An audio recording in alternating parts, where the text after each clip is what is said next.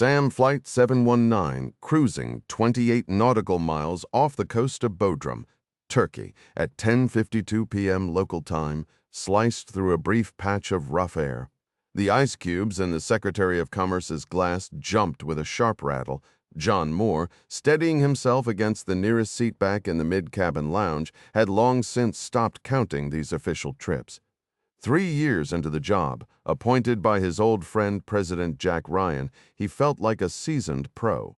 A Georgetown law degree, a successful business career, and a natural gift for working a room had made him a perfect fit for commerce. He was America's chief dealmaker now, and at this stage of life, he found genuine satisfaction in giving back to a country that had given him so much. He stood there, swirling the last of his gin and tonic, chatting with Ari Kouvatsos, the head of a Greek shipping empire. Kouvatsos, with his wide eyes and tight jaw, clearly hated every minute of this flight. The turbulence faded, and Moore released his grip on the seat. It was the first bump they'd had since leaving Tangier 3 hours ago. Anyway, Moore continued, "Port fees are set locally, so that's out of my hands. But the tariff formulas, that's squarely in my lane." "That's something we're hoping to tackle," the shipping magnate said, forcing calm into his voice. "We've got a bill in Congress that would adjust weight calculations based on commodity class. The administration's position is—" "Mr. Secretary," a steward interrupted, polite but firm. "We'll be landing in 10 minutes. I need everyone back in their seats." The young man wore his Air Force Class A uniform, standard for the elite 89th Airlift Wing, the same outfit that flew Air Force One. Moore smiled warmly. "We'll pick this up later," he told Kouvatsos. The Greek settled in, and Moore moved forward to the main cabin, dropping into a plush seat beside his longtime aide, Monica Smith. He liked the work well enough, but after hours of handshakes and small talk across the Mediterranean, he craved a few quiet minutes. The C-32A, a heavily modified Boeing 757, had been stripped down to just 45 seats, most arranged in clusters for intimate meetings. "What's the plan when we land?" Moore asked. They were heading into Bodrum, Turkey, host of this year's Southwest Asian Economic Conference, speeches, panels, and enough spicy local cuisine to wreak havoc on his ulcer. Monica, calm and steady as always, checked her phone. "The Turkish foreign minister meets us on the tarmac. You shake hands with a few regional executives. No speech. Then it's a limo to the hotel and you're done for the night. Thank God." Moore set his empty glass in a cup holder, briefly weighing another drink, then deciding against it. He caught Monica watching him over her tortoiseshell readers. "No," she said, her voice low and practiced. "I didn't ask anything you were about to." He grinned. That's how it worked after all these years together. He'd asked her an hour ago if anything had come in from Foggy Bottom. And on the Bodrum end, he said now, "I set up a secure link about an hour ago to confirm the security arrangements with the advance team. They're taking it seriously. As they should. Turkey's a Muslim country with its share of instability." He glanced over his shoulder. No one was within earshot. But nothing about our last-minute change? Not a word. That was odd. "Why do you think the agency picked this flight?" "We happen to be in Tangier, right place, right time. I can't see it being anything else." "I suppose," he said, his voice trailing off into thought. "The next time I meet with the president, I plan to bring this up directly." Moore turned his gaze toward the window, searching for any sign of the Turkish landscape below. All he could make out were thick clouds illuminated by the landing lights, offering no sense of the ground. Up front, the aircraft commander of SAM Flight 719, Air Force Major Tom Spears, studied the weather with a deepening frown. They had been enveloped in heavy cloud cover since starting their approach. It was a gloomy evening, and the forecast at the airfield offered little reason for optimism. His co-pilot, Captain Evan Goldman, chimed in, "Just a heads up. If we can't get in here, we've got Mykonos as our alternate." Spears allowed a brief grin. Picturing a detour to that Aegean playground was a welcome distraction, but only for a moment. The cloud ceiling at Bodrum sat at 300 feet with visibility of half a mile. At their home base, Andrews Air Force Base, that kind of weather would be routine. But here, on a pitch-black night at an unfamiliar airport, it promised to be a genuine test of skill. Still, Spears had confidence they would make it down. Goldman then reported, "Updated weather is in. Still showing 300 feet and half a mile right at our minimums." "That's manageable," Spears said. "Let's run the landing checklist." They worked through the challenge response rhythm, flaps, Goldman called out, 30, set, speed brakes, armed, auto brakes, 3, set, landing gear, down, 3 greens. Checklist complete, Goldman confirmed. The tower controller came over the radio with a heavy accent, clearing them for runway 28 left, winds calm at 6 knots. Goldman read back the clearance while Spears monitored the approach. The autopilot was flying the jet, smoothly capturing the descent path. Despite the low visibility, the ride was steady, the hum of the Pratt Whitney engines a constant reassurance. Goldman made the standard call-out at 1,000 feet. Then, without warning, he added, "Boss, I'm seeing an amber nav flag." Spears was so locked into the instruments that the words took a second to sink in. "A nav flag? But we're tracking fine on the..." His sentence died as the cloud layer suddenly broke open. It was like a curtain being ripped aside. The landing lights blazed ahead, revealing not a runway, but the sheer face of a mountain dead ahead. Both men froze. The pilots of the 89th were among the finest in the Air Force, but no amount of training could undo what was unfolding. Spears's instinct screamed at his hands to pull back on the yoke, but the command never made it through. The Ryan home, Chesapeake Bay, Maryland, 1705 local time. A muted sun hung low behind distant clouds, and the autumn wind carried its familiar bite off the bay. Standing on the wide front porch of his home, Jack Ryan took it all in with a rare sense of peace. This house had always been his sanctuary, a world apart from the relentless chaos of the White House, where every crisis seemed to land on his desk. The divide between this quiet shoreline and the frenzy of Pennsylvania Avenue only seemed to widen with each passing year. Ryan had his own thoughts on that. The memories of raising his family here with Kathy were still vivid, though the earliest ones had started to blur with time. He figured that was just part of life. His children still came by when they could, but getting everyone together in the same place was becoming more of a rare treat. They were all moving forward, chasing their own paths, taking on the world in their own ways. Ryan treasured those moments when they did gather, the laughter over dinner, the impromptu football games on the lawn, and the fiercely competitive rounds of Battleship. Yet he found himself craving these stolen moments of quiet more than ever, even with the ever-present Secret Service detail fanning out along the tree line. A familiar touch brushed his shoulder.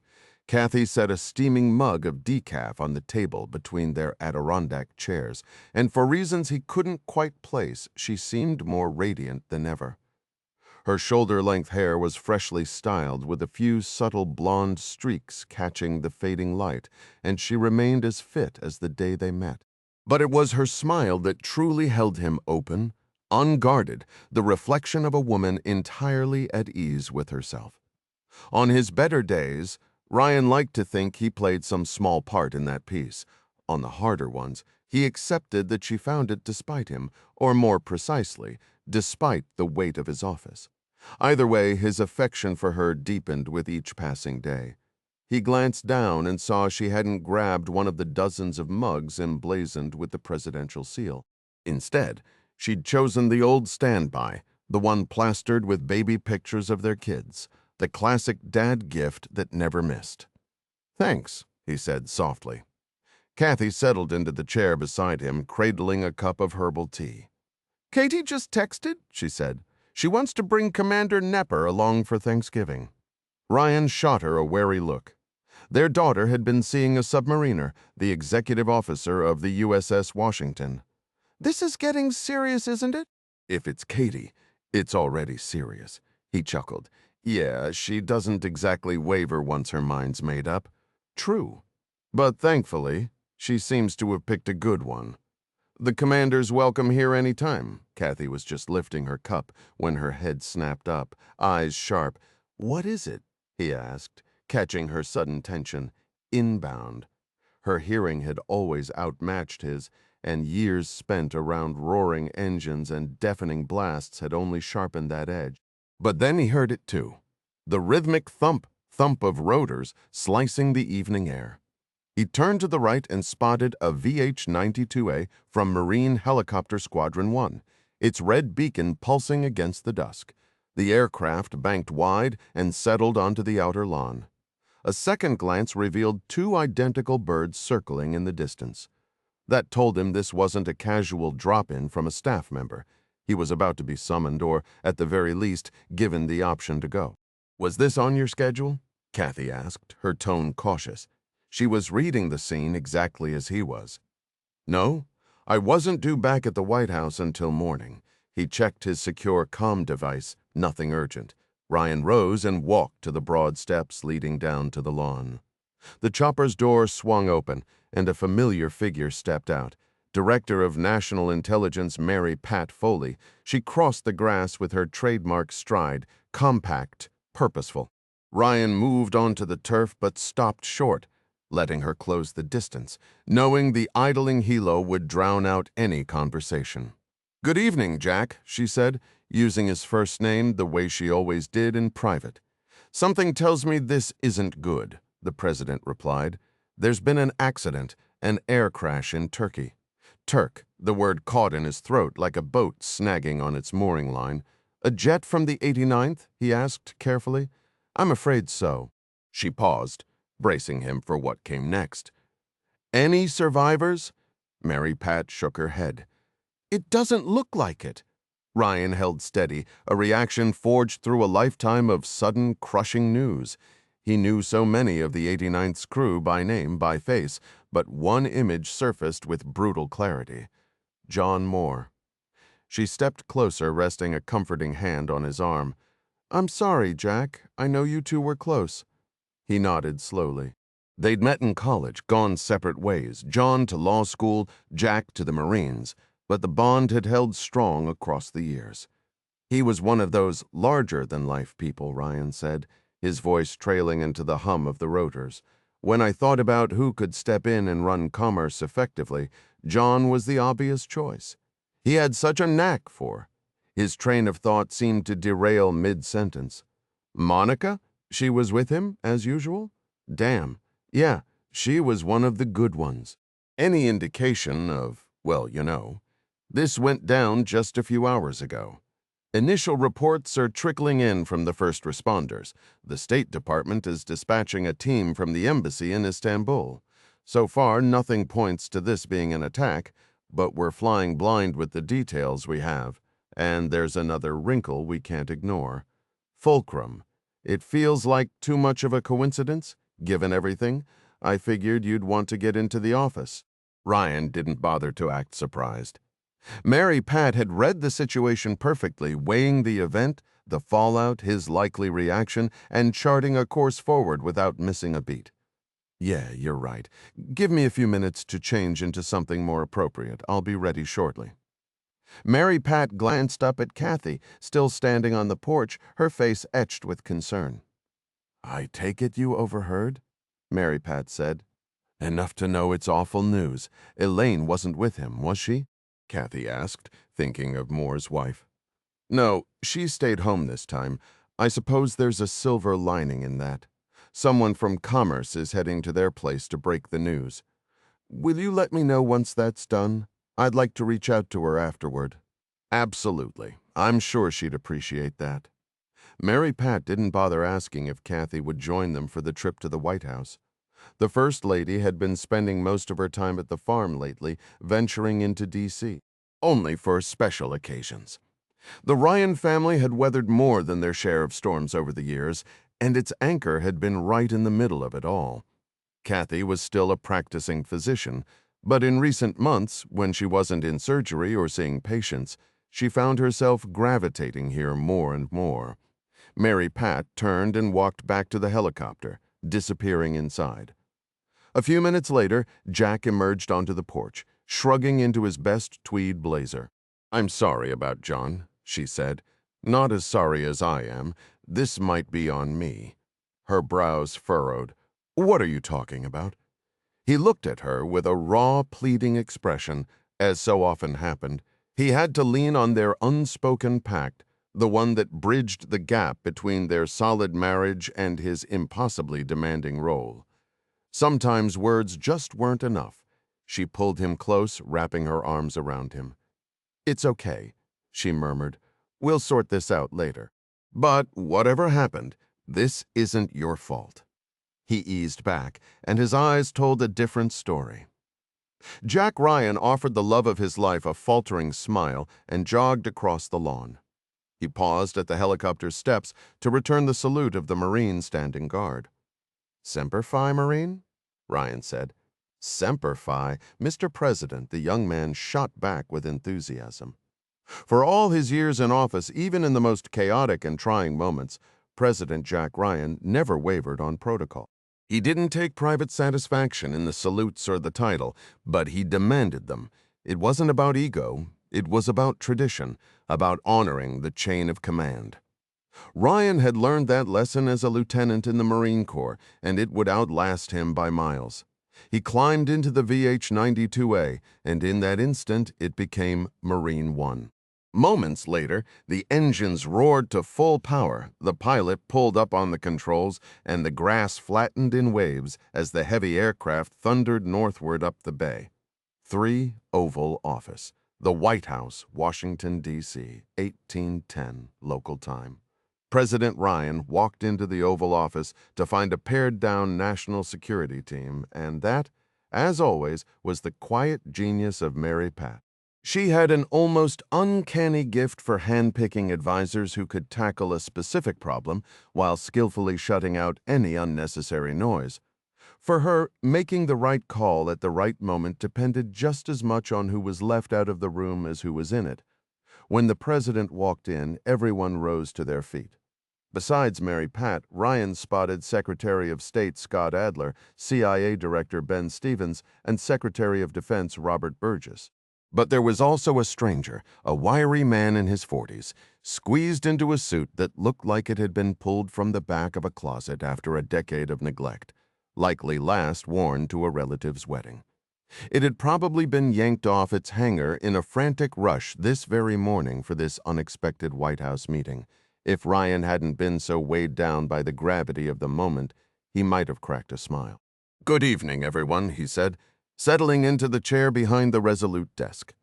The group took their seats, and Mary Pat wasted no time kicking things off. "Mr. President, you're familiar with everyone here except one.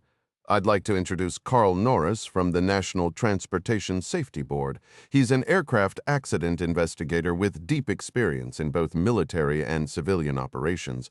I figured his insight might prove useful tonight." "Excellent," Ryan replied.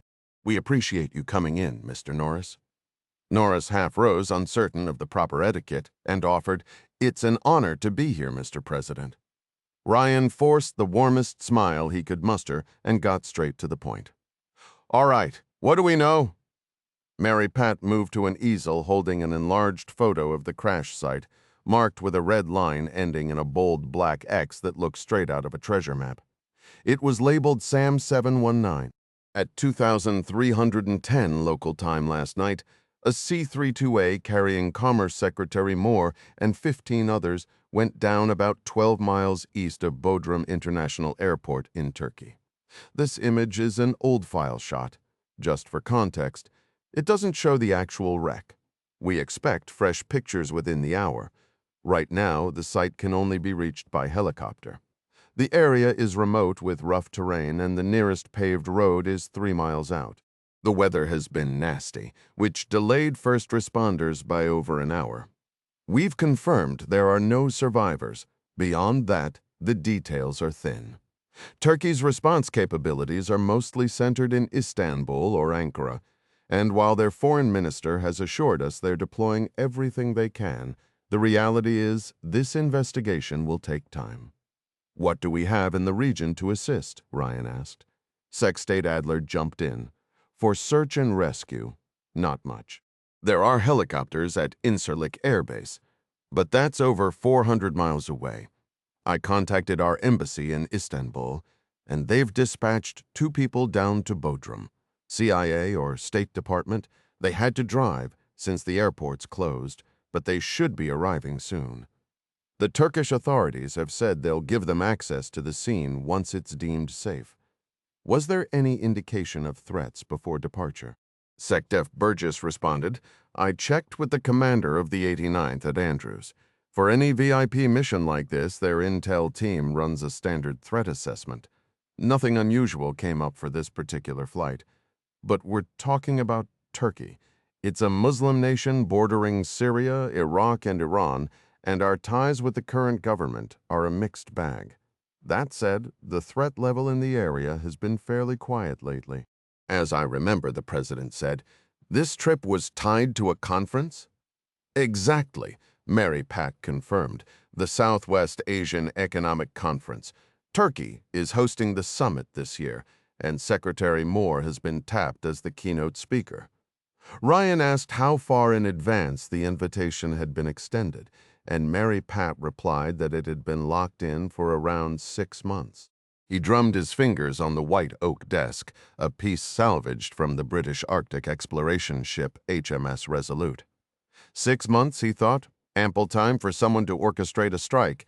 He kept that observation to himself, for now aware this meeting would unfold in layers. He appreciated Mary Pat, including Norris, but the man lacked the clearance for some of the sensitive details ahead. Turning his focus to their guest, Ryan said, I'd like your perspective on this crash, Mr. Norris. The NTSB official rose cautiously and stepped toward the map. He began by outlining how an investigation of this magnitude is managed, starting with jurisdiction. Since the incident occurred on Turkish soil, that nation would technically lead the effort. However, the strong ties between the two countries, combined with the fact that the aircraft was American-made and operated by U.S. forces, meant the Air Force would take a prominent role. A GO team was already en route, delayed only by a brief logistical stop. The first priority would be retrieving the 2 black boxes, the flight data and cockpit voice recorders, given the plane was approaching landing. Its speed would have been relatively low, so damage to the recorders should be minimal. With luck, an initial readout could come within 2 days, offering clues to steer the probe. From there, it was straightforward detective work, photographs, documentation, and a thorough review of records. The president pressed for a gut instinct despite the lack of details. Norris acknowledged it was early with no reports of emergencies or malfunctions. Statistically, CFIT, controlled flight into terrain, tops the list in such cases where human error, software glitches, or air traffic control missteps combined tragically to drive a sound aircraft into a mountainside. But he suspected this case wouldn't fit that pattern. The 89th Airlift Wing boasted some of the finest crews and maintenance teams in the Air Force, and investigators would scrutinize any signs of sabotage or terrorism. Surface-to-air missiles and bombs leave behind chemical traces and distinctive damage, so if either played a role, it would surface quickly. He continued for another 10 minutes, laying out the full scope of the investigation. And by the end, Ryan knew he wanted this man close to the action. He designated Norris as his official liaison, granting full access to every facet of the inquiry and offering the direct line to his chief of staff, Arnie Van Dam, as a bulldozer for any obstacles. Norris acknowledged the charge, and Mary Pat rose, signaling the meeting's end. She shook his hand at the door and closed it behind him. Ryan got straight to the point. Besides Secretary Moore, who else was aboard? Mary Pat listed the 15 others, 6 Air Force crew members, Moore's longtime aide Monica Smith, and 3 Commerce Department staffers, including Tom Huddle, a familiar face to some in the room. A Navy commander was also on the flight, she added, drawing grim nods from the assembled group. Moore, a seasoned JAG lawyer attached to ONI, was en route to finalize an intelligence-sharing pact with the Turks. The other 4 passengers were businessmen who had come aboard in Tangier. Moore had spent 2 days in Morocco negotiating export licenses and the sale of trainer aircraft to the Moroccan Air Force. He had met with these men for various reasons and offered them a lift to the conference, a discretionary perk extended to all cabinet secretaries, fairly standard practice. Were all those passengers vetted? Stevens asked, a note of concern creeping into his voice. That would be standard protocol, but we haven't had the chance to confirm it yet. All right, Ryan said, cutting through the tension. That's all useful, but we need to address the obvious issue here. It's time to talk about Fulcrum. Deep in the Yamalo-Nenets Autonomous Okrug, Andrei Malenkov walked toward the warden's office with little hope of finding what he needed. The corridor stretched ahead, frozen grit crunching under his boots, the overhead lights sputtering like something was being fried. He chalked it up to a failing power grid.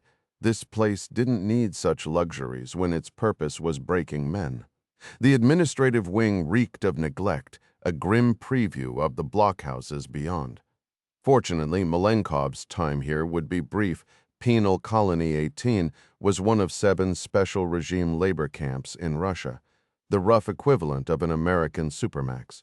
It held the dregs, murderers, serial rapists, the criminally insane, all serving out life sentences. Malenkov had visited plenty of prisons in his day, some in equally remote corners of the country, but these special regime colonies were the absolute bottom of the barrel. Finding recruits for his work had grown surprisingly tough in recent years. The Federal Penitentiary Service had been drained of volunteers. The so-called Special Military Operation in Ukraine had seen to that. The front lines had turned into a slaughterhouse in the opening months, a meat grinder on a scale not witnessed since the Great Patriotic War. And just as Stalin had done decades earlier, President Yermolov looked to Russia's prisons as an endless source of cannon fodder. It worked for a while, but endless it was not. As the inmate population thinned, recruiters shifted tactics, dangling hefty signing bonuses to lure middle-aged men to the front. Malenkov was left to sift through the scraps. He reached the warden's door and walked in without bothering to knock. The warden, a man named Borzov, sat behind his desk, a thin horseshoe of black hair clinging to his scalp like an afterthought. There was a cold, detached cruelty in his eyes. In the dim light, the sheen on his head caught Malenkov's attention, reminding him of polished shoe leather. Borzov's desk was piled with files, no doubt staged to look busy. He'd clearly been tipped off about the visit. "Good to see you, General," the warden said, the lie dripping from his lips. Malenkov stayed silent. That old rank, rarely spoken anymore, told him 2 things at once.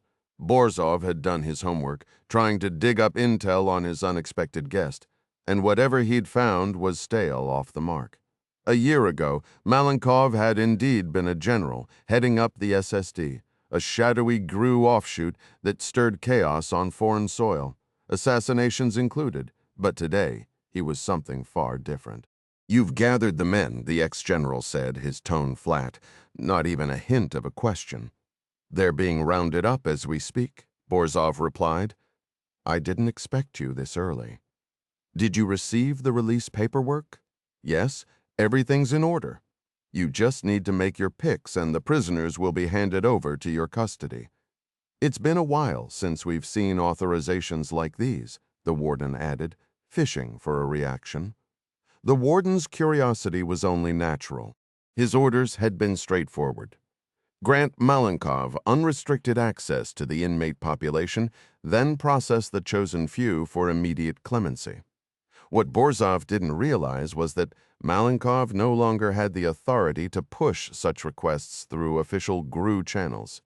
His past leadership of the SSD, however, had left him with connections woven deep into the sluggish Russian bureaucracy, and even better, no one would ask questions. Avoiding any trace of attribution was the very core of how Malenkov operated. In today's Russia, pulling the right strings was simple. The real trick was making sure no one ever saw you doing it. He turned to Borzov. "I can tell you exactly what I'll tell them. I'm recruiting workers for a special project. Those who volunteer get a full pardon and 200,000 rubles. I'm fairly certain that's the best deal any of them will ever see." "No doubt," the warden replied, nodding slowly. It was a hefty sum, worth thousands of dollars on the open market. "How many men are we working with?" "We've got 786 inmates in the facility right now. We don't let too many out at once, so I've mustered a block to start. That gives you about 80 of the healthiest candidates. There's been a nasty respiratory bug sweeping through a few of the other wings. If that's not enough, we can pull up as many as you need." "Very well, shall we?" Malenkov was eager to move things along. By all means. Borzov grabbed his coat from the rack, and within 5 minutes they were outside, greeted by the biting sting of a November morning. Malenkov couldn't help but think that teetering on the edge of another brutal Siberian winter would serve as its own kind of motivation. The exercise yard was a grim scene, half an acre of packed dirt beneath a dull gunmetal sky. Sodium floodlights cast a sickly yellow pallor over the prisoners as they stood with hands shoved in pockets, stomping their feet to fight off the chill.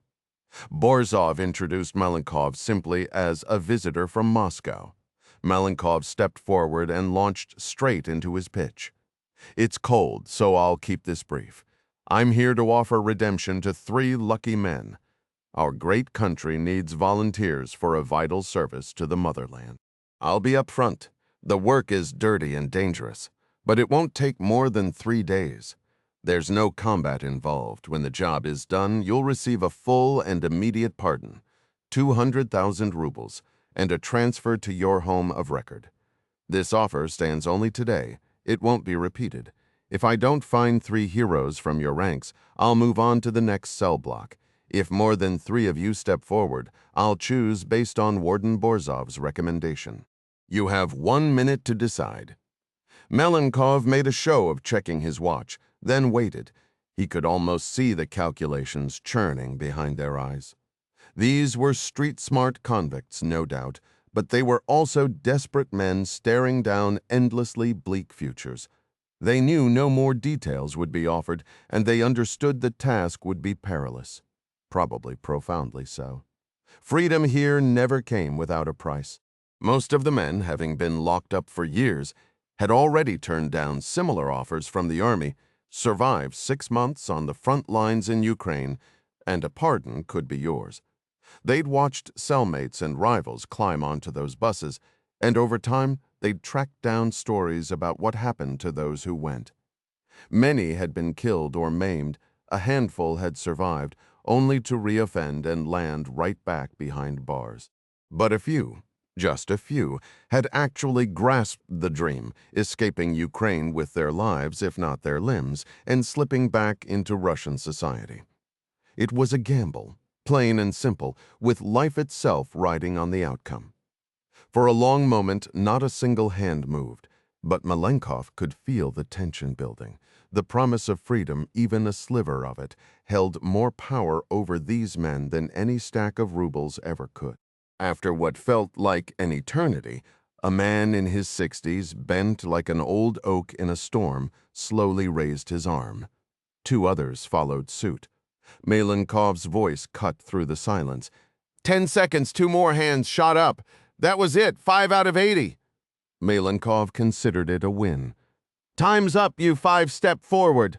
The chosen men broke from the ranks, leaving the rest of the broken souls behind. Malenkov leaned toward the warden and whispered, Who are they? Borzov rattled off a quick summary of each man. He knew 3 of them well. The other 2 were fresh faces. They were all cut from the same cloth. Killers, thugs, the usual rejects of society. Borzov's only piece of advice was to steer clear of the old man, whose legs were giving out on him. Malenkov didn't hesitate, pointing straight at the elderly prisoner and then the 2 men to his right. You 3 are chosen. The rest of you can go. Borzov opened his mouth to protest. But Malenkov shut him down. Have them ready for transport in 30 minutes, and put them in irons. And just like that, the former head of the SSD had his work detail. 5 men bound for something none of them could predict. The Oval Office hummed with the low buzz of power players. Fulcrum was DNI territory, so Mary Pat took the lead. This has only come to light recently, and I know not everyone has been briefed. A few weeks ago, the CIA got an unexpected visit from a walk-in. Old-school approach, a beggar strolled up to the gate guard at our embassy in Algiers and slipped him a manila envelope. The guard didn't even get a name. The guy just melted back into the crowd.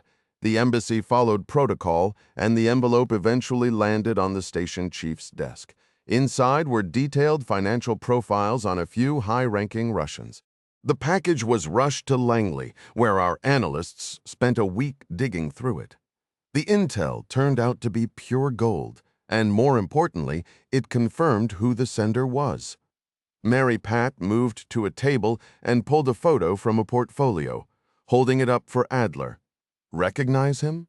The Secretary of State squinted, then shook his head. His name is Gunther Klaus. At that, the pieces clicked into place for Adler. The GRU's money man. The photo made its way around the room as Mary Pat continued. The one and only, he's Swiss, and he's been on our radar for years. He started out at a couple of the big investment banks in Zurich. Then, 8 years ago, he got the boot for money laundering. A dry chuckle escaped Adler. He got fired for money laundering? Isn't that the whole point of Swiss banking? Mary Pat smiled thinly. They bend the rules, sure, but they like to keep a veneer of respectability. This particular case involved an obscene amount of cash and clients who turned out to be outright criminals. It hit the news right as the Bahnhofstrasse was doing one of its periodic image cleanups. She was referring to the main drag in Zurich, where the biggest banks sit shoulder to shoulder. Klaus was also a mess personally. He was drinking too much, and word had it he'd strayed from his marriage and gone off the rails. He never faced charges for the laundering, but the divorce was ugly, and he ended up in rehab. The big banks wanted nothing to do with him after that, and he was an easy fall guy. So Klaus had to reinvent himself. He had the skills and the connections, so he took a sharp turn into the shadows. Over the last 7 years, he's become Russia's go-to money man. It started with a few oligarchs, then grew into something more official. For about 4 years now, Klaus has been the GRU's unofficial financial wizard for their foreign operations. He knows where the dirty money comes from and where clean money goes to vanish. For years, he was untouchable, but apparently the sands have shifted. Ryan spoke up. So you're saying the regime is looking to cut Klaus loose? Not yet. If they were, he'd have simply vanished without a trace. The CIA made direct contact with him in Tangier. He's got a place there, once just a winter retreat, but now he's there pretty much full-time. According to his case officer, Klaus is rattled.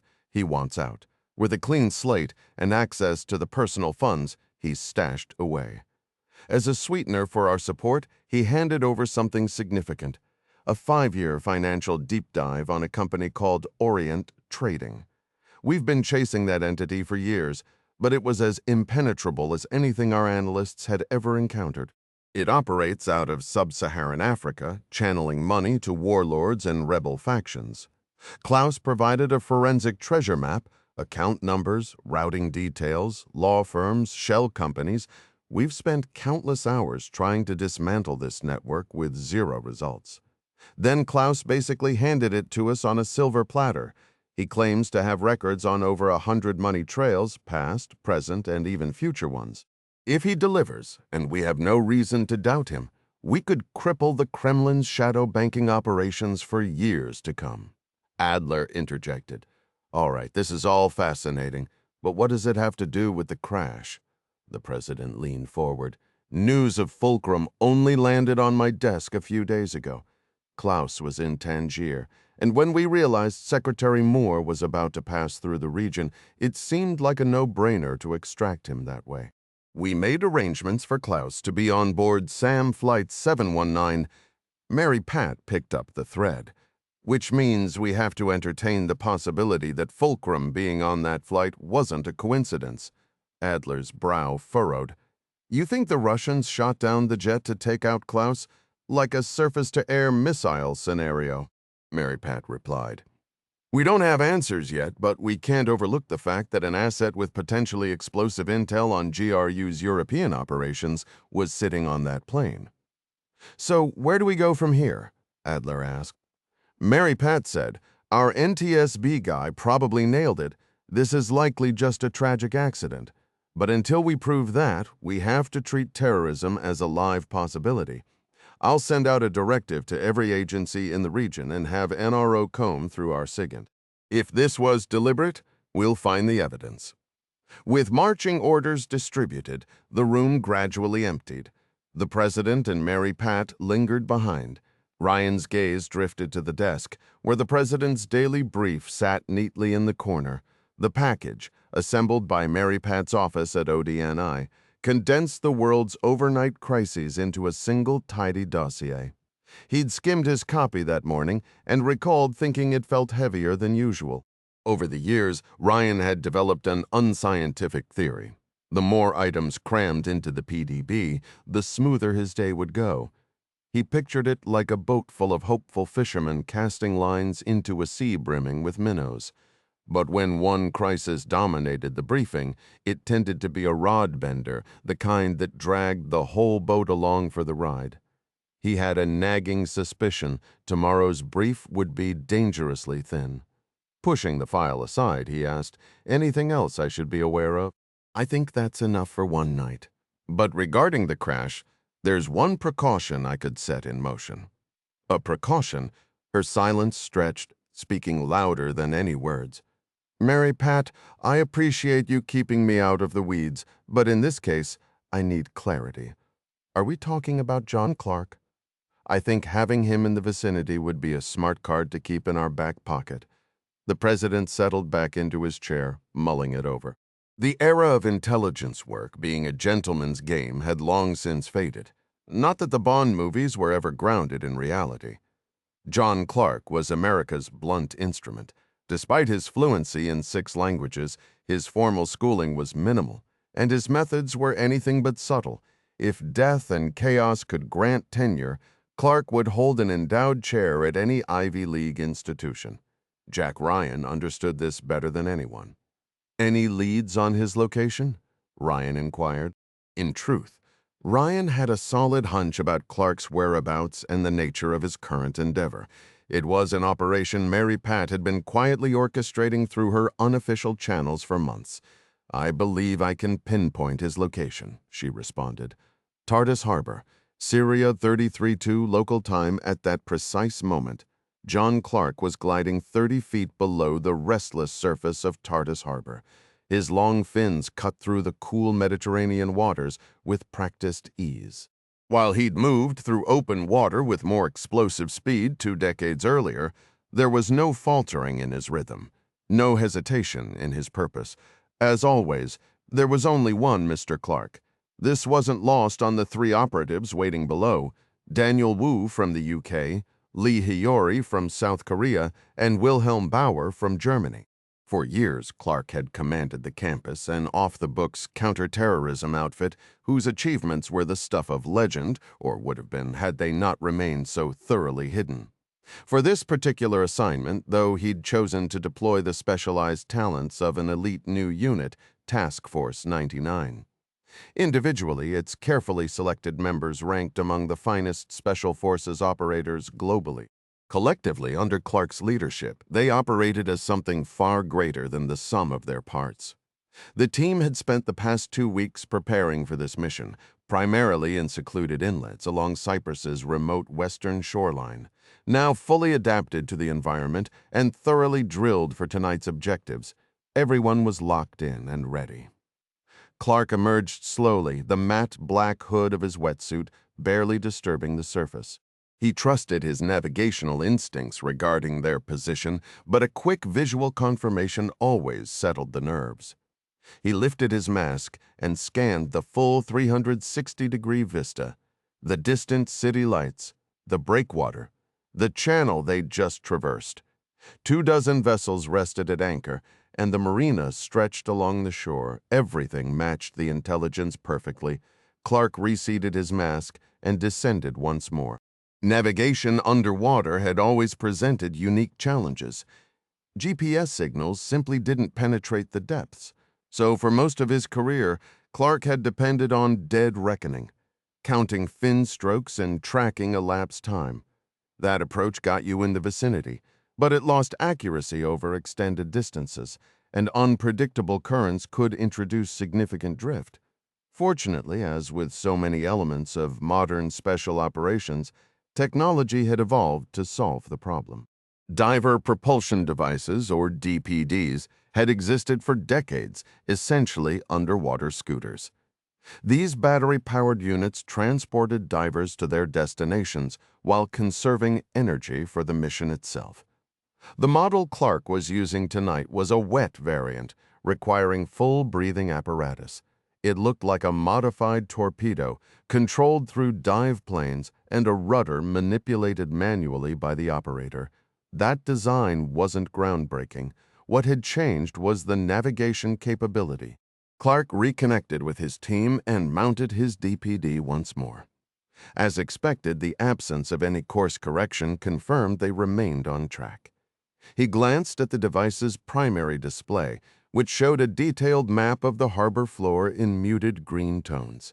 The navigation software, developed by a firm called Greaney, employed a compact sonar unit in the DPD's nose to scan the bottom ahead. Tartus's vital anchorage had become the Russian Navy's primary Mediterranean stronghold in recent years, making it a prime target for detailed mapping through a series of covert UUV missions.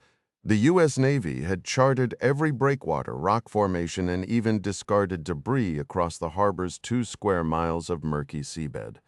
The Greaney system simply cross-referenced live sonar readings against that comprehensive database, supported by a highly accurate inertial navigation platform. All those months of intelligence gathering were now proving their worth in real time.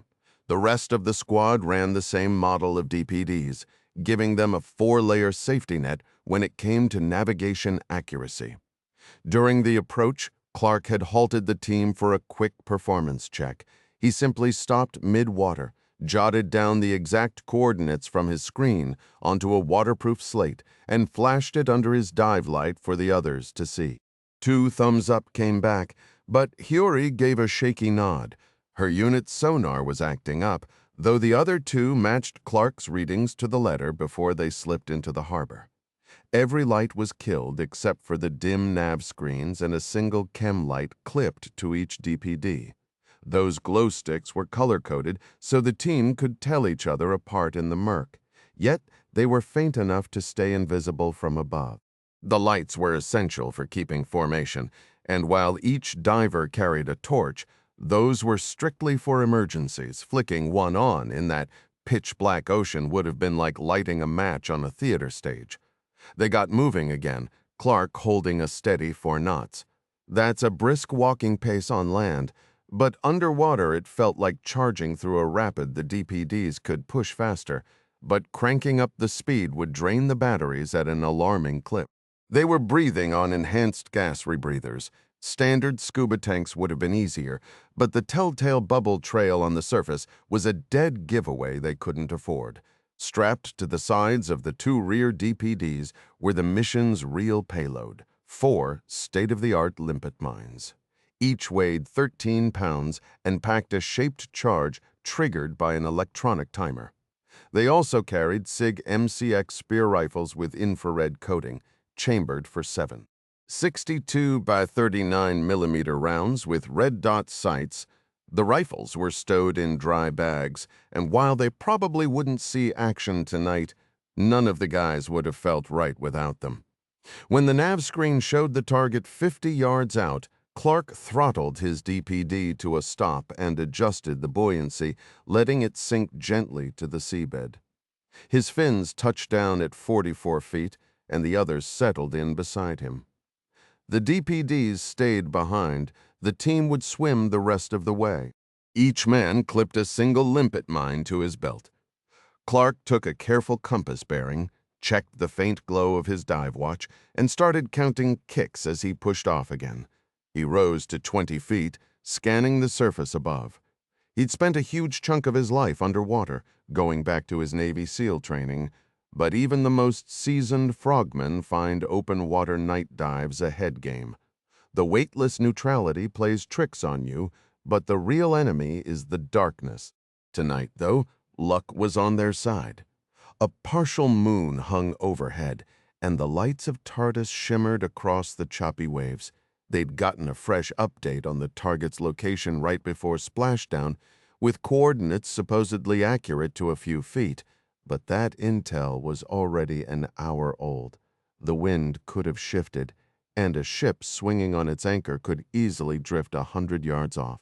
The first thing Clark spotted was barely a shadow, a dark patch on the water where no light broke through. Slowly, it sharpened into a solid form. He couldn't make out the whole vessel. It stretched over 300 feet, and the harbor water wasn't exactly clear, but the smooth curve of the hull and the dark keel were unmistakable. He guided the team toward the stern, and they surfaced near the rudder. The aft section created a natural overhang, a pocket of shadow that kept them hidden from anyone on deck. They were a quarter-mile from the nearest pier, and the breakwater off the bow sat empty at this hour, leaving them alone in the night. Clark pulled his mouthpiece free, and the rest of the team followed suit. The night air carried the hum of distant freeway traffic, layered over the soft, rhythmic slap of water against the rusted hull. "Status?" he asked, his voice flat. Wu and Bauer both gave a quick, silent thumbs up. Hayori's voice crackled through the comms. "All good, except my nav unit's acting a little squirrel." Wu, with his trademark East London grin, couldn't resist. Squirrely love. It's squirrely. It had become a running joke among the squad to butcher American slang.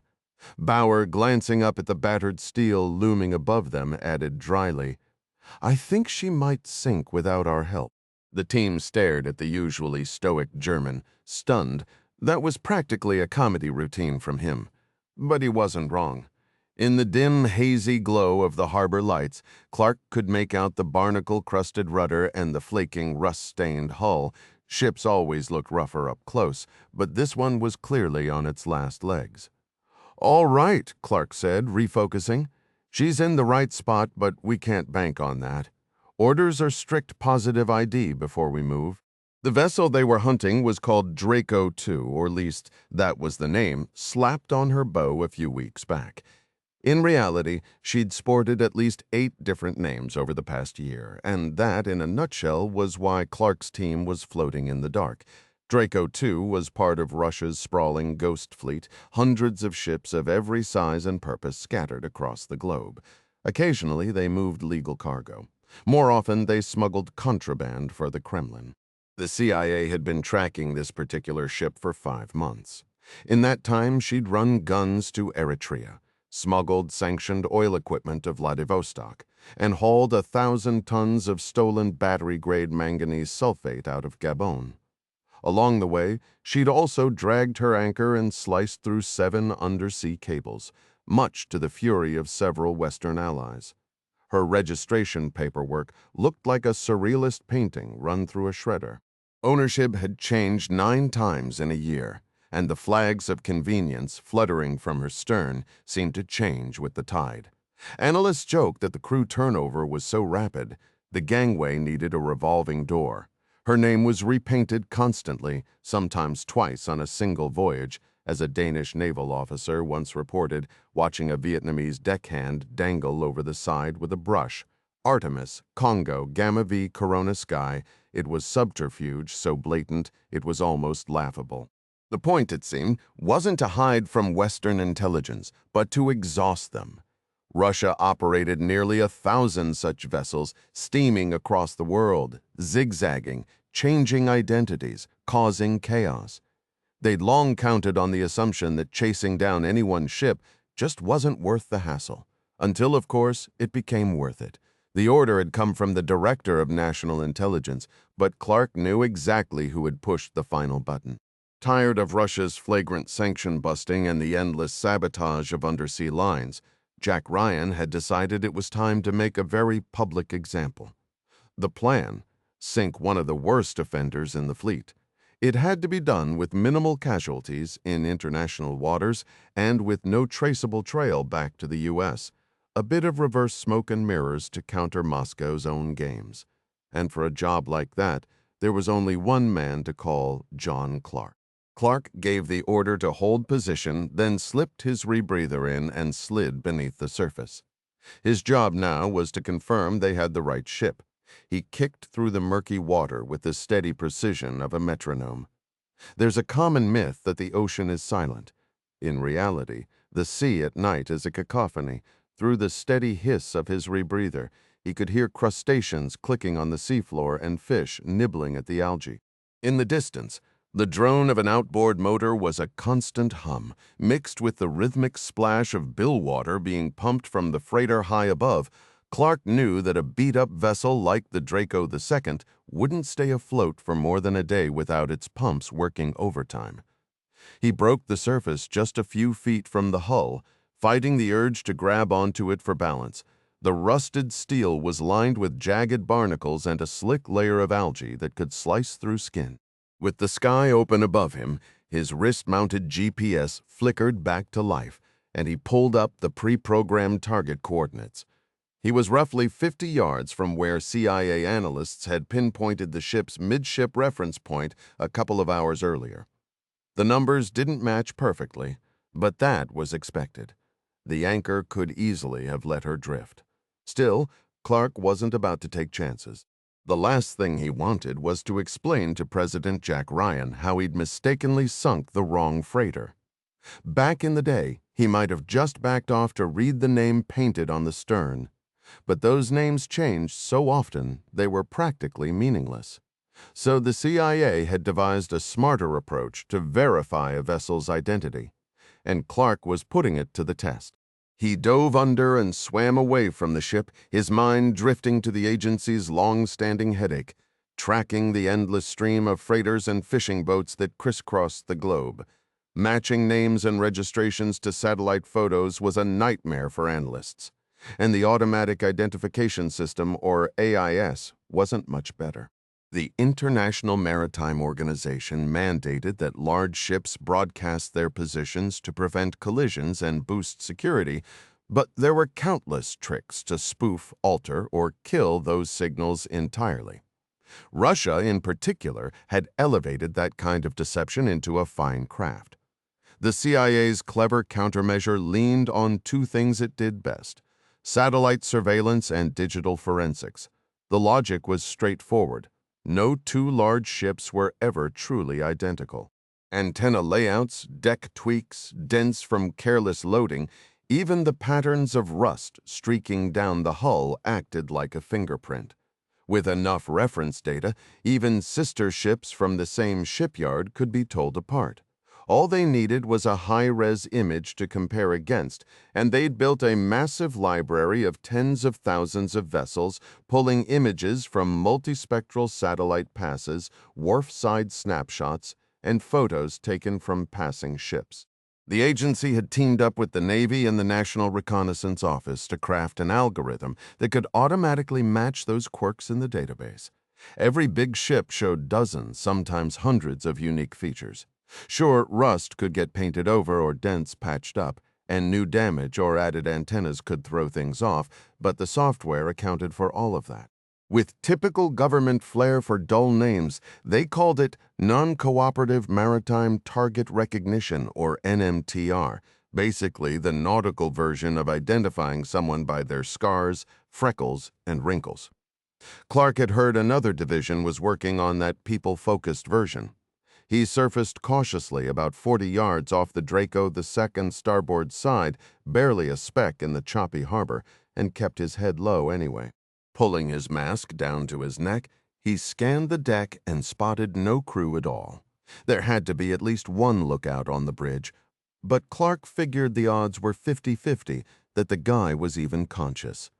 If he's sleeping, he thought, he's in for the shock of his life. He raised a waterproof camera above the waves and snapped 3 quick shots of the freighter using different low-light settings. The camera had satellite capability, so he transmitted the images through an encrypted link, then submerged for a minute before resurfacing to catch the reply. It came back fast. Target confirmed as Draco Second, 99% degree of confidence. Clark let out a scoff and dipped below the surface again. 99%? Give me a break. Some analyst was clearly covering his tracks with that hedge. Clark had no such doubts. He was already moving. For him, every requirement was satisfied. Time to deliver some serious UDT impact.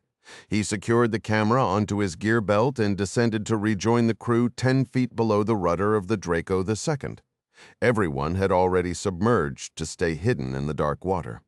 Using hand gestures and the faint glow, he signaled the next move, then tapped his wristwatch to sync the clock. They'd regroup at the DPDs in 10 minutes. The team broke into pairs, and Clark moved out with Bauer alongside him. Each operator hauled a single explosive charge, a beefed-up, modern iteration of the classic limpet mine. Magnetic grip, shaped warhead, adjustable timer. The attachment points on the hull had been nailed down during the pre-mission briefing. Wu and Hiyori headed for the bow, planning to plant their devices on the forward waterline's weak spots. Intel analysts had combed through the ship's original schematics to map out the vulnerable zones. Clark and Bauer aimed for the stern, targeting one spot near the engine room and another on the rudder shaft. The blasts would wreck the vessel but also cripple it. If the forward explosions didn't sink her outright, the aft charges would crush any hope of a sharp crew getting the Draco II moving to beach her. All 4 timers were locked to the same countdown.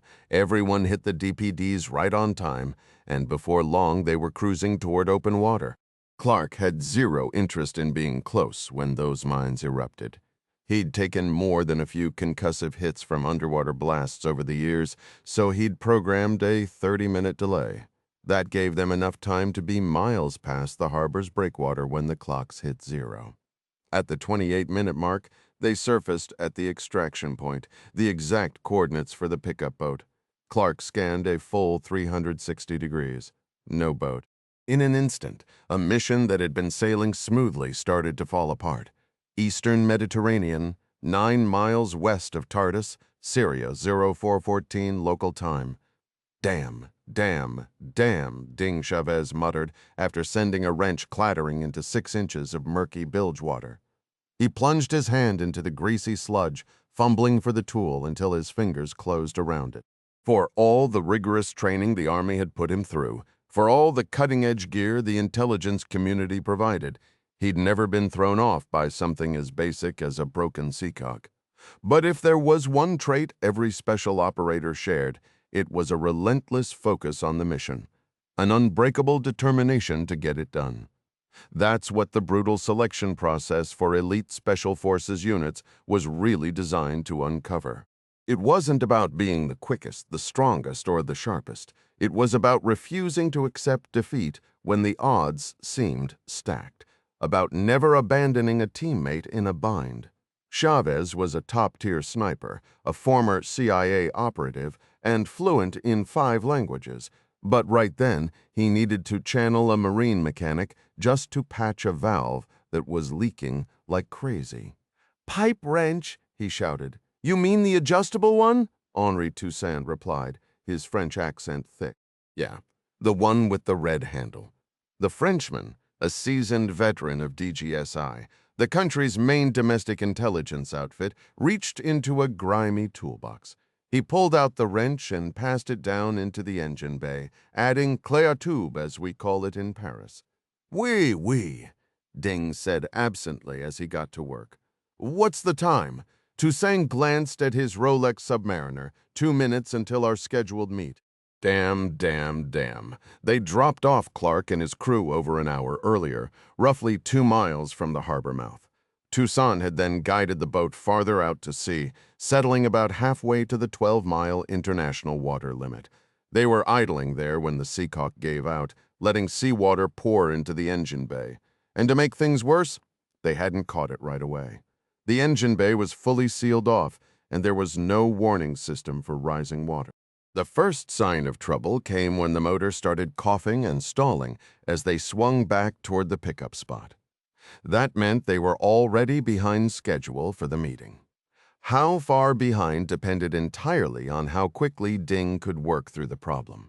His first move was to slip over the side with a cloth and try to block the leaking connection as best he could. That slowed the water coming in and bought them some precious time.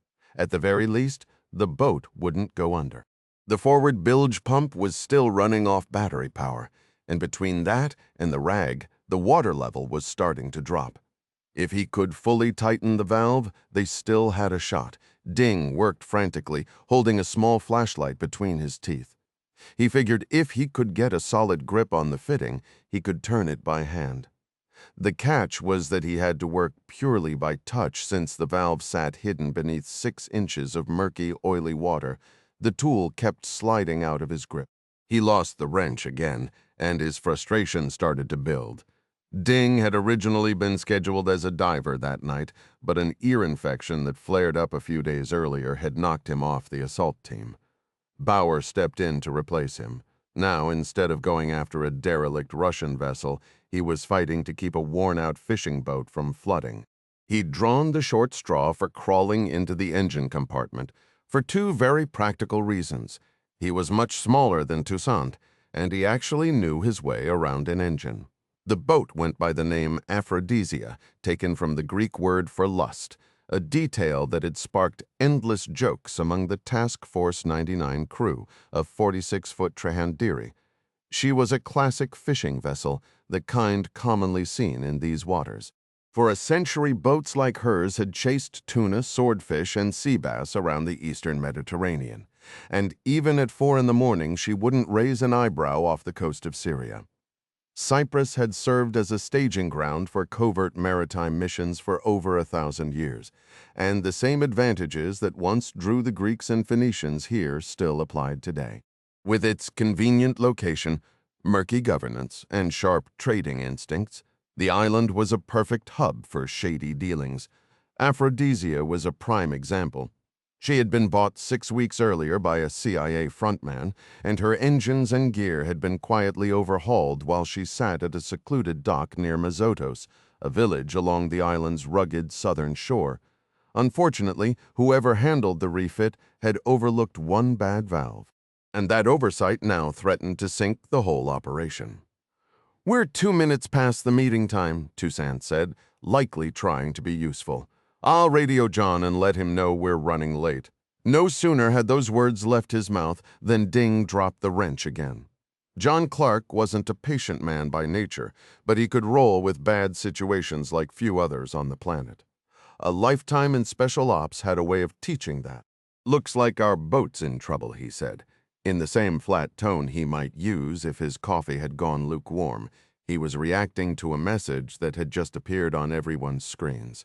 The DPDs had the same drawback as all submersible platforms. Radio and satellite communication were heavily restricted underwater, but now that they were on the surface, everyone had a data link to the command vessel. "All right, everyone power down," Clark said. "I'll keep my unit on to maintain comms."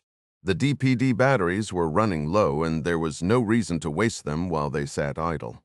Technology could be a game changer in modern combat, but it also left you at the mercy of battery life. 4 pairs of eyes scanned the western horizon. All they could see were the faint lights of a few distant cargo ships. The situation wasn't dire yet, more like a waiting game. 10 seconds, Bauer said. No need to elaborate. Every gaze turned toward the harbor, and right on schedule, it happened.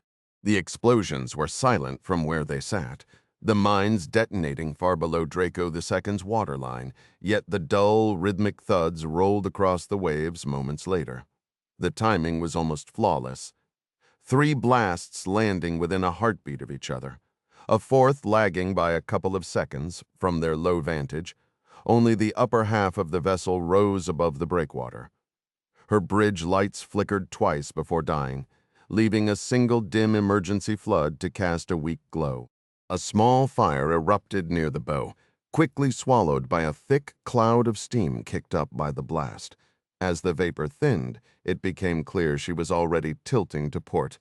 "Wish I had a camera for that," Wu mused. "Maybe send it to President Yermolov as a souvenir." Clark smirked. I think he'll get the message. Hiyori nodded, adding, Sure, unless our ride flakes out on us, then he might be looking at our mugshots instead. It was a fair point.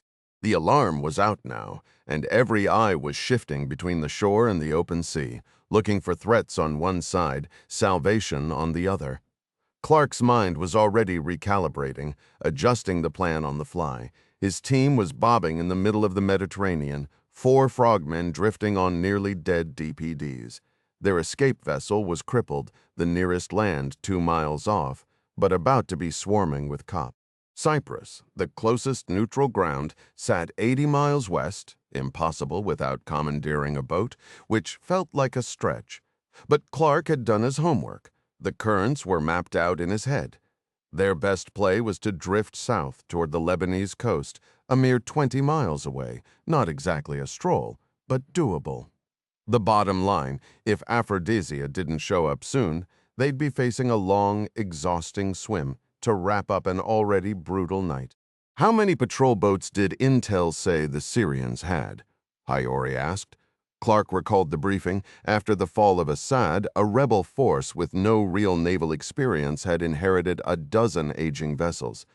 Intel says 3 are seaworthy, 1 missile cutter, and 2 patrol boats, but they rarely leave port. Their crews are probably asleep right now. Wu wasn't convinced. They've got to keep at least 1 on alert. Guess we'll find out, Clark said. The Brit, studying the swell, muttered, This breeze is pushing us right back to the crime scene. That thought had been nagging at Clark, too.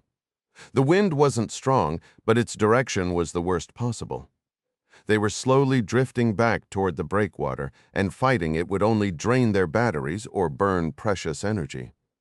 He was about to call Aphrodisia on a secure channel when a faint shape caught his eye to the west, a vessel running dark. From his low position, he couldn't make out the details. Could be Ding in Toussaint, or could be one of the smugglers who haunted these waters. He briefly considered the option of hijacking the boat if it turned out to be the latter. They had firepower to spare, but mobility was a problem on those dying DPDs. As it happened, that wasn't necessary. The boat made a beeline for them, and soon Ding's lean silhouette appeared at the bow, waving like a tourist arriving at a resort. About time, mate, Wu shouted. Sorry for the delay, Ding called back. Our boat was sinking. That's a pathetic excuse. The banter continued as they hauled everyone aboard, the tension finally easing into relief. The exfil delay had been the only hiccup of the night, and no one doubted that Ding and Toussaint had done everything they could to fix it. The DPDs were secured along the port side, and as soon as the divers climbed aboard, everyone grabbed lines to help muscle them onto the deck. Early on, there had been talk of getting a boat with a deck crane, but the DPDs weren't heavy enough to require 6 strong men could haul them up without breaking a sweat. John Clark figured that was the better route. In his mind, the simpler the setup, the fewer things could go wrong. Before long, the Aphrodisia was chugging west with Cypriot waters roughly 5 hours out and a dock waiting 5 hours after that. Ding mentioned the flooding in the engine compartment, then added, But don't sweat it, I fixed it. Hiyori shot back, That's exactly what I was afraid of. The divers took turns showering under the boat's pressurized freshwater hose, a small luxury that felt almost out of place for a crew of paramilitary frogmen, then changed into dry, warm clothes. Like soldiers everywhere after a mission, the mood lightened into easy chatter with plans forming for the next day. Cracking open beers and soaking up the Nicosian sun, Clark stepped out of the wheelhouse, towel drying his hair, and cut the celebration short. Hold off on booking those cabanas, he said. We've got new tasking. Where to this time? Hiyori asked. Turkey, the southern coast. They want us to slip ashore unnoticed. Ding pressed for more details. We'll hit land just after daybreak, Clark replied. Charlie's going to meet us with 2 cars. He meant Charlotte Charlie Adams, the sharp Australian intelligence officer who had been managing shoreside logistics for the operation. Any word on what we're doing once we land? Ding asked. Not a clue. We're supposed to get more instructions on the ground. Clark took a quick read of the crew and saw the usual mix of reactions. Frustration at losing their downtime, a flicker of unease about what fresh disaster awaited, and that familiar spark of excitement for the next challenge. No one asked more questions. The Aphrodisia's bow swung hard to starboard, and soon she was cutting a steady line toward the Levantine Sea. Tactical Operations Center, Naval Air Station Sigonella, Italy, 0806 local time. Lieutenant Commander Kathleen Ryan swept into the talk with more urgency than usual, only to stop dead just inside the doorway. It wasn't hesitation or a security check. Her eyes just needed a moment to adjust from the blazing Sicilian sunshine to the dim, windowless space. Once her vision settled, she scanned the room and found her target on the far side. Lieutenant John Conza sat in standard Navy khakis, sporting a frown that didn't suit him. "Got your message," she said. Stepping up behind him, he turned, and the scowl flipped into a grin. "Hey, Katie, hope I didn't pull you away from anything important. Looks like fresh orders are coming down for both of us. I'm trying to pull them up now. Any idea what it's about?" "Not yet, but it's probably a step down." His easy smile stayed put, the kind of grin that belonged on a recruiting poster.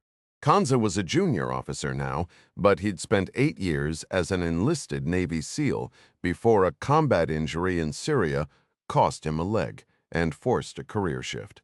It hadn't dulled his enthusiasm or his down-home charm. Katie and Kanza had been paired up for months, and Sigonella had been the highlight, a cushy temporary gig. The 3-week rotation in sunny Italy was officially about an ONI exercise with the 6th Fleet, working through joint force and surface warfare scenarios across northern Africa and the Med. Halfway through, they'd given 3 PowerPoint briefings, sat through twice as many, and logged plenty of hours in the TOC. But there had also been wine, proper Sicilian pizza, and trips to the scenic waterfront in Messina. Katie was still nursing the aftermath of the last beach outing, a painfully red sunburn that JC, as everyone called him, hadn't let her forget. Kanza nodded toward the distant ramp. "I've got a hunch it's tied to that Air Force C-17 sitting out there." Katie had already spotted the massive jet on the far tarmac, baking in the heat like some oversized gray whale washed ashore. "Here we go," Kanza muttered as 2 messages pinged simultaneously. The first alert hit the screen, and both of them leaned in to read it. A flash notice detailed the crash of a C-32A in southern Turkey. "Damn," he breathed. "No survivors." "Yeah, and it's an Andrews bird. Looks like the Secretary of Commerce was aboard, and a single Navy officer." The second message turned out to be revised orders for the pair of them. 6th Fleet wargaming was officially scrapped. Crisis response was now the name of the game. "There it is," he said. "You called it on the C-17. That thing's ferrying an investigation team straight to the wreckage, and now 2 of ONI's sharpest are getting a last-minute invite to the party." They locked eyes. "You thinking what I'm thinking?" Kanza asked. "I'm thinking a white and blue bird went down in a rough corner of the globe. High-profile target. You'd have to factor in terrorism." "True," Katie conceded. "But planes do crash." "Great. That's a comforting thought, especially since we're about to climb aboard one of those things." Katie rolled her eyes. "So this Navy commander, could he have been someone important?" Kanza pressed. "Maybe, maybe not. Either way, it sounds like someone up the chain is playing it smart. If this was an act of terror, having a couple of ONI officers on site wouldn't hurt. Suppose that makes sense. Looks like we're in the right spot at the right time. Or the wrong one." He shot her a look of exaggerated shock. "Didn't peg you for a glass-half-empty kind of gal, Lieutenant Commander Ryan?" She stayed quiet, her gaze drifting somewhere far off. "Katie? You all right?" "Sorry," she said, shaking herself back. "I was just thinking about Secretary Moore. He was close with my dad." "Ever meet him?" "Yeah, a few times when I was younger. There was this New Year's bash at our place once. He seemed like a genuinely decent man." Kanza gave a somber nod. "Plain folks like me, I tend to forget you've got some high-class connections." "Keep forgetting. We're just two Navy officers with a fresh assignment. Fair enough. Time to gear up. That C-17's wheels are up in 60 minutes. Let's move, and don't leave behind that soothing lotion you grabbed for that lobster red tan of yours." She shot him a look of mock irritation. "Honestly, with the way you go on about the joys of country living, I figured I'd give it a whirl." Kanza chuckled and started closing down his laptop. "Meet you outside in 20." Katie headed for the exit, and as she stepped through the Tuscus doorway, the sun blindsided her eyes. She squinted, spotting the big transport in the distance, now a hive of bustling activity. As an intelligence officer, Katie was wired to see the world through a lens of suspicion. She couldn't help but wonder about the downed airliner. Had it been deliberately hit? Or was John Moore the actual target? If so, what would the fallout be? But soon those thoughts were shoved aside by a far more pressing one, the kind that had been nagging her after a year of close calls. What in the hell are we walking into now? 30 minutes later, Katie and Kanza stood at the loading ramp of the C-17. They introduced themselves to the loadmaster, a weathered Air Force Master Sergeant with the name Bergstaller stitched on his uniform.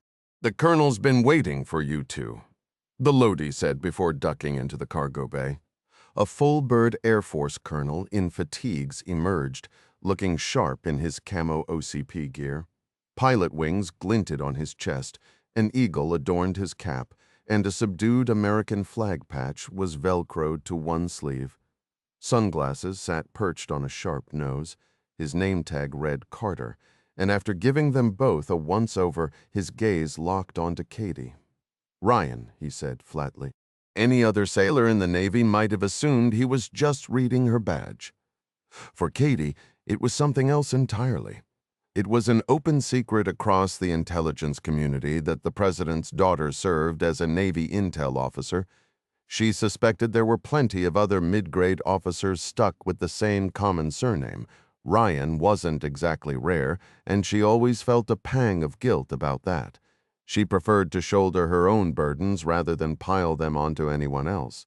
Nearly everyone who crossed paths with Katie arrived with assumptions already locked in, and most of those assumptions missed the mark entirely. "Yes, sir. Lieutenant Kanza and I have orders to join your team." "So I've heard. Any clue why?" Katie and Kanza traded a quick look. "Honestly, sir, we're in the dark. We were just told to grab our gear and get moving. We figured it's tied to that downed aircraft, but the details were left for later." The colonel's eyes stayed hidden behind his sunglasses, unreadable.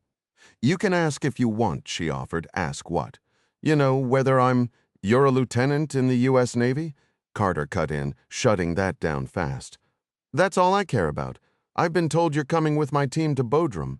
My guess is it's because there was a Navy officer on that plane. Just so we're clear, this isn't a vacation. You're on my team now, and I'll put you to work.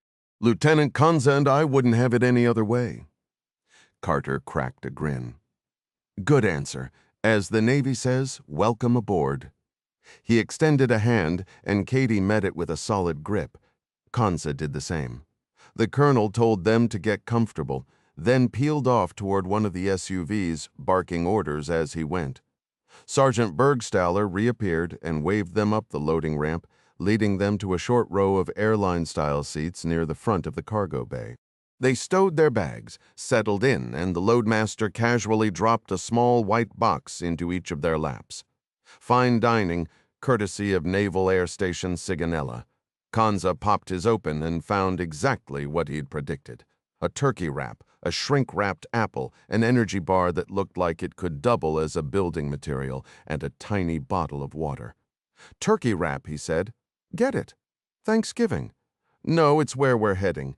Katie fought back a smile and lost. She set her box aside, determined to catch some sleep on the flight, a skill she'd sharpened back at Annapolis. Because you never knew when the next chance would come. Gulf of Antalya, 9 miles off the Turkish coast, 0920 local time. Clark could feel the exhaustion weighing on his men and on himself, but rest wasn't in the cards right now. He was still learning the rhythms of Task Force 99, the hand-picked crew of international operators he'd assembled for a mission in China earlier that year. They'd clicked so well on that operation that he'd decided, with the DNI's blessing, to keep the unit intact. Task Force 99 wasn't meant to replace the campus, but it served as a solid option for certain jobs. Every member had signed on willingly, and they'd kept a relentless pace ever since. If this latest assignment was any sign, things weren't about to slow down. Aphrodisia pushed through thick fog, Bauer steady at the helm, his hands wrapped around an 8-spoked wooden wheel. The German had the most sea time of anyone, thanks to his years with the German Army's Kommando Spezialkräfte, before he'd switched over to the BND, the country's foreign intelligence service. Bauer kept one eye glued to the radar, not a military-grade unit, but solid enough to flag the two biggest worries, other boats, which could always turn out to be patrol craft, and the jagged Turkish shoreline. Their target was a sparse stretch of coast, and though the Gulf of Antalya had even more remote spots, Aphrodisia's sluggish pace and the extra miles made those impractical. A few minutes earlier, Clark had gotten a fresh update from Mary Pat Foley on his heavily encrypted laptop. After reading the message, he gathered the crew on deck. A few guys had slipped below into the tight lower compartment. It was cramped down there, but some preferred the engine noise and exhaust fumes if it meant a little extra warmth. The rest of the team spread out across the open deck, leaning against winches and perched on the gunwale. Clark positioned himself near the open wheelhouse door so Bauer could hear the briefing too. "I just got an update on our new mission. The situation is still shifting, and right now our main job is a straightforward reposition. We're heading ashore on the southern coast of Turkey, ideally without drawing any attention from the authorities. The plan is to come in at a spot called Kellender Bay. It's isolated, and a chain of coves should give us good cover. The weather's working in our favor, too. Low clouds and rain predicted all morning, with temps in the mid-50s. That should keep the locals inside at the coffee shops and off the hiking paths. If we can get Aphrodisia into the bay without being noticed, our odds of getting spotted are pretty slim." "Got a map of this place?" Wu asked. "There's one on the laptop we can pull up. The radar display at the helm also has a moving map. Feel free to check it out after we wrap up. The suggestion box is always open." Unlike the complaint department, Wu shot back with a grin. "And once we're on land," Ding followed up, "Charlie's running advance and has all the logistics lined up. She sent over a coordinate set for our insertion, and she'll be waiting there with 2 vehicles. If we have to hit a different beach for any reason, we'll adapt on the fly. Once we're loaded with our gear, we drive to Bodrum.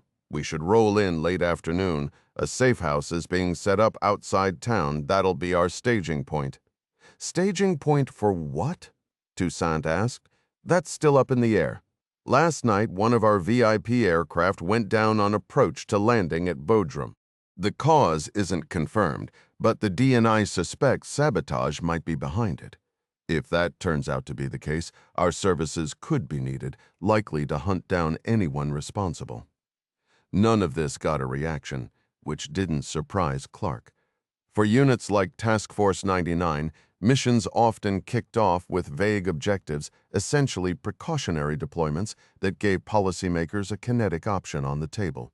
Most fizzled out, but when action was needed, the orders usually came with little notice. Ding said, "We're carrying light weapons and 2 spare limpet mines. With a load like that, any response we could put together would be pretty limited." I raised that exact point with the DNI. She assured me any potential intervention would be sized accordingly. Either it's a job we can handle with what we've got, or we'll get the resources to step things up. Bauer called from the wheelhouse. "I'm getting radar returns on the shoreline. We will reach the rendezvous point in 15 minutes. The German's thick accent butchered the French-derived word. "Rendezvous," Toussaint corrected with a flawless Parisian pronunciation. "Dummkopf." Bauer fired back. Clark brushed them both off. "Once we hit the shore, the main road is 3 clicks north. There'll be 2 identity packages for each of us. The primary ones show we entered Turkey legally through Istanbul International a week ago. What about Aphrodisia? Ding asked. We leave her anchored in the cove?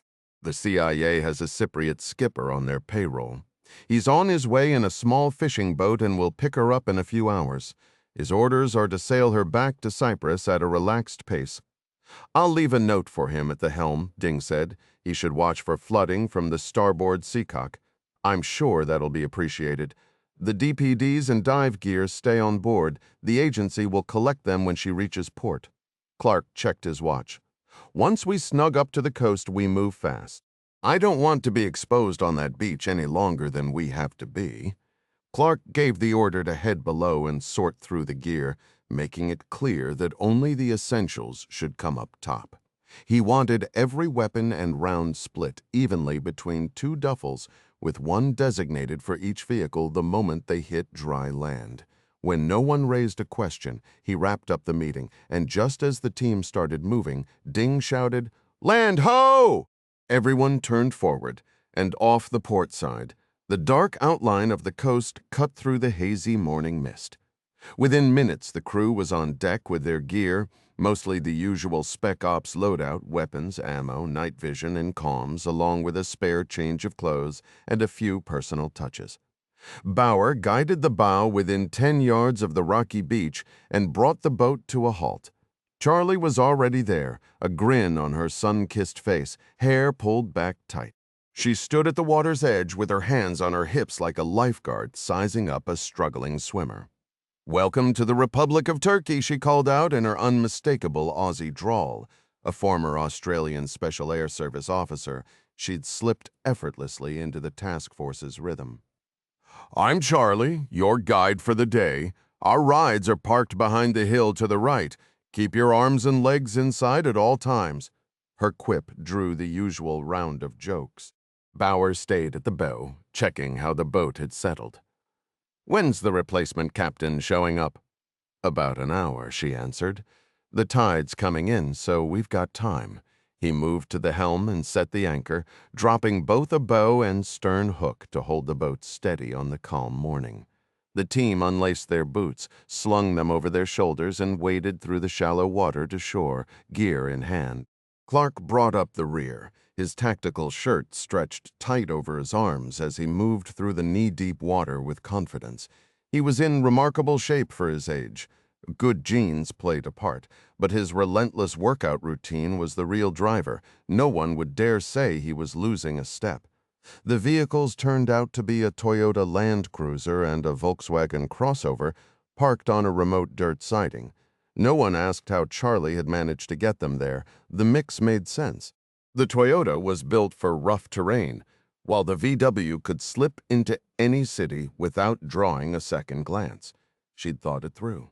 They loaded up quickly and hit the road, aiming for Bodrum in 6 hours if nothing slowed them down. At the airport, Katie came down the C-17 stairs into the dry, bright air. She'd never visited Turkey before, and Bodrum felt like an off-the-beaten-path entry point. The airport was modest, with a scattering of helicopters and private jets and a few airliners parked near a small terminal. Aside from their own arrival, the place was nearly silent. Kanza stepped off right behind her, voicing the same thought. "Think they shut the whole airport down?" "Possibly. Colonel Carter mentioned the weather was rough last night. Low clouds and fog, but it's clear now. So if nothing's flying, it's because of the crash." He looked across the landscape. "Reminds me of Sig, just outside the fence." Katie nodded. The terrain was almost a mirror of Sicily. Brown dirt, rolling hills, tough scrub. It made sense, really. The flight had been barely 2 hours straight east. Same terrain, same latitude, same Mediterranean weather. They grabbed their luggage from the first pallet off the plane. Carter's crew looked sharp, already dividing up gear as 2 hefty SUVs rolled up. 4 Air Force members flanked Carter, 2 officers and 2 enlisted. "Off to a decent start," Kanza said, gesturing to the left. Katie spotted Carter chatting with a Turkish military official who had arrived in a staff vehicle. Their handshakes were warm, the nods respectful. She knew the bond between these nations was layered and often strained. Turkey sat caught between East and West, valuing Western military strength while its roots stayed anchored in Asian and Middle Eastern traditions. It was a delicate balancing act, and the careful exchange between the two officers showed it. "Yeah, all friendly for now," she replied. "Who else do you think gets pulled into this mess?" Kanza asked. "Carter and I talked about it on the plane. You were out cold. Hey, sleep is a tactical advantage. With that snoring, it's a hazard. That hotel wall in SIG was paper thin. Anyway, he said these overseas crash probes can get chaotic. Foreign governments, plane makers, military branches, unions, everyone wants a piece. A less sunny person might point out we're part of that crowd. True, but we're just following orders." Carter wrapped up with the Turkish officer and headed over. "Let's move, you two, and your bags take the second vehicle. We'll swing by the hotel to drop off, then go straight to the site." "Got it," Katie said. She and Kanza tossed their duffels into the back and slid into opposite rear doors. A young lieutenant took the wheel. Just as Katie was settling in, something off by the runway caught her eye. A modest building sat near the tarmac, the kind of small operations hub you'd see at any regional airport. But what truly grabbed her was the aircraft parked in front. A business jet, sealed up tight, wheels chalked, nothing flashy. She figured it was a Cessna Citation at first, then corrected herself to a Lear based on a lesson from Intel school. Still, something about it nagged at her. The dull off-white paint, no logos, no markings. It looked functional, but deliberately underwhelming. Most private jets were polished showpieces, decked out with owner initials and flashy designs. This one was the opposite, as if someone wanted it to blend in to be the plainest bird on the ramp. That was odd. Even shady arms dealers liked their toys to shine. Only one kind of outfit ran a jet like that, Katie thought. She stepped out for a closer look, catching the registration number painted on the rear. N490BS. She filed it away in her memory and returned to the car, a sly smile tugging at her lips. Bravo, Sierra, she thought. Fitting. The hotel stop was quick, as promised. 30 minutes later, they reached the crash site. Half of that spent bouncing down rough gravel paths, rounding the last hill with dust billowing behind them. The crash site snapped into view with brutal clarity. The SUVs skidded to a halt among a cluster of Turkish military vehicles. Katie stepped out, frozen by what lay ahead. She'd faced combat before standing on the con of the USS Blackfish during a torpedo clash, tracking missile fire from the Combat Information Center of the USS Jason Dunham. But this hillside was a different kind of chaos entirely. It was raw, gut-wrenching, the scars of a catastrophe carved into the earth. A 2-acre nightmare sprawled across the slope of a modest peak, with a deep gash in the dirt marking where the aircraft had first slammed down. From there, the wreckage had tumbled and torn apart, debris hurled in every direction. Charred patches from secondary fires dotted the ground like cold campfire rings, and even hours later, thin ribbons of smoke still curled upward. The sharp bite of burnt jet fuel hung in the morning air. Some pieces were recognizable. The tails stood out, 3 fins still intact, a faded American flag on the vertical stabilizer, now reading like an epitaph on a grave marker.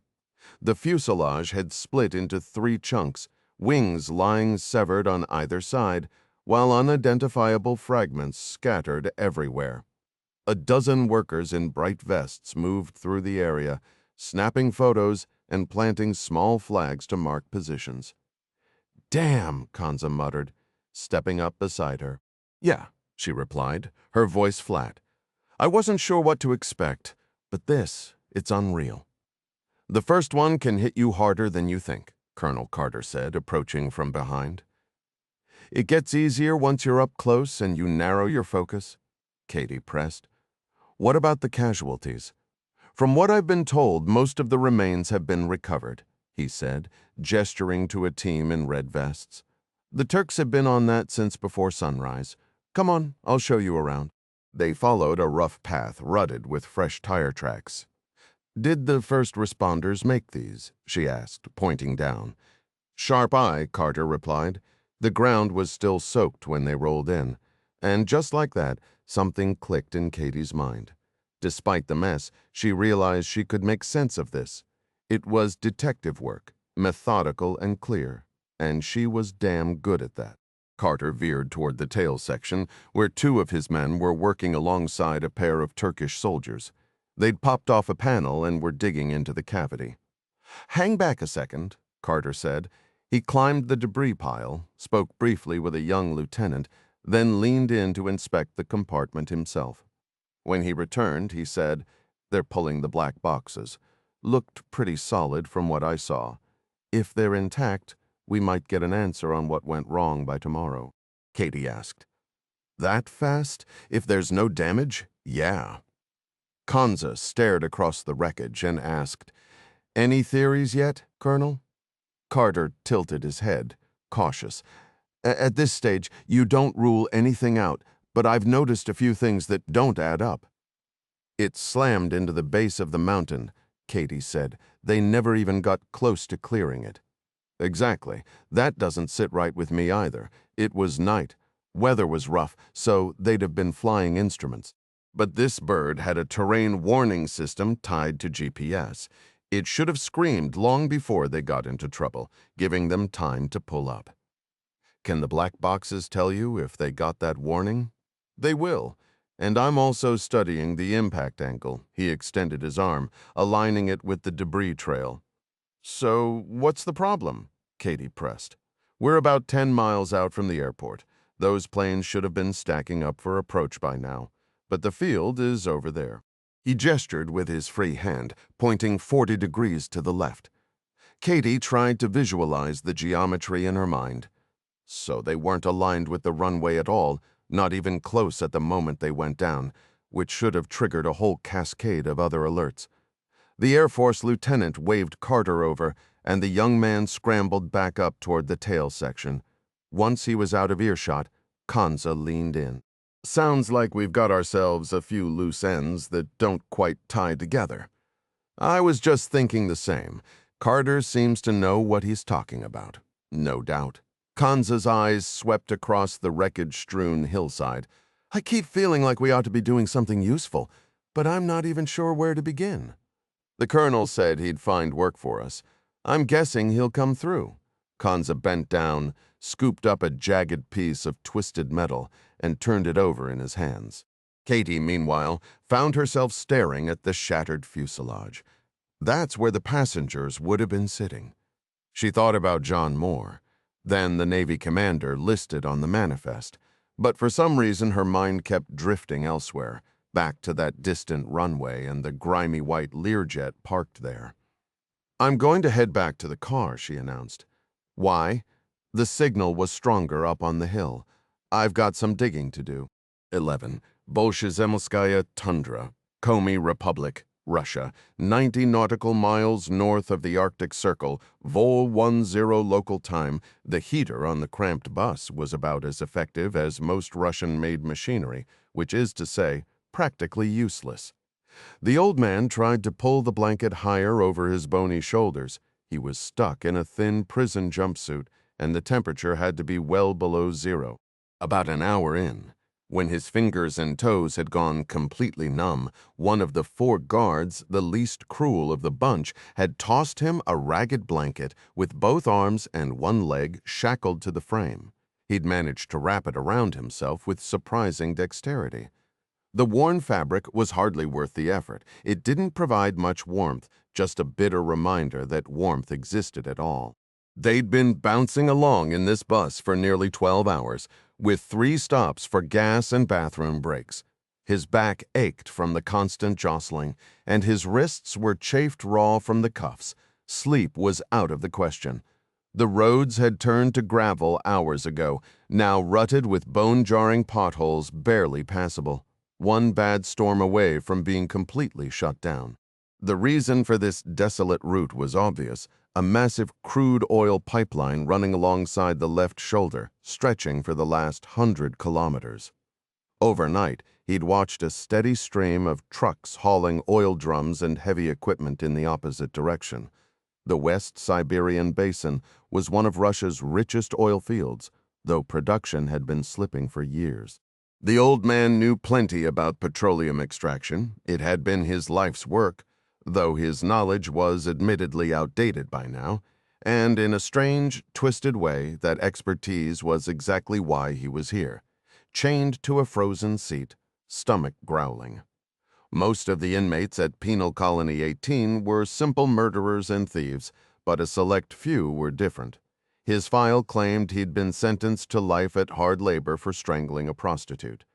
It was, of course, a complete fabrication.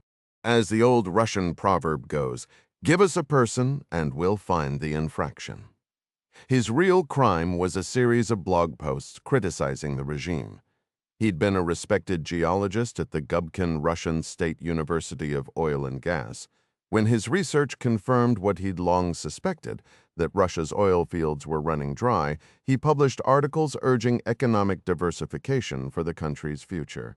His conclusions may have been accurate, but they didn't align with the party line. And that, as he'd learned the hard way, was a fatal mistake. In those turbulent years with the economy flatlining, he had found himself at a pivotal juncture: serve his country or simply keep his head down and walk away. Driven by a burst of scholarly frustration, a single final blog post had turned into his undoing. He second-guessed that moral outburst now, but back then it had felt like the only honorable move. The bus lurched hard, nearly tossing him from his seat. The frame rattled and the motor coughed, yet the driver pressed on without a pause. Peering through a window coated in frost, the old man took in a landscape stripped of color, just endless gray and biting cold. He'd asked the guards about their destination, but they'd brushed him off completely. He figured they were heading north, judging by the faint glow on the horizon behind them to the right. Running mental math, a habit he'd clung to as a lifeline in places built to crush the spirit. He calculated they must be nearing the Kara Sea. "Any idea where we're headed?" growled the inmate seated behind him, a former enforcer for the mob who was clearly wrestling with the same nagging thought. "Haven't a clue," the old man replied. "You've done time in these spots, haven't you?" The other prisoners had picked up bits and pieces about his past, though the old man never revealed that his conviction for strangling a prostitute was a complete fabrication. Prison street cred was far too valuable to throw away. "I never labored in the camps," he explained. "I was tied to a state research facility handling geological surveys. Whatever this is, it's got to involve oil or enough," snapped the closest guard. Both men fell silent, not eager to earn a rifle butt to the skull. The driver swung onto an even rougher side road, potholed and unpaved, with no pipeline in sight. After a few miles, the bus ground to a halt on the gravel. The guards grabbed their shotguns and, one by one, unchained the prisoners from their seats.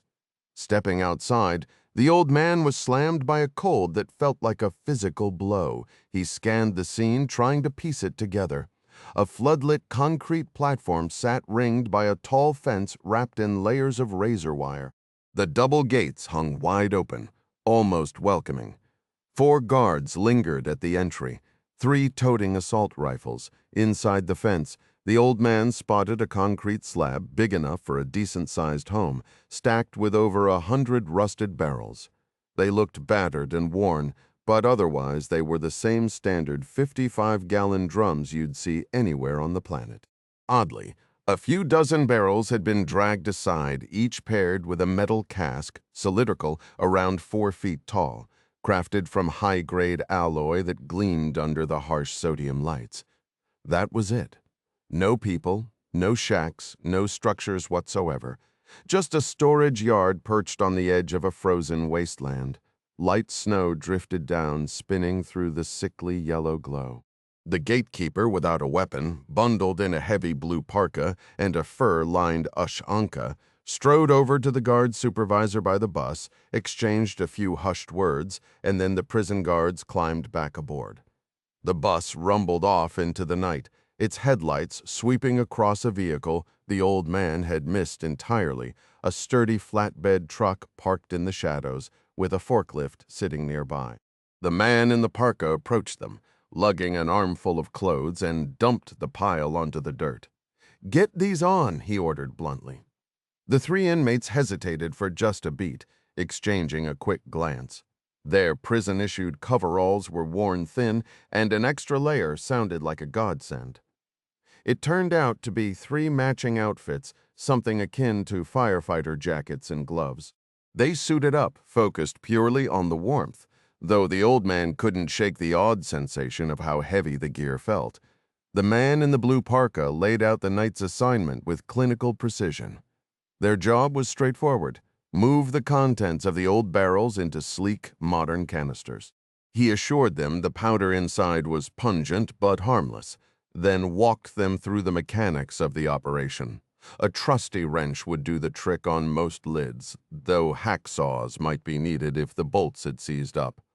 Small shovels sat ready for the transfer, and he stressed that every new container had to be packed to the brim. Once sealed, they were to wash up with disinfectant, and then a bus would haul them off to a bunkhouse for vodka and a hot meal. He gestured to a pile of tools near the gate and told them to get moving. The old man exchanged a loaded glance with the Bratva enforcer, then with the skinny kid who had a reputation for harming young girls. The three guards hovered behind them, weapons at the ready, their presence a silent warning. The old man stepped cautiously toward the gate, the others trailing, and each grabbed what tools they could carry. Up close, the barrels were a sorry sight, rust creeping across their surfaces, red-brown stains bleeding onto the concrete floor, evidence of years of neglect. One drum at the edge of the slab had a suspicious leak, its contents leaving an odd, discolored patch. These weren't ordinary oil drums, he realized. The tops were custom steel caps held fast by a ring of 8 bolts. With a deep breath, he set his wrench on the first bolt and braced himself. A groan, then the bolt gave way. It took 10 grueling minutes to free the cap, all 8 bolts surrendering to sheer muscle. The kid lifted the lid, and that's when the old man got his first genuine shock. A faint blue glow seeped out, barely brighter than a watch dial at night, but unmistakable. The powder inside looked like baker's flour, yet it shimmered with an eerie light. His heart fluttered for a moment, but the feeling faded fast. He'd long since stopped being surprised by the dark games of this world. He moved to the next barrel, resigned, while the others scooped the powder into fresh canisters with camping shovels. Those new containers were a breeze to seal, their hinged lids locking down with spring latches. For 2 hours they toiled, pausing only to hack through a few stubborn bolts.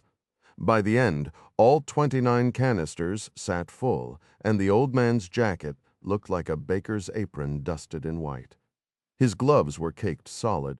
They were finishing the last cask when the forklift sputtered to life. The parka-clad man drove it toward the gate, hopped off, and left it idling. He set a spray bottle of what passed for disinfectant on the gravel path, then rejoined his fellow minders 20 yards beyond the fence, where they huddled together, watching. As the old man torqued down the final latches, the Bratva guy whispered, "If we can get them closer, the 3 of us jump 1 guard. Keep him between us and the others, and maybe they won't shoot. We need a weapon." The kid nodded eagerly. "It's our only shot." The old man just looked at them, a sad smile tugging at his lips. They were catching on late. He'd seen the writing on the wall hours ago. The promises of freedom, the cash, the flimsy protective gear, and most tellingly, the absence of any prison guards. Nobody was walking out of here. When he'd volunteered back in the yard yesterday, he knew it was a long shot, but he was old and tired, and another winter behind bars might just kill him anyway. For him, the gamble was simple. Nothing to lose, maybe something to gain. The men beside him, though, they'd done the math differently, and that difference, he figured, would be their undoing. They were sharp, streetwise operators, unshaken by bribes of freedom or promises of comfort. A warm meal and a bottle of vodka weren't enough to tempt them. They had signed on with a single purpose: to seize any chance to break free. But as time slipped away, they knew the moment to act was closing in. Their plan, however, diverged from the old man's on a crucial point. They still clung to the belief that a future awaited them. He looked at them with pity, noting their restless glances and the white dust coating their sleeves. A haze lingered between them, fine particles swirling under the harsh glare of the floodlights. The old man finally broke the silence. "You still don't get it, do you? We're already gone, 12. Crash site, 12 nautical miles east of Bodrum Airport, Bodrum, Turkey, 0604. Local time, Katie finished the last sip of her coffee as the SUV rolled onto the gravel lot near the crash site. She'd grabbed a tiny cup from the hotel lobby's coffee station, but it hadn't given her the jolt she needed. "I need to start doing what you do," she said to Kanza, who was behind the wheel. His oversized travel mug was still half full, and he seemed even more amped than normal. "You done with that?" he asked, nodding at her empty styrofoam cup. Katie handed it over, already knowing his plan. He pulled out a tin of dip, popped it open one-handed, and packed a hefty pinch under his lower lip. Kanza parked next to a matching vehicle. One of Colonel Carter's folks had found Katie in the lobby earlier and passed her the keys to one of the SUVs, which had basically become their ride. Dawn hadn't fully broken, just a faint glow creeping over the horizon. The crash site ahead looked like a movie set, lit up by portable floodlights and generators flown in by helicopter. The Turkish crew had been grinding all night, with Army MPs sealing off the whole perimeter. They walked to the checkpoint, flashed their IDs, and got waved through. As they crossed the rough ground, Katie noticed Kanza didn't miss a step. Someone who didn't know him would never guess he had a prosthetic leg. That didn't surprise her, though. Every operator she'd ever worked with attacked life head-on, blending raw physical drive with an iron will that was baked into their core. Kanza's easygoing, good old boy act was just a cover, hiding the grit underneath. They crested a hill, and the full scope of the wreckage came into view. The investigation crew was already hard at work, and Katie spotted Colonel Carter weaving through the debris. She pulled out her phone while still on the high ground before the signal dropped. It was around midnight back in D.C., so she figured there wouldn't be anything urgent. She was wrong. "Well, I'll be," she muttered. "What's going on?" Kanza asked, spitting into the cup. "I just heard back about that Learjet." "That's the one.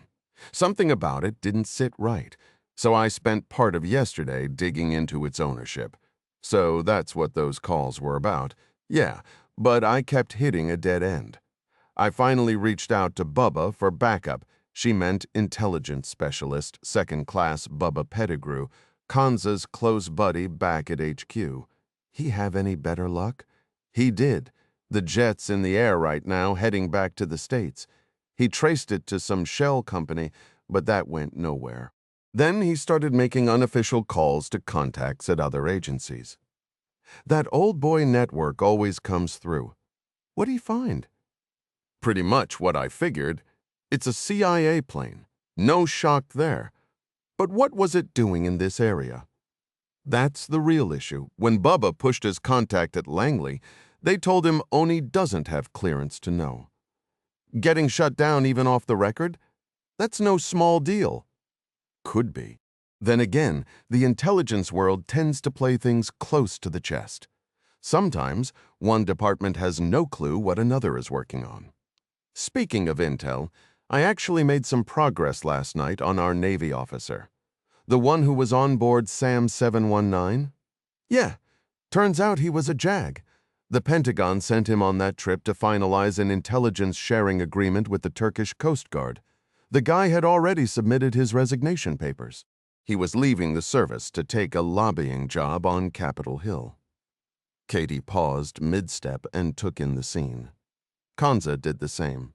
The debris field looked surreal under the harsh glow of the floodlights, but it felt less overwhelming than the day before. The smoke had cleared, and the familiar scents of the desert were creeping back. She snapped out of her thoughts and picked up the thread. If that's true, It doesn't sound like he was tied to anything sensitive. Exactly what I was thinking. No one would bring down an airliner just to kill a cooperation deal. So if this turns out to be sabotage, he wasn't the target. After a long pause, Kanza said, "So what, we came all this way for nothing?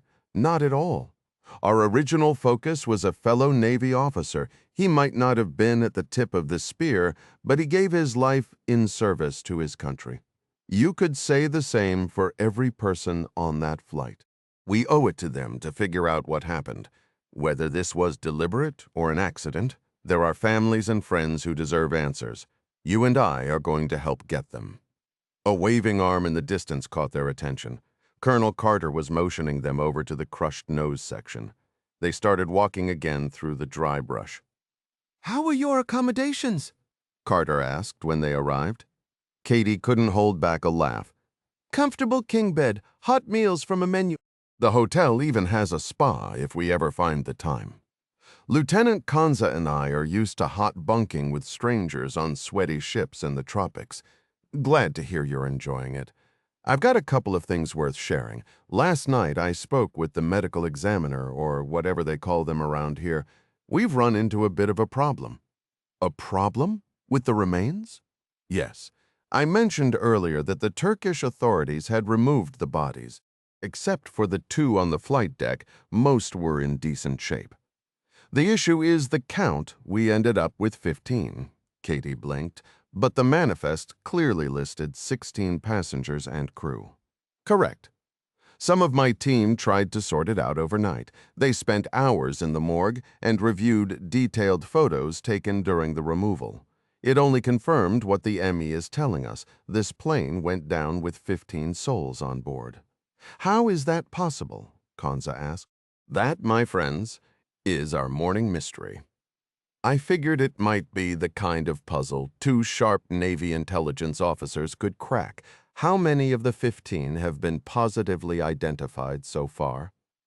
"Unofficially, 8. Some were carrying IDs that matched their faces.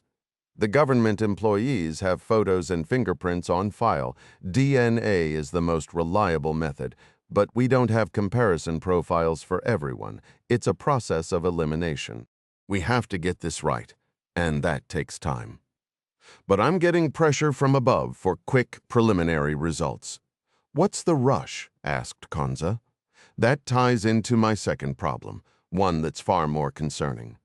The flight data recorder was intact, and we managed a quick download.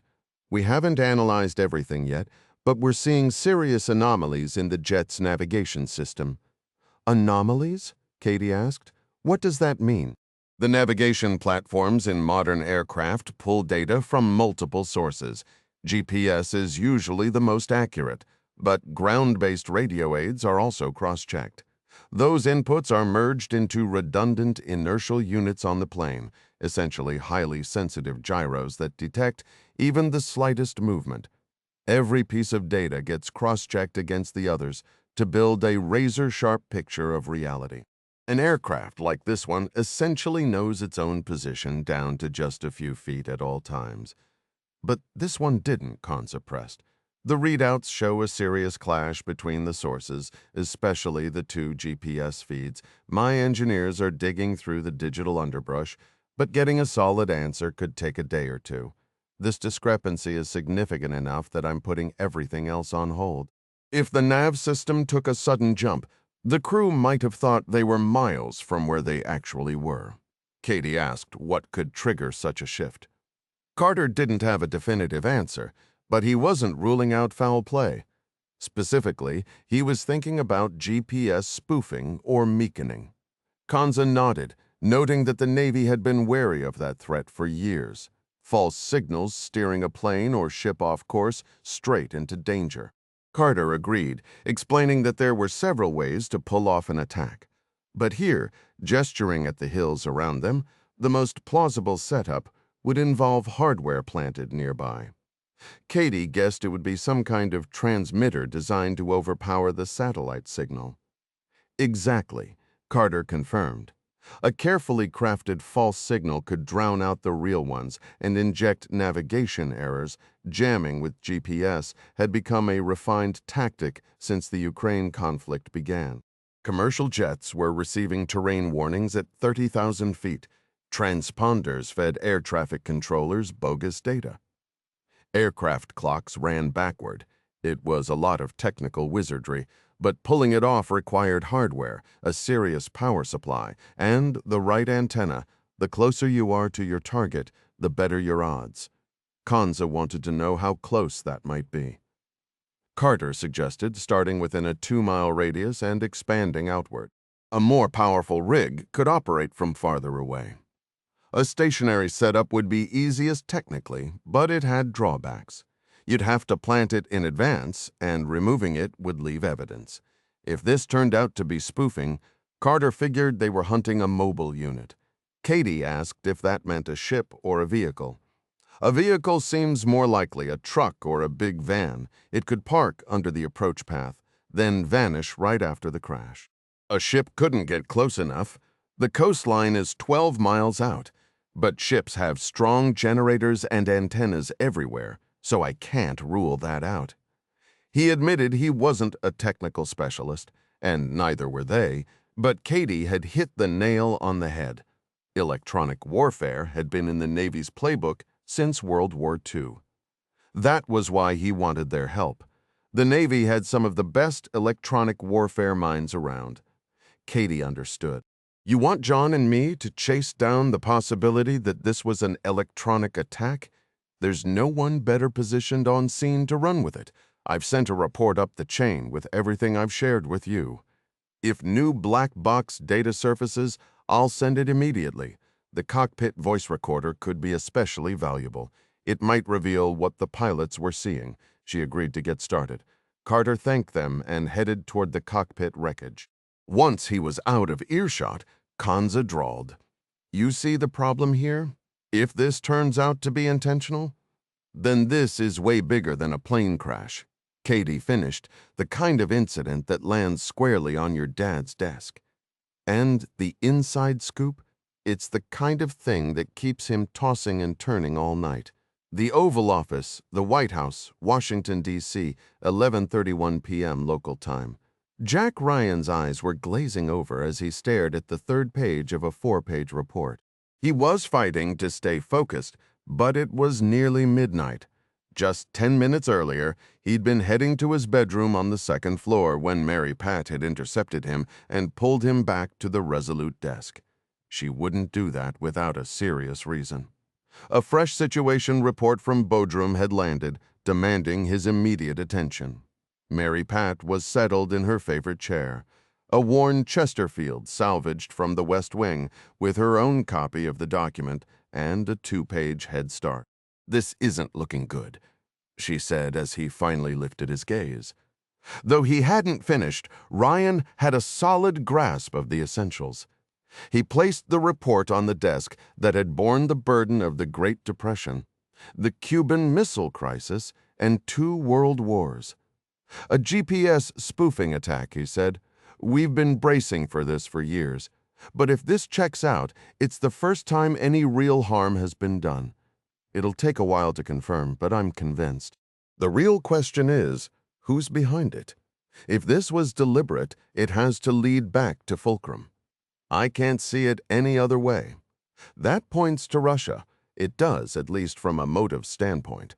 Fulcrum aside, the Russians have been ramping up their sabotage operations lately. The GRU sees it as such a win that they've spun off a whole new unit to run it, the SSD," Ryan said. "Russia's go-to hub for state-backed mayhem. Their moves have gotten bigger and bolder. But this, taking out a diplomatic flight and killing a cabinet secretary, that's insanely reckless, even for Yermolov." "What if it wasn't Yermolov?" Ryan mused, a speculative edge creeping into his voice. "Explain." The president's inner strategist took over. The whole point of the SSD was to create an extra layer of separation. Call it a firewall. As far as we can tell, the SSD's funding and personnel are among the regime's most tightly guarded secrets. It's a shadow force built to wreak havoc on Western interests through sheer chaos. Arson, bombings, assassinations, cyber attacks. The one hard rule is that every strike has to be deniable, with zero chance of tracing it back to the Kremlin. We know the SSD leans on foreign operatives to do their dirty work. Mary Pat noted, they shuffle money around constantly to mask its origins. When attacks happen, everyone knows who's responsible. It's just impossible to prove it. Ryan rested his elbows on the desk and pressed his fingers together, lost in thought. One word from Mary Pat's analysis hit him like a jolt money.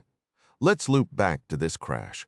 Gunther Klaus is a shady banker who's been a key financial fixer for the GRU for years. It's no stretch to think he's also worked with the SSD. Now, out of nowhere, he walks into the CIA and wants to defect. Next thing you know, his escape flight goes up in flames.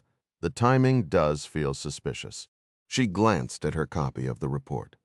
The passenger list and the number of recovered remains don't line up. You think Klaus is the missing piece? Ryan asked. Half the victims are identified, but the names aren't in this update. He was supposed to be on that flight, but I bet the CIA listed him under a fake name. Based on this, it could be days before we get positive IDs on everyone. I'll contact Ben Stevens to find out what alias the agency used for Klaus.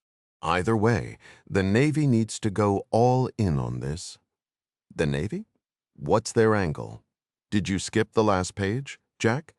He looked down, a flicker of guilt crossing his face. Not exactly. Tucked into the final pages were some administrative notes from the lead Air Force investigator, a Colonel Carter. He's handing off parts of the inquiry. Isn't that standard procedure for a lead investigator? His DNI put on her patient face. On the question of possible sabotage, this whole electronic attack angle, he's assigned a pair of on-scene Navy officers to dig into it. Sounds good, Jack. Their own eye. She kept staring at him. Ryan looked suspiciously at the printout. And, Mary Pat summed up the last page, there was a Navy officer on board SAM 7199, a JAG. Someone up the chain decided it would be wise for the service to have a presence on scene. They redirected 2 ONI officers who were on temporary duty in Sigonella. Ryan stiffened in his chair, no longer sleepy. He snatched up the printout, flipped to page 4 and scanned down to the bottom. Seriously, Katie and Kanza are in Bodrum. They are. He set the papers aside. I knew they'd gone to SIG for a couple of weeks. She was excited about Italy, made it sound like a vacation. Well, it's not sun and beaches anymore. You know the drill, the needs of the Navy come first. Ryan knew the drill like few men on Earth. Okay, well, I'm sure they'll do a fine job. Of course they will, but don't forget who we're dealing with. Her tone turned tentative. As it turns out, their involvement has already created one complication. The president looked at his DNI uncomfortably. Complications were never good, particularly in Mary Pat's vocabulary, she explained. I asked the CIA for further details on their plan to get Klaus out of Morocco. He had tremendous potential as a source, so they pulled out all the stops. They set up a safe house in Virginia and expected to keep him there for at least a month. They believe his knowledge of GRU and SSD finances could be extensive. The tricky part was always going to be the extraction. He's been effectively living in Tangier, and we have it on good authority that the Russians have been watching him closely. When the agency realized Secretary Moore was passing through, it seemed like the perfect opportunity to snatch Klaus from under their noses. The plan was to fly Klaus to Bodrum, then connect immediately to an agency jet that would deliver him straight to D.C.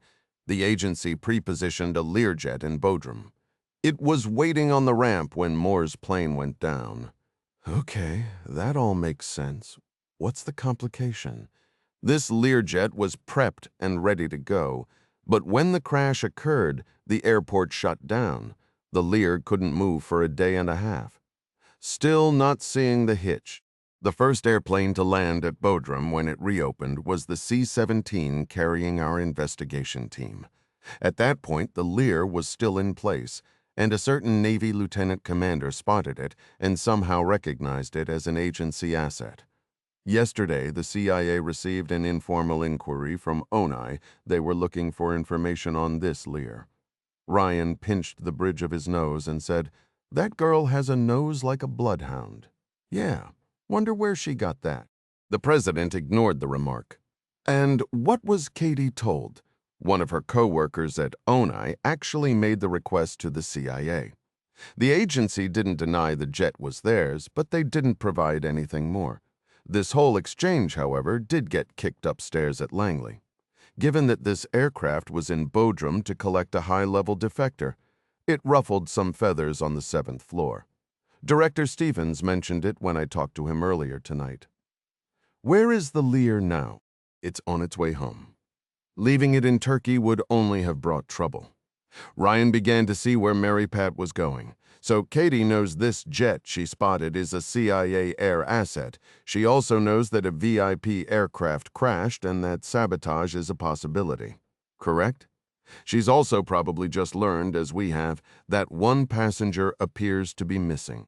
Whether or not the culprit turns out to be Klaus, Katie is about to discover that this wasn't just some routine economic summit at 30,000 feet. There's a much bigger story lurking beneath the surface of that VIP cabin. He gave a slow, deliberate nod. If I were in her position, that's exactly how I'd read the situation. So the real question is, do we step in and steer this thing, or do we just let it play out? For Ryan, the answer came with surprising clarity. Katie's flying dangerously close to the sun, and she probably doesn't even feel the heat yet. The fact that she happens to be my daughter, irrelevant. We handle this the exact same way we would if any other officer in the United States Navy had stumbled onto this mess. Mary Pat weighed that logic for a moment. So maybe we come clean, just not with the full story. We get word to her through official command channels that the CIA was quietly trying to extract a high-value asset out of Morocco. That should be enough. It's the truth, stripped down to its essentials, and it kills any suspicion that we're being shady. Plus, it gives her and Kanza one more nudge to dig deeper into this whole sabotage angle. All right, I'll handle it. Good. Now, can I finally get some sleep? The Aquarian, GRU headquarters, Moscow, Russia, 0840 local time. The ground beneath this sprawling complex had seen its share of history, some of it glorious, most of it grim. Back in 1896, during the coronation of Tsar Nicholas II, a panicked crowd surge at Kodinka Field left over 1,000 people trampled to death. A little over a decade later, in 1910, Boris Rosinsky made history here as the first Russian to take to the skies in powered flight. For decades, Kodinka Airfield served as Moscow's primary gateway to the world. But by 2003, its runways fell silent, its role ceded to the sprawling international hub at Sheremetyevo. The old terminal, once a symbol of Soviet ambition, was razed, replaced by acres of cold, imposing brutalist architecture. Among those concrete monoliths, none stood more menacing than the vast compound known simply as the Aquarium. This was the nerve center of the GRU, Russia's military intelligence apparatus. Andrei Malenkov moved with purpose down the familiar corridors of the executive wing. For years, he'd been a constant presence here, slipping in and out between missions that took him to the far corners of the globe. He'd never been handed a permanent office in this building. His career had been defined by movement, not tenure. So today he passed through like a comet making its regular swing back into orbit. Secretaries and department heads watched him with a mix of wariness and curiosity. They knew he mattered. They also knew he no longer held any official rank in the GRU hierarchy. A year had passed since his abrupt and unexplained expulsion, and opinions were split. Some regarded him with quiet contempt, whispering about whatever secret sins had brought him down. Others, no doubt, felt a pang of envy. He made his final turn into the most ornate hallway in the building. On one wall hung a row of framed portraits, former directors of the agency, each one looking more dour and menacing than the last. There was a time when Malenkov had dreamed of seeing his own face up there. Today, he was grateful it wasn't. He stepped into the anteroom of GRU Director Gennady Vazin without breaking stride. The secretary, a prim young blonde he didn't recognize. Vazin burned through them like matchsticks, offered a practiced smile. "The director is expecting you," she said. "You can go right in." Malenkov held her gaze a beat too long, letting it linger just enough to make her shift uncomfortably in her chair. Then he pushed through the door. Vazin sat at his desk, signing documents, and didn't bother to look up. It was a classic power play, the kind of petty gamesmanship the director thrived on. Malenkov, for his part, found it almost amusing. Their relationship had always been strained, two men climbing the same ladder, each convinced the other didn't deserve the top rung. 2 years ago, Vazin had won the prize taking the helm of the GRU.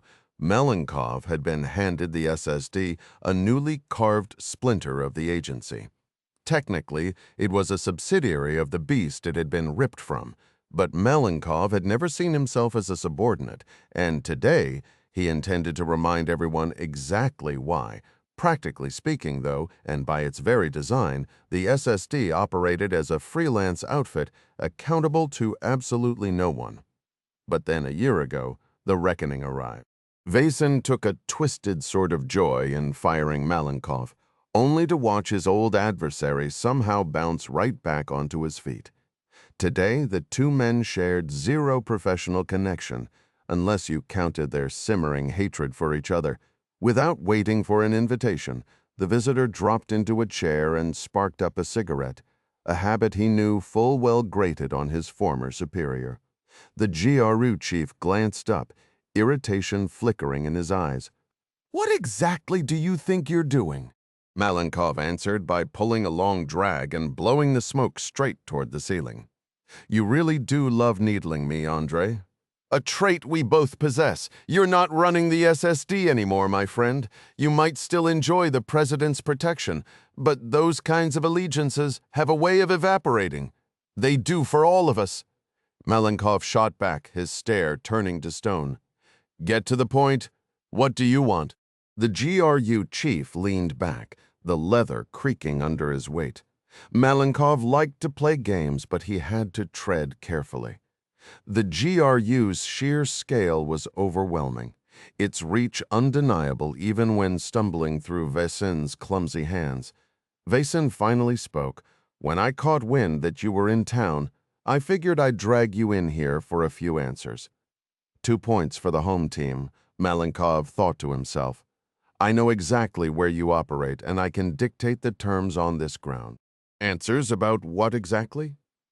An air crash just went down in Turkey outside Bodrum, an official American government aircraft carrying their Secretary of Commerce. Every soul on board was lost. How tragic. Is it? The head of Russian military intelligence reached into a drawer and pulled out a ceramic ashtray, sliding it across the polished oak surface. Malenkov frowned, took one final puff, then crushed the cigarette out with deliberate pressure. "It struck me," Vazin continued, "that you were once in charge of our shiny new SSD. Back then, whenever something went sideways in the West, you were usually the hand behind it, but then the president booted you out of that position for reasons I never quite grasped. And just like that," he spread his fingers in a small, exploding gesture, "you vanished. Retirement suits me beautifully. You ought to give it a shot, Gennady." A dismissive wave of the hand. "Is that what you're calling it, retirement? I've caught whispers that you've been keeping busy. Sources claim you are still stirring up chaos for private clients. You might want to get your hearing checked. Your sources are full of it. Are you seriously accusing me of bringing down that airliner?" "I'm not accusing. I'm asking—" "No, the president of Russia is asking whether you had any hand in it." "Absolutely not. If Yermilov wants to hear it from me directly, I'll say it to his face. This wasn't my doing. Maybe you should have a chat with the guy who took over my spot at SSD. He seems to be making a mess of the whole department. Those two clowns caught on camera torching the Lithuanian parliament building. Completely inexcusable." Popov, The chief spat out. "He wasn't my pick, and he certainly wasn't mine. Want me to handle him for you?" Vaesen's eyes narrowed, his jaw tightening. The tension eased only slightly when he caught the smirk curling on his guest's lips, though not entirely. The question of whether it was dark humor or something far more sinister lingered in the air like a blade about to drop. Malenkov dropped his voice to nearly a whisper. "That's the curse for men like us, isn't it? We relish playing God right up until someone else snatches the role." Vaesen did an admirable job of keeping his face neutral. "There's one more matter," he said, his tone a little too casual. "Gunther Klaus?" Malenkov's grin widened. "Your money man? And formerly yours, or maybe you've still got some dealings with him. If I did, would I be stupid enough to admit it?" Vaesen's brow furrowed. "Klaus has been holed up in Morocco for the past few years. Given how deep he's tied into our operations, we keep a close watch on him." "As you should. Is he still acting as the GRU's banker?" Silence. Malenkov tilted his head, a flicker of amusement crossing his face. "Good Lord, don't tell me you've lost him. Still nothing. And now you're wondering if I happen to know where he's hiding. Do you?" The visitor smiled, slow and satisfied. "This is exactly the kind of mess that makes me glad I went independent, Gennady." Malenkov understood the gravity of the situation but refused to admit it openly. Klaus's financial maneuvering stretched back for years, and Malenkov himself had leaned on Swiss connections dozens of times, both for personal matters and SSD operations. Klaus had leverage on all of them. Vaesen conceded that the team in Tangier had grown careless, but assured him they'd track the man down soon enough. Malenkov quipped about how Vaesen would explain that failure to Yermilov, to which Vaesen countered that some of Malenkov's own people had been spotted in the same city. Perhaps he was just as anxious about Klaus's whereabouts. Malenkov reclined, hands clasped behind his head, and admitted he'd done business with Klaus and had a few men in Tangier. When pressed for a reason, he stayed silent. Vaesen's smile carved deep lines into his face as he turned the earlier jab back on him, wondering aloud how Malenkov would justify that to Yermolov. Malenkov didn't flinch. Instead, he proposed a joint effort in Tangier, suggesting they pool their resources. Vaesen nodded cautiously, agreeing to share intelligence with the understanding that whoever found Klaus first and handled the situation would be owed a favor by the other. Vaesen accepted, confident his people would come out on top, then asked how long Malenkov would be staying in Russia. A question he already knew the answer to, given the flight to Portugal and the week at his seaside villa near Porto that had been on his calendar for weeks. Malenkov deflected, asking if they were finished. Vaesen said they were, but warned he'd tell the president that Malenkov denied any involvement in the air crash. Malenkov simply said, "Please do," and walked out without another word, ignoring the blonde secretary who never looked up from her keyboard. As he cleared the security station and stepped outside, Malenkov felt a quiet satisfaction. The cigarette had been a deliberate provocation, a slap in the face to an old adversary, and it had worked. It had rattled Vaesen and thrown him off balance. Vaesen would now report to Yermolov that his former SSD chief claimed no knowledge of the crash in Bodrum, no idea where Gunther Klaus was, and that a trip to the Iberian coast was imminent. A thin smile crept across Malenkov's face. The meeting had unfolded exactly as he'd planned. The safe house in Bodrum wasn't perfect, but Clark had yet to see one that was. The short-term rental had been arranged by the embassy's State Department team through a standard online marketplace, a tool that had revolutionized clandestine ops almost as much as sunglasses. Pick a spot, stay as long as needed, pay with little trace. Ding Chavez particularly liked the photo galleries showing the view from every window. For a sniper, window shopping took on a whole new meaning. But while these rentals offered anonymity and clear sightlines, they sometimes fell short on tactical soundness. The lockbox code Clark had been given was 1234, something more suited to a garden shed than a covert operation. Physical security wasn't his main worry, though not with the crew he had with him. The bigger issue was the location, a residential neighborhood outside town where everyone knew everyone, and 7 people rolling in 2 cars, mostly military-age men, would raise eyebrows fast. Clark had done what he could. Curtains and blinds drawn tight, both vehicles parked inside the villa's 7-foot courtyard walls. The crew made themselves at home with the practiced ease of seasoned travelers. "No one leaves without my say-so," Clark announced, pouring himself a mug of coffee. He dropped onto the couch, propping his boots on the worn table with the casual air of a gunslinger. The rest of the group gathered around the dining table, a quiet, focused circle working on their gear like a military sewing bee. With no clear mission on the horizon, they fell into the familiar rhythm of preparation, charging batteries, syncing comms, and meticulously wiping down their rifles. The weapons had been sealed for the dive, but that protection was never foolproof, and they demanded extra attention. The air was thick with the competing smells of fresh coffee and gun oil. Wu and Toussaint, having pulled overnight watch shifts, were catching up on sleep, while the others had tried to rest, though the oppressive heat had made it tough. The heater had malfunctioned, blasting the place into a sweltering sauna until Hiyori finally found the breaker panel and killed the power. "Well, at least we've got food," Ding said, finishing a flatbread sandwich. "Our State Department advance team hooked us up with a full fridge." "Yeah, if you're into lentils and lamb," someone muttered. "Hey, it's the Mediterranean diet," Charlie chimed in. "Keeps your heart healthy." "I'd trade it all for some LA street tacos," Ding shot back, grinning. Hiyori wondered aloud how long they'd be stuck there. Clark shrugged. "Whatever the DNI has planned, it's tied to that plane crash. I'd say 2 or 3 days. She'll know by then if we're needed." Bauer wandered into the kitchen to brew another pot of coffee. Clark noticed Ding slipping into one of the spare bedrooms and followed him. Leaning on the doorframe, he asked, "How's that ear doing?" "I'm fine," Ding replied, a little too quickly. Clark knew the drill operators never admitted weakness. They were like dogs hiding pain so the pack wouldn't see them falter. It was a creed hammered into them over years of training. But Ding wasn't just any operator. He was family. "Let me take a look." Ding reluctantly held still as Clark grabbed a flashlight and aimed it at his ear. "That's nasty," Clark said, frowning. "It's all swollen and red." "I'm good. If we're heading out for this crash, it's not going to be underwater. My aim's still dead on."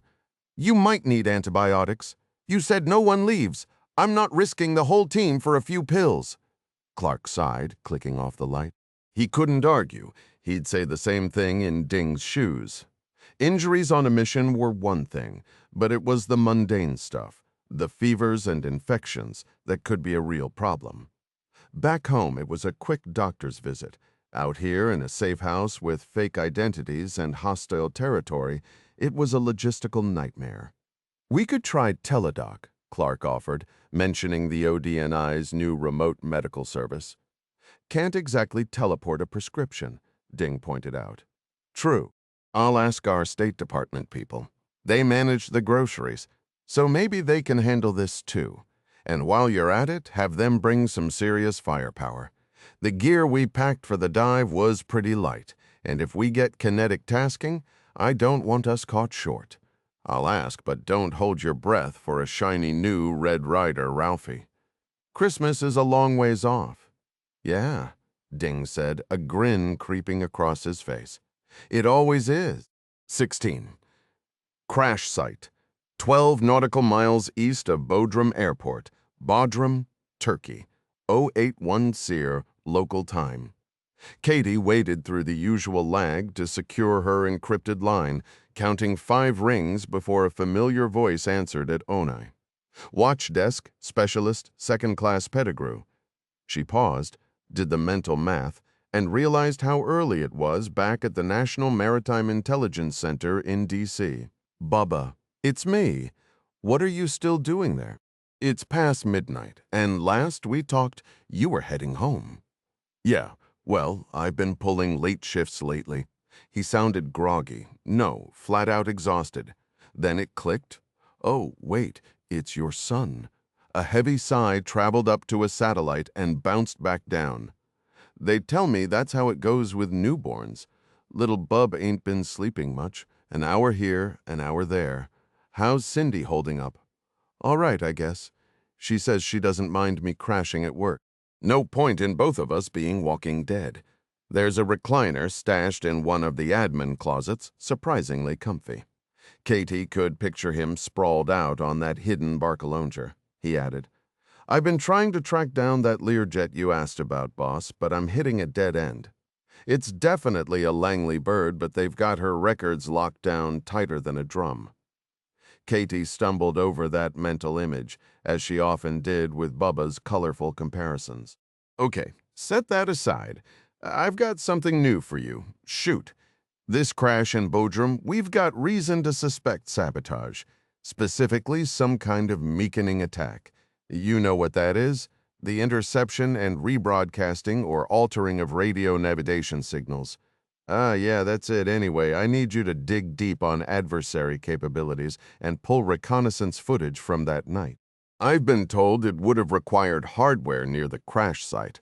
A decent-sized antenna and some electronics to go with it. Fixed or mobile, could be either. For mobile, I'd suggest cross-referencing high-res overhead archives with that night's footage. Do we have good satellite coverage in that part of Turkey? Katie heard keys clacking, and she imagined Bubba pulling up orbital maps. That area east of Bodrum, it's not exactly a hotspot for hostile activity. So no recon birds. Au contraire, Bubba said, butchering a French accent. Bodrum itself might be a dead zone, but it's wedged between some of the most watched territories on the planet. To the west, you've got the Aegean Sea, which feeds into the Bosphorus Strait. That's the only passage in or out for Russia's Black Sea Fleet. And to the east, you've got a lineup of adversary states. Turkey borders Iran, Iraq, and Syria. And with how the orbital tracks run on most of our high-res birds, heck, this crash site probably gets overflown 50 times a day by the NRO. They wouldn't normally waste electrons on this area, but there's no shortage of raw footage to sift through. Perfect. You've got contacts there, right at the NRO? A long pause from the Maryland end. I've got a buddy at the head shed. Yeah. But he's a fast burner, and when it comes to helping other agencies, that guy's got the patience of a bee-stung badger. If you want quick answers, there's a better route. What's that? A new unit standing up over at DIA. Now it was Katie's turn to hesitate. Seriously? She knew he meant Cybercell 6. They'd gotten a classified briefing on its capabilities just a few weeks back. For Katie, this hit close to home. Her brother Kyle led one of the teams on the project. Bubba explained, they're saying this new AI can sift through mountains of recon data to pinpoint specific targets. I remember that slide, but it sounded like something still a few years out. Funny you say that? Right after you hopped on that plane to Italy, the DIA reached out. They wanted real-world scenarios to stress-test their shiny new toy. Your situation fits the bill perfectly. Plus, there's a national security angle we can't ignore. All right, fair enough. Reach out to whoever handles it. He laughed. What's the matter? Come on, ma'am. You know exactly what I mean. The whole thing between you and your brother. What thing? You two are about as competitive as they come. We are not, at least not when it comes to work. Fine, I'll try to route this through someone else, but eventually Kyle's going to put 2 and 2 together. Doesn't matter, Bubba. He'll do his job. I'm sure he will. Oh, and one more thing, boss. Just came down from higher-ups. It's about your crash. Turns out the CIA had planned to put an extra passenger on that flight, an asset they were pulling out of Morocco. Pulling out? Like a defection? They didn't say, but that's the vibe I got. The Learjet, she said, pieces clicking into place. Classic agency move, a quick, quiet connecting flight, and someone vanishes into the system. 24 hours later, they're tucked away in a Virginia safe house, surrounded by people who ask 0 questions. She brushed off Bubba's colorful imagery. So the crash threw a wrench in their plan. Makes me wonder if that's our missing person. Your what? She filled him in on the recovery team coming up one body short. Well, isn't that something? Hold on. The CIA did send over a file. She heard him typing. Their extractee was listed as Ronald Hauptmann. Got to be an alias. Katie let that sink in. What had started as a routine crash investigation was spiraling into something far murkier. All right, I'll dig into it from my end. I remember that name on the manifest, but I don't think it matches any of the identified remains. Loop Cybercell 6 in 2. See if they can trace whether Hauptmann is the one who's unaccounted for. Copy that. And Bubba, ma'am. Cindy's stretched thin. Once you get this moving, head home and give her a break. That's an order. 17. The Maghreb, 130 nautical miles south of Tobruk, Libya, 1433 local time. The asphalt on this stretch hadn't seen maintenance since the mid-70s. Half a century later, it was crumbling in earnest. The few drivers brave enough to use it learned to keep their speed low, saving their undercarriages from the worst of the debris. Potholes dotted the surface like landmines. On the bright side, traffic was almost non-existent, barely enough to stir the dust from the occasional desert storms.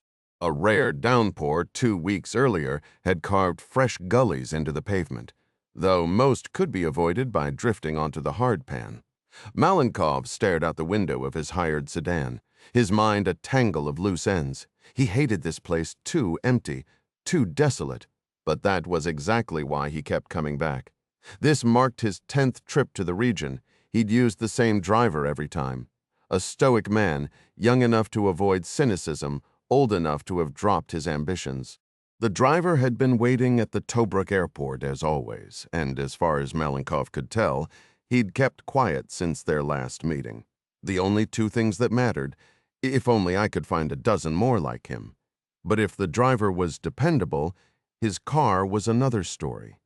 The aging Fiat showed every mile of these battered roads, its worn suspension groaning with each jolt.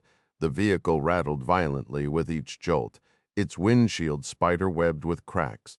The dashboard lit up like a warning beacon, red and amber lights flashing, though the driver waved them off with a casual shrug. It wasn't exactly reassuring. If everything went according to plan, this would be Malenkov's final trip out here, his last time bouncing down these godforsaken paths through the world's forgotten corners. A sharp pothole sent a jolt straight up his spine, and he clenched his jaw, fighting to stay composed. He was sick of it, sick of the extremes. In just over 24 hours, he had gone from the frozen wasteland of Siberia to the sweltering heat of the Sahara. The pilot had given him the last official reading before landing near Tobruk, 32 degrees Celsius, nearly 90 Fahrenheit. Farther inland, it had to be worse. At least it's not summer, he reminded himself. His mind drifted to Vassen, wondering if the man had figured out that he hadn't taken the flight to Porto as planned. He shrugged it off. It didn't matter anymore. Almost there, the driver muttered. Malenkov glanced up and caught sight of the familiar bullet-riddled sign. Al-Jagbub, 12 kilometers. Al-Jagbub was a stubborn little village perched on the eastern edge of the Maghreb, a region that sat like a crown on the Sahara's vast expanse.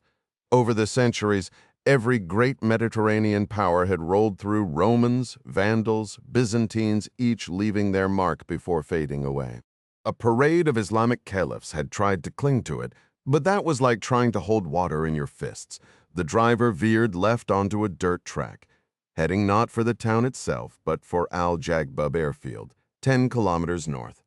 The airstrip had a long, convoluted history, built by the Germans in 1941, seized by the British the following year, and taken over by the Americans later that same year. After the war, it had worn many hats: a training center, a military base, a flight school. Then came the fall of Gaddafi and the chaos of the Second Libyan Civil War. And like everything else in the country, the airfield had rotted away. Government funds dried up, the Libyan Air Force withered to a ghost of its former self, and the hangar doors stayed shut. Sand crept over the runway, the desert reclaiming its territory. For 5 long years, that was that. Then, 8 months ago, something shifted.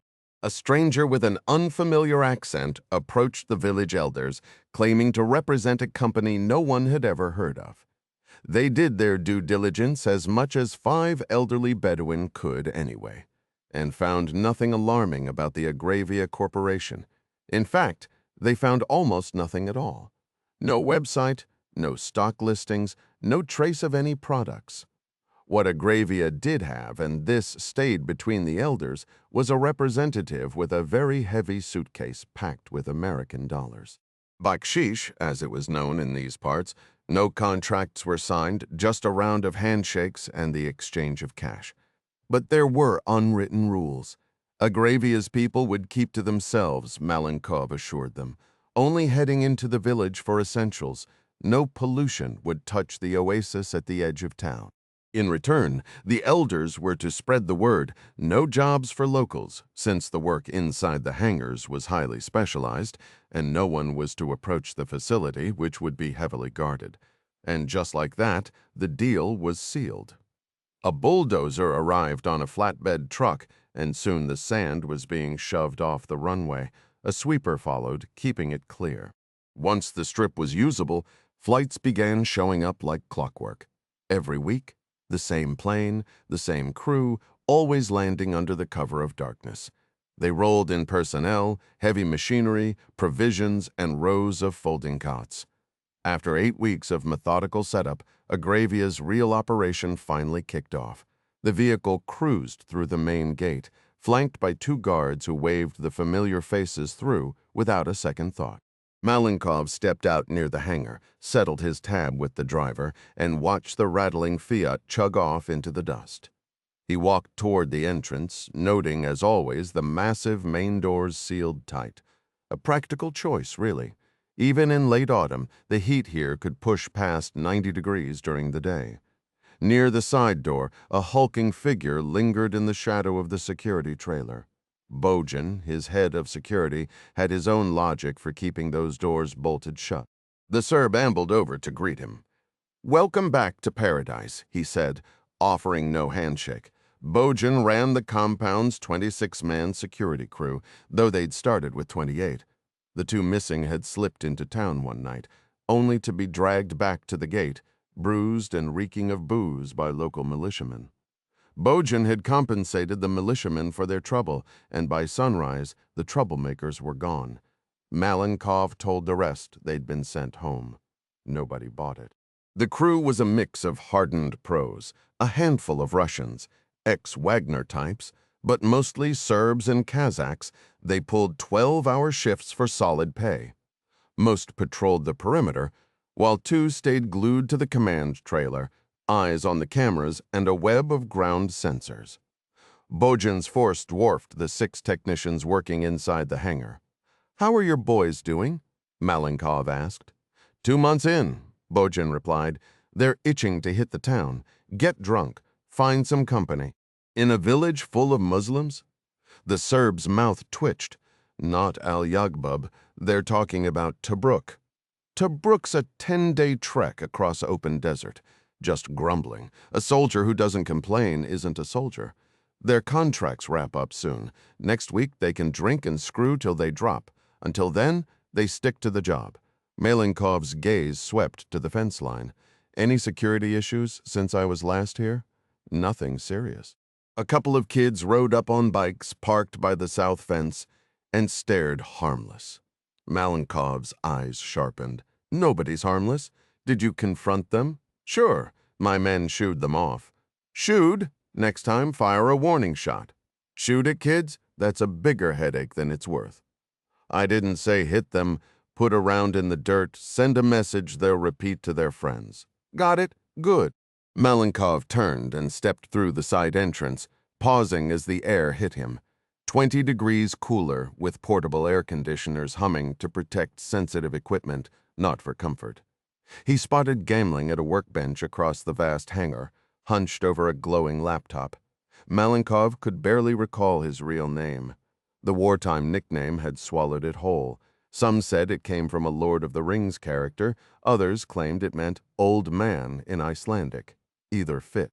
Gamling was 31 but looked 50. Stooped posture, gray hair flying every which way. Before the war, he'd been a postal clerk in Volgograd, an invisible cog in Russia's endless bureaucracy. 2 years later, he was a different creature entirely. The transformation began with his passion for drones. Gamling had been fascinated with them for years, even serving as the head of Volgograd's local enthusiast club. But when the war broke out, everything changed. Within 6 months, the Russian military realized drones were becoming essential weapons, and they started hunting for experts across the nation. 2 armed men showed up at Gameling's doorstep one evening, telling him his talents were vital to Russia's special military operation. He was scared, no doubt, but also curious. His postal job was a snooze fest, and a flicker of patriotism for Mother Russia tugged at him. A buddy from school had joined early and came back in a flag-draped coffin. His brother-in-law signed up for a hefty bonus and returned without an arm. So when the recruiters handed him the paperwork, Gamling didn't hesitate. He packed a bag the next morning. They promised he'd stay far from the front lines, and for a while that held true. But as the war dragged on, his assignments crept closer to the danger zone. He worked out of a rotating lineup of barns and basement workshops, assembling drones and launching them into a chaotic sky. Strike models became his bread and butter, a perfect mix of his favorite obsessions, piloting UAVs and playing first-person shooters. The fact that his targets were real people faded into the blur of relentless workload. Drones arrived by the hundreds, then thousands, each one smarter and deadlier than the last, longer range, sharper electronic defenses, nastier payloads.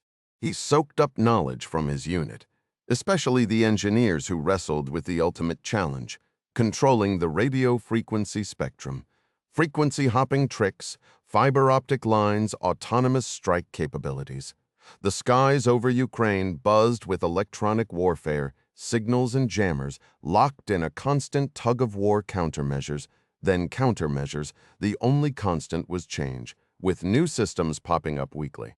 Gamling had a knack for this electronic chess, and within 6 months, he rose to lead technician in Rubicon, Russia's elite drone outfit. He served 3 tours in Ukraine, and when Malenkov started looking for someone with his skills, Gamling's name surfaced immediately. Malenkov hesitated at first. Hiring a Russian citizen felt risky, just like his old days at the SSD. But talent had to be accommodated. He tracked Gamling to a shed behind his family farm near Volgograd. Freshly divorced, worn down by war, and sorting through his late father's belongings, Malenkov knew the man was strapped for cash, so money was part of the pitch. But he framed it as something bigger, a new challenge, a fresh frontier for Gamling's impressive abilities, and a way out of the soul-crushing civil service grind, surrounded by what Malenkov called barnacles clinging to their paychecks without caring where the ship was headed. It was the perfect move. The postman chose adventure over monotony.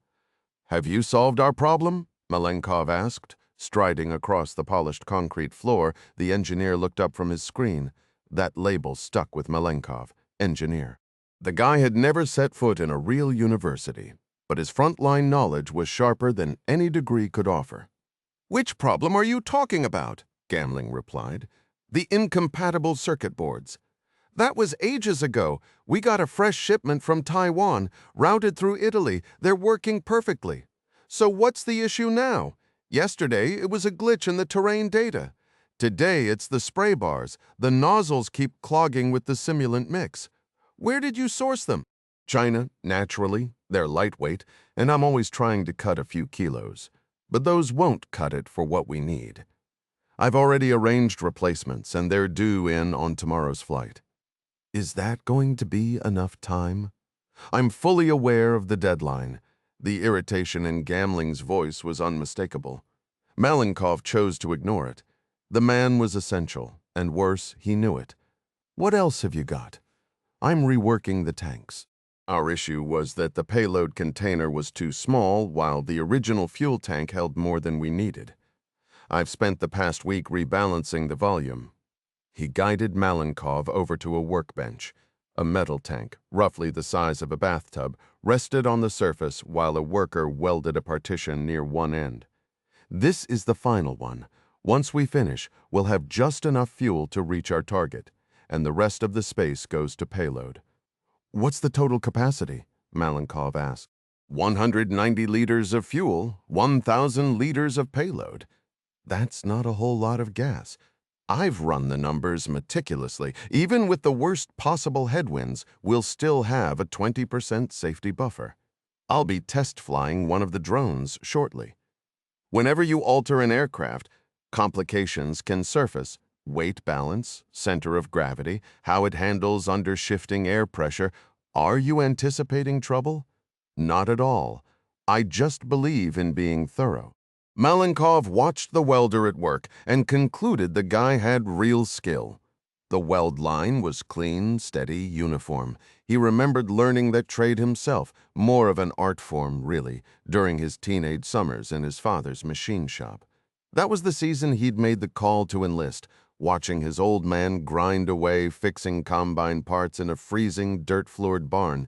He'd wanted no part of that life. And look how far I've come. It wasn't the first time Malenkov had felt grateful for gambling. The man had technical brilliance, sure, but he also had an eye for hiring solid people, probably a skill picked up back in Ukraine. He'd brought in 4 techs with a mix of expertise, 1 aviation mechanic, a software specialist, and 2 general grease monkeys. Only one had been a bust, a meteorologist from Irkutsk, who, after learning the true nature of their mission, started poking around with uncomfortable questions. Like Bojan's 2 sloppy guards, he'd been sent home. Gameling took over his duties without missing a beat. There was one more technician on site, the most critical of all, someone Malenkov had handpicked after a long, painstaking search. Omar Kasim was a rare breed, the linchpin of this whole operation. For reasons Malenkov never quite grasped, the man kept to himself, only mingling when absolutely necessary. He did most of his work under the cover of darkness, but he always delivered. When the big moment arrived, Kasim would be ready. Gameling returned to his laptop, and Malenkov wandered across the hangar floor. The 10 drones looked completely harmless. Only 2 had flown so far brief tests to check certain systems. The rest sat in various stages of assembly, panels open and diagnostic gear hooked up. In 2 days, everything would change. The aircraft would be fueled, primed, and locked onto their one and only flight path. The exact launch window depended on the weather. This was where losing that meteorologist really stung. But Malenkov's strike had a hard deadline. His little fleet was about to alter the course of history. And when it did, Andrei Malenkov would be sitting on a fortune. 18 DAA Headquarters Joint Base Anacostia Bowling, Washington, D.C., 1920, local time. Kyle Ryan was locked in. His hands moved like a pianist on overdrive, dancing across 2 keyboards at once. The triple monitors in front of him responded without hesitation. He worked the machines with an almost supernatural ease, a connection that bordered on instinct. Kyle didn't notice the chill in the room, the kind of long-sleeve cold that kept the servers humming without a hiccup. Outside, the weather was picture-perfect, but he couldn't have told you that. He'd slipped in long before dawn, and by design the workspace had no windows. On the far wall, some software engineer with a twisted sense of humor had tacked up a banner featuring an AI-generated image. The Terminator robot, perched on a boulder in Rodin's famous thinker pose. All around, the computer stations were buried under greasy takeout containers and crumpled energy drink cans. It was messy, chaotic, and electric, fast-paced, and a little reckless, and to Kyle, it was absolutely perfect. He and the crew were on fire. Kyle had recently joined the DIA, passing up a Navy promotion to 04 in favor of a GS-13 civilian gig. He jumped in with both feet, and not just metaphorically. His first field op, a mission in Central Africa, had turned into a nightmare. He'd lost teammates and gotten tangled up in a coup attempt. It was brutal, A trial by fire that left scars, but he came out the other side. Not long after getting back stateside, his path took another wild turn. He was tapped for a hush-hush team of DIA programmers working on a top-secret AI project. At first, Kyle figured his bosses just wanted him out of the field, parked somewhere safe. But the more he dug into the work, the more he saw its potential, and his doubts melted away. The memories from Angola were still jagged, still raw, but they stung the least when he was here, buried in this new puzzle. He and a tight group of DIA tech whizzes were putting the final polish on something genuinely new. Historically, the DIA had played the long game, feeding strategic intelligence to the military branches with an eye on the big picture. But the agency also had a side gig, supporting active operations. In practice, the DIA acted as a funnel for raw intel from the collectors. The NRO and NSA were champions at scooping up mountains of imagery, signals, and electronic data. The problem was, the sheer flood of information had overwhelmed the analysts trying to make sense of it. Valuable intel was going stale before anyone could use it. The DIA got the order to fix that, and plenty of ideas got tossed around. The one that stuck was Cybercell 6. Whether there were actually 5 other cybercells was a running joke among the team, since the whole thing was so classified that its very existence was a secret. The workspace was a skiff, swept for bugs on the regular, and everyone's phones were parked at the outer security desk. Few people in the headquarters building even knew what they did. The whole concept rode on the wave of artificial intelligence, the new buzzword echoing through the intelligence community. It meant different things to different folks, but the core idea was simple. Massive computing power, aimed right, could shake national security in ways that might rival or even beat the arrival of nuclear weapons.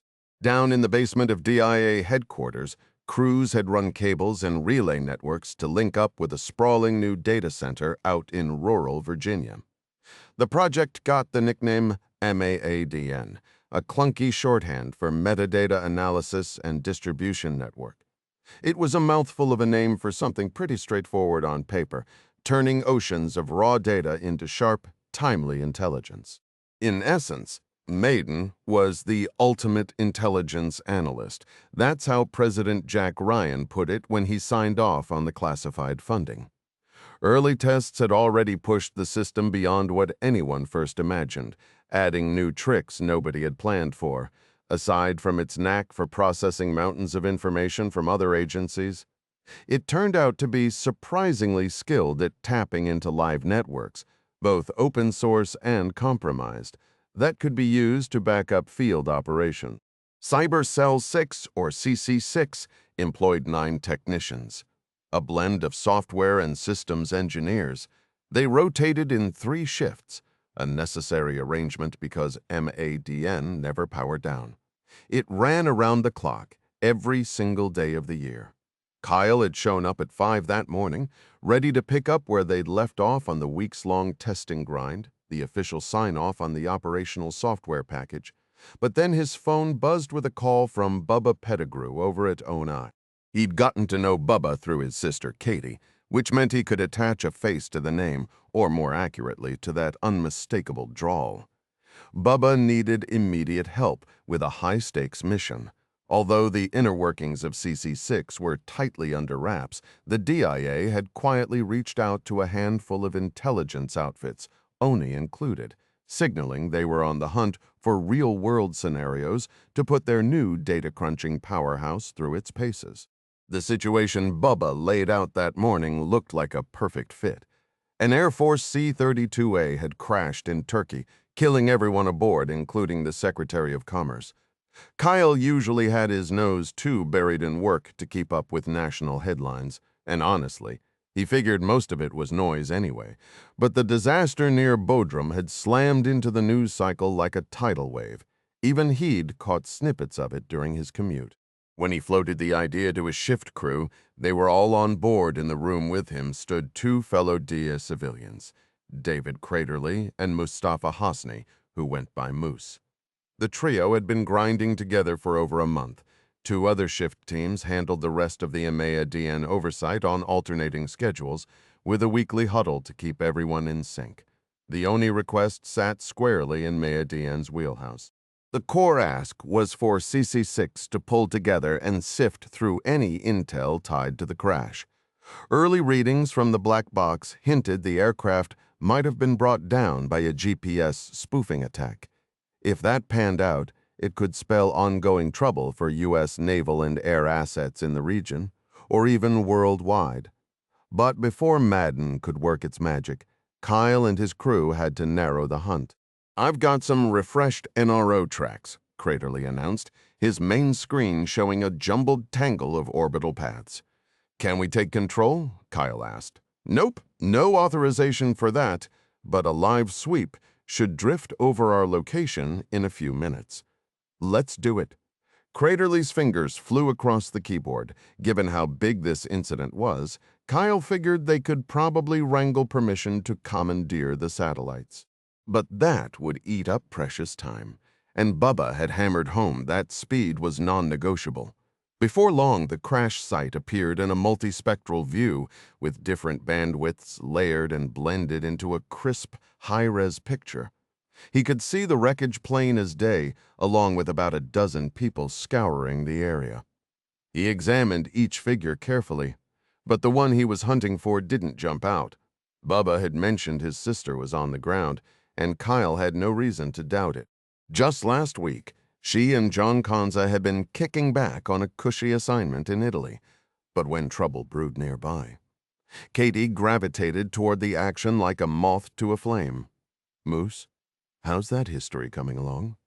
With his dark complexion and Egyptian roots, Moose had been born in Palo Alto, the only child of a Stanford computer professor and a Silicon Valley circuit designer. He'd inherited his father's deep features, his mother's lean frame, and a mind that fused the finest of both. He'd aced his undergrad and master's at Caltech, then set aside a PhD to chase some hands-on experience. And, in his world of data-heavy analysis, there was no grittier proving ground than CC6 Craterly rolled his chair across the room with the reckless energy of a Mario Kart racer. When they weren't on the clock, the team loved to fire up the classic game, and at 6'2" and 260, he naturally gravitated toward Bowser while Moose took the role of Luigi. A proud alum of Rensselaer Polytechnic Institute, one of the top science and engineering schools in the world, Craterly wasn't one to waste time. "So walk me through this again? What exactly are we hunting for?" he asked. "We've got reason to believe this jet may have been hit by some kind of electronic attack that messed with its navigation. Our job is to find any hardware in the vicinity that could have pulled that off. I need specifics." Moose shot back, fingers flying across his keyboard. "Let's start with GPS spoofing gear. Give it a 10-mile radius from ground zero." "Could it be mobile?" Craterly pressed. "Not sure yet," Moose replied. "I'll log it as a secondary variable. If it was on wheels, it's probably long gone by now, right? So let's focus on what stands out. Run a comparative analysis of the scene, 2-hour slices before and after the crash. I'm especially interested in heavy-duty rigs, the kind that could haul generators and serious electronic equipment." "What about SIGINT?" Craterly suggested. "If GPS jamming was involved, there might be traces in regional signal captures." "How would that work?" Kyle asked. "A fake signal could throw off navigation for cars, boats, phones, anything that relies on GPS for location and timing.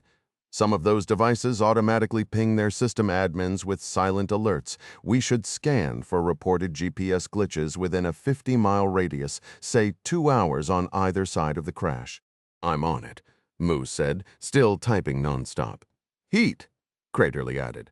"The more power you push, the stronger the jamming effect." "Good call," Kyle nodded. "Flag any high-value unusual infrared signatures." "We won't get IR for the exact moment of the crash," Moose countered, glancing at his screen. "I checked the airport weather cloud cover was thick." Kyle had to admit that was a fair point. Clouds could muffle IR signals, but Craterly wasn't ready to drop it. It was clear 3 hours before the crash, though. So let's widen the window. A vehicle prepping for an attack like this would have been in place well ahead of time.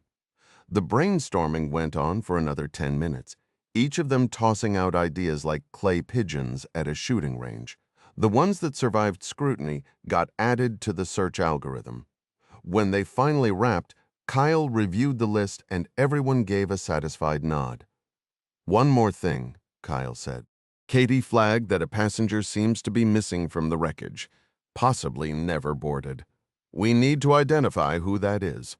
That line of discussion was far simpler. 10 minutes later, Moose hit send. The commands shot through an SMF fiber optic cable beneath the Potomac at near-light speed, racing 40 miles to a facility that was already humming with anticipation. Madden was waiting. Over the past decade, Northern Virginia had cemented itself as the undisputed hub of American data centers. The region was to artificial intelligence what Silicon Valley had been to the microchip. The reasons were grounded in hard pragmatics: plentiful power and transmission infrastructure, proximity to undersea cable landings, and rock-solid low-latency links to the data-hungry government agencies across the D.C. area. The DA's newest facility in southern Loudoun County looked from the outside like 100 other industrial blocks. The key difference was the perimeter: double-high fences wrapped in concertina wire, constant surveillance, and a squad of military police on patrol. Inside, though, the scale was something else entirely. 10 football fields of climate-controlled space housed thousands of graphics processing units, neuromorphic chips, and custom ASICs, all humming in perfect synchronization, their lights blinking like a galaxy of binary heartbeats. MAIDN absorbed the instructions and set to work instantly. For 6 seconds, the AI supercomputer strategized, divided the workload, and began its hunt. Within 60 seconds, intel started pouring in from 6 of the country's top spy agencies. Madden kicked into high gear without missing a beat. Crash site. 12 miles east of Bodrum Airport.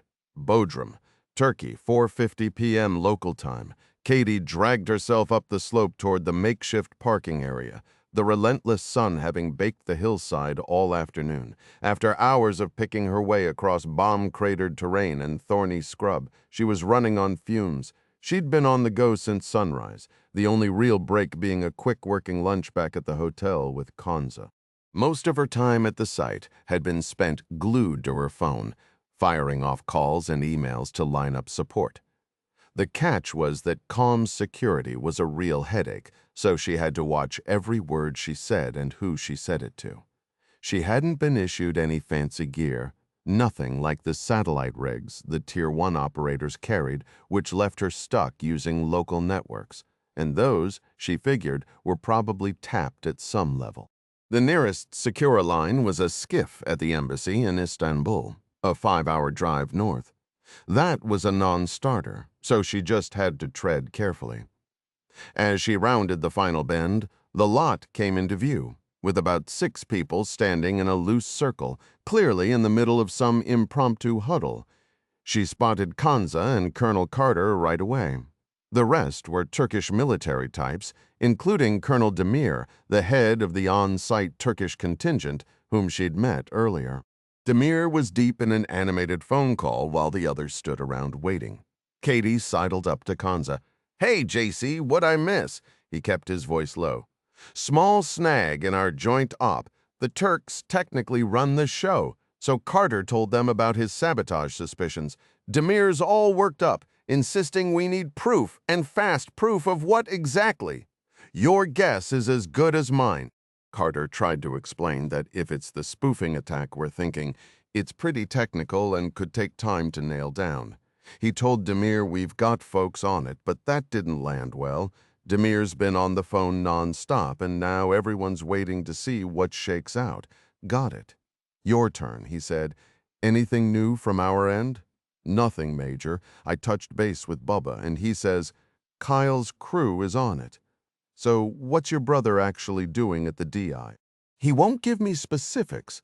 All I got was that it's some experimental AI thing built for operational intel."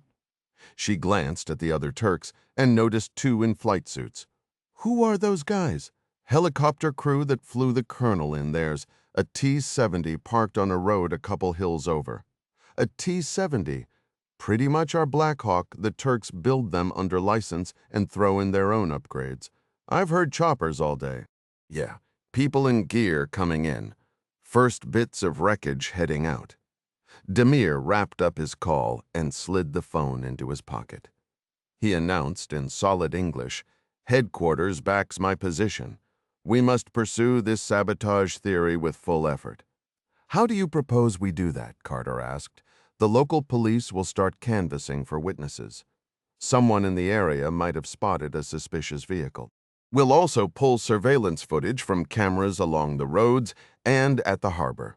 Katie shrugged, shot Kanza a look, and whispered, "Not the worst plan I've heard all day." "Fair point," he murmured back. Demir switched to Turkish for a quick exchange with the helicopter crew, then declared, "I'm sending my helicopter out to assist with the search. The departure is immediate." Carter pressed for specifics on what they expected to find. Demir explained that any terrorists in the region would likely have fled, probably heading east. The Ministry of the Interior had road and rail stations covered, while air and ground units would sweep for anything out of the ordinary.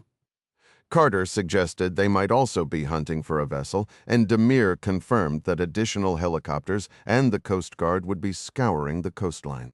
He then offered Carter's team a spot on his own helicopter, and one of the pilots chimed in flawless English, that an extra set of eyes never hurt. Katie could see Carter mulling it over. It was a friendly gesture from an allied force, the kind that's tough to brush off.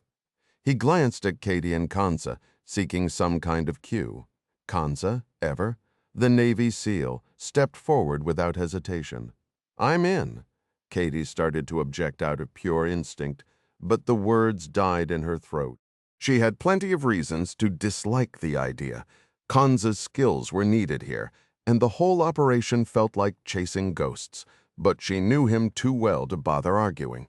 He was a born operator, the type who never cruised in the slow lane. Once he set his mind on hunting down the enemy from the air, there was no stopping him, and maybe, just maybe, they'd stumble onto something useful. Demir looked pleased with Kanza's eagerness. JC caught Katie's eye, and she gave him a slight nod. He flashed a rogue's grin, fished the SUV keys from his pocket, and tossed them her way. A moment later, he was shaking hands with the flight crew. Katie watched the Turkish Black Hawk climb into the dusk, its camouflage pattern making it nearly indistinguishable from a U.S. Army bird. It banked eastward and vanished behind the ridgeline. She still had misgivings about splitting up with JC, but there was no solid reason to hold him back. She headed back to the hotel, guiding the SUV down the access road, which had been chewed up by heavy equipment all day. Sergeant Thomas, a big, friendly guy from Carter's team, rode shotgun, and they passed the time swapping stories about their respective services. They pulled in just as the sun dipped below the horizon. Katie went straight to her room and stood under a long, hot shower, watching the day's grime spiral down the drain in a brown swirl. She changed into jeans and a loose cotton shirt, ready to meet Carter and his staff for dinner in the lobby. Pausing at the window, she took in the postcard view. The hotel sat right on Bodrum Harbor, and the marina was a sight to behold, a handful of fishing boats and work scows, but mostly magnificent sailboats, each one seemingly handcrafted from polished hardwood. 60 and 70-foot charters rocked gently on the evening tide, hundreds of them since November was the tail end of the low season. But as stunning as that scene was, Katie's eyes kept drifting to the edges of the harbor. Parked cars, loitering men, idling delivery trucks. She scanned for sounds or movements that didn't belong, a habit that had followed her since Italy, though it had been less intense there, tucked away on base. This was the box she could never climb out of. She thought back to the nod she'd given Kanza, that silent green light for his helicopter ride, and wondered if she'd made the right call. It probably would have been just a routine sightseeing hop. But both of them understood that his little scouting trip was only part of the equation. The other half was Katie. That persistent shadow she could never shake, no matter how hard she tried to ignore it. It had been that way for years. She couldn't escape the weight of her identity, or more pointedly, the identity of her father. Every service member carries the rule that they can't knowingly put themselves in harm's way when off the clock. For most, that meant avoiding dangerous currents or crazy stunts like jumping off skyscrapers. A careless move could sideline a valuable asset. But Katie had a much more frustrating standard to meet, one that kept her teetering on a razor's edge between being cautious and being paranoid. Sure, plenty of officers might go their whole careers without firing a shot in anger. But in the last 12 months, she'd been swept into the middle of 2 active firefights. Her folks and her commanding officer never raised a fuss. She was just doing her duty. Now, she had to wonder if history was repeating itself. She was stuck in a volatile part of the world, far from her teammate. And this wasn't just any teammate. She and Kanza never exactly had a heart-to-heart about it. But the writing was on the wall. John Kanza was assigned to escort her to Sigonella because he was a former Navy SEAL. Even if it wasn't official, he was her shadow, her guardian. She had a hunch Colonel Carter had the same thought in mind. The way Sergeant Thomas casually asked for a lift back to the hotel, the way their rooms were all lined up on the same floor with hers dead center. A coincidence, not a chance. Being the president's daughter was an irritating reality of her existence, but Katie had a say in her own life, and she was dead set on never letting that fact hem her in. 20. The Kremlin, Moscow, Russia. 1832 local time. General Vassin hurried along the red carpet runner, surrounded by gilded paintings of Russia's glorious battles and crystal chandeliers overhead. The hallway was practically a museum of intimidation. As the head of the GRU, Vassin was a regular at Kremlin staff meetings at least twice a week, unless the president had slipped away to one of his country estates.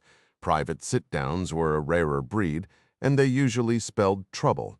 Luckily, this invite had come in yesterday, and he hadn't caught wind of any looming catastrophe. Even better, he had a pretty solid hunch what it was about, though you could never really count on that in these corridors. 2 stern-faced men watched him at the entrance to the presidential suite, but neither made a move to stop him. He'd already been through 3 metal detectors, a couple of wand sweeps, and a very thorough pat-down. The president might put on a confident front, but he was never truly at ease. Vassin stepped into the waiting room and spotted Yermilov's assistant, Anastasia. She was a familiar face around here, mid-40s, sharp-looking, all business. Whether there was more to their relationship was a question nobody dared to ask. "Good evening, General," she said. "He'll see you in 5 minutes." It only took 2, another one of the president's little mind games. Sometimes he'd make you cool your heels, other times he'd pull you in right away, always trying to keep visitors off balance. Vassin walked into Yermilov's office to find the president lining up a file on his desk. He was old-fashioned that way, wary of anything digital, preferring physical documents he could watch get shredded. Paper was the norm throughout the executive wing, a sign of the deep-seated distrust running through the Russian mindset. Generations of keeping tabs on neighbors, betraying colleagues, and even doubting family loyalty had left its mark. The very notion of trust Dovriat had all but disappeared from the vocabulary. "You've talked to Malenkov?" the president asked, skipping any pretense of small talk. "Just as you instructed. And how is he?" "Some things don't change. I was fortunate to catch him in Moscow these days. He spends most of his time in Portugal." "Is that so, according to him?" The president's gaze settled on Vassin with that familiar, lifeless stillness, the way a shark regards a passing fish, without malice, without interest, just pure calculation. "Malenkov is one of us. Whatever he tells you carries no weight." "The GRU is on him, correct?"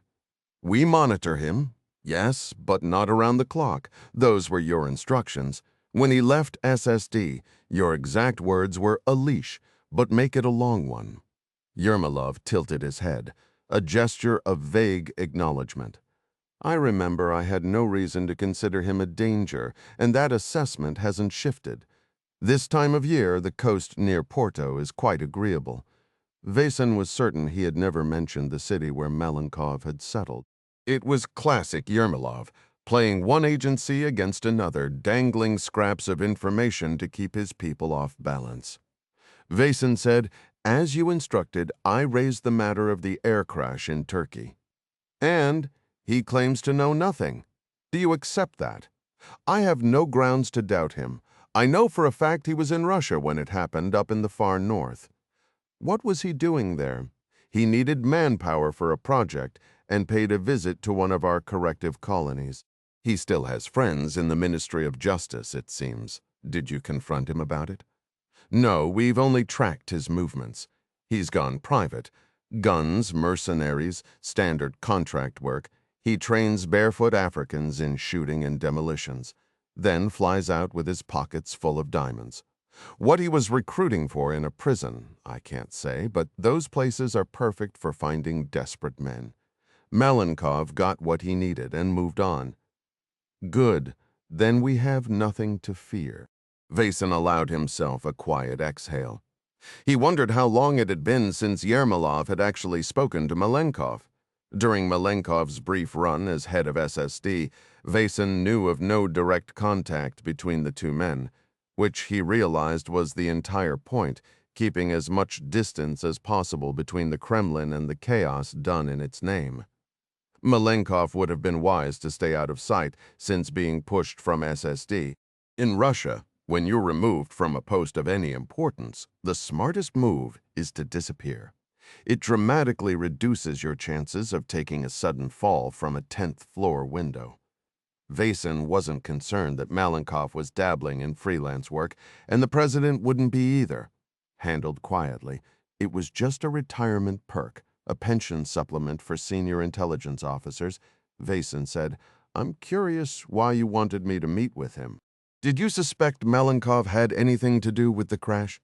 "Not at all, but it's an unusually high-profile disaster. I want to be certain our hands are entirely clean." A shrug. American planes can go down without our help. True, still, if you catch even a whisper to the contrary, I want to know immediately. Of course. Anything else? One more matter, Gunther Klaus. Vason felt his guard go up. This was a topic he'd hoped to avoid.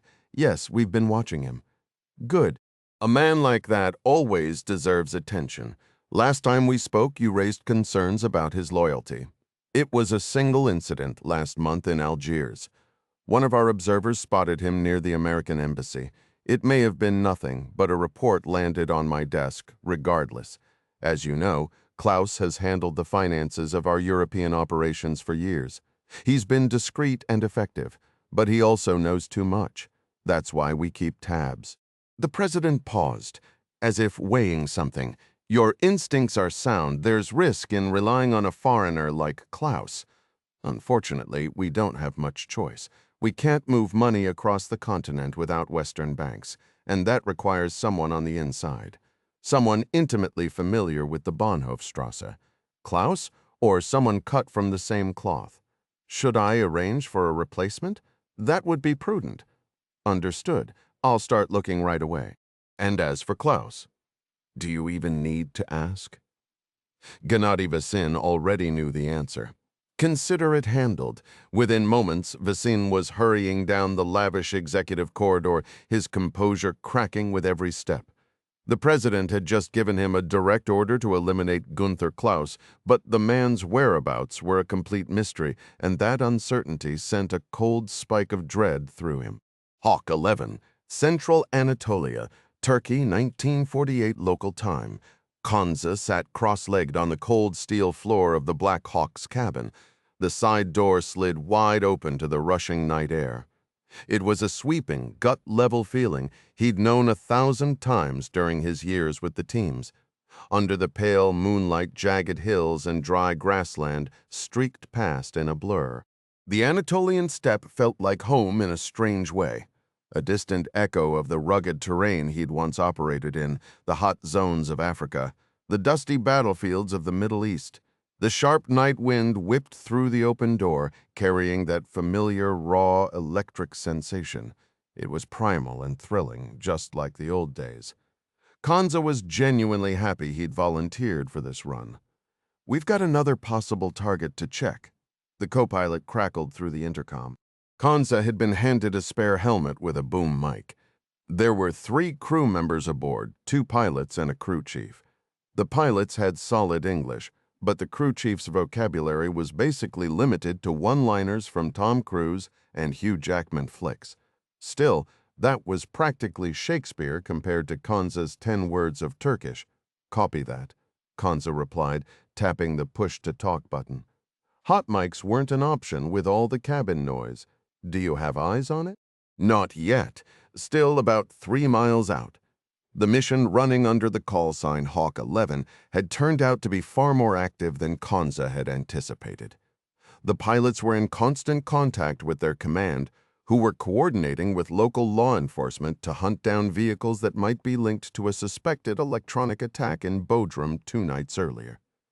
As encouraging as that sounded, the search parameters, as far as Kanza could tell, were painfully vague. The Turks were relying on traffic cameras and witness statements to track down a vehicle that might not even exist. After a quick fuel stop at a military base, they'd been airborne for over an hour. In that stretch, they'd already made 2 stops. The pilots had chased down a container truck and a large work van based on forwarded descriptions. The tactics were simple enough: flip on the searchlight, land directly in the road to block the path, and hope for the best. Their bird wasn't carrying any weapons. The day hadn't started as a combat mission, and despite what Hollywood would have you believe, military aircraft don't fly with live ammunition unless there's a specific operational reason. Once the vehicles stopped, Kanza and the crew chief approached with the only firearms on board, a pair of Turkish-made MPT 55K rifles. They searched both vehicles, found nothing suspicious, and sent 2 shaken drivers on their way. Kanza felt like a glorified traffic cop, and he figured that's how the rest of the night would go. Still, at least there was some logic behind the madness. The Turkish government had been walking a tightrope for years. The failed coup attempt in 2016 had come dangerously close to succeeding. Since then, the military had made countering internal threats a top priority, scouring remote roads for possible terrorists. That was just another Tuesday for a military helicopter crew. "I've got a visual lock," the co-pilot announced. Kanza leaned forward, peering past the right seater's shoulder at the tactical display. The pilots weren't using night vision gear on a clear moonlit night. They didn't need it. But for this operation, they had something even better. Mounted on the helo's chin was an Assel FLIR 400 electro-optical reconnaissance, surveillance, and targeting system. The system picked up shortwave infrared, feeding a grayscale tactical display. Dead center in the targeting reticle, Kanza spotted a mid-size box truck rolling east. A half-mile ahead, 2 other vehicles moved in the same direction along the E80, a lonely stretch of highway east of Ankara. No other headlights or taillights broke the darkness in either direction. "What's the intel on this one?" Kanza asked the co-pilot. A witness placed a truck near the Bodrum airport the day before the crash. This one matches the same model and color. "A road surveillance camera flagged it an hour ago. We're ordered to investigate." "Sounds pretty flimsy," Kanza shot back. "Flimsy?" the crew chief echoed, clearly annoyed by the slang. "Doubtful." The crew chief, a stocky superior sergeant with a thick mustache, shrugged and went to grab his rifle. The MPT wasn't Kanza's preferred weapon, but it got the job done, and it would certainly make an impression on a truck driver. Kanza kept his eyes locked on the tactical display as the Black Hawk swept into a wide arcing turn, the targeting pod rotating on gimbals to hold its lock. The pilot cut in. "I'll fly a mile ahead once the 2 cars pass. I'll set her down on the road." Kanza watched the helo's searchlight snap on, the beam slewing until it bore-sighted with the FLIR, a slick feature that lit up their target. If the truck's driver hadn't realized he was being watched before, he sure as hell knew it now. Kanza mused. Maybe he'll pull over, blinded by the glare. The wide turn carried the helo's flight path directly over the leading vehicles. Kanza figured they were roughly 500 feet up.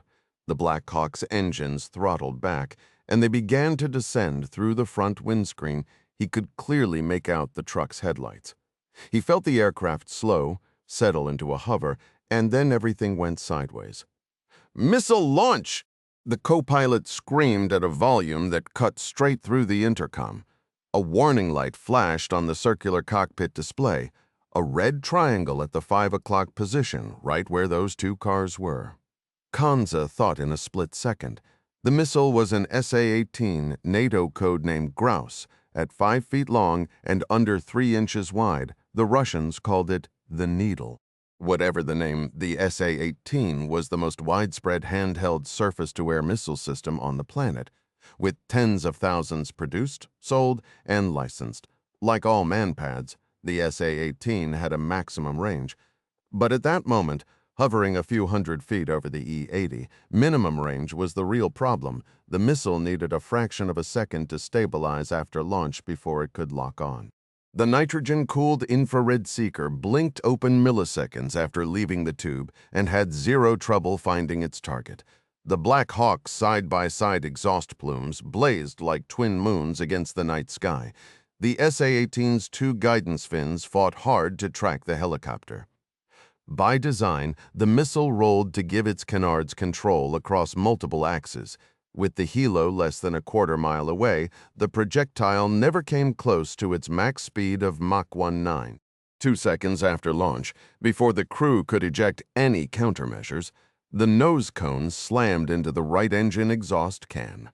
At launch, the missile weighed 24 pounds, and even after burning off some rocket fuel, the sheer mass and velocity delivered a bone-jarring impact. The warhead finished the job. Just under a pound of high explosives detonated via a delayed contact fuse. The magnetic proximity fuse, a backup for near misses, never got the chance. A secondary charge in the missile's rear ignited the leftover rocket fuel simultaneously. An explosion stacked on another explosion. A helicopter's propulsion system is a delicate web of machinery. Jet engines, mechanical hubs translating power, massive spinning rotors, and none of it stood a chance. The Black Hawk convulsed violently as a disk of shrapnel tore through the air, its lethal fragments moving at thousands of feet per second. The devastation was immediate and absolute. Kanza was hurled to the deck, rolling hard to his left and nearly flying out the open doorway. His hand shot out, searching for anything solid, and caught the empty mounting bracket where a door gun should have been. He clung to it desperately as the aircraft pitched and spun, the rotors and fuselage fighting each other in a chaotic spiral. Shouts erupted from the cockpit, mostly in Turkish, before a sharp voice cut through. "Brace for impact!" Kanza scrambled for a foothold, his prosthetic left leg finding one just in time. He pushed himself away from the yawning door, fighting the centrifugal forces that threatened to toss him into the night. His only thought was reaching his seat. If they were going down, he wanted to be strapped in. A quick glance behind him showed the crew chief crumpled on the floor, motionless, blood streaking down his flight helmet. Kanza lunged for the olive-drab webbed seat and hauled himself into it, the world spinning wildly through the open side. A dizzying carnival ride gone horribly wrong. He managed to click 2 points of the 5-point harness into place before the aircraft slammed into the desert floor. His head cracked against something unforgiving. A blinding flash erupted behind his eyes, and then nothing but darkness. DIA Headquarters, Joint Base Anacostia Bowling, Washington, D.C. 1317 local time. The crash in eastern Turkey didn't make waves right away. The region was staggeringly isolated, with the nearest settlement, the tiny village of Turkan, a good 8 miles away. Traffic was nearly non-existent at that hour, and the first car to stumble upon the wreckage made an immediate U-turn and sped off into the night. It wasn't a surprising reaction. The road sat uncomfortably close to the Syrian border, where burning debris was a sight best left unseen. Like the SAM 719 tragedy 2 days prior, the Black Hawk's emergency locator transmitter kicked in when its accelerometer registered the brutal force of the crash. A few commercial flights overhead picked up the warbling ELT signal and passed it along to air traffic control.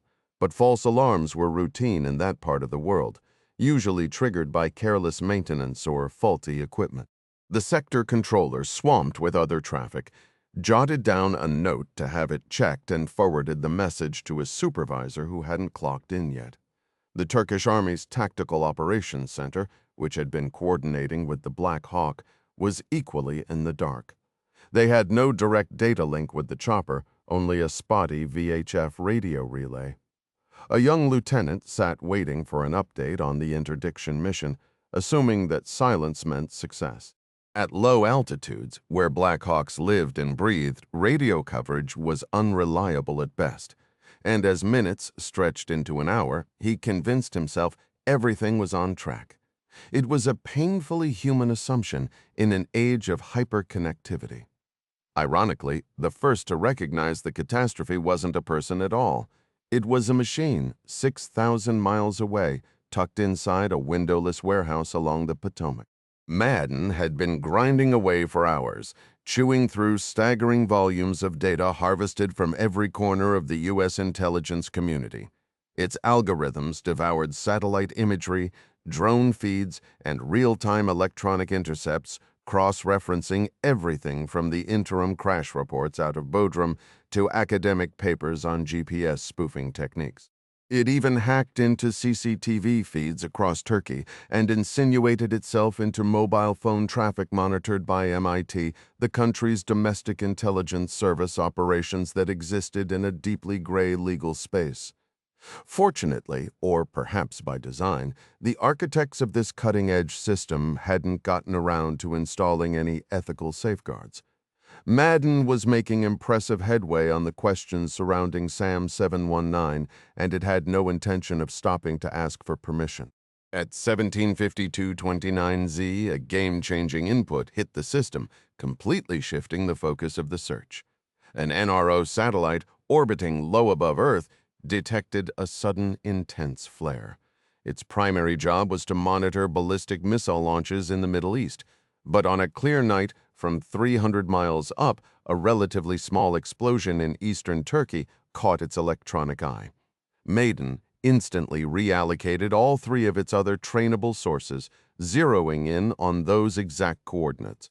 Over the next 10 minutes, the system absorbed a flood of data, processing it with the kind of speed and precision you'd expect from 13 acres of raw computing power. The results were distilled into a crisp, human-friendly brief double-spaced aerial, 14-point black on white, and fired off to its human overseers near the Potomac.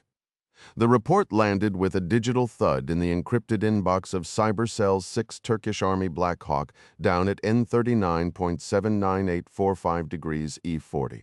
50343 degrees, likely taken out by a surface-to-air missile while approaching a vehicle tied to the SAM 719 crash. 3 vehicles involved in the attack had already fled the scene, heading eastbound under surveillance. Analysis of suspect Vehicle 1, a medium-duty Gaz C41R13 modified with what appeared to be power generation and antenna mounts. Its infrared and visible signatures matched the profile of an electronic attack platform. Recent tracking data, stretching back 72 hours, placed the vehicle near the extended center line of Bodrum Airport runway 28R at the time of the crash. The registration was Georgian, tied to an anonymous shell company, probability that Vehicle 1 was behind the electronic attack on SAM 719, 94.63%. "Holy shit!" Craterly blurted out. Across the room, Kyle and Moose were deep into their Chinese takeout, Moose having just picked it up from the main security station. They hadn't eaten since morning. "Did Madden find something on our crash?" Kyle called over. Sort of. But it's reporting another incident." "What?" Kyle and Moose dropped their chopsticks, rushed over, and scanned the flash message. "Holy shit is right," Moose echoed. Before Kyle could respond, a second alert from Madden popped up. 4 suspected casualties on the Black Hawk, according to the Turkish Army flight plan. A crew of 3 regulars plus a passenger, a U.S. Navy officer, name and rank still unknown. Kyle felt the ground give way beneath him, a dizzying freefall. Kyle? He looked up to see his colleagues staring at him. There are only 2 Navy officers I know of connected to any of this. It might not be Katie, Moose said, his voice lacking conviction. Kyle managed to nod, struggling to steady his breath. The feeling was all too familiar, like taking a body blow in the boxing ring at Annapolis and fighting to recover. We should get this to Bubba, Craterly suggested. No, Kyle shot back, his voice suddenly rough. That's a sideways move. This goes straight up.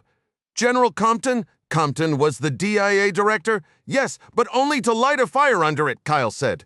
This goes to the top 23 Situation Room, the White House, Washington, D.C., 1336 local time. Jack Ryan hurried into the Situation Room, Mary Pat having called an urgent meeting of the National Security Council, something she never did without good reason. He'd cut short a session with the Federal Reserve Chairman on inflation without a second thought. The day-to-day mechanics of running the country mattered, but rarely were they time-sensitive. The world was a volatile place and security always came first. He jogged down the steps to the West Wing basement, his security details scrambling to keep pace. Entering the newly renovated Situation Room, nicknamed the Whizzer, he found only a partial gathering of the NSC Principals Committee. In addition to Mary Pat, there was Arnie Van Dam, Sec-State Adler, Sec-Def Burgess, and JCS Chairman Kent. It was midday, and these were the folks who happened to be in the building. The remaining members of the National Security Council, all still traveling, had sent their estimated arrival times. Mary Pat, clearly not in a patient mood, jumped straight into business the second Ryan settled into his chair, another clear signal that something major had just landed. She pulled up a map on the big wall screen and said, Cybercell 6 has flagged an incident in eastern Turkey. This came through a new AI system built to catch time-sensitive intelligence mad, the president asked. Exactly right, she confirmed, and it's proving its worth. Less than 30 minutes ago, a Turkish Army Black Hawk went down in a remote area east of Ankara. We haven't heard a peep through official channels, so I reached out to the Turks to let them know what we're seeing. But I held back some details. We have a small window to set up our own move. A move on what? Asked Arnie Van Dam, who, as usual, looked like he'd slept in his wrinkled suit. If Madden's read is correct, that helicopter was taken out by a surface-to-air missile, unknown type, but likely shoulder-fired. Mary Pat walked through the search the Turks had been running, noting how they'd flagged an eastbound truck as a person of interest. She mentioned that 2 other vehicles had been spotted in the same vicinity, so the Turks thought this truck was behind the shoot-down of Sam 719, Burgess asked. They've been chasing every lead they can find. This one started as a wild guess, basically a routine traffic stop. They were throwing darts and hoping to hit something, but it looks like they got lucky. The evidence on this Black Hawk is strong, and Madden has been pulling in supporting intel ever since. To put it simply, it's a clear-cut case the people in those vehicles are the ones who killed John Moore and the rest. Any clue who they are? Ryan asked. Not yet, but Madden is tracking them from above. The 3 vehicles are still together, so they're definitely operating as one unit. Right now, they're moving east and moving fast, which points to an escape plan. Ahead of them are the borders of several countries that aren't exactly our allies: Syria, Iran, Iraq, Georgia, Armenia.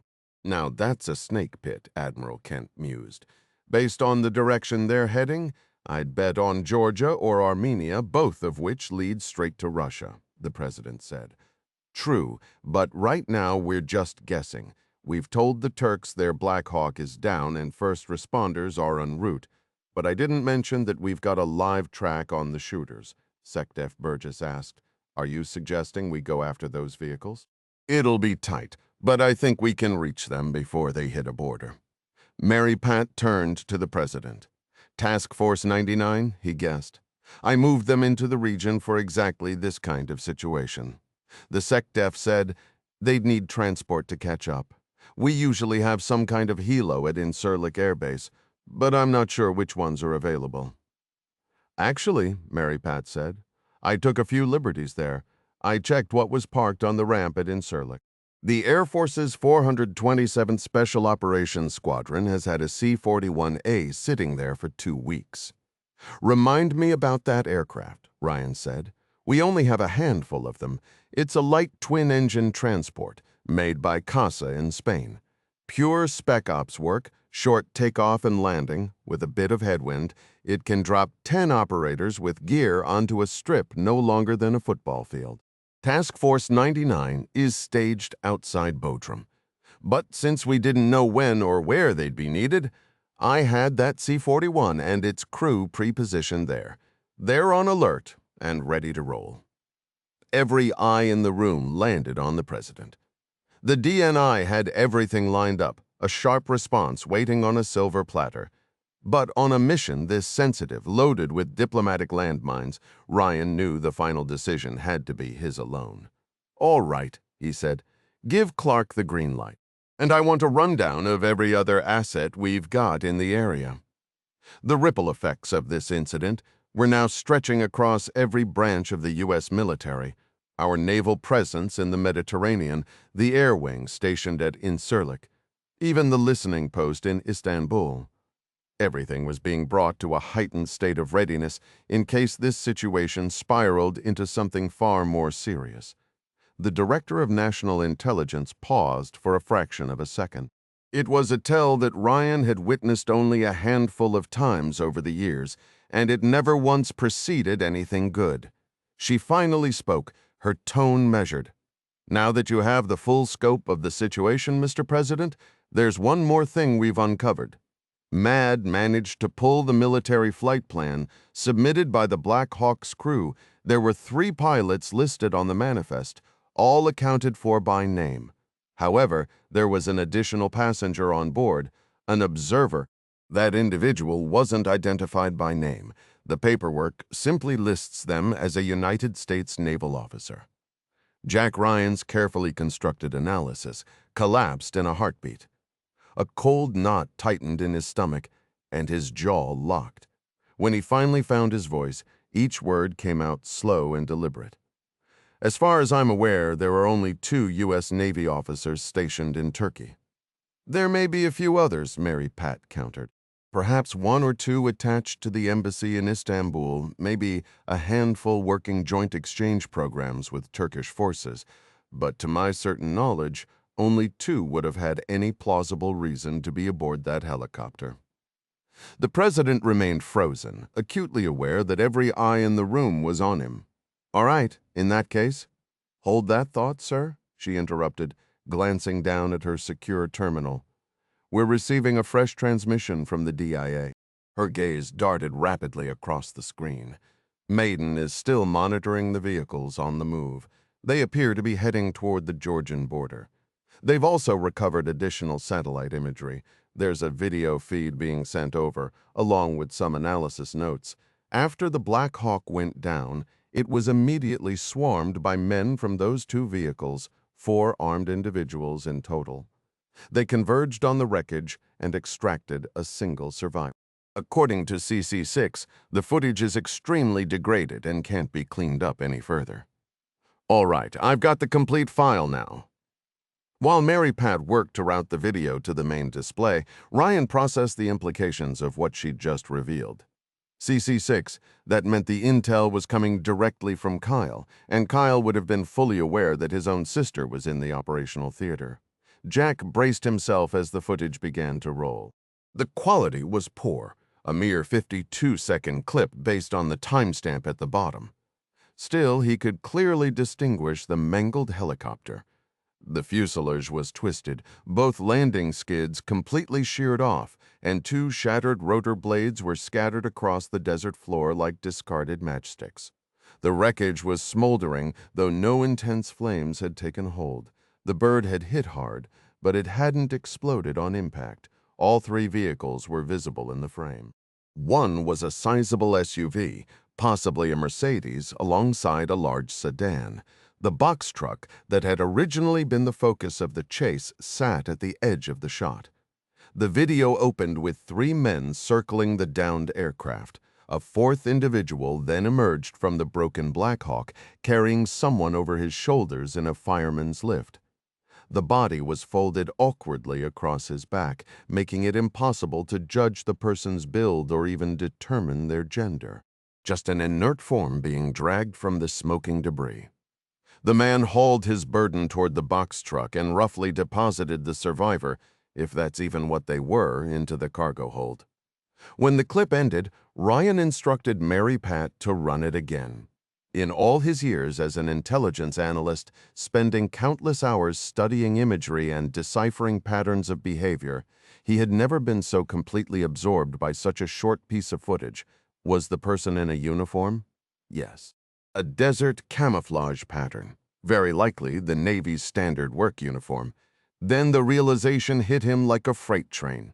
The three Turkish crew members would have been wearing flight suits, either green or tan, but definitely not camouflage.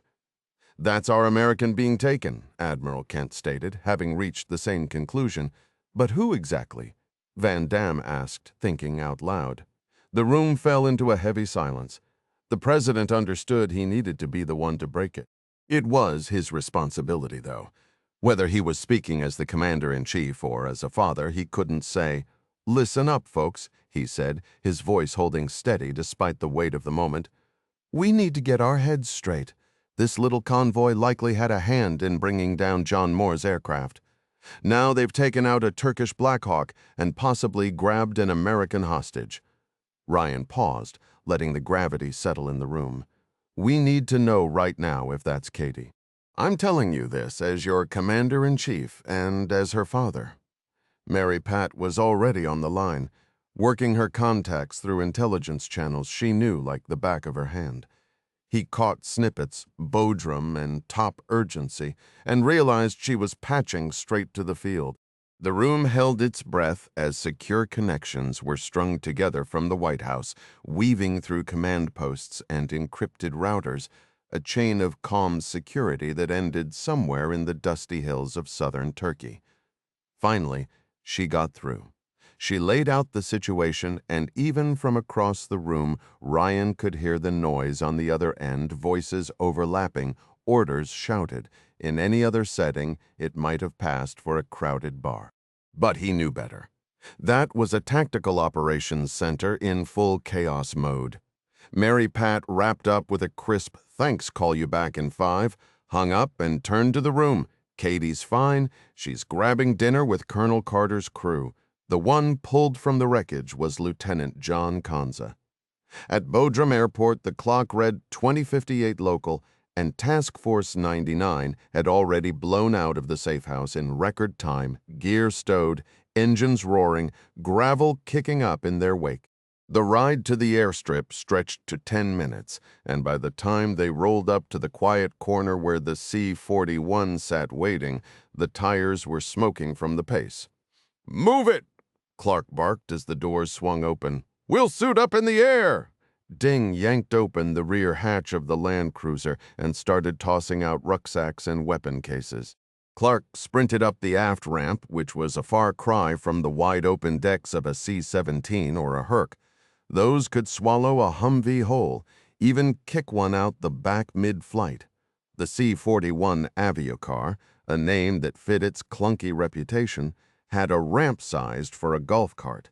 It was a people hauler, built for dropping small teams with minimal gear onto rough strips, and that's exactly what tonight called for. Clark ducked into the cockpit, where the pilots were flipping switches. "Do these turboprops come with afterburners?" he said by way of greeting. Both aviators turned. The one in the left seat grinned. "Only when they're on fire," he offered a hand. "Major Paul Wheeler." Clark shook it. "This is Captain Vicky Ross," Wheeler added, nodding at his co-pilot. Both were in civilian clothes. Clark couldn't tell if they'd been scrambled in a hurry or if their outfit just rolled that way for spec ops support. He'd ask later if time allowed. "I'm Clark," he said, skipping any alias nonsense. "What they'd brief you on, jump in, fire up, and wait for you to point us somewhere works for me." "What about comms? We've got sat links, but the interfaces are a bit clunky. You carrying one of those fancy sat phones like the DevG or you guys?" Clark wasn't sure. He pulled out his handset and held it up for Wheeler to see. That's the one DS&T didn't skimp on the toys. He meant the CIA's Directorate of Science and Technology. Wheeler grabbed a cable and plugged it into the comm control head. "Hook that up and test the signal." Clark did. 5 bars lit up and a hefty message started downloading. "Well, I'll be damned." "It ties into the aircraft's antenna," Wheeler said. "From what I've seen, it runs smooth." Clark was impressed by the gear, but even more by the fact that someone had gotten it out to the field without a hitch. His handheld comms unit rarely caught a solid signal inside the aircraft, the metal hull scrambling any incoming transmission. He remembered one past mission where he had to lower the cargo ramp, strap into a harness, and lean out into a 200-mile-an-hour wind just to hold a conversation. That was an experience he had zero interest in repeating. The first thing that popped up on the screen was a set of latitude and longitude coordinates. He passed the device to the pilots. "That's our starting point. The target is on the move, so expect frequent updates. Copy that." Captain Ross punched the numbers into the navigation system. "Keep going," Clark said, already turning to check on the cargo loading, which was running without a hitch under Ding's watchful eye. Clark then dove back into the rest of the incoming message. It was the detailed brief he'd been waiting for. When Mary Pat Foley had scrambled them to the airstrip 20 minutes prior, she'd only given him the bare essentials. Now the full picture was coming into focus. The small C-41 lifted off, carving a path eastward. Clark gathered the team, and they formed a loose semicircle around him, perched on webbed seats and braced against the fuselage. Every face was sharp, fully focused, and he was relieved they'd managed to grab some shut-eye. He raised his voice to cut through the engine noise. "The DIA has a positive track on a gas transport they believe is responsible for the crash.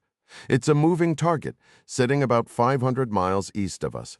Our guess is they're making a run for the Georgian border. The objective is to cut off this truck, plus the 2 sedans escorting it, before they cross the line." "Any clue who we're dealing with?" Ding asked. Nothing confirmed, but the direction of travel is a hint. "Georgia sits right on Russia's doorstep, yet we can't jump to conclusions. This could be independent terrorists, hired guns, or state-backed operatives. The only way to find out is to stop them cold, and if we can, we're also instructed to grab any electronic gear they might have used for the attack so our analysts can tear it apart." "So this crash really was a GPS spoofing job," Hayuri chimed in. "The DNI is pretty sure of it. If we can hit this convoy, we'll have our answer.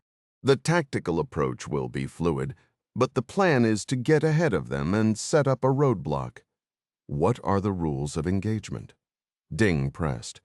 The DNI was crystal clear. "We don't touch Turkish or Georgian forces, military, police, or border patrol. But whoever is inside those 3 vehicles is fair game.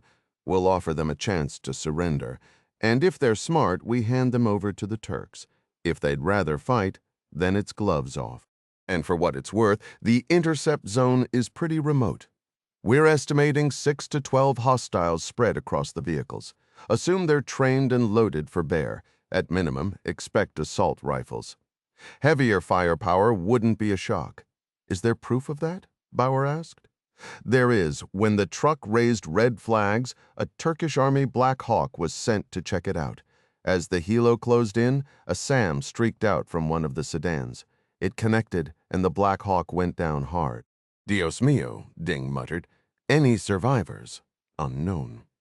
"The 3 Turkish crew members are missing. Rescue teams are only now reaching the wreckage. But there's a bigger wrinkle for us. Turns out there was a 4th person aboard." A U.S. Navy observer assigned to the investigation in Bodrum was riding along, and to make things worse, our intel already has overhead footage of the shootdown. One of those thugs was spotted hauling a possible survivor from the wreckage and tossing them into the box truck. "Hold on," Charlie interrupted. "I was flipping through Cytreps earlier and caught the name of an officer tied to this case. You're not telling me the president's daughter—" "No," Clark cut in.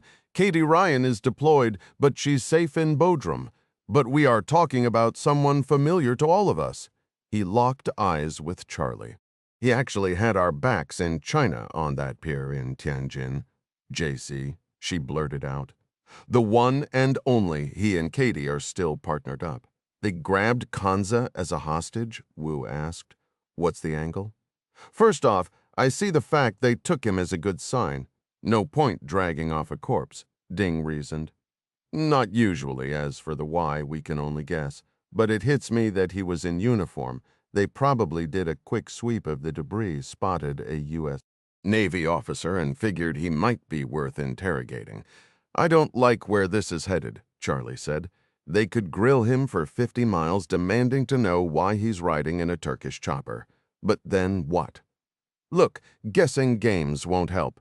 We all know JC's resume. He's a SEAL. He's survived SARE training, not to mention multiple combat tours. He can hold his own in a bind like this, but he might also be hurt." Ding added, "He'll stall for time. But eventually, he's going to need backup." Clark swept his gaze across the team, one face at a time. Those expressions were usually sharp and focused, but what he saw now was dialed up to another level. They were fully locked into the crisis, and they were furious. He felt the same fire. One of their own had been hit, and his life hung in the balance.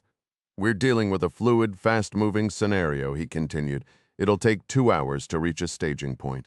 The upside is the DIA is feeding us solid intel from a new AI system they've got live. Much of it is almost real-time. When we move in, they should hand us a fairly accurate layout." The briefing wrapped, and the crew shifted into gear-up mode. Alongside their SIG MCX spears, everyone carried sidearms holstered at their hips and an assortment of edged weapons. Plate carriers and night vision devices rounded out the loadout.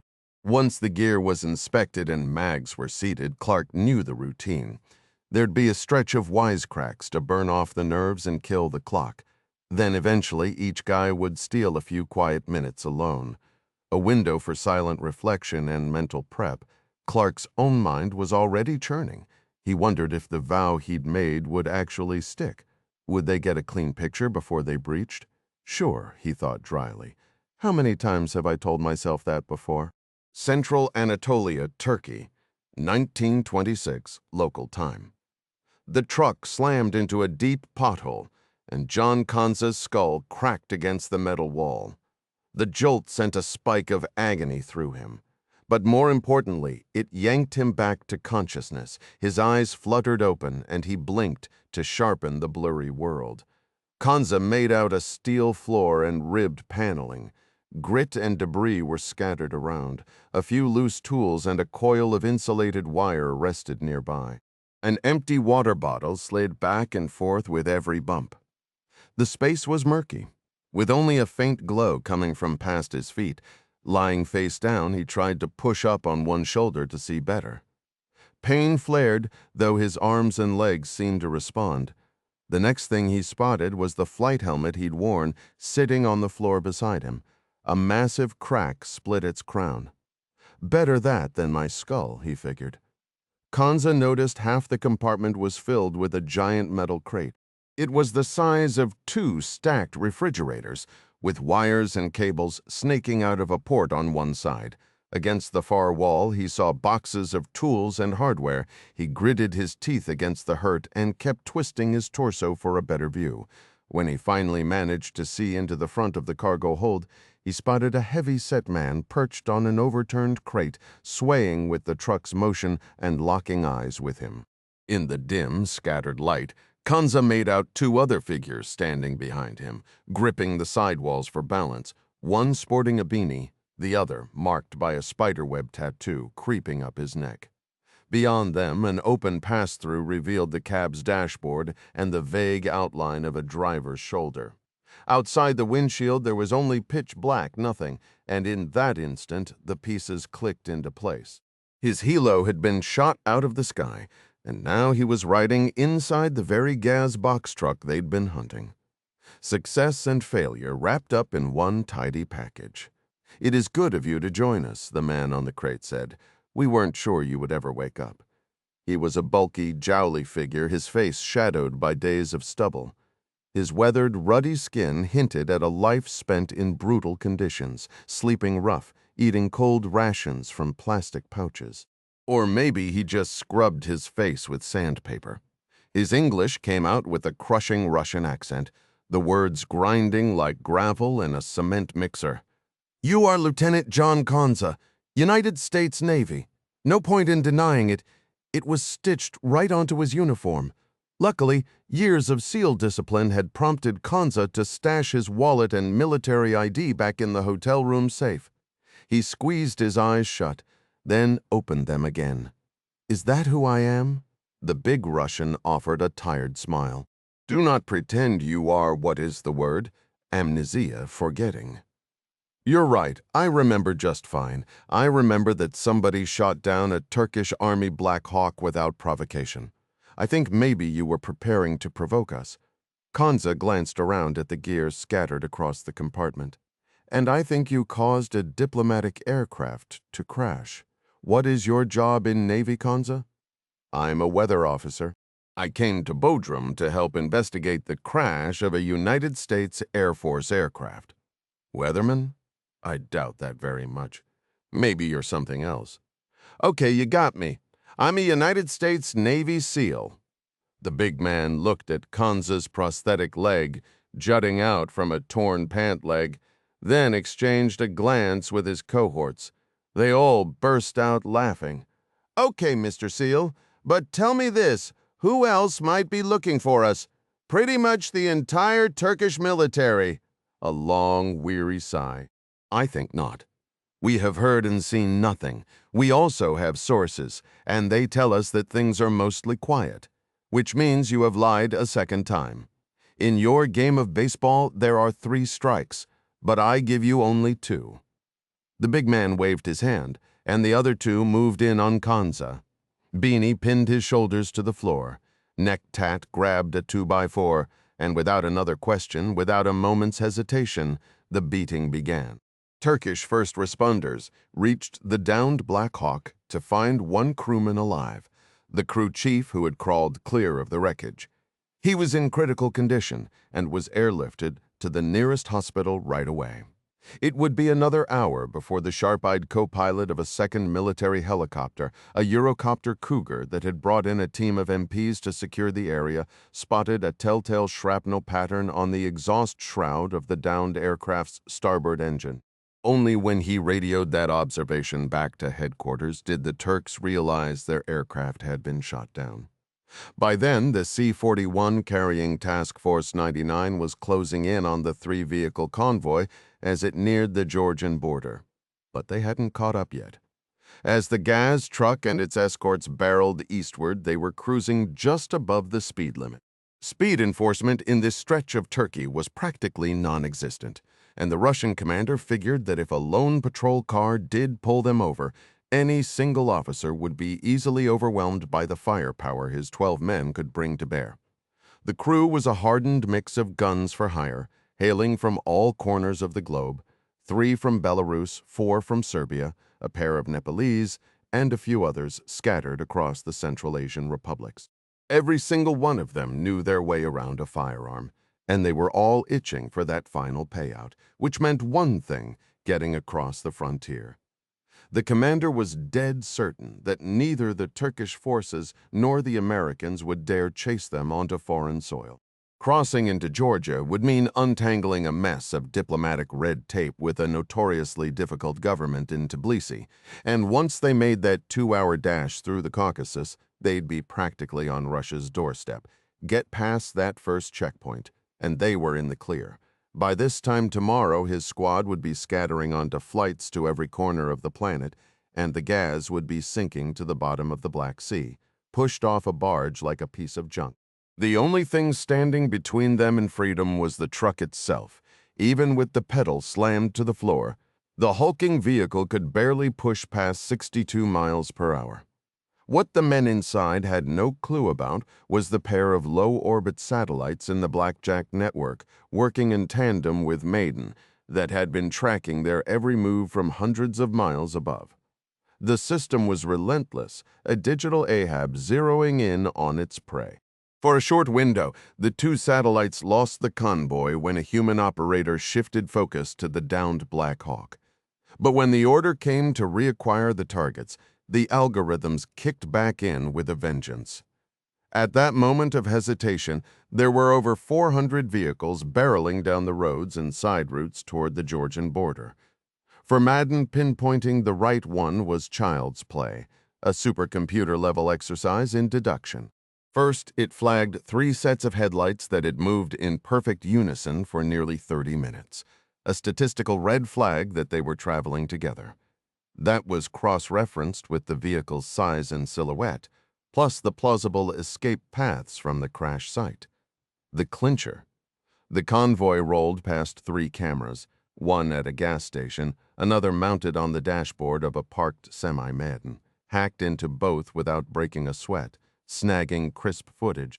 The third camera belonged to a Turkish intelligence surveillance grid, one that the NSA had recently compromised. This one had top-tier resolution and high-speed capture, giving a crystal-clear shot of the occupants. The head count was refined to 10 to 13 men, and that intel was relayed straight to Task Force 99, who were a mere 10 miles back and closing fast. Turkey-Georgia border, 2246 local time range. Clark asked, perched on the jump seat behind the 2 pilots, the night stretching out in a dark panorama in front of him. 5 nautical, Ross called from the right seat, her night vision goggles giving her a sharp read on the target. The distance was a rough estimate, no laser or radar pinging, but it was good enough for Clark. Tally 3 sets of taillights. Wheeler chimed in, relying on nothing more than his bare eyes as he pointed slightly left. Clark leaned in, squinting until he caught the glow. How far out are they from the checkpoint? Ross glanced at her map screen. They'd flagged 2 possible crossing points on the Georgia-Turkey line, and 20 minutes ago, their quarry had picked the southern one, likely because it was the less busy of the 2. The road curved north around Kartsaki Lake, and Ross had noted they were dangerously close to the tri-border junction with Armenia. Great, just what I need. Another headache, Clark thought, a wry twist in his gut. I've got the crossing point 13 miles ahead of them, Ross said. And they're doing about a mile a minute, Wheeler added, a hint of urgency creeping into his voice. It's gonna be tight. What's the play here, Mr. Clark? Clark had already seen this coming, a desperate sprint to cut off the gas before it slipped over the line while still on Turkish ground. His mind kept circling back to one brutal question. How do you halt a speeding convoy, one with a 10-ton truck in the middle, armed with nothing but light weapons? Every option felt like a dead end. He turned to Ding. Dr. Chavez was right behind him, having listened to the whole back and forth that nickname had stuck for a month now, their little code for asking for a fresh take. We don't have time to set up a proper ambush, and our firepower's a joke. My vote is, we stay high, swing around on the lakeside, keep our distance, who knows how many more SAMs they're packing. Once we get ahead, we set down on the road, unload quick, and get the plane back up before it becomes a target. The real headache is forcing these guys to stop so we can actually engage. We need to take out the truck, Clark said. If we cripple that, the rest will likely halt to protect it. And how exactly do we do that? We blow the road. Ding stared at him, disbelief written all over his face. With what? We didn't pack any C4, or, oh no, you're serious. No point in letting them go to waste. Clark caught a grim smile tugging at his son-in-law's lips, which he took as a yes. He gave Wheeler 2 firm pats on the shoulder. Can you put us in front of them in the next 5 minutes? Wheeler paused, running the numbers in his head. Probably, But not a second to spare. Do it. Clark moved aft to lay out the plan. The engine roar swelled as Wheeler pushed the throttles to the red line, Clark's own gauge holding steady. His focus sharpened. Maybe it was age, but lately he cared less about the bigger picture and more about the simple act of getting the job done. Politics, strategy, fallout, that was someone else's problem, and D.C. Clark lived in the moment, in the immediate impact he and his team could make, which, stripped down to its rawest form, often came down to one number: how many enemies they could put down. That answer was coming soon. The touchdown was oddly smooth, the little C-41 squeaking onto the two-lane blacktop as if it had been oiled. Even more impressive, the landing was done with all lights off, though Wheeler had slipped on his night vision goggles for the approach. A single landing light would have given them away in an instant. Same reason every navigation light on the aircraft was dark. The plane rolled to a stop with a shockingly brief rollout. Wheeler kept the engines idling for a hot unload. Ross headed aft, dropped the loading ramp, and all 7 team members sprinted out into the dark. Ross raised the ramp and dashed back to her seat, the whole drill wrapped in 90 seconds. Wheeler spun the C-41 around on the road, punched the throttles, and they were airborne again, heading the other way. Clark took in his battlefield at a glance. Flat, nearly barren terrain, with farm fields stretching off in the distance. The wide lake 200 yards south shimmered like a dark mirror. No high ground anywhere, so Clark hunted for cover. The road sat slightly elevated, and he spotted one promising spot, a small roadside pull-off with a raised shoulder. "That's our southern firing position," he said. "Ding, Hiyori, Toussaint, set up on the other side. Find the best cover within 40 yards of the road. The rest of us will hold here." "Here they come," Wu said, pointing down the road. Clark spotted 3 sets of headlights in the distance, still miles out but closing fast. "Not much time," he said. He gestured to Bauer and Wu, who were hauling their special gear, each carrying one of the leftover limpet mines from the TARDIS operation. 50 yards up the road, no further explanation needed, they took off running. The plan had been hashed out in the final minutes of the flight, sharpened by a crew of pros who never hesitated to speak their minds. They were heading into a fight with serious odds stacked against them. They arrived directly from the TARDIS assignment. Still outfitted for underwater work, their arsenal was light assault rifles and sidearms, facing a contingent nearly double their size with likely heavier weaponry. Standard comms were out of the question. They depended on the submersible messaging systems tied to the DPDs back at TARDIS. All of it meant tonight would be stripped down and raw, yelling across distances, hand signals in the dark. Clark felt the weight of it, but not doubt. He'd pulled together an elite crew from every corner of the globe, the finest operators available. Though they'd only been a unit for under a year, Task Force 99 had clicked in ways that defied explanation. They moved as one, sensing each other's positions and intentions without a word. Tonight, they'd have the element of surprise on their side, and just as crucial, they had the edge of hard-won experience. Yet Clark knew all too well that chaos on the battlefield could strip away any advantage in an instant. Wu and Hiyori were already carving into the roadbed with frantic urgency, one on each side. Lucky they'd packed 2 trenching tools. Their mission: sink the limpet mines as deep under the asphalt as possible. This wasn't about hiding them. It was about maximizing the blast. These next-gen maritime charges were engineered to direct their energy in a precise pattern, turning water pressure against steel hulls. Placed on the surface, they'd simply punch a new pothole as the force dissipated skyward. Buried, though, their power would be funneled into tearing the road apart. Not dense, gaping craters. The digging wasn't the only adjustment. Since the mines ran on timers, there was no way to trigger them at the perfect instant, when a vehicle sat right overhead.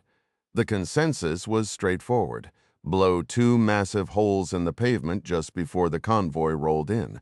If debris and dirt erupted across the road, the lead driver couldn't possibly miss it. With some luck, All three trucks would screech to a halt, trapped in a brutal crossfire. "Listen up," Clark called, jogging toward the raised parking apron. "Our main target is JC. He's probably in the box truck, so keep your shots tight and avoid the sidewalls. The other two vehicles are open targets." "What's the time?" Wu shouted from further up the road. Clark glanced at the headlights, cursing the absence of the rangefinder. They'd brought it, but Ding had it in his pack. Judging distance in the dark was a maddening guessing game. 2 minutes, he yelled back. He tapped his watch, a rugged Victorinox analog that seemed built to survive anything. Fortunately, the mine timers were digital, a huge upgrade from the mechanical egg timers he'd relied on in his early SEAL days, which were notoriously hit or miss. A moment later, Wu and Bauer slid into position beside Clark and Charlie. The gravel shoulder rose about 2 feet above the flat terrain, offering decent protection as long as they hugged the ground. Clark peered across the road and spotted no trace of Ding or the others. The hardpan earth looked hopelessly level under the moonlight, yet they'd managed to find cover somewhere. The headlights grew sharper, and soon Clark could make out the three vehicles individually. He flipped between his nods and a bare-eyed look. "No other traffic," Charlie said, her cig raised and her eye locked on the optic. "That's a plus." "Looks like the gas is taking point," she added. "I'd prefer it in the middle so we could trap it, but you work with what's given." The lights intensified, more defined by the second. Clark kept glancing at his watch. If anything, he'd cut it too fine. If the mines blew after the convoy had already passed, their only fallback was to fire at the tires and drivers, hoping that would be enough to halt them. "Should have set the timer to 1:40, he muttered. "Maybe," she replied, checking her own watch. Half a mile out, Clark caught the rumble of the big diesel engine, the gas's growl cutting through the night. 35 seconds until impact. He muttered a curse under his breath and shouted, "If that truck clears the mines, light it up." Charlie, her eye pressed to her scope, flashed a grin. "Next time we ought to mark those mines, a stick, maybe, so we actually know where they are." Clark shot her a flat look. "Yeah, next time." He raised his rifle, the diesel roar swelling as the truck bore down on the buried explosives. He stopped counting seconds, his focus narrowed to a razor's edge. A faint breeze brushed his cheek, hinting at a crosswind correction, but at this range, it barely mattered. The gas rolled over the mined stretch. "Nothing!" Clark's reticle settled on the side window, his finger tightening on the trigger. Then 2 thunderous blasts tore the night apart, no more than a heartbeat between them. The explosions ripped through the darkness in a blinding double flash, hurling chunks of asphalt and dirt skyward. The gas vanished in the chaos, swallowed by fire and smoke, then re-emerged like a burning boxcar, its cab intact and still rolling. Clark adjusted, leading the front tires as the truck kept barreling forward. He unleashed a 10-round burst, sparks dancing off the wheel and fender as others joined in, desperate to stop the vehicle they believed carried John Kanza. But the truck didn't slow. Military-grade, run-flat tires, Clark realized 7.62 rounds weren't going to cut it. He swung left and found a better target. The Mercedes SUV and the Ford sedan had screeched to a halt just shy of the blast zone. Their drivers likely blinded by the smoke and wreckage, they'd rolled straight into the kill zone. Clark opened fire on the Mercedes windshield. Doors burst open, men spilling out, half of them cut down before they could reach cover behind the quarter panels. At least 4 returned fire, but they were aiming at the wrong position. Ding's team was nowhere near the muzzle flashes. The Ford's trunk popped open, and Clark yelled, "Hit it!" A storm of rounds peppered the open trunk, but it wasn't enough. A hollow tube emerged from the Ford's side. "Down, down!" Clark screamed, hitting the dirt as a rocket screamed toward them. Striking 10 yards short, dirt and stones rained down. He glanced right. Charlie and Wu were okay, Bauer slamming in a fresh mag. He resumed firing, but the far side of the road had gone quiet. That could mean only one thing, and he hoped he was right. As he swapped magazines, Another tube rose behind the Ford's bumper. Before he could aim, a single crack sounded from his right. Ding! A big man stumbled into view and collapsed, the rocket launching into the Ford's undercarriage as he fell. The car erupted into a blazing pyre. A second man staggered from the flames, his shirt on fire, and was instantly dropped by a volley of rounds. The two shooters behind the Mercedes kept up a sporadic fire, but their time was running out. Ding had flanked right as Clark hoped, angling for a better shot at the remaining threats. The final two shooters were left fully exposed, and a storm of gunfire from the right flank cut them down in a burst of muzzle flashes. Within seconds, the night fell silent once more. Clark knew there was no time to hesitate. He signaled, and Wu and Charlie fanned out, moving cautiously toward the smoldering Ford. The flames had mostly died, leaving only the headliner and seats smoldering. They checked the fallen gunmen, kicking their weapons aside and scanning for any signs of life. Both were gone. Clear, Ding called out from the Mercedes, its doors hanging open. Clark walked over to him. "Anyone still breathing?" Ding gestured to a man slumped in the dirt, a rifle lying several feet away. Clark approached carefully, his eyes locked on the man's hands. His face was pale, twisted in agony, with at least 2 rounds in his arm and another buried in his hip. He was bleeding heavily and clearly couldn't move, but Clark wasn't taking any chances. He kept his weapon trained and his finger ready. "Who do you work for?" he demanded in English. Silence. He tried again in Russian, still nothing. There was no time to drag out an interrogation. Kanza was slipping further away by the second. Clark grabbed the wounded man's rifle, popped out the magazine, and cleared the chamber before hurling the whole thing into the brush. He then moved to the SUV and checked the trunk.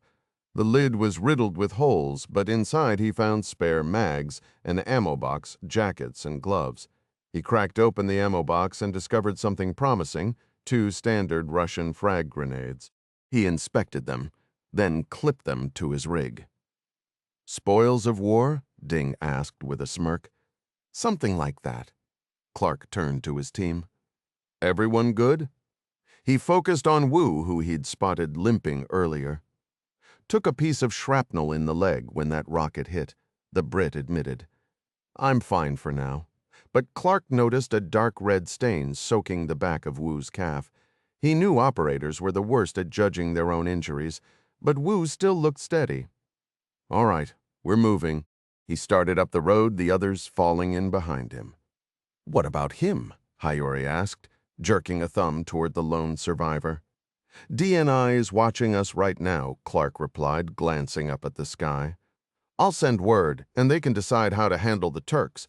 He's not going anywhere with that hip," Charlie chimed in. "The truck's probably hitting the border station any minute now," Wu added. "And it'll look a little odd with all the bullet holes we just put in it. Not to mention the Navy officer they've got locked in the back," Charlie said dryly. "Doesn't matter," Clark said. "I checked the operating hours of that border post. It's closed every day from 7 to 7. These guys had to know that." "They planned ahead," Ding said. "Greased someone's palm, probably, and in a few minutes they'll be across. And we can't follow," Charlie muttered. "I'm not giving up on JC," Ding said firmly. "Nobody's giving up on anyone," Clark agreed. He reached into his vest, pulled out a signal flare, and popped it. A brilliant spray of green sparks spun down the road, lighting up the night. 28, Turkey, Georgia border, 23:19 local time. Wheeler and Ross spotted the green flare at nearly the same moment. Their holding pattern was a lot like the ones Delta Airlines ran over Atlanta, a slow, patient circle 7 miles south of the action.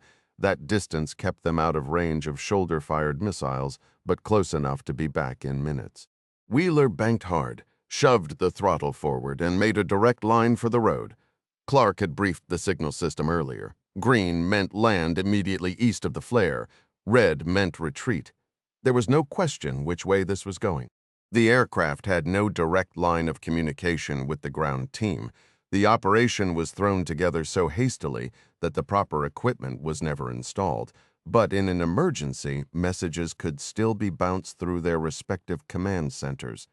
So far, the radios had stayed quiet, and that green flare was a promising indicator. Even so, the pilots remained on edge. They had watched the distant flashes of a serious firefight unfold with intense focus. Now they were about to see the aftermath. 4 minutes later, the C-41 touched down, rolling to a halt about 50 feet shy of the flare, which had already burned down to a small pile of glowing embers. Through Wheeler's night vision optics, the scene looked exactly as he had hoped.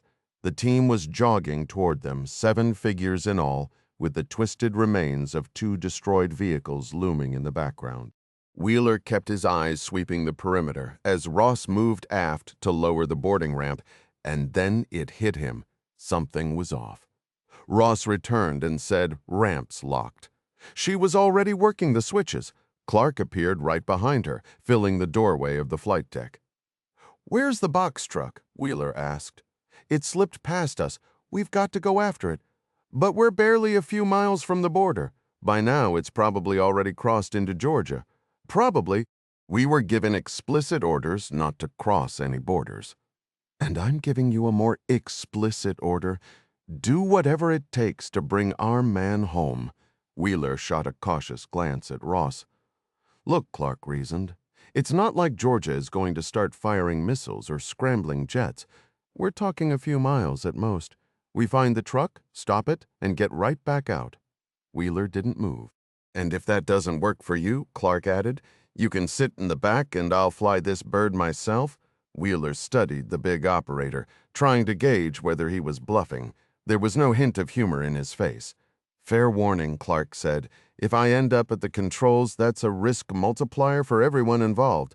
The major nodded slowly, because what other choice did he have?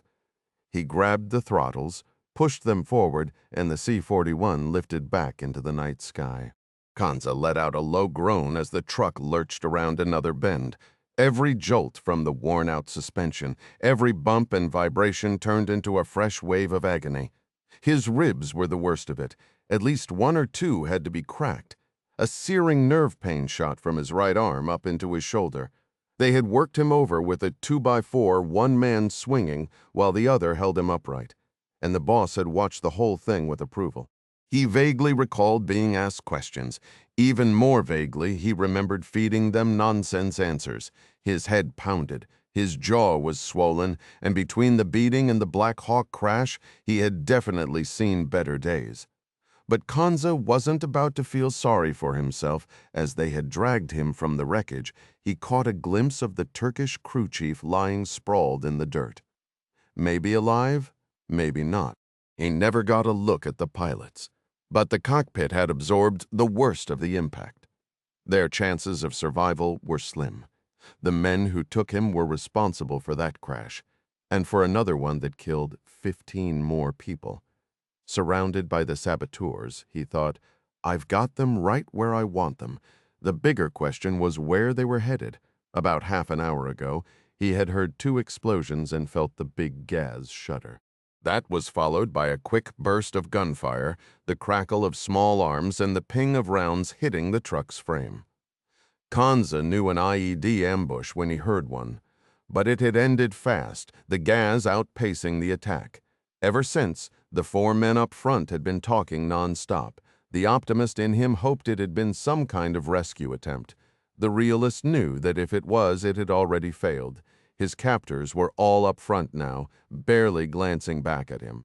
Beanie and Neck Tat were perched on a crate, while Boss Man had claimed the passenger seat.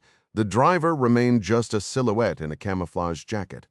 Kanza caught fragments of Russian, but it might as well have been gibberish. He had 2 languages under his belt beyond English, Arabic and Farsi, thanks to his time at the Defense Language Institute in sunny Monterey. Neither was doing him any favors now. He glanced down at his wrists. After they'd knocked him out cold, the Russians had cinched his arms and legs tight. He saw 2 silver linings in that, and both were encouraging. First, he wasn't dumped on the roadside with a bullet in his skull. Second, they were brushing him off. What came next in the coming hours or days wasn't worth stressing over. His restraints were heavy-duty plastic zip ties. One set was wrapped snugly around his wrists, and another connected his right ankle to the lower part of his prosthetic leg. They'd slipped up twice. For starters, his wrists were bound in front, which gave Kanza far more dexterity than if they'd been secured behind his back. As for his leg, he could excuse their oversight. They'd probably never hauled in a one-legged captive before. Kanza peeked toward the front and saw no one paying attention. He used the truck's jostling as his cover. With every sway and lurch, he folded his body at the waist, inching forward bit by bit. After a few minutes, he was bent nearly in half. He stretched out his hands and could just about touch his ankle. Every move came with a price. His ribs throbbed with sharp pain, and nerve jolts shot through his shoulder. He pushed through it. The bulky, generator-like machine beside him filled most of the cargo space. It had to be the gear they'd used to mess with GPS signals. He thought back to the SAM launch that had taken down the Black Hawk. Was that missile just a fallback if the spoofing trick flopped? He shoved the thought aside, not the moment for it. The floor groaned loudly as the truck took another sharp turn, given how hard the vehicle was swaying. Kanza was relieved. The massive unit was bolted down. Its size was now playing in his favor. It hid the lower half of his body from anyone glancing back. Kanza had just gotten a new lightweight prosthetic. It was a step up from his older models, featuring a comfy gel liner that locked onto his thigh. More crucially, it could be taken apart. The pylon separated easily from the foot for storage. He reached down with his tied hands, felt for the release button, and popped the foot off the pylon. He slipped the zip tie off, then snapped everything back together. The whole move took under 10 seconds. After wiggling back into his original spot, he checked on his captors again. They were still deep in conversation, their raised voices hinting at a squabble. They had no clue their prisoner could now move freely. Kanza wasn't certain how he'd use that edge, but having options was a win. Next up, scrounge up something to cut the wrist ties, maybe even a weapon. His eyes swept the dirty floor of the compartment, hunting for anything useful, anything at all. 29 Situation Room, the White House, Washington, D.C., 1637, local time. Where the heck are they heading? Mary Pat asked. Do you even need to ask?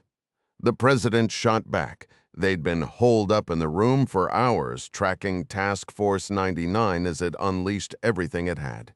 The entire National Security Council was present, minus the vice president, who was at a state funeral down in Ecuador. The main screen stole everyone's attention, a map blending the most critical feeds. Every person in the room had a bird's-eye view of the battlefield, and right then, the gods weren't smiling. The blue blip marking Clark's C-41 was slipping over the border into Georgia. 10 miles up the road, a red dot showed the Gaz truck. It was rolling north at a steady clip on a quiet stretch of highway. Beside the primary display, a secondary monitor streamed a satellite close-up of the Gaz in near real time. Every angle of the surveillance was orchestrated by Madden, delivering seamless visuals from multiple vantage points.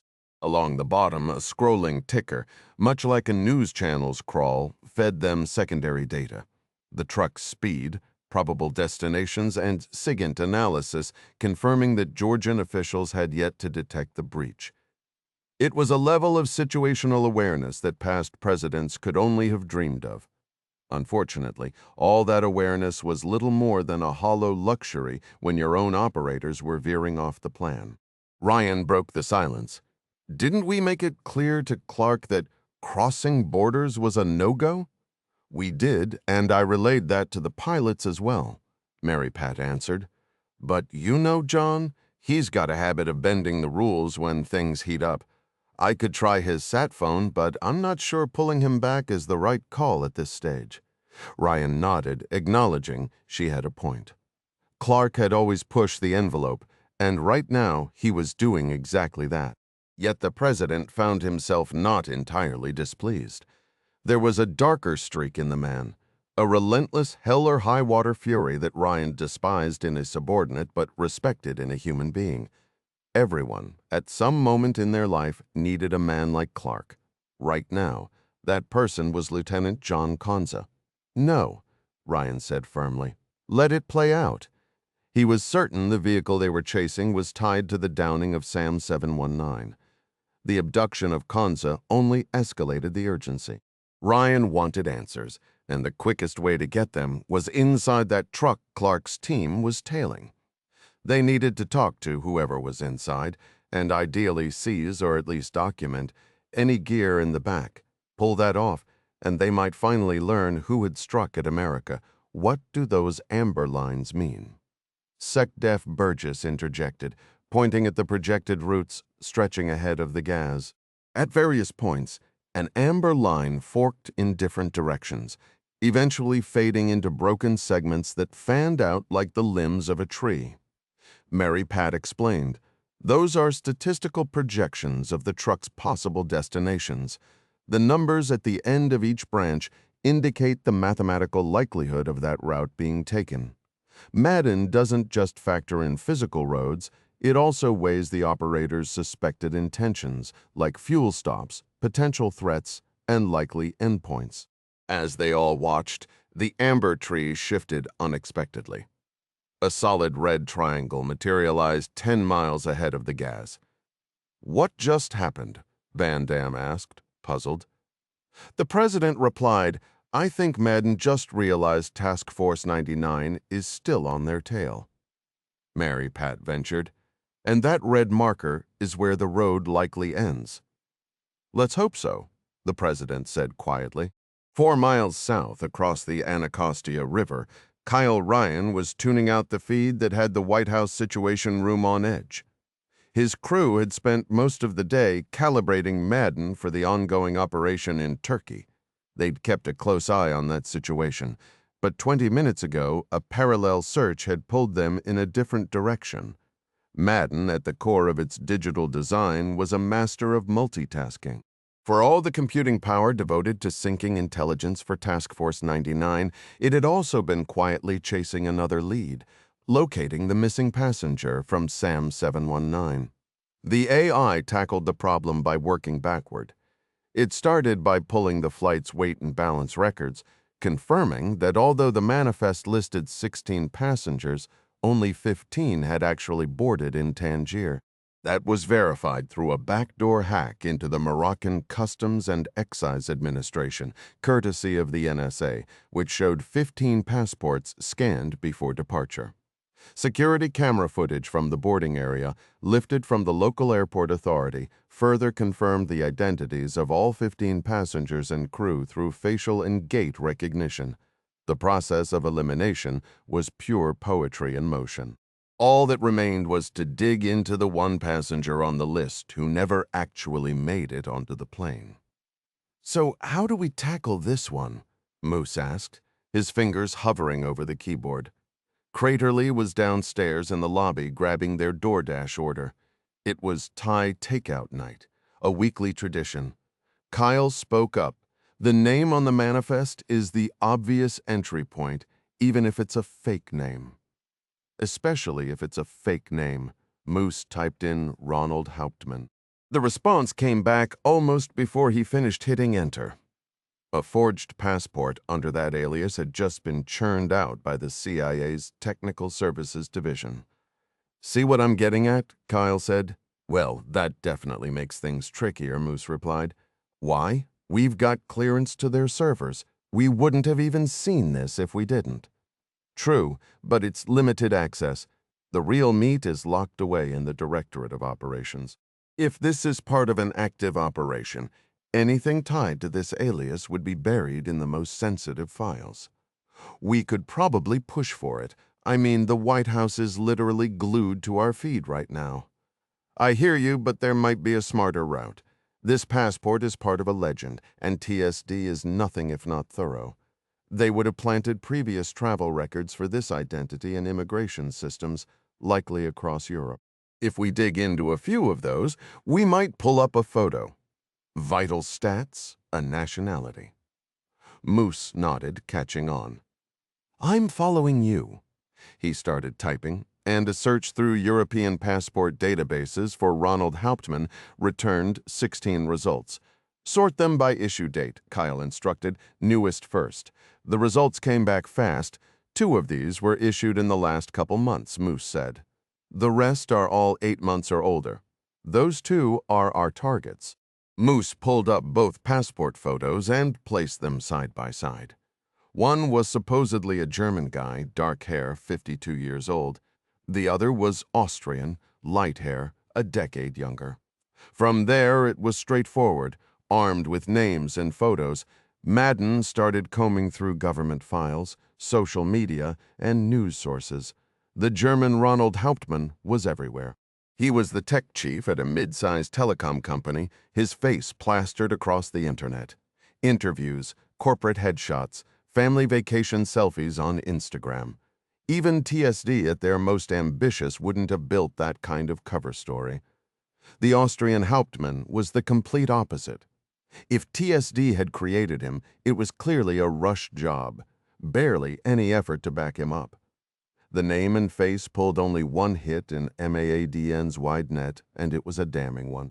Sam 719 hadn't taken off from the main terminal in Tangier, but from a remote facility reserved for diplomats and VIPs. MAADN scraped up whatever footage it could from cameras within a quarter mile of that terminal. It ran the suspect's face and got a match, a grainy shot from the curb out front. The timestamp showed Ronald Hauptmann stepping out of a taxi less than an hour before Sam 719 lifted off. Bingo, Kyle said. There's our no-show passenger. Has to be, Moose agreed. Except he actually showed up. Can you pull up that video? Moose attacked the keyboard. We've only got this still frame for now. There's an issue with the source memory. I might be able to recover the rest, but it'll take some work. Go for it. The thing is, this fake ID only tells us who he isn't. We'd move a lot faster if we knew his real name. Good point. Kyle tilted his head, thinking. I see 2 ways forward. Let Medine run with it. That's one and the other. We asked the CIA directly. You really think they'd hand it over? Probably not, but I know someone they'd have no choice but to tell.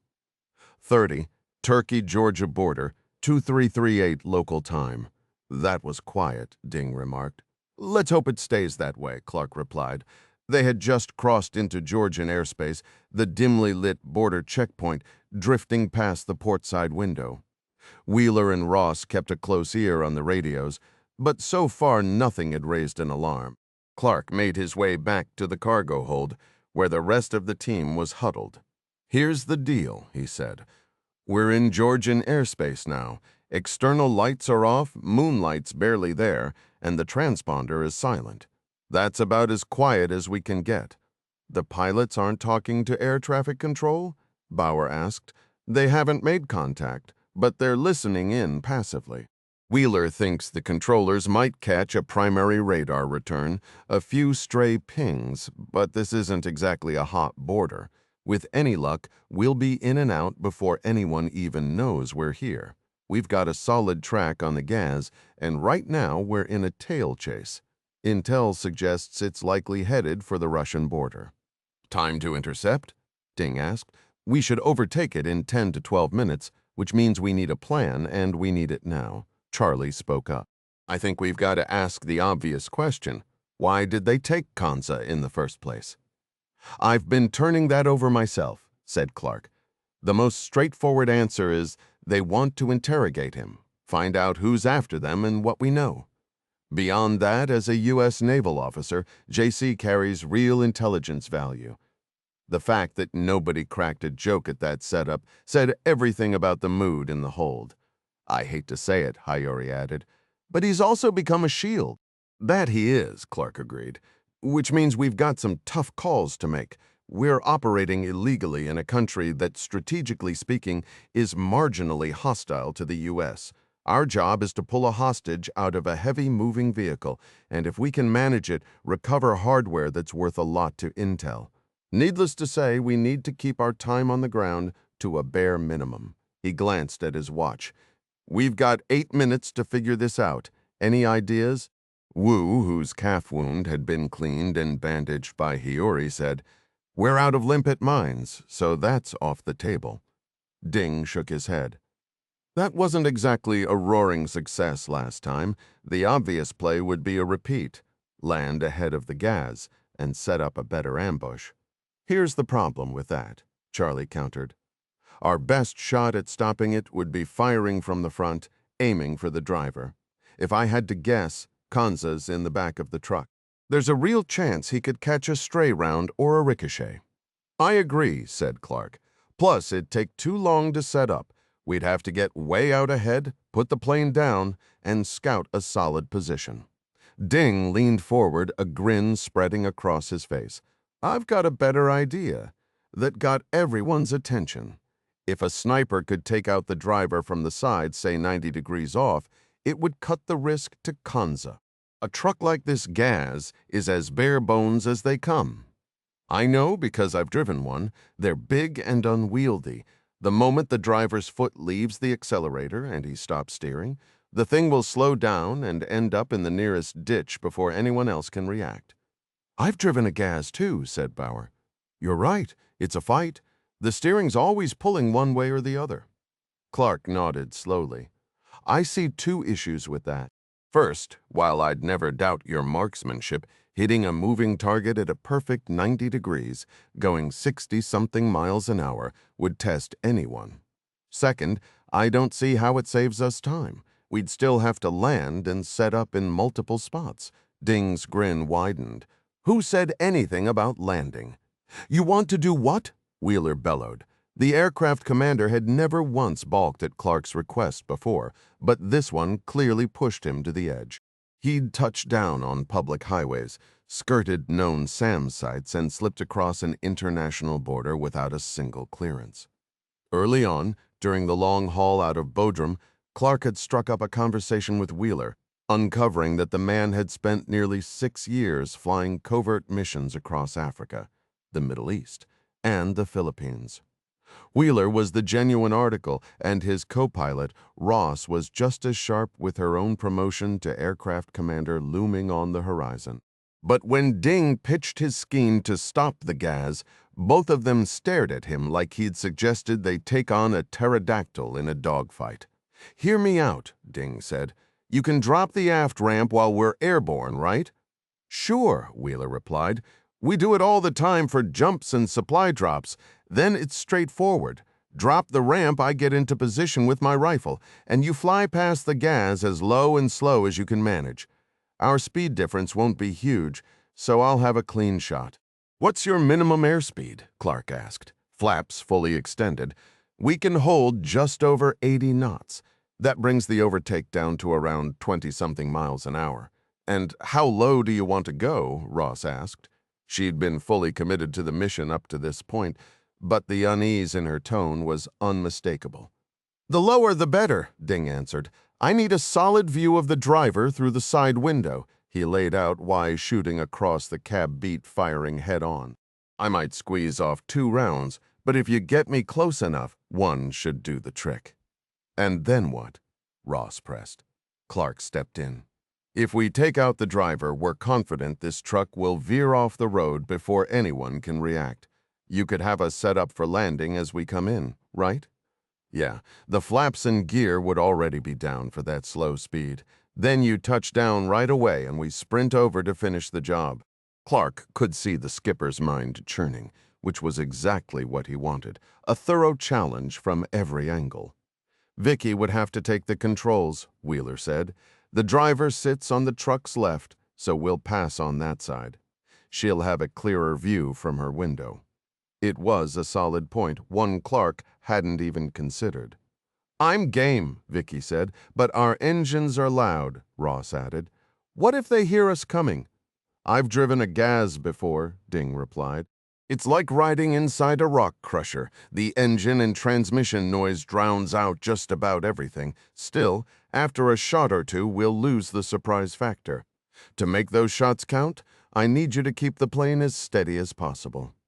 There's always a bit of turbulence that low. It doesn't need to be flawless. Just give it your best. They dove into the specifics. On paper, the plan was clean. In practice, it was riddled with potential pitfalls. After a couple of minutes, Clark felt confident. He liked it, maybe because it carried an unpredictable edge, or more likely because no one had offered a better alternative. "I've got visual," Ross said. She was at the controls now, her night vision goggles fixed ahead, 3 miles out, starting to slow. Ding headed toward the rear. A few steps in, Clark caught his shoulder to pull him aside. Out of earshot, he asked, "You honestly think you can pull this off? Is that a question from my commander or from the grandparent of my son?" It was a rare topic downrange that Ding was married to Clark's daughter, Patsy. Both, I suppose. Ding flashed a big thumbs up. "I've got this, Mr. C. All right, make it count. A 20-millimeter wrench, a half-liter can of oil, a set of wire strippers, one enormous roll of duct tape. That was all Kanza had to work with. He'd spent 10 minutes wriggling across the grimy floor, hunting for anything that could serve as a weapon. Every move was pure agony, the bruises from their beating truly settling in. Swelling had peaked, blood was pooling, and the adrenaline had long faded. It limited him, but not to the point of being useless. Kanza was staring down pain, and pain was something he could weather. The darkness of the cargo area turned out to be a double-edged sword. On one hand, it kept prying eyes away, but on the other, it made scouting the cluttered truck bed a real pain. His hands became his eyes, sweeping across the grimy floor as far as he could stretch, shoving aside crumpled fast food wrappers, stray wires, and grease-soaked rags. After all that digging, Kanza had almost nothing to show for it.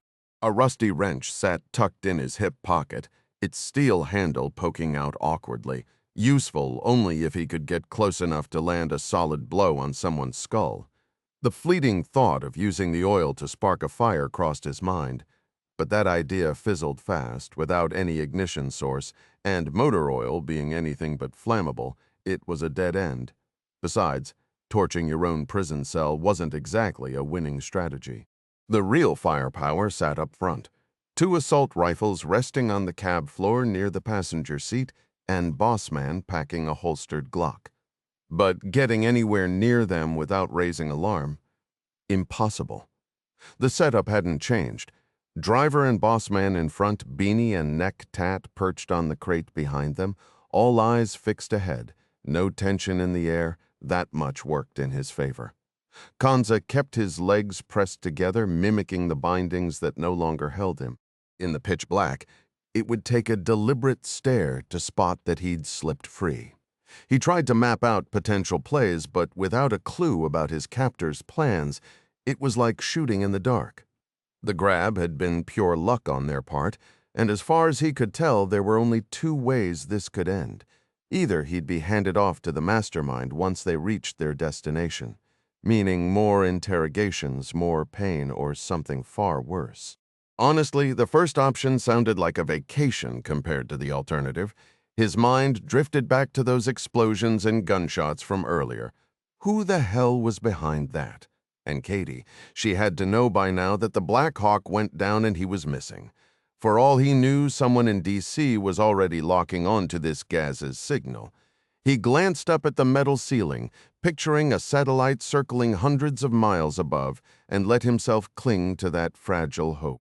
It beat the hell out of the alternative. Turkey, Georgia border, 2356 local time. The wind tore through the night, whipping across his face and cutting through his short hair. Total blackout ahead. Ding lay motionless in a prone position, legs spread wide for balance on the freezing metal ramp, one knee bent to keep his boot clear of the swirling slipstream. Just inches to his right, the ramp's edge dropped 300 feet into a brutal landscape, rock and dirt fused solid by eons of scorching heat and relentless erosion.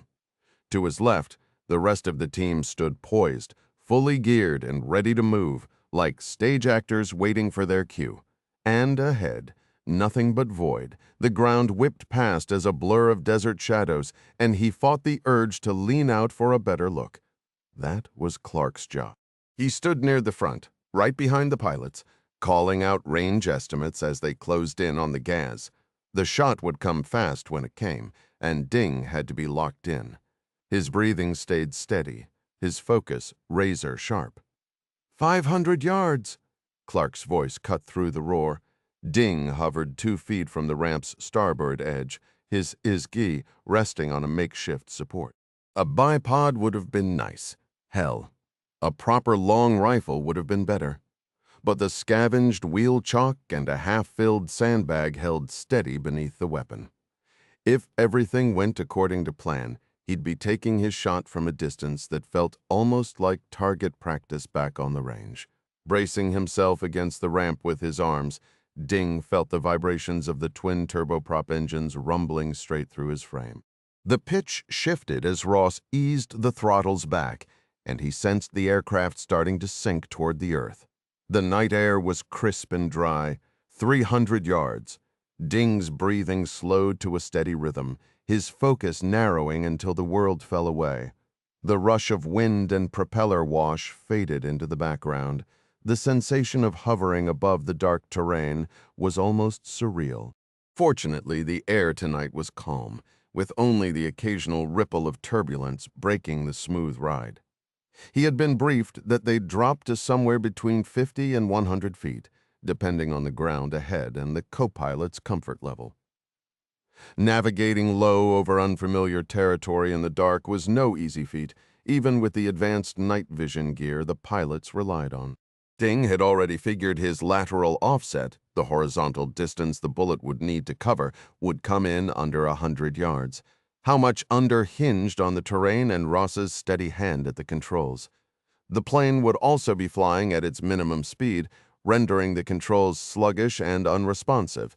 On top of that, he'd have to compensate for a shooting platform generating an 80-mile-an-hour crosswind. It was like trying to hit a target in the middle of a hurricane. He'd crunched the numbers as best he could, adjusting his scope for the corrected sight picture. At least he'd have an accurate range. Hiyori was positioned behind him with the laser rangefinder, ready to call out distances. Ding was clipped to the aircraft with a tether, a standard safety measure for anyone working near the open ramp edge mid-flight. The plane continued its descent, and the shadows below sharpened under the faint glow of a low-hanging moon. Ding's senses were razor-sharp, his mind balanced between intense focus and a strange serene calm. This shot would be a test, but then again, every shot had its own challenges. He trusted his abilities, and he trusted Captain Ross's flying just as much. That's when Clark's voice cut through the intercom.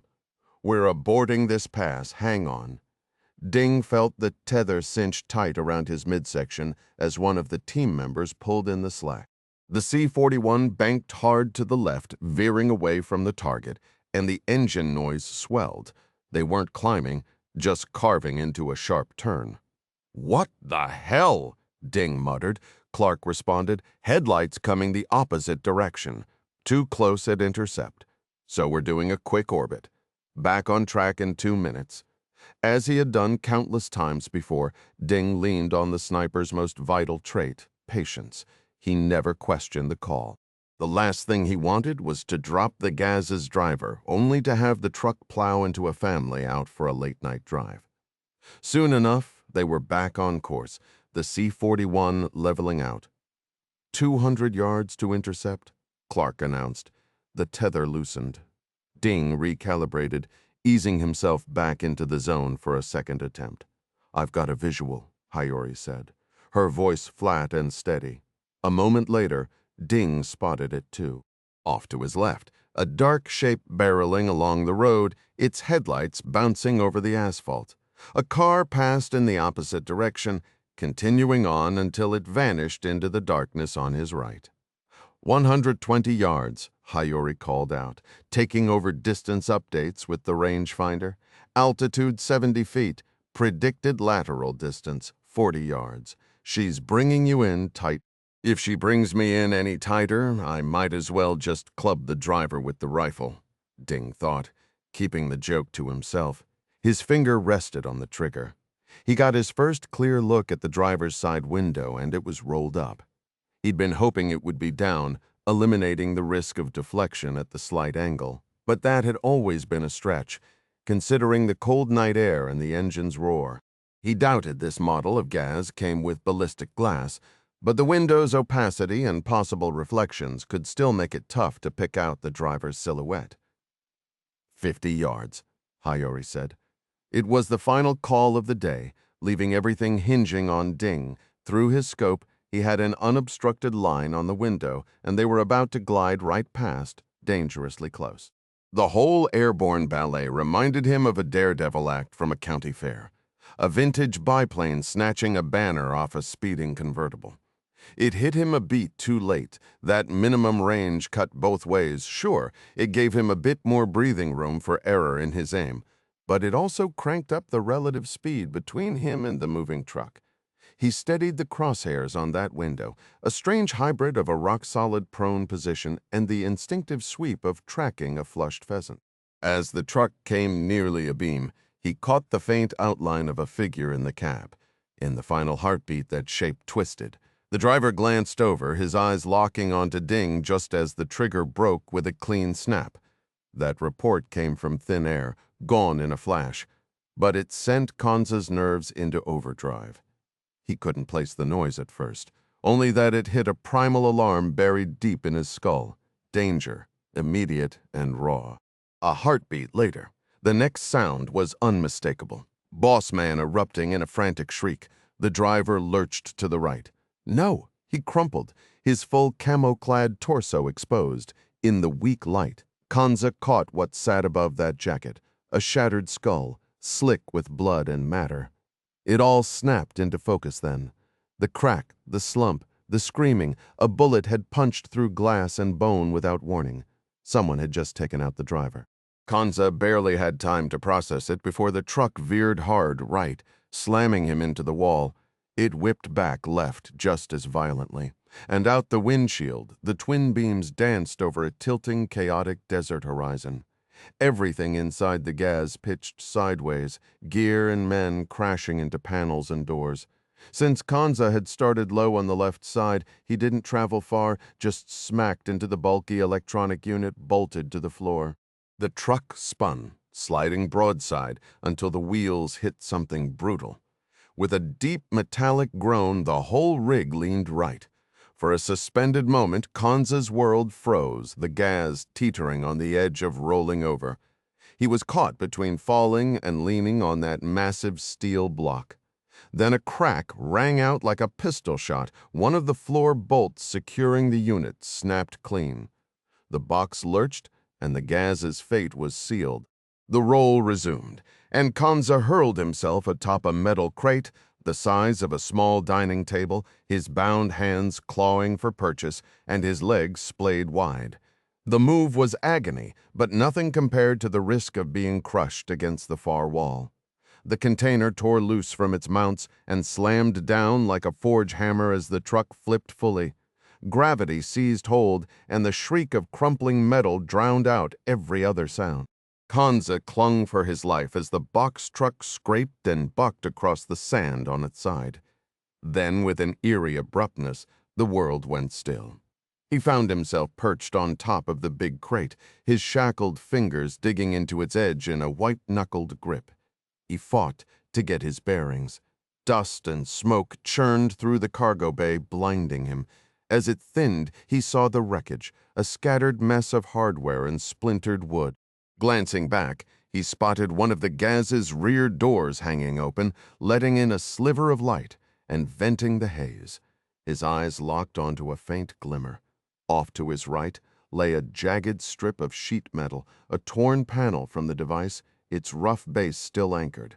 It was pure luck, nothing less. Kanza rolled toward it, twisted to line up his wrists over the sharp edge, and started sawing through the plastic restraint. Within a minute, he was free. The half-open door called to him, a way out. Then a low moan drifted from the cab up front. Kanza twisted around for a clearer view and spotted Boss Man in the passenger seat, alive but completely still. Gritting his teeth, he pushed himself up, despite the protest from his aching body, and caught sight of Beanie, or what remained of him. The man had been hurled against the right side wall and now lay pinned under the massive electronic unit. There was no question he was gone. That left only neck tat. Crawling forward, Kanza peered into the narrow space between the container and the front seats, where a dazed necked tat stared straight up at him. Suddenly, two hands shot out, clawing for Kanza's throat, acting on reflexes sharpened through years of close-quarters combat. Kanza didn't hesitate, though it came at a cost. He slid his hands under the man's arms, across his collarbone, then drove forward, letting his own weight take over. Gravity did the heavy lifting, his 200 pounds creating leverage as his triceps drove outward. The smaller man's grip faltered, and within seconds, Kanza had maneuvered behind him, locking in a deep rear chokehold. The fire in his ribs was brutal, but having the source of that pain within his reach was all the motivation he needed. He wrapped his right leg around the man's waist and applied steady pressure to his throat. His opponent struggled briefly, but once his airway was cut off, any coordinated resistance dissolved into sheer panic. Kanza kept squeezing, his left bicep crushing down on the man's neck. Arms flailed, legs kicked, but Kanza held firm even after the man went limp. He did it for the Black Hawk crew, for those aboard SAM 719, and if he was being honest with himself, as retribution for the agony these men had inflicted on him. His strength was nearly gone, his arms trembling, when a loud crash echoed from behind. A blinding white light flooded his vision, and then a familiar voice cut through. "Well, I'll be damned if it isn't John Kanza. We gotta stop meeting like this." 32. Turkey, Georgia border, 0019 local time. Kanza sat on the ramp of the C-41, wincing as Wu, playing combat medic, dabbed clotting agent onto a gash above his brow. "Sorry, mate," Wu said in his East London accent. "All good," Kanza replied, studying the man more closely. "Last time I saw you was on a ship in Bohai Bay. Small world, huh? Glad to be here, though. We owed you one from that day. I don't keep those kind of scores, but if it's still on y'all's minds, so be it." Kanza took in the scene unfolding in the distance. The gas lay on its side, its bulky frame still smoking. Clark was pulling the only surviving squad member, Boss Man, from the wreckage, having smashed through the front windshield to get to him, and he wasn't exactly being gentle about dragging the man out. The rest of the team huddled around the overturned truck's cargo area, likely scouring for intel on the GPS spoofing device. A man and a woman in civilian clothes stood near the aircraft's wing, scanning the road for any sign of approaching vehicles. "Thanks for getting here as fast as you did," Kanza said to Wu. "Glad to see Mr. Clark kept the team together." "I'm glad too, and finding you was quick, because we had solid intel. I should get word to my boss in Bodrum that I'm okay. We'll let her know." Kanza shot him a suspicious look. He hadn't mentioned his boss was a woman. "Like I said," Wu repeated, "we had good intel. What about the crew from the Black Hawk? Only one made it, the crew chief, and he's pretty banged up. Damn." Kanza glanced at the man Clark was propping against the Gaz's hood. "Any idea who these guys are?" "We're trying to figure that out," Wu said. "That one speaks fluent Russian. The others are hard to say based on the markings. One's likely from Kazakhstan, and the other's sporting a Serbian mob tattoo on his neck. So that's what that was. Is that what you were pondering when you put him to sleep? Just trying to keep my ticket punched on this side of the pearly gates, brother. Aren't we all? I suppose the real question is who's pulling their strings? I believe our fearless leader is already on that trail." Kanza spotted Charlie approaching Clark from the rear of the truck. She handed him a hefty roll of duct tape, the same one he'd likely noticed while hunting for a weapon earlier. Clark went to work, wrapping the prisoner up like a mummy and lashing him to the twisted bumper.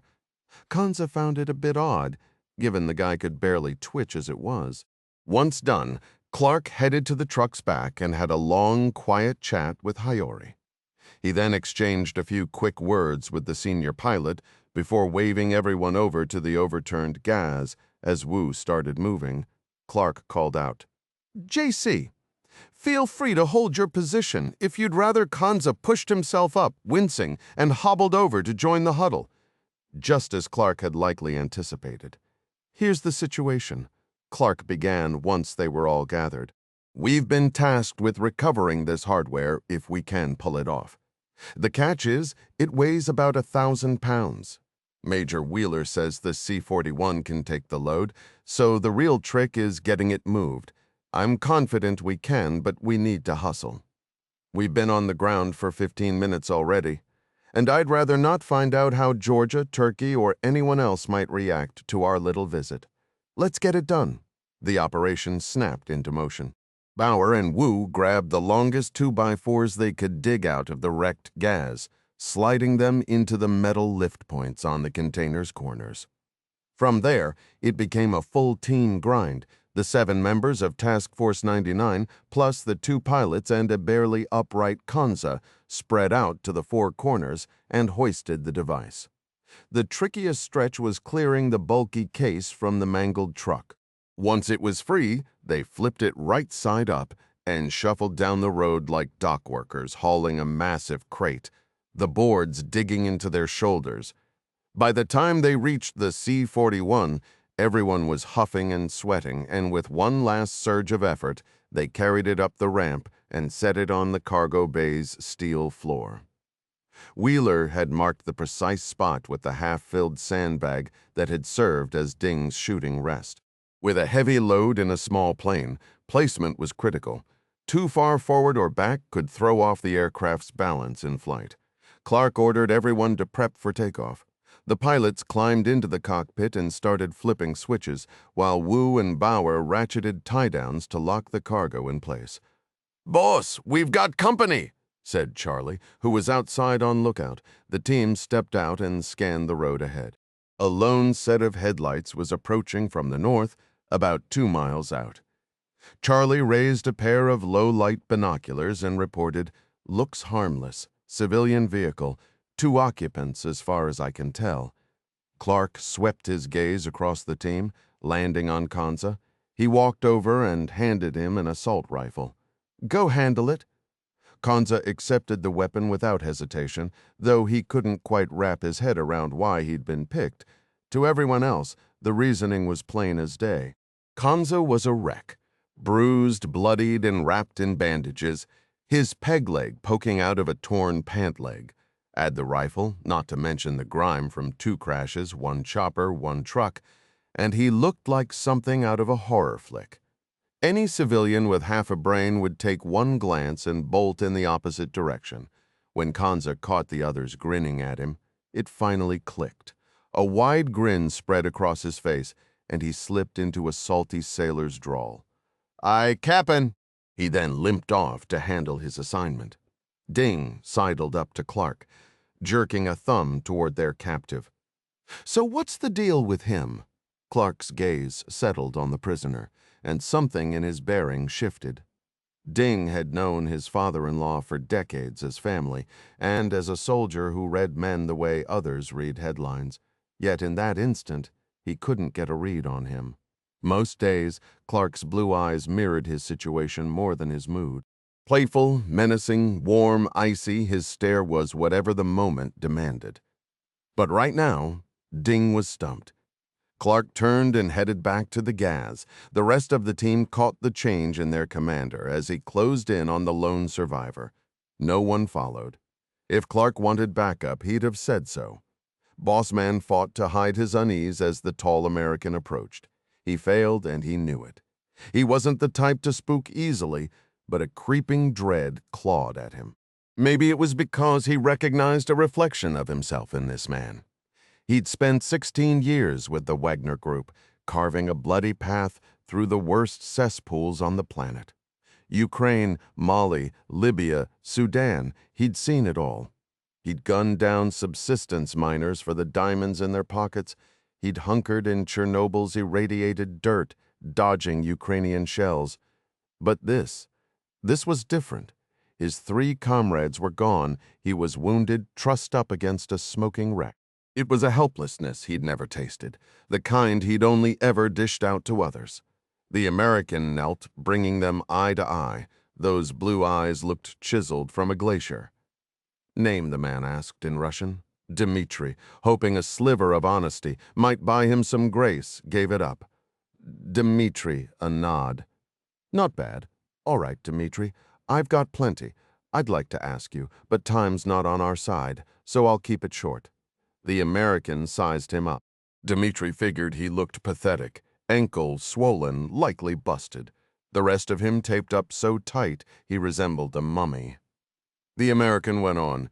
In a bit, my team and I are lifting off.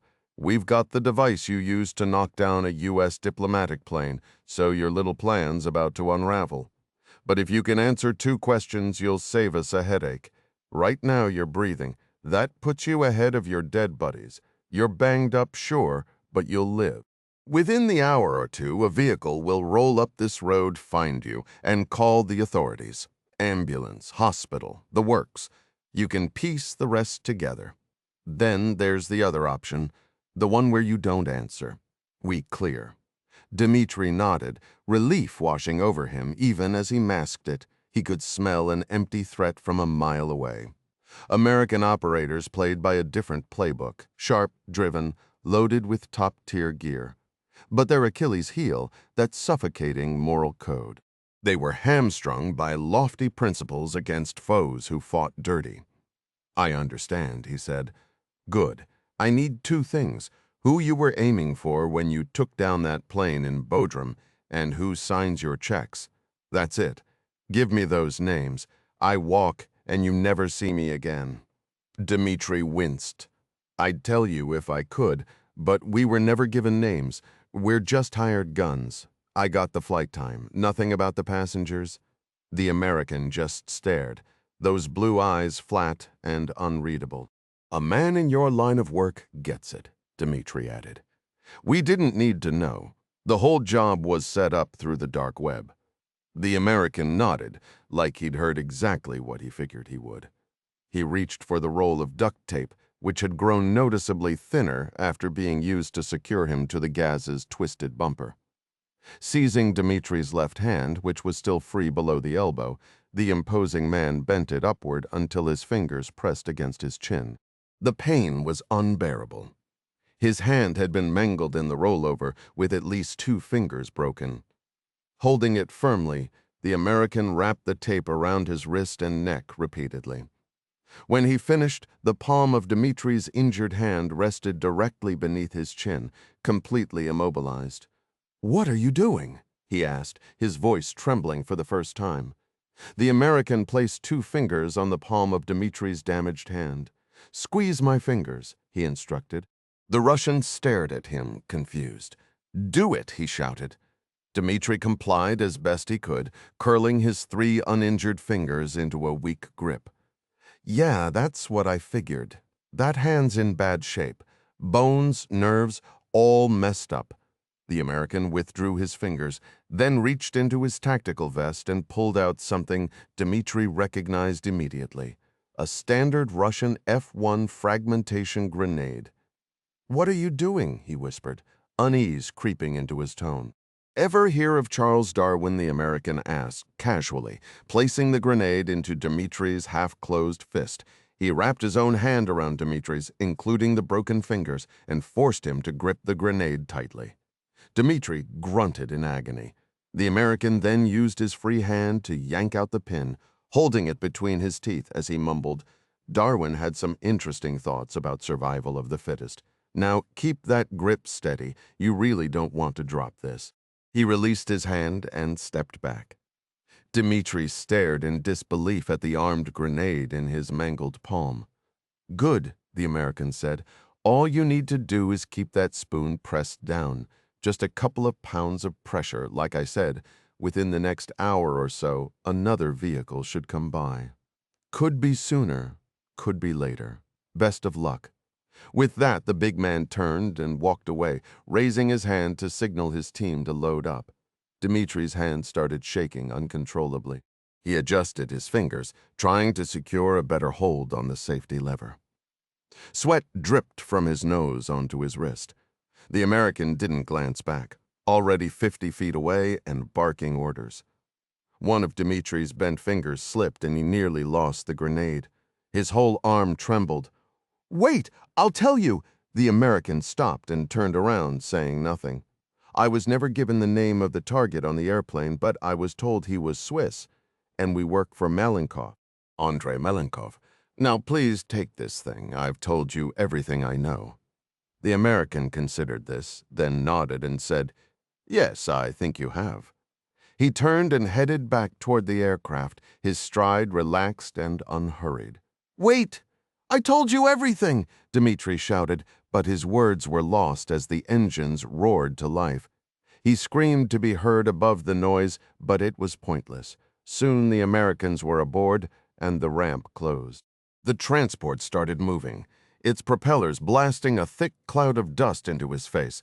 His eyes stung, and he coughed up gritty spittle. Blinking through the haze, he watched the plane accelerate and lift into the air, quickly vanishing into the darkness. Alone now. Dmitri stared at his sweaty hand and the trembling explosive device. His eyes darted up and down the empty road, searching desperately for any sign of help. The muscles in his ruined hand began to cramp. He fought to maintain control, but it was a losing battle, the physical pain compounded by a crushing sense of dread. His entire body shook as the weight of his situation settled in.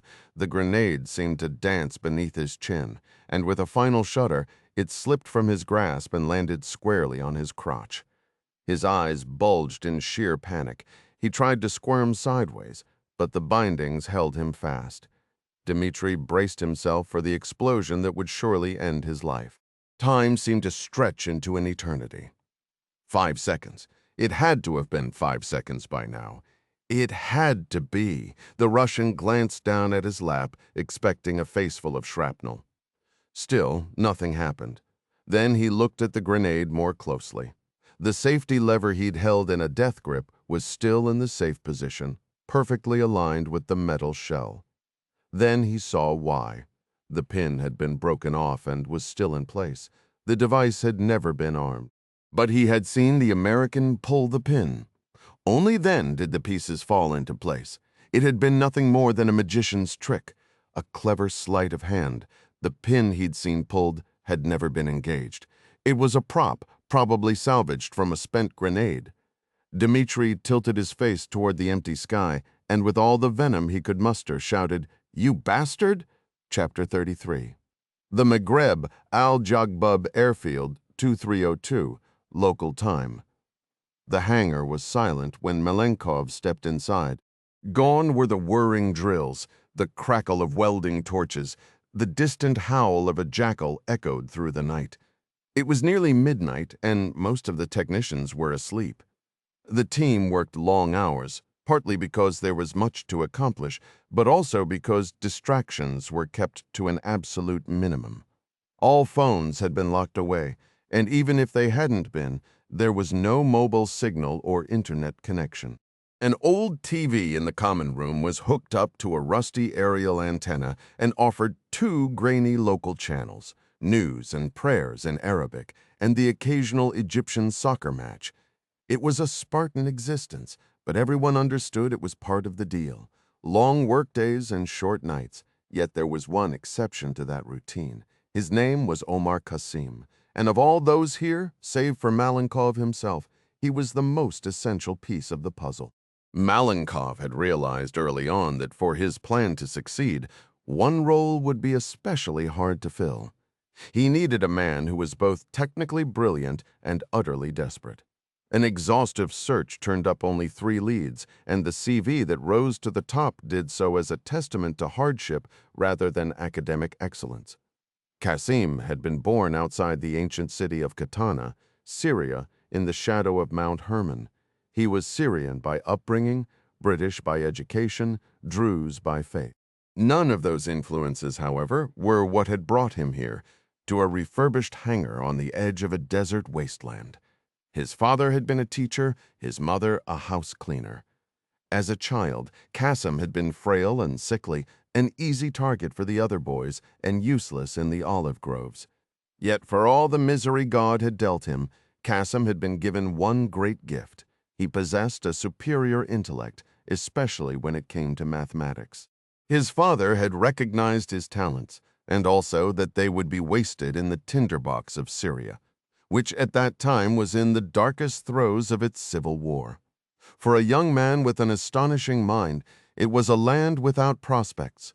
The only escape was a literal one: migrate abroad into an increasingly unwelcoming world.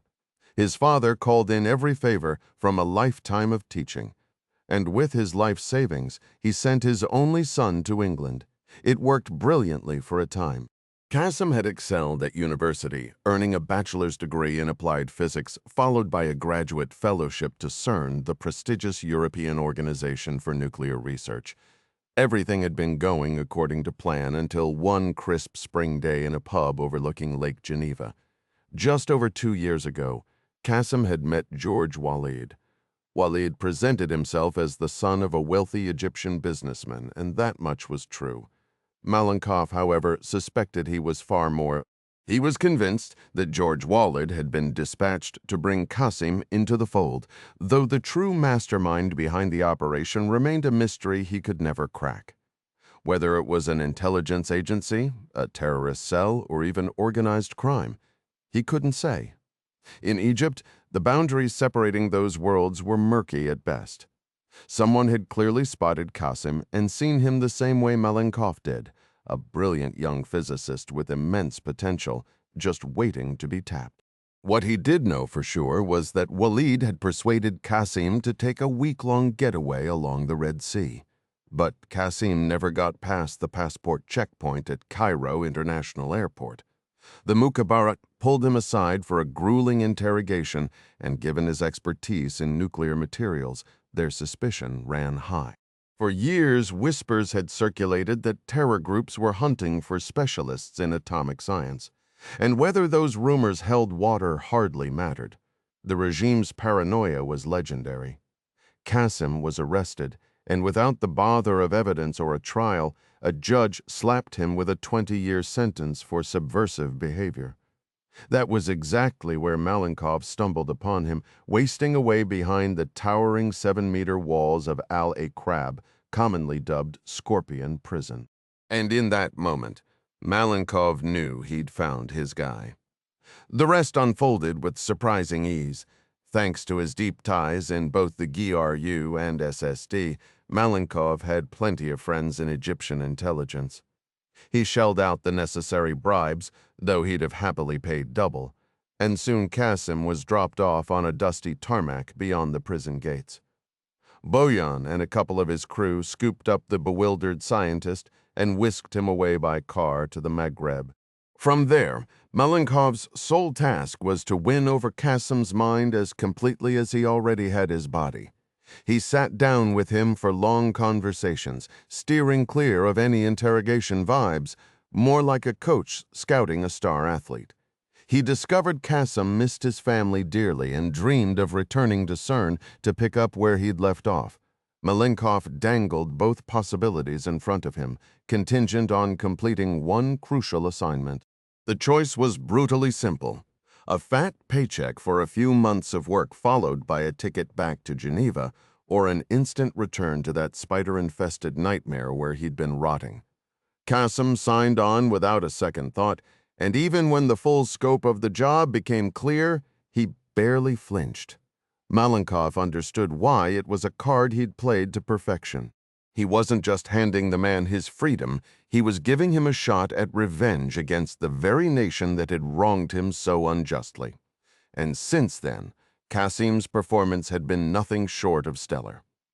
Malenkov spotted him on the opposite side of the hangar, hunched over one of the aircraft. Kasim was a frail, bespectacled guy with a mop of curly black hair. Dressed in grimy coveralls and leaning into an engine bay, he could have passed for any run-of-the-mill mechanic except for the film badge clipped to his chest. "What's on the agenda tonight?" Malenkov called out as he strolled over. Kasim emerged from the dark compartment, a headlamp glowing on his forehead. "The airborne mixing system," he said.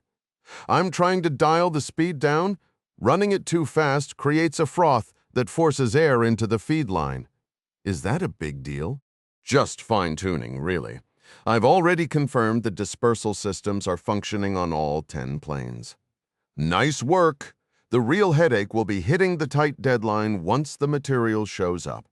Malenkov glanced over at the equipment staged on one side of the hangar, an industrial mixing tank with a 3,000-gallon capacity and twin agitators. The whole network of pumps, valves, and pipes was built for remote control, with cameras monitoring every move.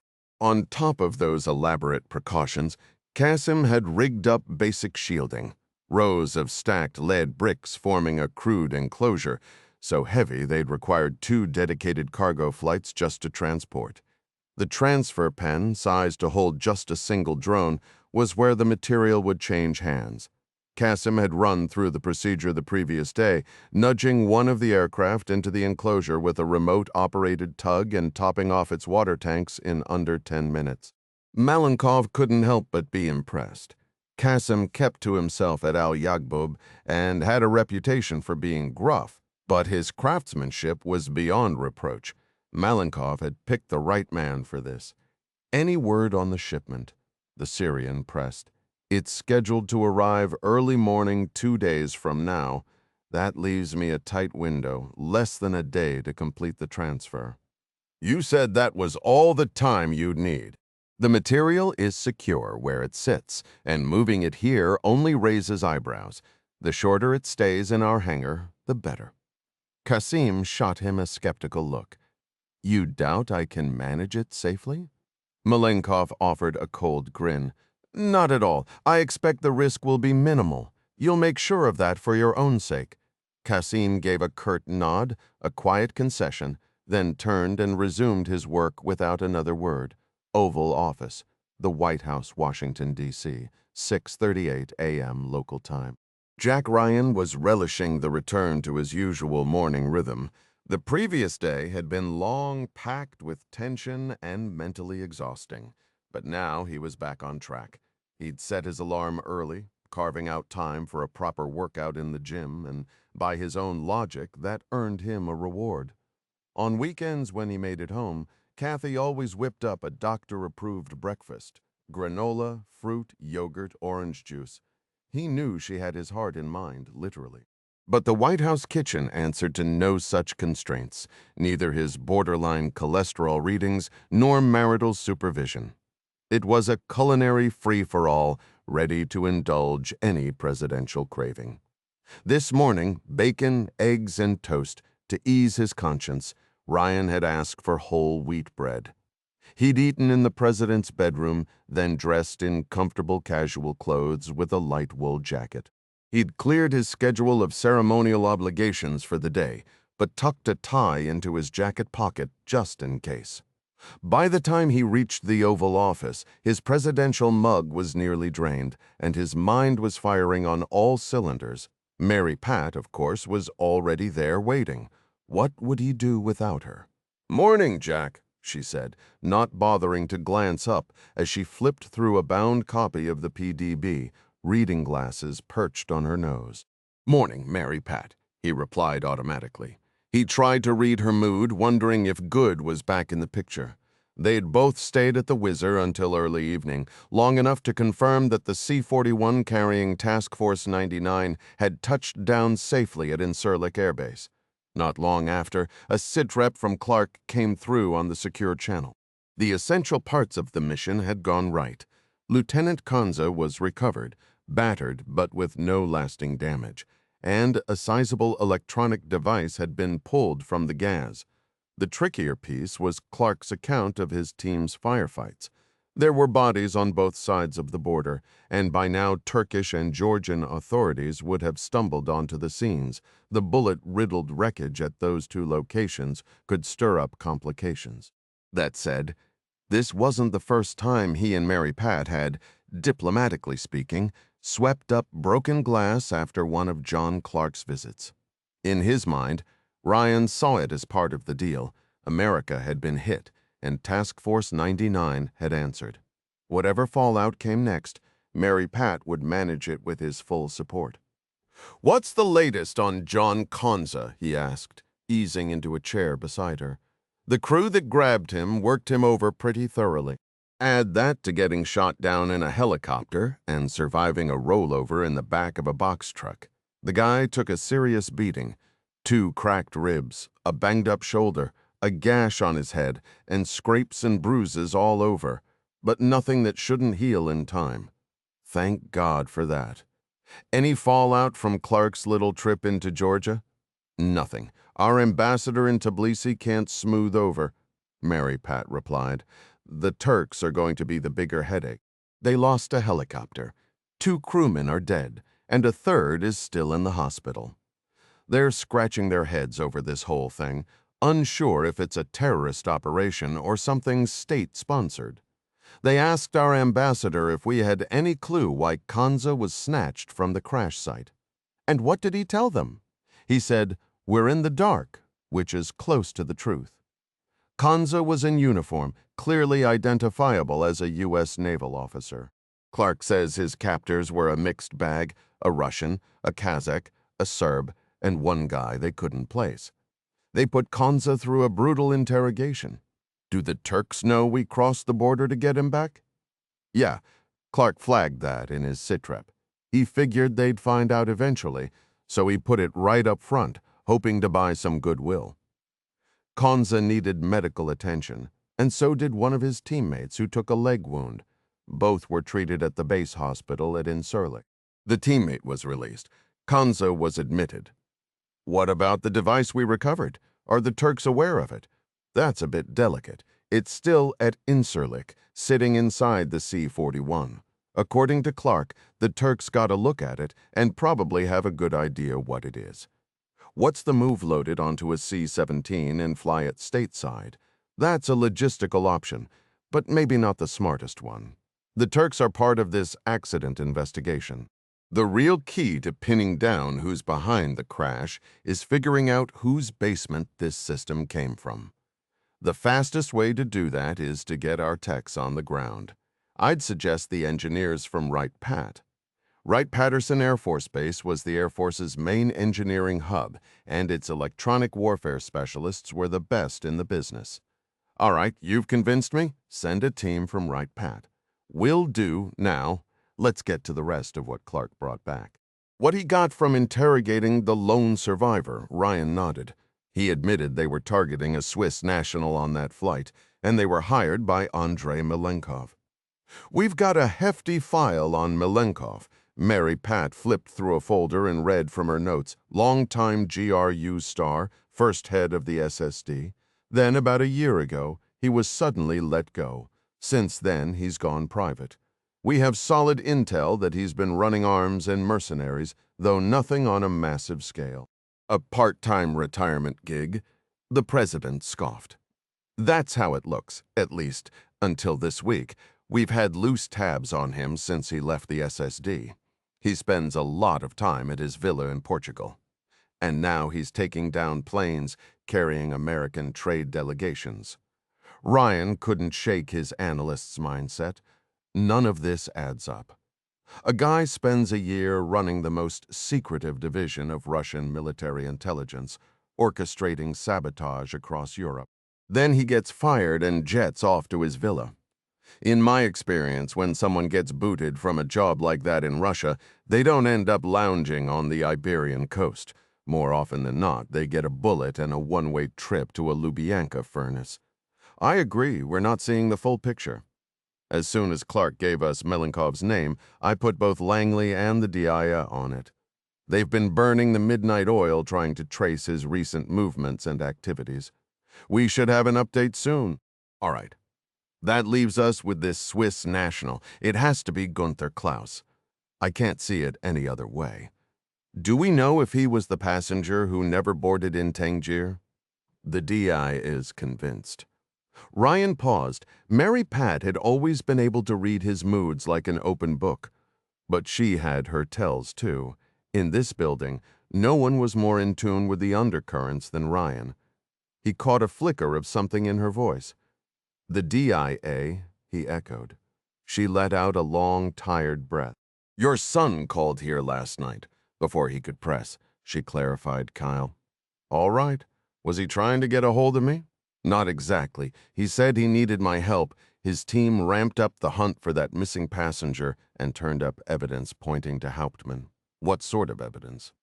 Passport data. They broke into Morocco's immigration system. 15 passengers and crew had their documents scanned during the boarding of SAM 719. They also pulled surveillance footage to cross-check the faces. No Hauptmann, Ryan concluded. He was the sole no-show, but oddly enough, he was nearby. A single-frame capture from an exterior camera put him on the curb outside the terminal that night. Why he never boarded is still a puzzle. CC6 is digging into what went wrong. That's where Kyle hit a dead end. He wanted Klaus's real name from the agency and got nowhere. And that's why he came to you. A little pressure from the top. He didn't spell it out, but that's my read. Ryan smirked. What? Subtle manipulation of human behavior? That's not exactly Kyle's strong suit. I wouldn't call it subtle. Ryan steered back to the point. Did you see the photo? I did. Grainy, but it was Klaus. For what it's worth, Kyle seems sure Madden can track him down. He's never lacked confidence, that one. Did you hand over Klaus's name? No, that's your call. She hesitated, then added, seems like Katie and Kyle are working this investigation closely together. My kid's conspiring. Yes, but not against you. They're just doing their jobs. That they are. Send Kyle the name. Then get Ben Stevens on the line. I want the agency to give DIA everything they need, full access. Understood. Ryan rose and wandered to the window behind the resolute desk, gazing out at the rose garden with a contemplative air. I've got a bad feeling about this, Mary Pat. So do I. It looks almost certain that the downing of SAM 719 was an attempt to take out Klaus. But why go that route? Why not just shoot him in some alley in North Africa? Bringing down a diplomatic plane seems like a huge gamble. Is it?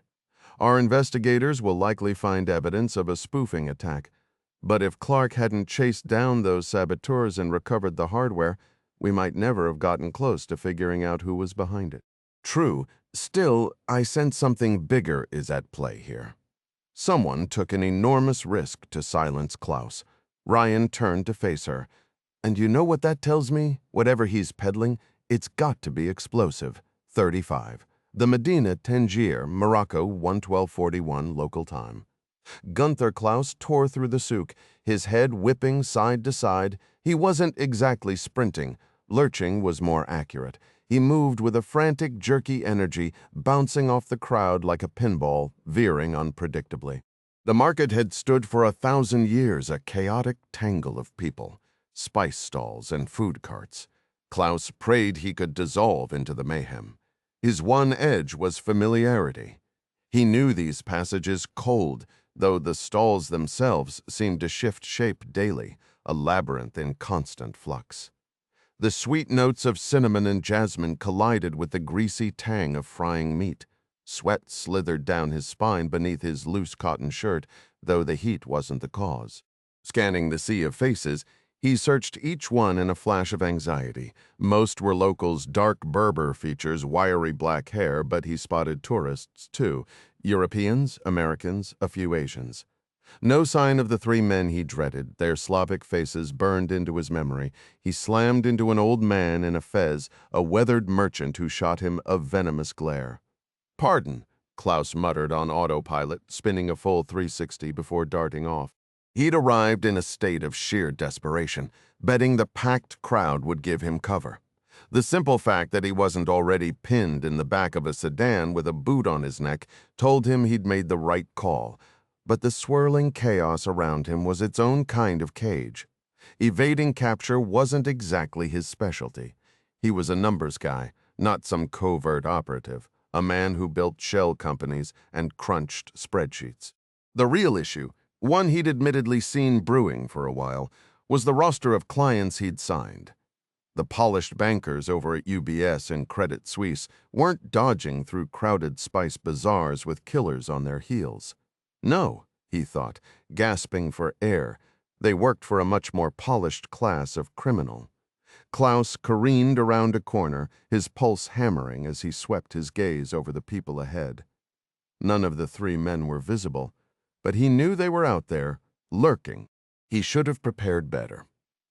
Turning to the Americans had been a gamble he couldn't reverse, and it had nearly paid off. After he'd passed that cryptic note through the old beggar in Algiers, they'd reached out right away.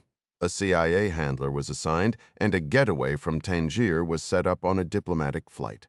It had seemed like a flawless plan until he'd walked into the executive terminal and locked eyes with a familiar face. In that panic, the name slipped his mind, but the face was burned into his memory, which was probably why they'd sent him. He was a Czech national who'd once hired Klaus to funnel money for a massive shipment of Semtex. As the man closed in that night, Klaus froze near the entrance. Then, out of nowhere, luck stepped in. A local cop flagged the Czech down, pointing at his illegally parked car. Klaus didn't stick around to see what happened. Acting on pure instinct, he sprinted into the terminal and made a beeline for the security station. The guards eyed him with suspicion, and when Klaus spotted no sign of his handler, sheer terror took over. Was the entire operation a trap? Was there even an American jet waiting outside? Was he moments away from being shipped off to Moscow on a one-way trip to oblivion, overwhelmed by threats? His mind went blank, and only one escape route made sense. He bolted through a side door, scrambled down a confusing corridor, and spilled out into a parking lot. A cab, a stack of cash, a spare key. 30 minutes later, he was gone. In the days that followed, Klaus's life spiraled downward without mercy. He'd first returned to his own apartment, but second thoughts hit fast. The Russians definitely knew where he lived, so instead of staying put, he crashed in a neighbor's place. His buddy was away, and Klaus had a key to look after the parakeets. With his Tangier escape blown to pieces, the anxiety that had been gnawing at him turned into full-blown paralysis. He wouldn't step outside, and the curtains stayed sealed shut. Then, this morning, as he sat in that borrowed living room eating cold beans from a can, everything flipped again. The security feed for the building's street entrance up on the neighbor's computer showed 3 burly men storming in from the sidewalk. Klaus didn't recognize their faces, but he'd done enough work for the Russians to know exactly what they were. A pack of GRU heavies. He crept to the door and peered through the peephole. The bird apartment was on the 2nd floor, and soon he heard 3 pairs of boots thundering up the stairs. Klaus held his breath, silently begging them to keep climbing toward his own unit on the 4th floor. When they did, his knees almost gave out from relief. But staying put wasn't an option. The Russians figured he was in the building, and if they didn't find him in his own place, they'd start kicking down other doors. Klaus counted to 30, then tossed a scoop of seed into the birdcage before slipping out. With nothing but his phone and wallet, he'd sprinted out the door and taken the stairs 2 at a time. Once outside, he made a beeline for the souk, the most obvious spot to vanish into the chaos. But within minutes, a glance back revealed the Russians closing in. For the past 10 minutes, Klaus had been on the move, zigzagging through narrow alleys, ducking into doorways, and catching his breath in shadows. How much longer could he outrun them? He slipped between towering displays of cumin and ginger, skirted tables piled high with cheap clothing. How had they even found his building? Then it hit him. He yanked the phone from his pocket. Of course, a smartphone is a homing beacon. He thought about powering it down, but would that even matter? The device was already compromised, and he knew he'd never trust it again. The only play was to ditch it. He spotted a fruit stall and considered burying it under a stack of dates. No, too easy to find. Better to give them something moving.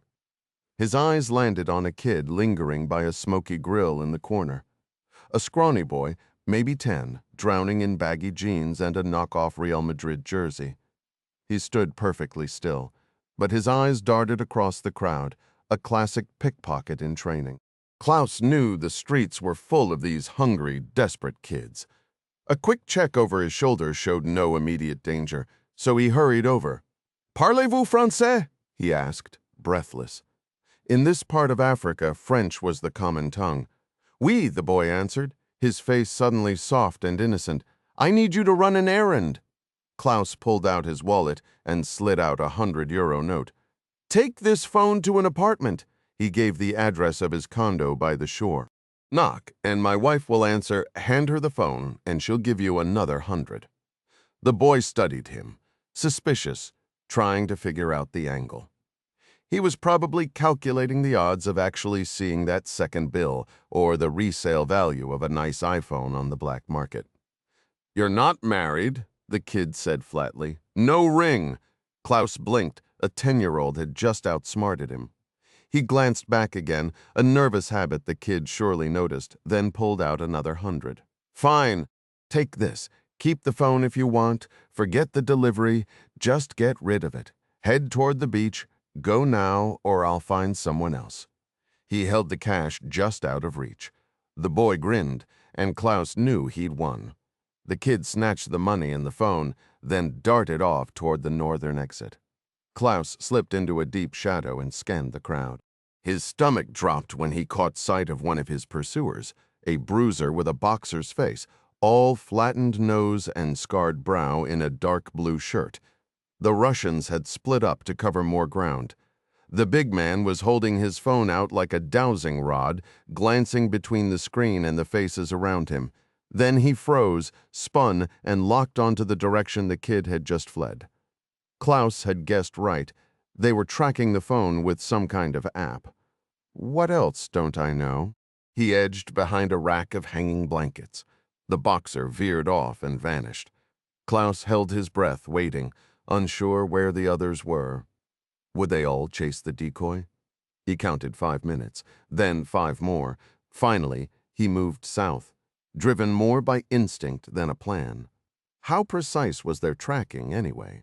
Maybe they'd catch the kid, but they were hunting Klaus, not a street urchin, and the system didn't seem pinpoint accurate since they'd missed that he was in a different apartment earlier. Would they double back when they realized they'd been played? Or were they already halfway to the coast, chasing a ghost?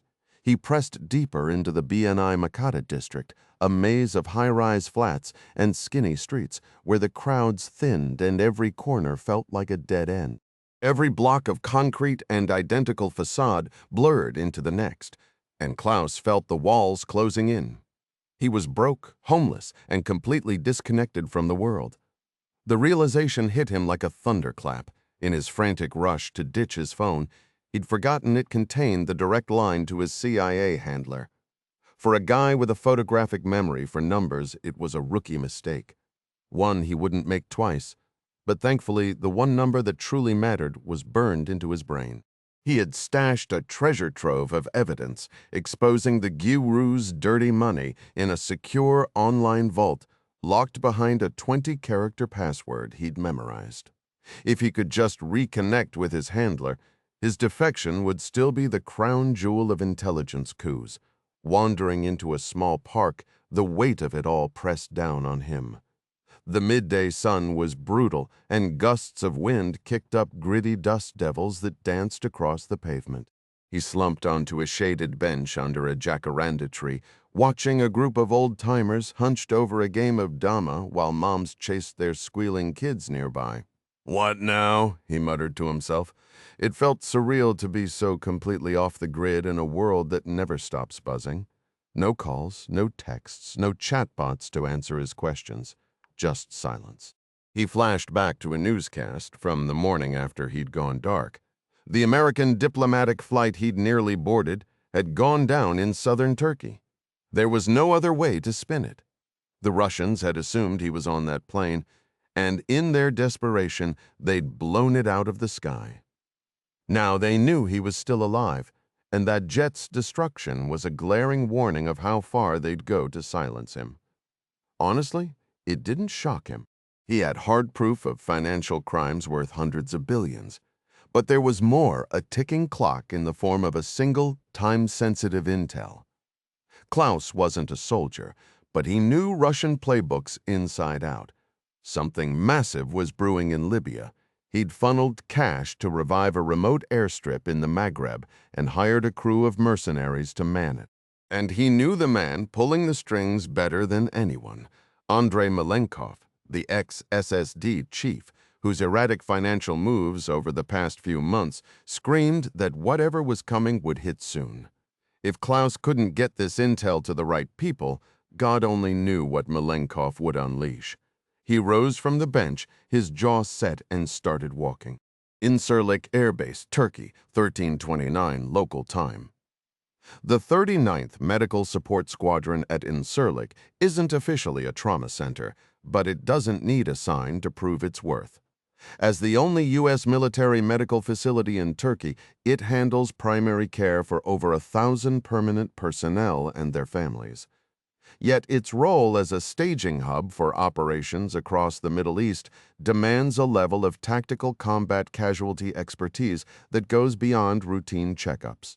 Katie strolled down the hospital corridor, taking in the familiar sights. The sharp smell of antiseptic, the bland institutional decor, and a staff split between scrubs and utility uniforms. The nurse escorting her was an Air Force first lieutenant, and undeniably easy on the eyes. At the front desk, she'd been wary of the frantic Navy officer who burst in, but once Katie introduced herself as Kanza's commander, a minor stretch of the truth, the woman loosened up. "I wasn't on duty when they brought Lieutenant Kanza in last night," the nurse explained. "But I heard he was in rough shape. They hit him with a hefty dose of sedatives. And how's he doing today?" Katie asked. "Let's just say they've worn off. He's been flirting with me all morning." Katie cracked a smile. "Yeah, that's JC for you. Sounds like he's on the mend. No question, and honestly, he's pretty easy on the eyes." "Can't argue with that." The nurse paused outside a room with the door already ajar. "I'll let you handle it from here, Lieutenant Commander. If you need anything, just buzz the front desk." Katie chuckled and stepped inside, but the lightness from her chat with the nurse evaporated the moment she saw Kanza. He was sitting up in bed, swathed in bandages, his torso bare and painted in deep shades of bruise. His right shoulder was strapped down tight, and fresh contusions marked his face and arm. When his eyes fluttered open, they locked onto her, though his head stayed still. "Well, shoot," he croaked. "I was really hoping for that cute O2. Katie forced a smile. "Great to see you too, JC. No offense, boss. It's just that Yeah, I caught that." She moved to his bedside. "You really took a beating, my friend. You ought to see the other guys." That cracked the tension, and Katie felt herself ease up. JC looked like he'd gone 12 rounds with a truck, but his spirit was intact, no sign of trauma weighing him down. And honestly, it made sense. When you've already lost a leg in combat, survived interrogation, and walked away from a plane crash, a rough night probably doesn't even register. "How'd you get here so fast?" he asked. "The Turks had a logistics flight scheduled out of Bodrum this morning. I asked Colonel Demir if I could tag along, and he was happy to oblige. I heard about the helo crew sucks about the pilots, but at least the crew chief pulled through." "Yeah, the nurse mentioned he's down the hall. They're expecting a full recovery." "Glad to hear it." Kanza shifted to sit up straighter, his face tightening for a second before the pain faded. "So how's the investigation going?" "We're making real progress. Colonel Carter's team has been combing through the black box data, and it's basically what we suspected, an electronic attack. The navigation system was fed false info. How's that even possible?" "It's pretty technical, but Carter broke it down for me. The nav data from the downed jet showed both position channels shifting at the exact same moment as it was lining up for landing. Normally, there's an alert when the two don't match, but because they moved together, nothing triggered. Long story short, the plane was 12 miles off course in heavy clouds. The instruments told the pilots they were descending toward the runway when they were actually flying straight into the mountainside. So this spoofing thing created errors at the worst possible time. That's the only explanation, and it was almost certainly deliberate. Carter also pulled up the cockpit voice recorder transcript. At the very last second, the co-pilot called out a nav warning flag, but by then, there was no time left. "Damn. Thanks to you and John Clark's crew, we've got the device that caused the attack. A team of techs from Wright-Patterson is flying in to rip it apart and reverse engineer it. If we can trace where it came from, we'll have a solid lead on who's behind all this." Have you ID'd that missing passenger yet? Kyle got back to me this morning. He's got a name and is working on tracking the guy down. Ronald Hauptmann. Konza guessed, figured as much. Kyle didn't give me much detail, but he did confirm the man using that alias never actually boarded the flight. You think he was the target? The whole reason the jet was brought down? It fits, but we still don't have hard proof. Katie glanced at the open door, then slipped over and shut it. I haven't heard many specifics about last night's events. You up for filling me in? Only if you promise every act of courage and initiative gets highlighted in my next fight rep. Katie grinned. Konza then walked her through the helicopter crew's attempt to intercept the convoy, right up to the moment a surface-to-air missile tore them out of the sky. He told her about waking up in the back of that gas truck, a prisoner, the interrogations, and how he'd finally been pulled out. She let him get through the whole story before she started in with her questions. The first one came out automatically, so it was John Clark who got you out of that mess. The one and only, though, he had some backup. Anyone I'd know. Ding Chavez and a crew with some pretty heavy accents. Katie nodded knowingly. She and Ding went way back, given his long history with her father, and Clark was practically family, having served as her dad's personal security detail back in his CIA days. He'd been a constant presence ever since. She said, "Sounds like Task Force 99 returned the favor for that help you gave them on the dock in Tianjin." That might have come up. Aside from getting the device back, Kyle said Clark questioned one of the guys who grabbed you. He did. Any useful intel come out of it? Honestly, I can't say. Mr. Clark sent me off to run an errand while that was going down. An errand? In the shape you were in? I got picked to wave off a carload of civilians heading our way. He told the story the way only JC could. A young couple in a sedan took one look at him, bloodied, cradling an assault rifle, and whipped their car around in a frantic U-turn, kicking up a cloud of dust. Katie couldn't help but laugh at the picture he painted. Konza glanced at the door. One of Clark's guys came in with me. He had a leg wound, but they patched him up and let him go. Katie nodded, and as she did, the wheels in her head started turning. Any idea if Task Force 99 is still around, on base, probably? Last I heard, they were getting set up in the queues. They're likely all soaking in their hot tubs by now. Katie laughed again. There wouldn't be any hot tubs, but it was a known truth, especially in Navy circles, that Air Force visiting officer quarters were practically the Ritz compared to their own. Have they said how long they're keeping you here? She asked. I asked, but you know how doctors are? Careful. My mom's one. I don't see any reason to stick around. I'm banged up, but all they tell me is to sit still. I can do that on a plane just as well as here. JC, you don't sit still anywhere, but point taken. She gave him a thoughtful look. I think I might head over to the queues and look up Mr. Clark. Sounds like a plan. But one piece of advice. If you knock on his door, make sure you're visible in the peephole. Guys like him get a little jumpy otherwise. John Clark is a lot of things, but jumpy isn't one of them. 37. In Sirlik Air Base, Turkey, 13:54 local time. The VOQ building was close enough to walk. Katie approached the front desk, and a young airman told her they had no officers registered under John Clark's name. Not surprised. She explained she was looking for a group of 6 men and 1 woman, all OGA, other government agency who'd arrived the night before. The kid clearly knew exactly who she meant. He made a quiet call on the desk phone, passing along her name and rank. The clerk hung up and gave her a room number. The building wasn't large. Task Force 99 probably filled a good chunk of the visiting officer rooms, most of which usually housed aircrew grabbing crew rest at this busy continental waypoint. Katie stopped squarely in front of the peephole on door 15. Konza's half-joking warning had stuck with her. She couldn't be sure who'd answer. She'd only seen Task Force 99 operate from a distance. The first time was months ago when they'd pulled a valuable asset known as the Night Spider out of China.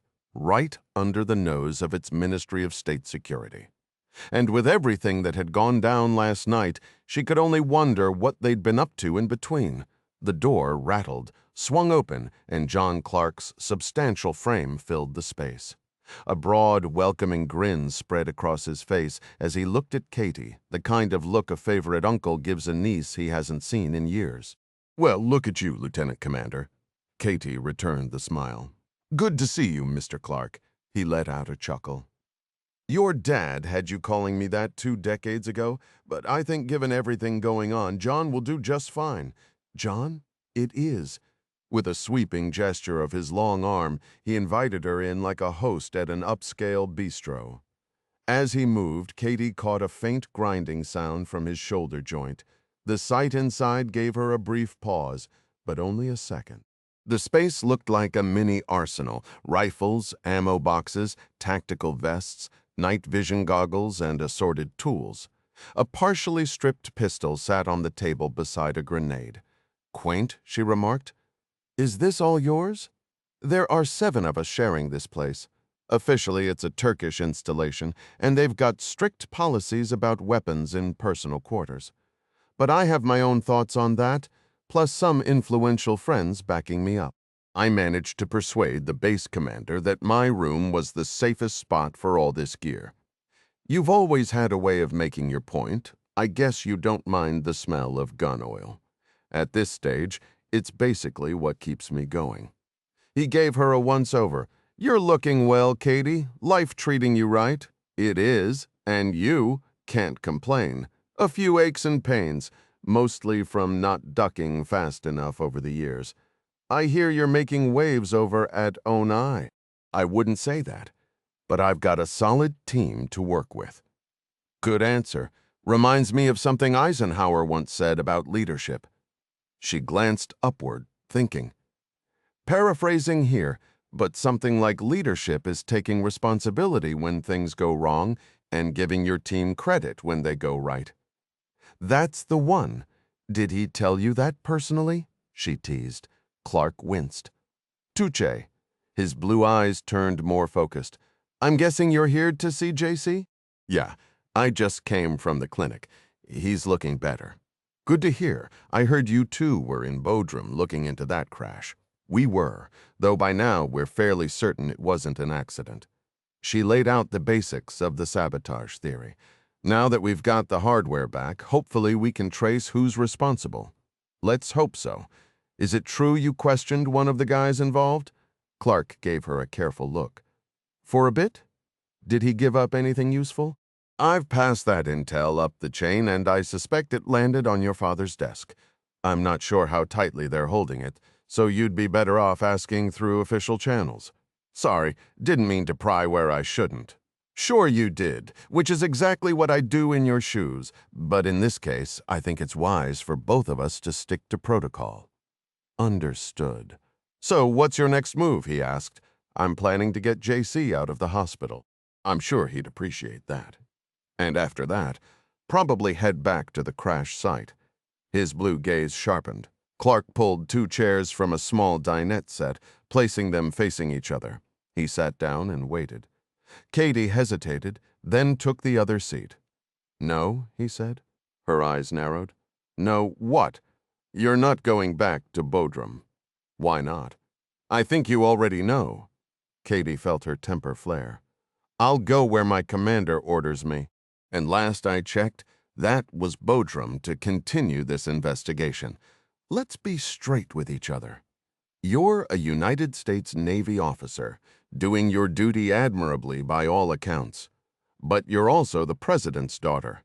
Your partner was just snatched by foreign nationals, a confirmed terrorist element we haven't fully identified, and they could easily have more people in the region. Turkey is a predominantly Muslim nation with tenuous security, surrounded by countries that serve as safe harbors for terrorist elements. Thank God you didn't climb aboard that chopper with JC. He paused, almost daring her to push back. Katie felt the urge to argue, but she held her tongue. Maybe it was her deep respect for Clark, or perhaps lingering doubts about whether she'd truly be useful in Bodrum. Ultimately, she understood it was neither. She just knew Clark was right. He continued, "The moment JC gets the green light to travel, you both need to hop on the next flight back to the States. We've got C-17s, C-130s, and tankers rolling through here nonstop. Dover, Andrews, McGuire, just get Kanza home." He won't say it, but he'll need serious rehab to get back in fighting shape. If he were one of my guys, that's exactly what I'd do. She nodded, her gaze dropping to the floor. All right, you're right. Me staying here would only create more headaches than it solves, I see that now, and JC needs proper medical attention, the kind only available back home. Then her frustration boiled over. John, I adore my dad. I love who he is and what he sacrifices for this country, but it drives me crazy that his identity, it's always looming over me, like a shadow I just can't shake. Look, I hear you. That's rough, but it's the hand you're dealt. What matters is how you play it, Katie. From everything I've seen, you're crushing it for the Navy. This is just one of those moments where you've got to step back. She let out a long, weary sigh. Honestly, I've got a selfish reason for pushing you to head stateside. She raised an eyebrow, curious. I'm not trying to sideline you. I want you running the show. Yesterday, we started getting some red-hot intelligence from a fresh DIA outfit called Cybercell 6. Katie studied him closely, but stayed quiet. I've caught wind that your brother might be tied to it. Just a rumor. Clark didn't elaborate. He simply said, I suspect we're going to need a lot more intel like that before this mess is wrapped up. You want me to go back and collaborate with Kyle? I want you to take it up with your commander. Tell him you've got first-hand knowledge of the situation because you've been on the ground. Tell him there's an urgent need for intelligence and that the grizzled old head of a classified task force has specifically requested your help coordinating with DIA. Katie took a long look at Clark. She'd grown up hearing stories about his legendary missions. Recently, she'd observed his work from afar, reading the after-action reports from his operations, tales of bravery, moments of heroism, feats that made him appear almost larger than life. John Clark was as close to a myth as any covert operative could become. But what she witnessed now wasn't any of that. It was grounded and real. It was a leader making tough sound calls, even when they weren't the popular ones. Okay, she said, rising to her feet. I'll get JC on the next flight out, and once he's back home and properly cared for, I'll work my tail off to get you everything you need. A sly grin spread across his face, making him look 2 decades younger in an instant. That's all I could ever ask for. 38, the Maghreb Al Jaghub Airfield, 14:30 local time. The glare hit Malenkov's eyes like a hammer, forcing him to squint hard. Even behind dark shades, the sun at the edge of the Sahara was brutally unforgiving. There, Gamling said, pointing off into the distance. He followed the engineer's direction and spotted the drone, roughly 3 miles out and barely perceptible. The paint job blends in perfectly, he noted. The skies here, much like those over our target zone, are frequently choked with dust. I selected the optimal camouflage scheme to prevent any visual detection from below. Gamling kept his eyes fixed on a monitor. A joystick was tethered to the computer by a cable, but he wasn't touching it. The controller, Malenkov had learned, was strictly for emergencies, a fail-safe if something malfunctioned. The aircraft was operating entirely on its own, flying in full autonomous mode. They stood at a makeshift workstation just outside the hangar, the desert sprawling endlessly around them. The table was buried under a tangle of computers and monitors, with cables snaking everywhere like a nest of wires. Malenkov watched the approaching drone with intense focus, his gaze flicking between the main display and the sleek shape cutting through the sky. The aircraft was bigger than most drones, roughly the size of a Cessna trainer, but its wings and body were far more streamlined. The other 9 units parked in the hangar were identical in every way. Gamling spoke up. These are fire-and-forget systems. Once launched, the flight path is locked in and there's no calling them back. Our target will have countermeasures in place. That's why we can't rely on standard navigation. Signals can be jammed to block VHF, and GPS spoofing is a real threat. How does it find its way, then? I've developed custom algorithms. The primary method uses an antenna that links to low-orbit satellites. The Skylink network offers the best coverage for our area of operations. Couldn't that be jammed or taken down too?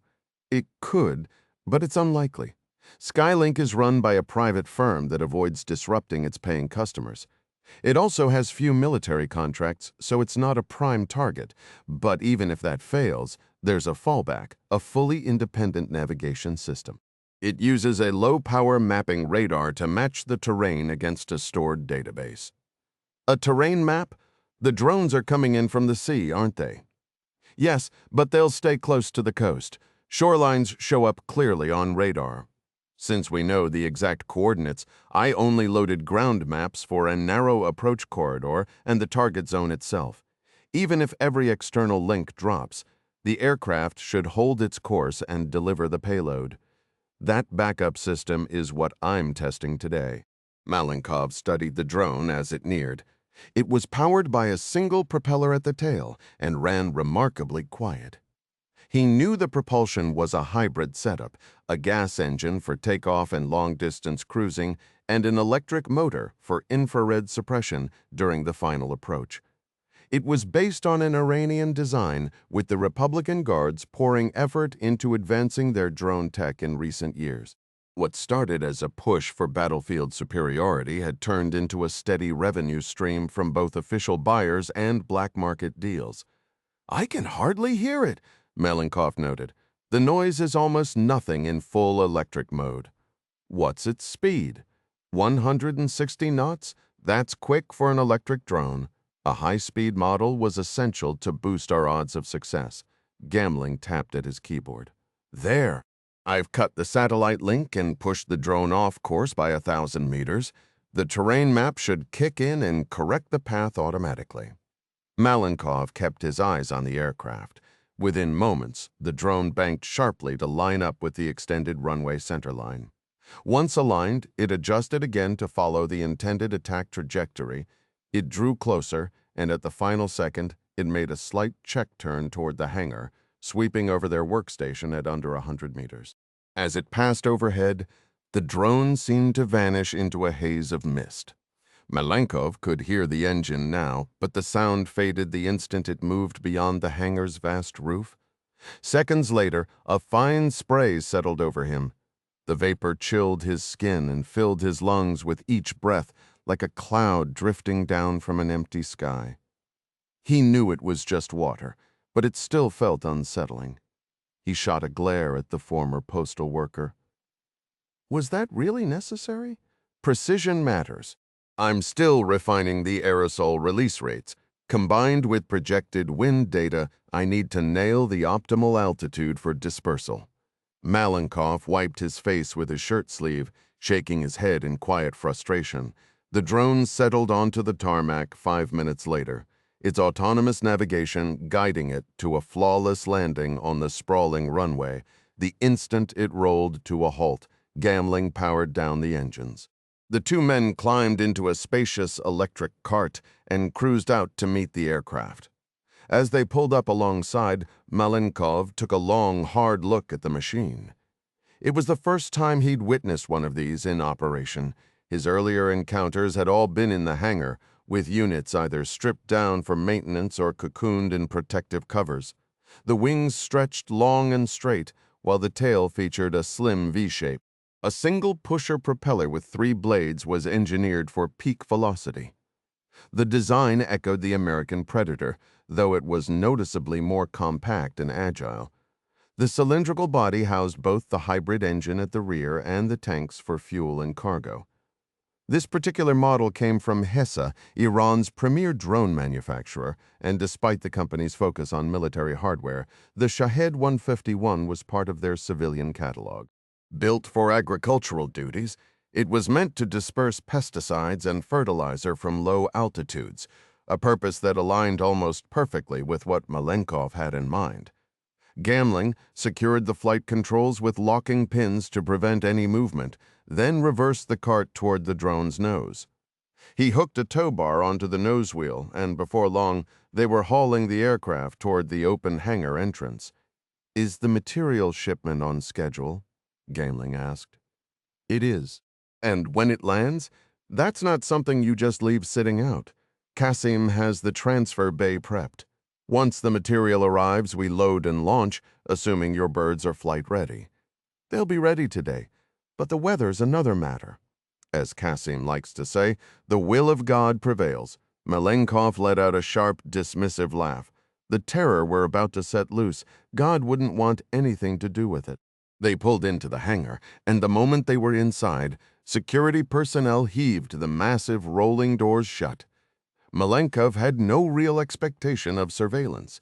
It was precisely why he'd picked such a remote spot, but there was no point in playing with fate. The second he stepped off the cart, his phone buzzed. He glanced at the screen, recognized the caller, and moved aside before picking up. "Well?" he demanded. "We missed him," Bartos, the head of the Tangier search, reported. "What went wrong?" "He was in the building, but tucked away in a different unit. Our tracking gear wasn't precise enough, and he slipped out. We tailed him to a market, but then he tossed his phone. He must have known we were on it." Malenkov's face tightened with fury. Eliminating the financier had always been on his agenda, but when word surfaced that Klaus was turning against them, the timeline had simply been accelerated. Unfortunately, the Swiss was proving harder to corner than expected. "Do you think he's still in Tangier?" Malenkov pressed. "Probably. We found his passport at his apartment, and we've got a contact in Moroccan customs. If he tries to leave, we'll catch it." Malenkov had his doubts about any informant in that region, but he did agree Klaus was likely still holed up in the city. Then do it the hard way, hunt down his friends. His contacts put every available pair of eyes on the streets. "We'll need more manpower, 10. 100 would be better."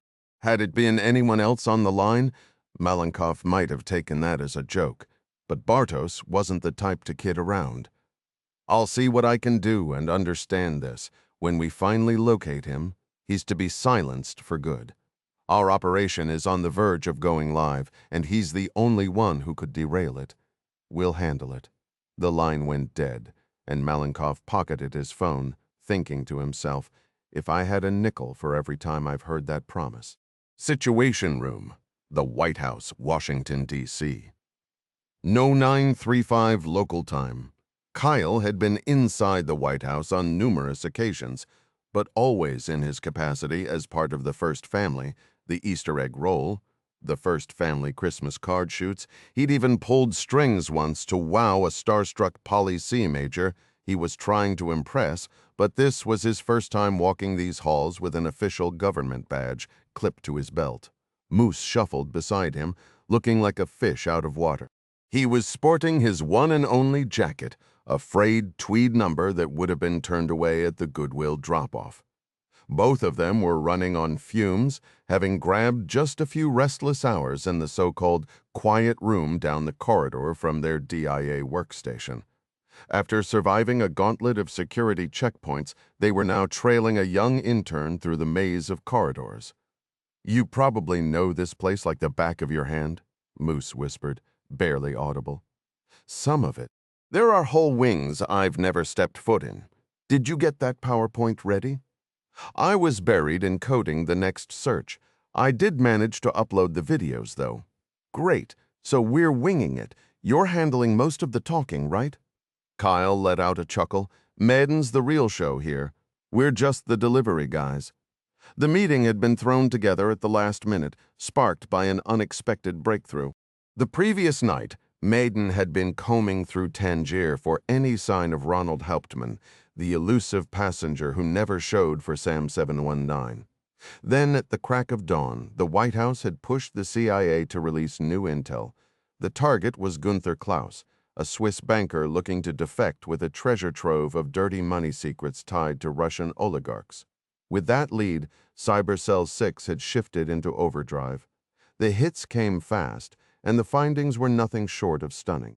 A quick call to Mary Pat, and it was decided Kyle and Moose would deliver the briefing in person. Their escort led them down a stairwell, and into the heart of the Situation Room. About 10 people were gathered, the core of the National Security Council. Kyle recognized a few from awkward receptions he'd been dragged to, and the others he knew by reputation alone. Mary Pat Foley stood next to his father, who was seated at the far end of the long conference table. For a beat, Kyle's eyes met his dad's. No, he reminded himself, the president's, before the doors clicked shut behind them. He hadn't felt anxious about this. He was among allies, including family. But in the dead silence of this storied chamber, with the gravity of what they were about to unveil, the weight started to press down on him. He was out of his element now, far from the clean logic of binary code. This was the messy, unpredictable world where choices could put lives on the line. "Welcome," Mary Pat said, her gaze fixed on the two of them. She gave their real names and introduced them as DIA Cybercell 6 operatives. Then she cut to the chase. "I hear you've got some footage from our Tangier operation." Moose fired up a laptop and started connecting cables. As the large projection screen flickered to life, Kyle began. Early this morning, CC6 launched a search on Gunther Klaus, a Swiss national.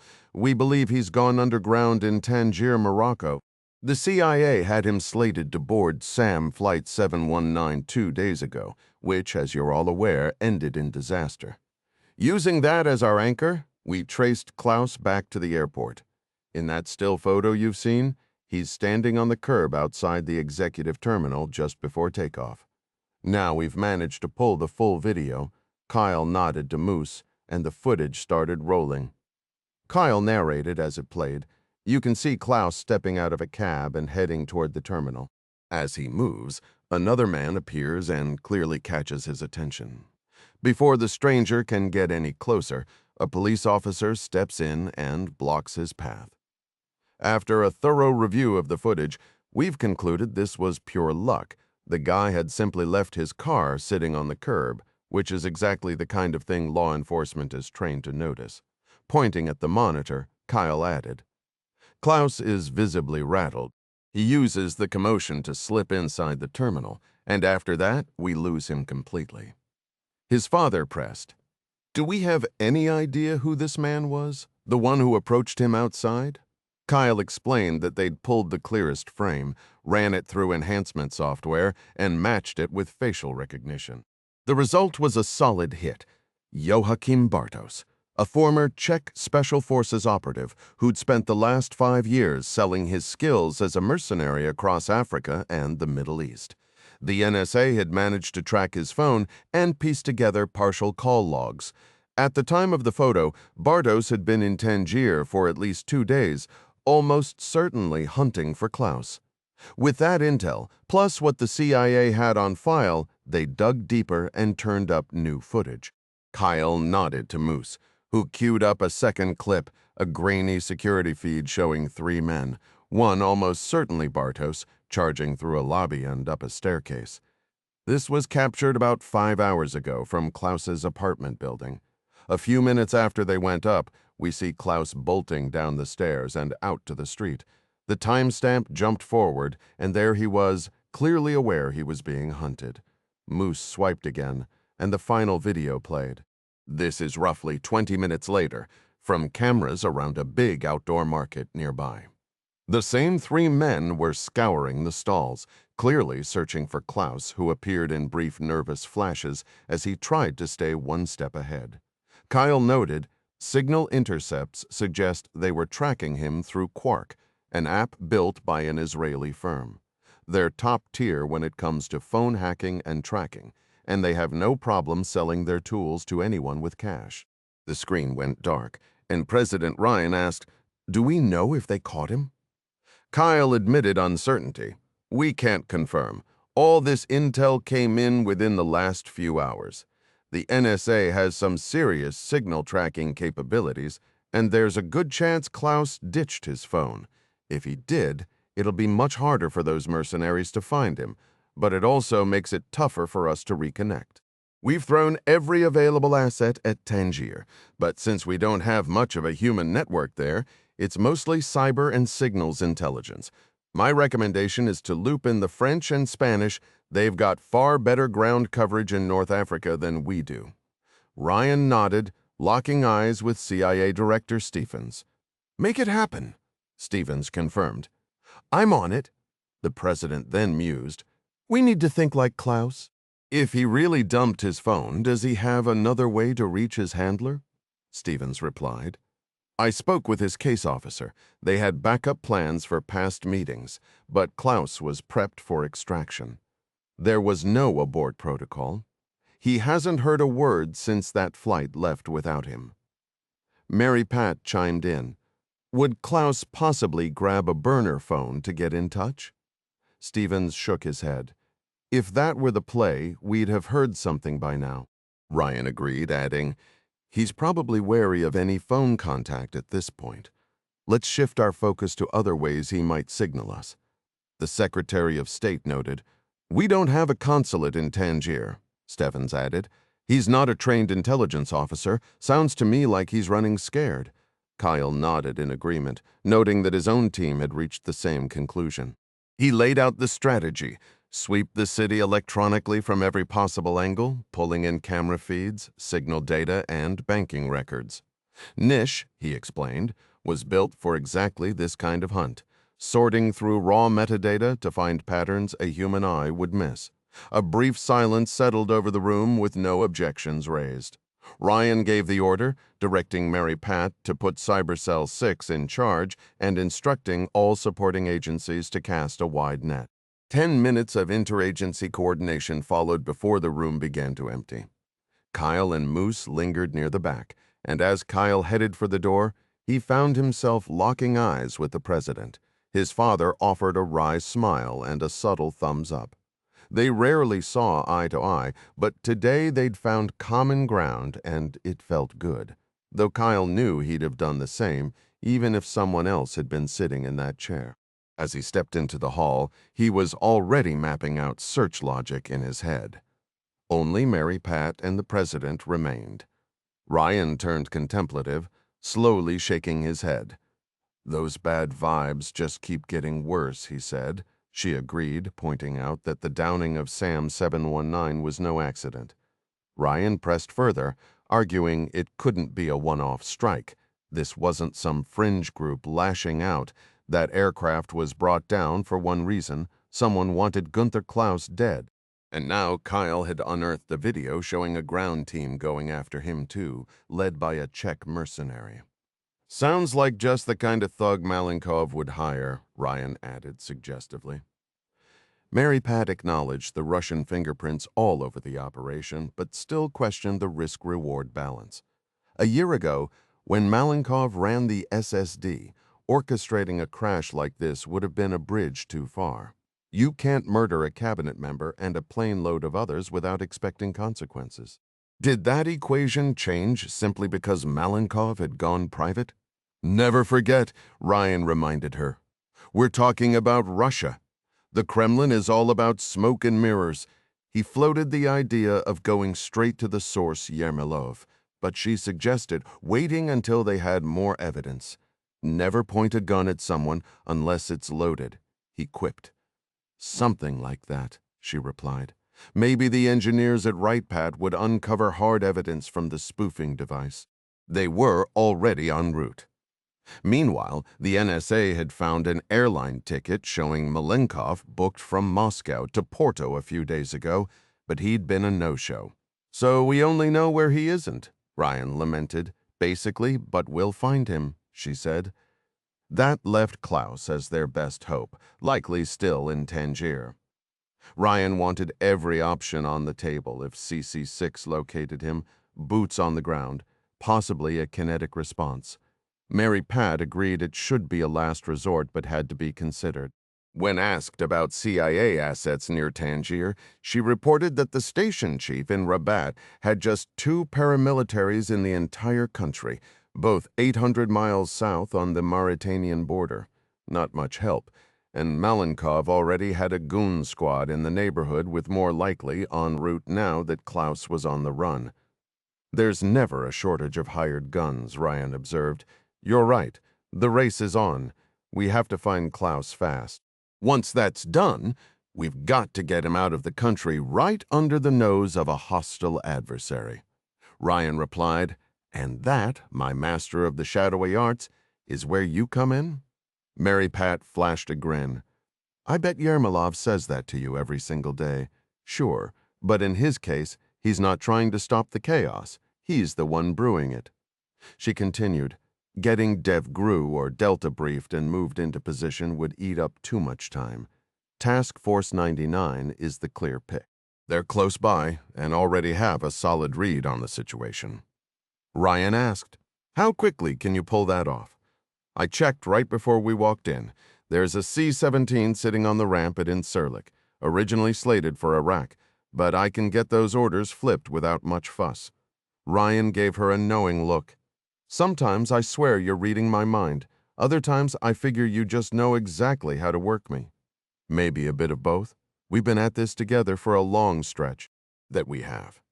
I'll get word to the right command and have that C-17 crew start their pre-flight." Ryan hesitated, a flicker of doubt crossing his face. "Won't it raise eyebrows? A U.S. transport landing in Tangier to drop off a squad of operators? Already handled. We'll touch down at Sigonella first and swap to something far less noticeable. I've also got states smoothing the way for their entry." He shot her a look of pure exasperation, but Mary Pat just smiled and slipped out the door. The Kremlin, Moscow, Russia, 1742 local time.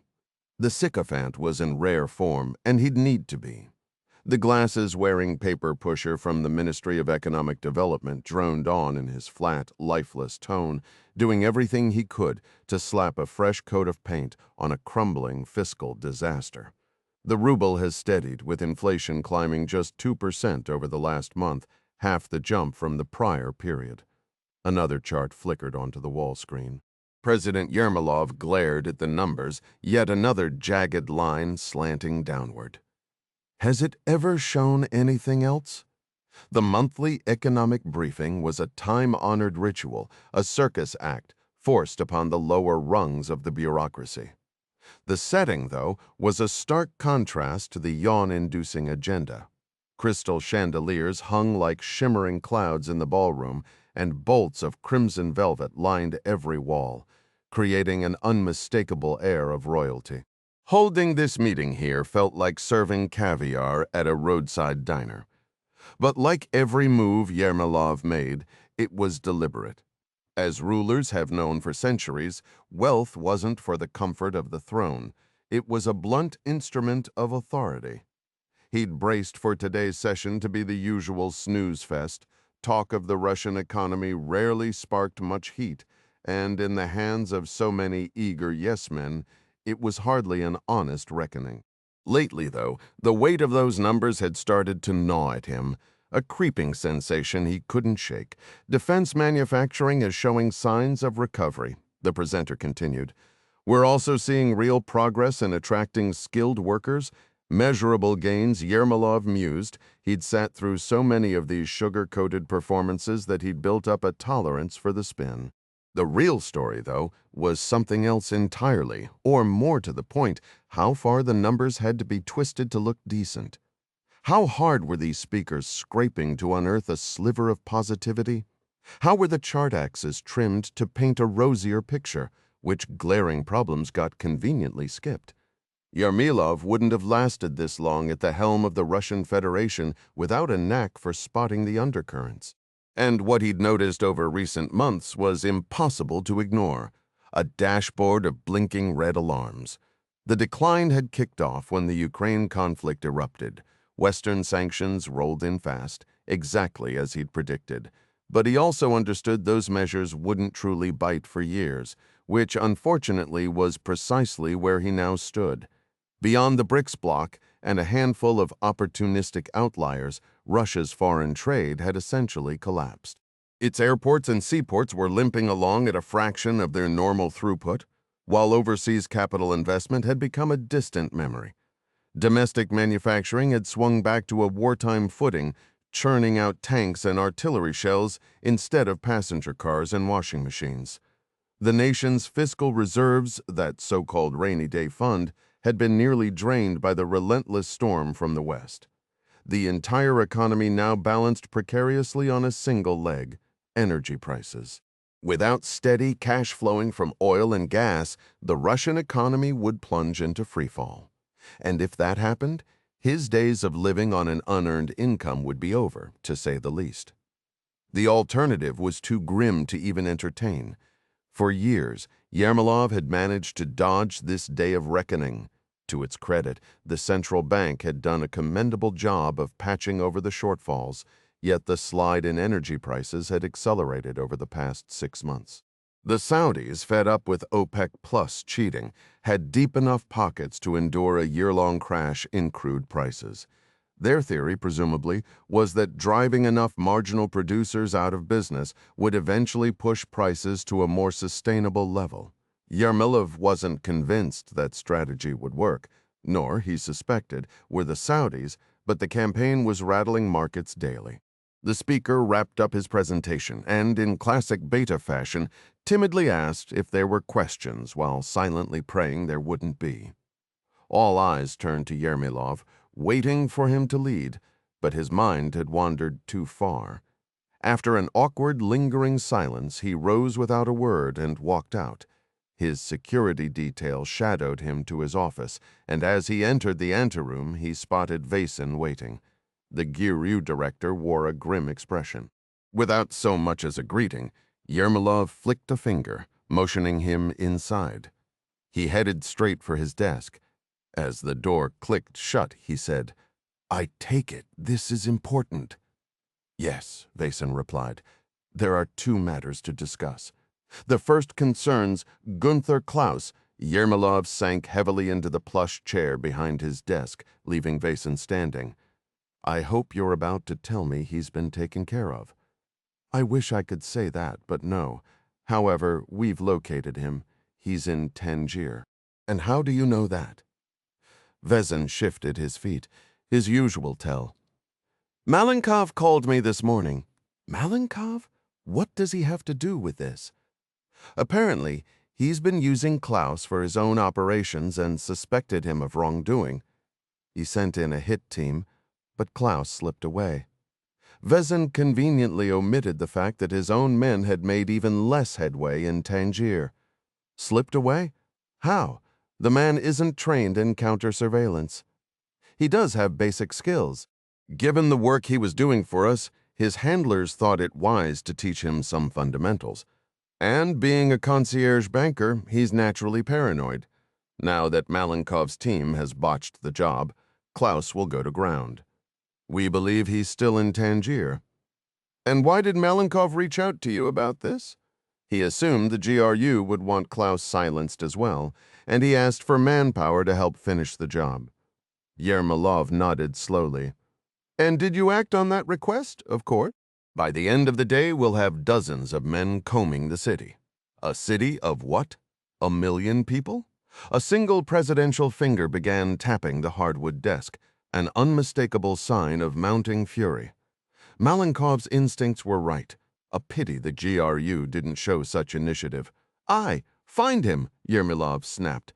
"Yes, we'll have him soon. You have my personal guarantee." Another nervous shift in stance. "I also need to raise another issue with you. One of our Coronet satellite countermeasure units has turned up missing." "Oh, what?" "It's a system developed by KRET," Vasin said, referencing the electronic warfare branch of the state-owned Rostec defense conglomerate. "Coronet has been in the works for years. It's small enough to fit inside a standard box truck and is built to jam the navigation systems of aircraft. A prototype has vanished from the test facility at Severny. And why should that worry me?" Yermolov pressed, noticing Vasin's hesitation. "There's a chance. Just a chance that this device was behind the recent plane crash in Turkey. The American diplomatic flight." Yermolov's stare turned frigid. "Are you telling me we had something to do with that crash?" "No. I mean, the military had no involvement, but our sources indicate the Americans are investigating the possibility of an electronic attack. If Coronet was responsible, it was used without approval. Someone stole our technology and used it against the Americans. There's a possibility Coronet ended up in the wrong hands. Yermolov slammed his palm against the desk, fury boiling over. "Can the military not keep track of its own secret weapons?" he roared. Vesson stayed silent. The GRU, at least officially, fell under the armed forces of the Russian Federation, which meant he'd soon be fielding questions from the defense minister as well. "Do you have any idea where the device is right now?" the president pressed. "We believe the Americans recovered it." Yermolov struggled to contain his rage. "Can this equipment be traced back to us?" "It was built at the KRAT facility near Krasnoyarsk. I'm told some components are domestically sourced, but others, including most of the digital circuitry, were purchased abroad. Nothing on the prototype indicates its origin. That said, the Americans have a long track record of dissecting our military hardware. If we deny Coronet's existence, they won't buy it. But they can't prove anything either." "Do you have any leads on who stole it?" "We're reviewing security footage from the storage site at Severny. But so far, nothing. One day the truck is there, the next, it's gone. I think we should be asking how Coronet was used." Gunther Klaus was scheduled to be on that flight, and plenty of people knew it. People who wanted him gone. The president tilted his head. "Malenkov, his name keeps surfacing." Yermolov mulled it over, then waved a dismissive hand. "It doesn't matter. If the Americans come at us with accusations about Coronet, we'll deflect. Finding Klaus is the priority. Work with Malenkov if you have to, but get it done. And once you find him, make sure he's never a problem again." "Understood," Vason said. He turned and left the room. Staring at the empty doorway, the president of the Russian Federation whispered, "No, you most certainly do not." 41. Room 14. Building 31. Naval Air Station, Sigonella, 1816 local time. The space was a special operator's dream and an adversary's worst nightmare. Carbines and subguns, sidearms and grenade launchers, sniper rifles chambered for every conceivable round, plate carriers, optics, and, of course, ammunition, stacks and stacks of ammunition. The sign outside the climate-controlled vault read "Special Access Only." The bank-grade door and cipher lock drove the point home. Everyone on the base called it Room 14, a bland name for a place whose contents could spark a conflict. The Armory's unofficial nickname, known only to those granted entry, was far more vivid. This was the Devil's Playground. The security desk near the entrance was staffed around the clock by Navy personnel, the gatekeepers ensuring that anyone stepping inside had legitimate business. The 7 operators currently inside most certainly did. "When did they open this place?" Ding asked, hefting a TAC 338 in his hands. Clark shrugged into a plate carrier, checking the fit. "We've been shutting down armories out in the sandbox for a while now, and some genius figured we needed one right on Africa's doorstep, custom-built for groups like ours." Sigonella just made sense. Bauer, busy loading a magazine with 9mm rounds, chimed in. "We needed this badly. The gear we've been running with was far from perfect."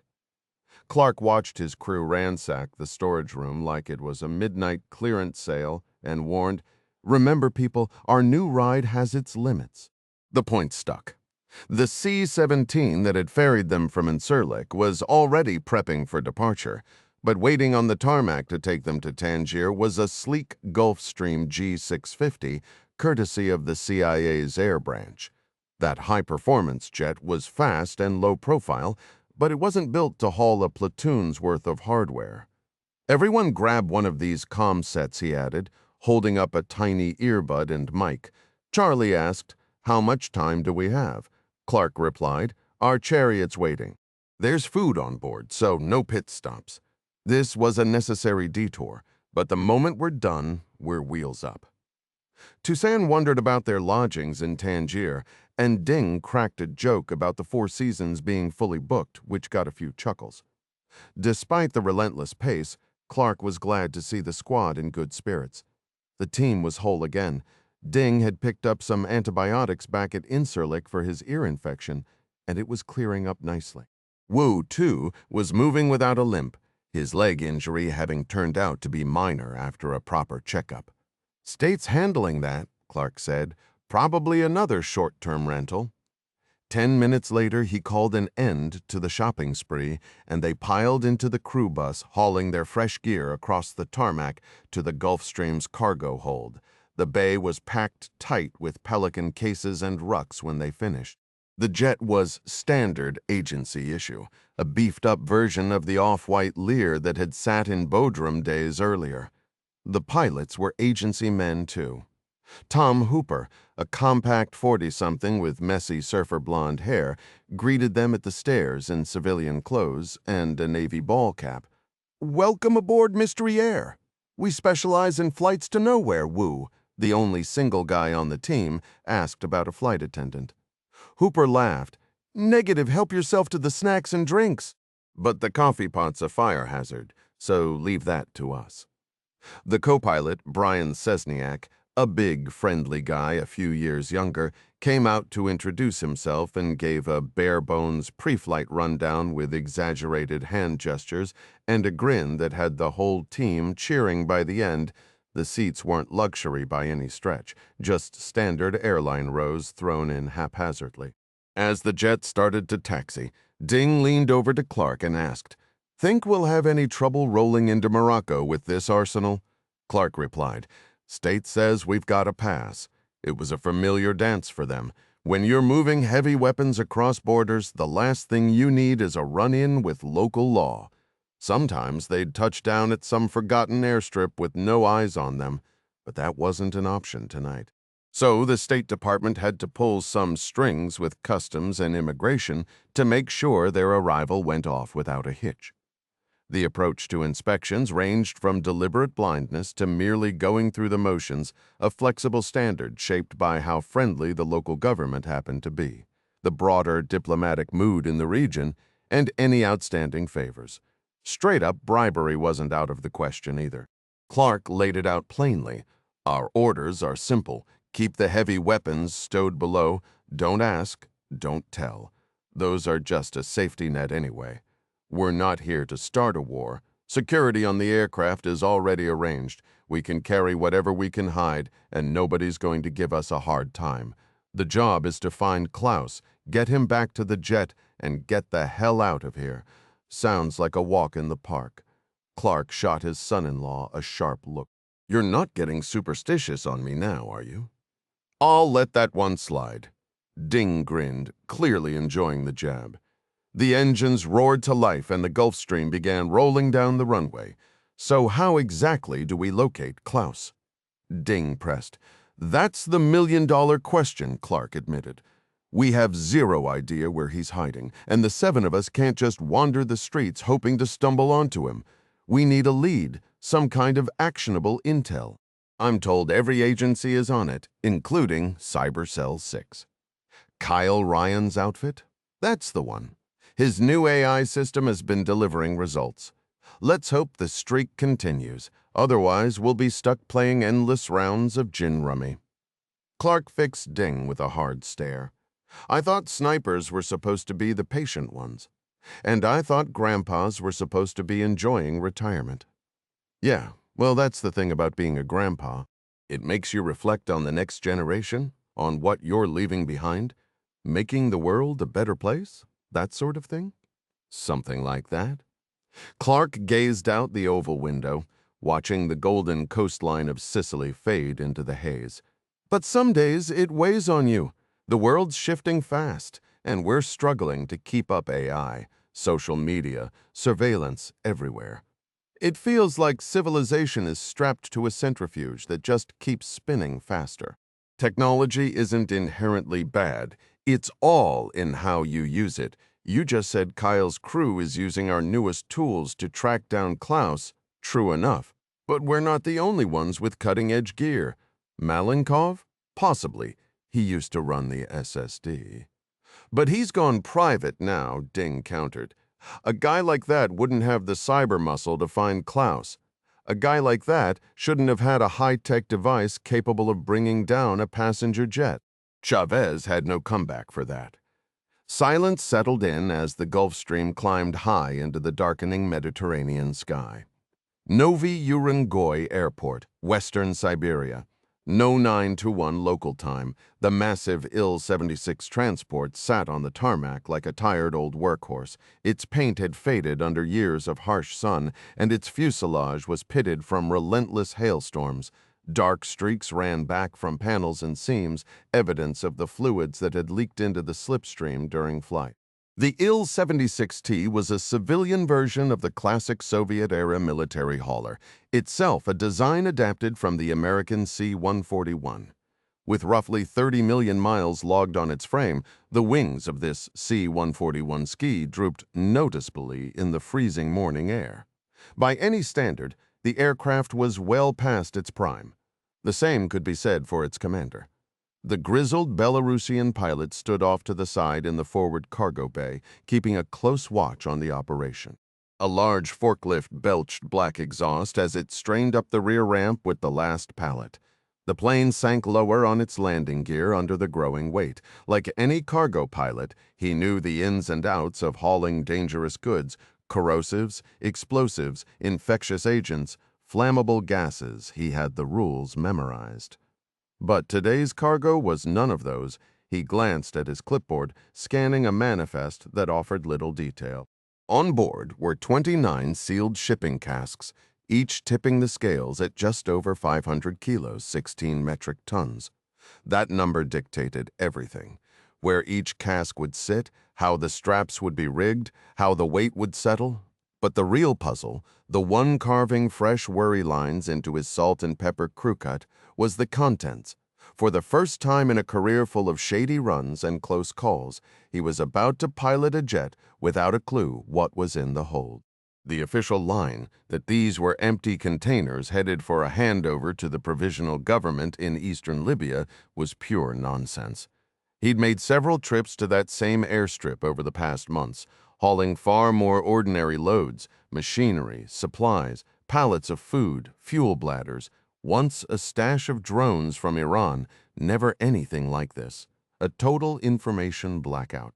His gut told him they were moving some kind of radiological material, even though not a single cask bore the standard trefoil mark, the universal warning for ionizing radiation. Sure, it was a guess built on scraps.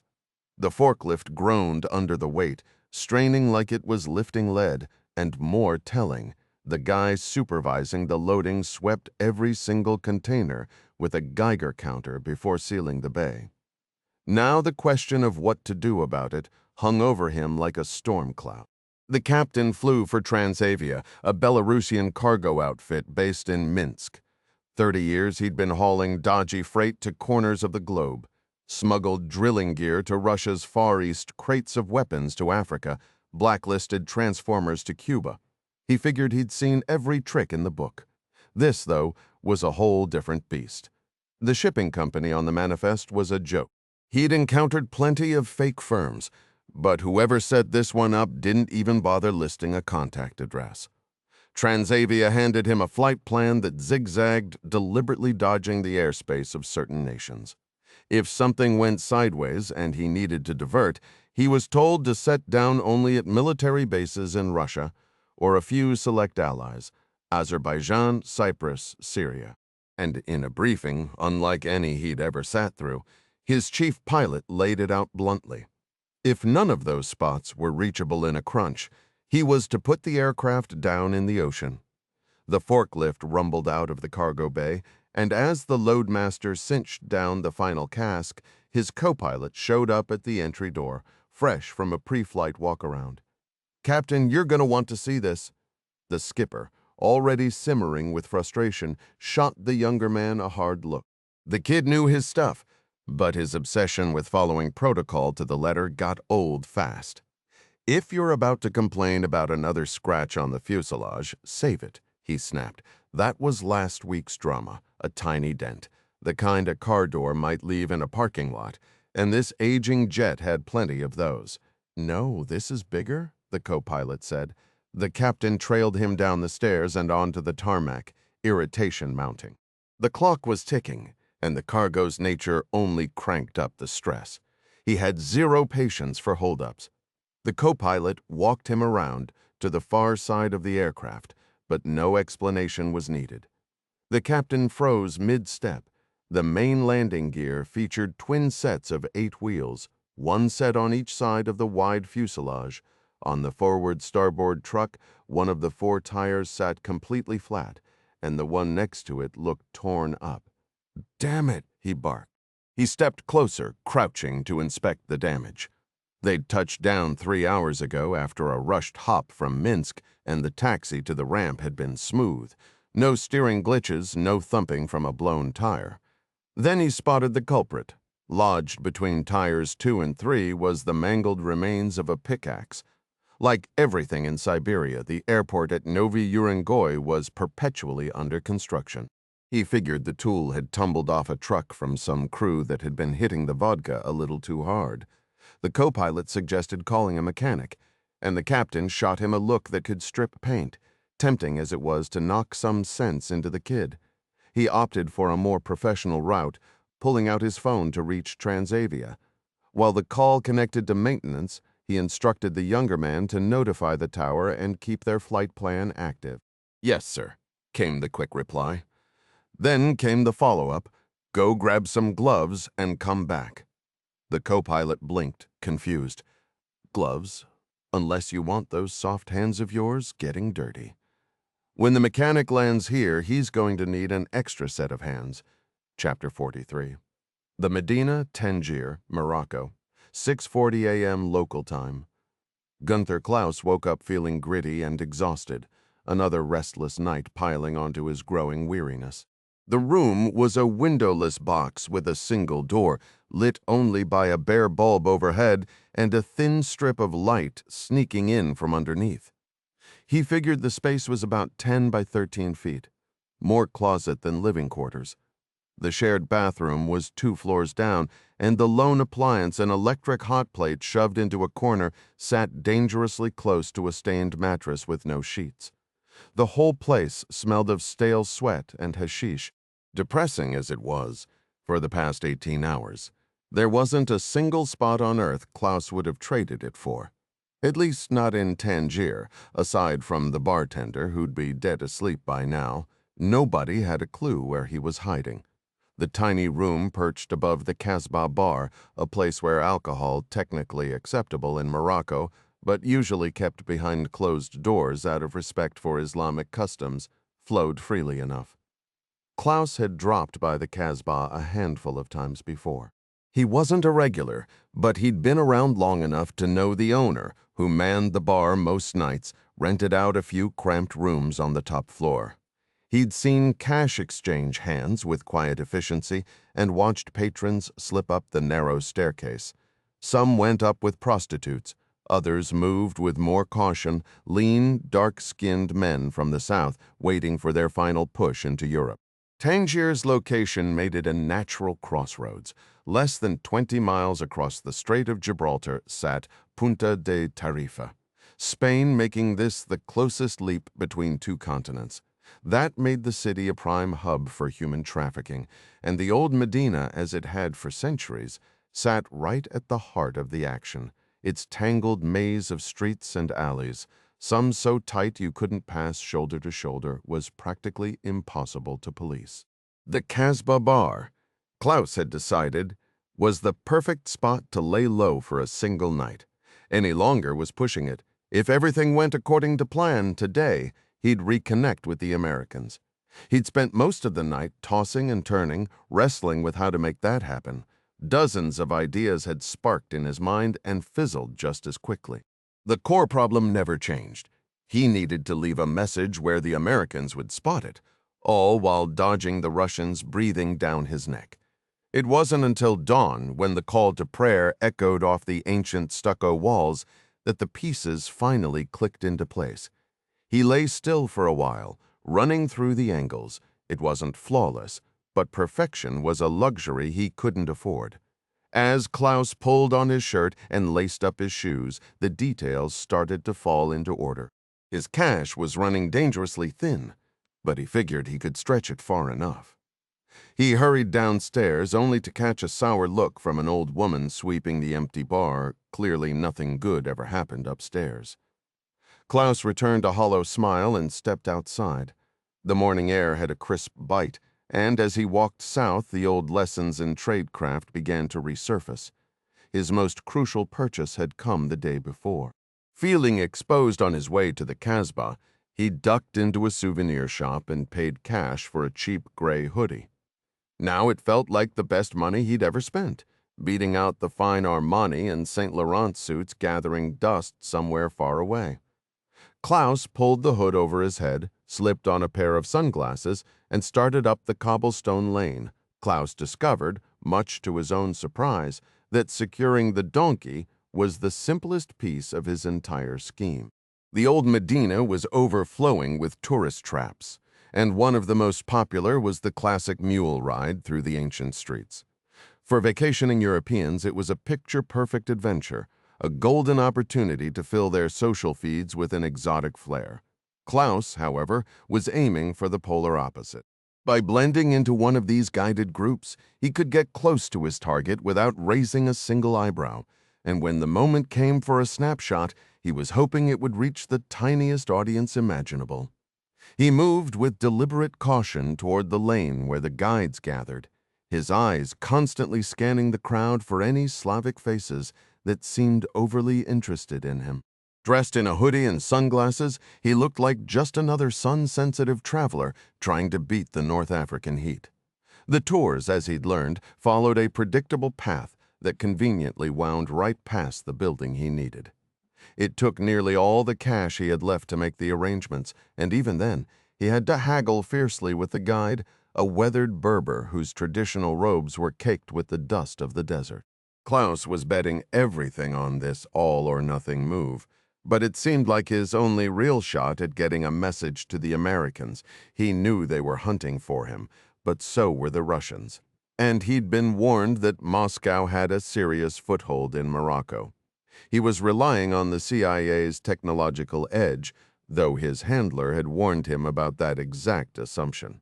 The city is packed with cameras, and nearly all of them are compromised. We can tap into them, but so can the GRU.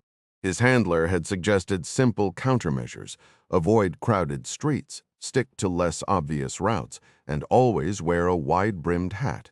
For a man who was used to stashing offshore money and rubbing elbows with buttoned-up bankers in posh law firms, this was a humbling downgrade, to say the least. He was in a brutal bind, chased by two of the world's most powerful nations, wanting to be spotted by one while completely invisible to the other. It was a maddening puzzle, but early that morning, as he lay awake on a mattress that smelled like it had seen better decades, the answer hit him like a bolt of clarity. The one place in Tangier where the Americans would absolutely have an electronic eye was the Tangier American Legation. It was the only U.S. National Historic Landmark on foreign soil, a small plot of land gifted to America by Sultan Mohammed bin Abdallah more than 2 centuries ago. During World War II, it had served as a crucial hub for American intelligence in Africa, and in recent years it had been converted into a museum celebrating the long-standing friendship between the U.S. and Morocco. Klaus, however, saw it purely as a tactical target. If the CIA was monitoring any single spot in the city, it would be that beige Moorish facade. Once the payment was settled, he climbed onto a smelly old donkey named Earl, the lead animal in a 4-donkey train. The 3 riders behind him were Americans, who had hopped off a ferry from Spain, including a teenage girl in yoga pants and a cowboy hat who couldn't stop taking selfies. Her father, bringing up the rear, was sweating through his shirt beneath a floppy Indiana Jones-style hat. Earl was old and sluggish, and the Berber guide wasn't exactly in a hurry either, leading the group along the usual cobblestone route, dodging puddles of questionable origin. After passing a mosque and a never-ending stretch of spice stalls, the tiny caravan rounded a corner, and Klaus spotted the museum up ahead. There were a few people milling about, but nothing like the chaos at the souk the day before. It was a point of interest, sure, but definitely a second-tier attraction. He waited until they were right in front of the entrance, a narrow passage leading to an arched tunnel. And there it was on the portico ceiling, the unmistakable plastic dome of a security camera and its wiring. He had found his opening. He reached under his hoodie at the waistband and pulled out a piece of cardboard for a few brief critical moments. He took off his cheap sunglasses, pushed back his hood, and stared straight into the camera. After all the planning and the last of his cash spent, the whole thing took only seconds. Klaus fixed his outfit and sat back for the remainder of the trip. There was nothing left to do. He was broke and out of options. 15 minutes later, the old Berber guide helped him climb down. "Hope you liked the tour," the man said, holding out an open palm that lingered for a tip. The Swiss banker, technically a millionaire many times over, gave a weak smile and replied, "I'll tell all my friends about Earl. The Maghreb Al Jagbub Airfield, 7:25 a.m. local time. When's it getting here?" Malenkov snapped, gripping the phone hard enough to risk cracking it. The response from Western Siberia came slow and unhelpful. There was no use in yelling or threatening. Nothing could speed things up. He muttered a few curses and hung up. "Problems?" Gamling asked.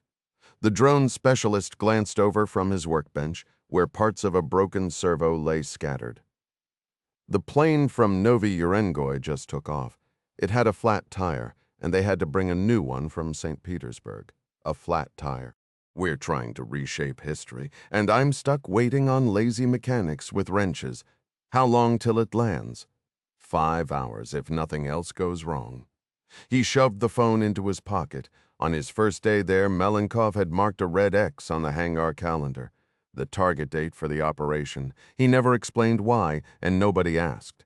If everything had gone to plan, they could have launched tonight. He had built in some buffer time, but now the window was shrinking fast. "We launch tomorrow morning," he said, "before dawn." "Why so early? Worried about the weather?" Malenkov nodded. "I saw the forecast. The target area stays clear, but the haboobs here are supposed to be nasty in the morning." That had been a nagging worry all week. Haboobs were massive dust storms common in dry regions worldwide. These rolling walls of dust, sometimes towering miles high, swept across the desert. They brought little rain, but the winds at the front could hit hurricane strength. Visibility dropped to almost nothing, turning day into night. That was a nightmare for flying heavy drones. On 3 mornings in the past week, haboobs had slammed into Al Yagbub, shaking the hangar and forcing dust through every crack. Gamling had to cover his gear, including the drones, with tarps and sheets to keep the electronics safe. "Are the aircraft ready?" Malenkov asked. "Of course. Like I said, most have been ready for a week. But if that flight from Novi Urengoy doesn't land until noon, it'll be tough on Kasim. Tough or not, he'll make it work." Gamling shot back with a smirk. "If Allah wills it, I'm sure he will." Malenkov brushed off the weak joke. Gamling, a former mail carrier with little schooling, had a shaky grip on world religions, mixing up the Druze faith with Islam. Malenkov, on the other hand, knew the basics of every major belief system, a handy skill for someone who stirred up tribal conflicts for cash. He didn't follow any of them himself. He wasn't about to waste this life fretting over the next. He walked to the far side of the hangar, where his security chief Boyan was checking a list. Malenkov shared the update. The Serb glanced at his oversized watch. "The delays keep piling up. It's going to be close? Close, yeah. But we can still hit the deadline." "I've never quite understood that the launch window you locked in, why so tight?"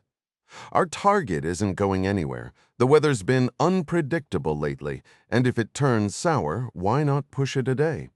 The schedule holds. I checked with Gamling, and he confirms we can launch as late as 1 in the morning and still hit the target by first light. Dawn brings some visibility. We'd planned for a night op. Plans are just ideas. Most of the flight stays covered in darkness, but enough." Malenkov cut him off. "Find Kasim and brief him on the new timing." The burly Serb gave a curt nod and walked off. Malenkov, restless, stepped outside. The air hit him like a blast from an oven. He scanned the southwest horizon, but there was no trace of the storms. Not today. The hayboobs ran on their own cycle, taking days to build and settle into the monsoon's rhythm. The season was winding down, but this year the pattern was stubbornly fierce. He squinted into the sharp morning sun. His real reason for pushing the strike to tonight was a secret kept from everyone at Al-Yagbub, and he hoped from Moscow as well. As far as he knew, only one other person could piece together the logic behind the deadline, delays, and dust storms aside. Gunther Klaus had signed the contracts, placed the electronic bets. That knowledge, Malenkov figured, was what had sparked his attempted escape to the West. The hard cutoff date would have spooked him. For a banker, the man had surprisingly sharp instincts for survival. Malenkov guessed it came from years of funneling Russia's dirty cash. Too many years, as it turned out. Just as Klaus was about to be thrown into the GRU's unforgiving depths, he'd smelled the danger and tried to bolt. When Malenkov heard about his plan to defect on the diplomatic flight, there was only one answer. Yet against all odds, the banker had slipped away. But how sharp was he?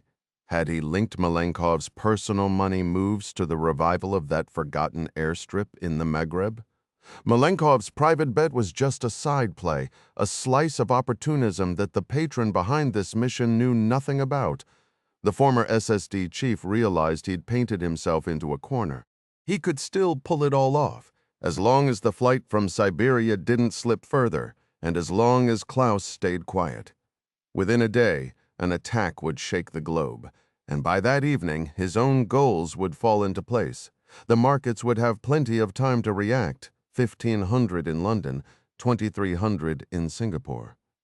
1,000 in New York. By tomorrow's close, Andrei Malenkov's spy career would be finished, and he'd be a very rich man. 45, Safe House, the Medina Tangier, Morocco, 0733 local time. Just a little look around? Ding asked. No chance, Clark replied. Nobody steps out. Task Force 99's latest hideout sat on the third floor of a modest apartment building in the middle of Tangier's old Medina. It had 3 bedrooms, a common area, and the essentials. If everything went smoothly, their stay would be brief. When their G650 had touched down the night before, 2 cars had been idling on a quiet airport corner. The bigger one was a rented Mercedes Sprinter driven by a trusted CIA contractor. The other was an unmarked sedan from Morocco's DGST, the main domestic intelligence arm. It was all exactly as Clark had anticipated. At the State Department's request, the DGST had fast-tracked the entry for a plane carrying what was clearly an American paramilitary crew. Rather than sneaking into Morocco, a diplomatic favor had been arranged through Foggy Bottom. The Task Force 99 team bypassed passport checks, awkward questions about their purpose, and any mention of where they'd be staying. Clark couldn't shake the nagging feeling that their freedom was conditional at best, though he had yet to spot any sign of prying eyes. Still, the arrangement carried its own price tag. The team's heavy artillery had stayed locked away on the Gulf Stream, tucked inside a hangar with tight security. Probably a smart move. All things considered, they'd landed in Tangier with a single mission: locate and pull out one high-value intelligence asset. If pistols and radios couldn't get the job done, a bigger arsenal wasn't going to save the day. The pilots, Hooper and Sesniak, were keeping the jet company. Ding and Clark held down the main room, while Wu, Bauer, and Charlie sprawled across a pair of sofas. Hiyori and Tusiant had crashed in one of the bedrooms, catching up on sleep after a whirlwind week that had stretched everyone thin. Wu finally broke the silence, asking Clark, "So how do we actually find this guy?" Clark didn't sugarcoat it. 7 people can't track down Klaus in a city this size. We're banking on him making the first move, either reaching back out to the CIA or letting Odin AI ping him through digital breadcrumbs. Our job is to stay primed and ready to roll the second he surfaces. A quick reaction force, then, Charlie mused, tapping a finger against her chin. Some of us quicker than others, Bauer shot back. a smirk playing on his lips. He'd earned a reputation as the unit's finest athlete, a former decathlete who'd once come within a whisker of the German Olympic team. Ding pressed further, wondering if ODNI would offer any local muscle. Clark shook his head. No boots on the ground.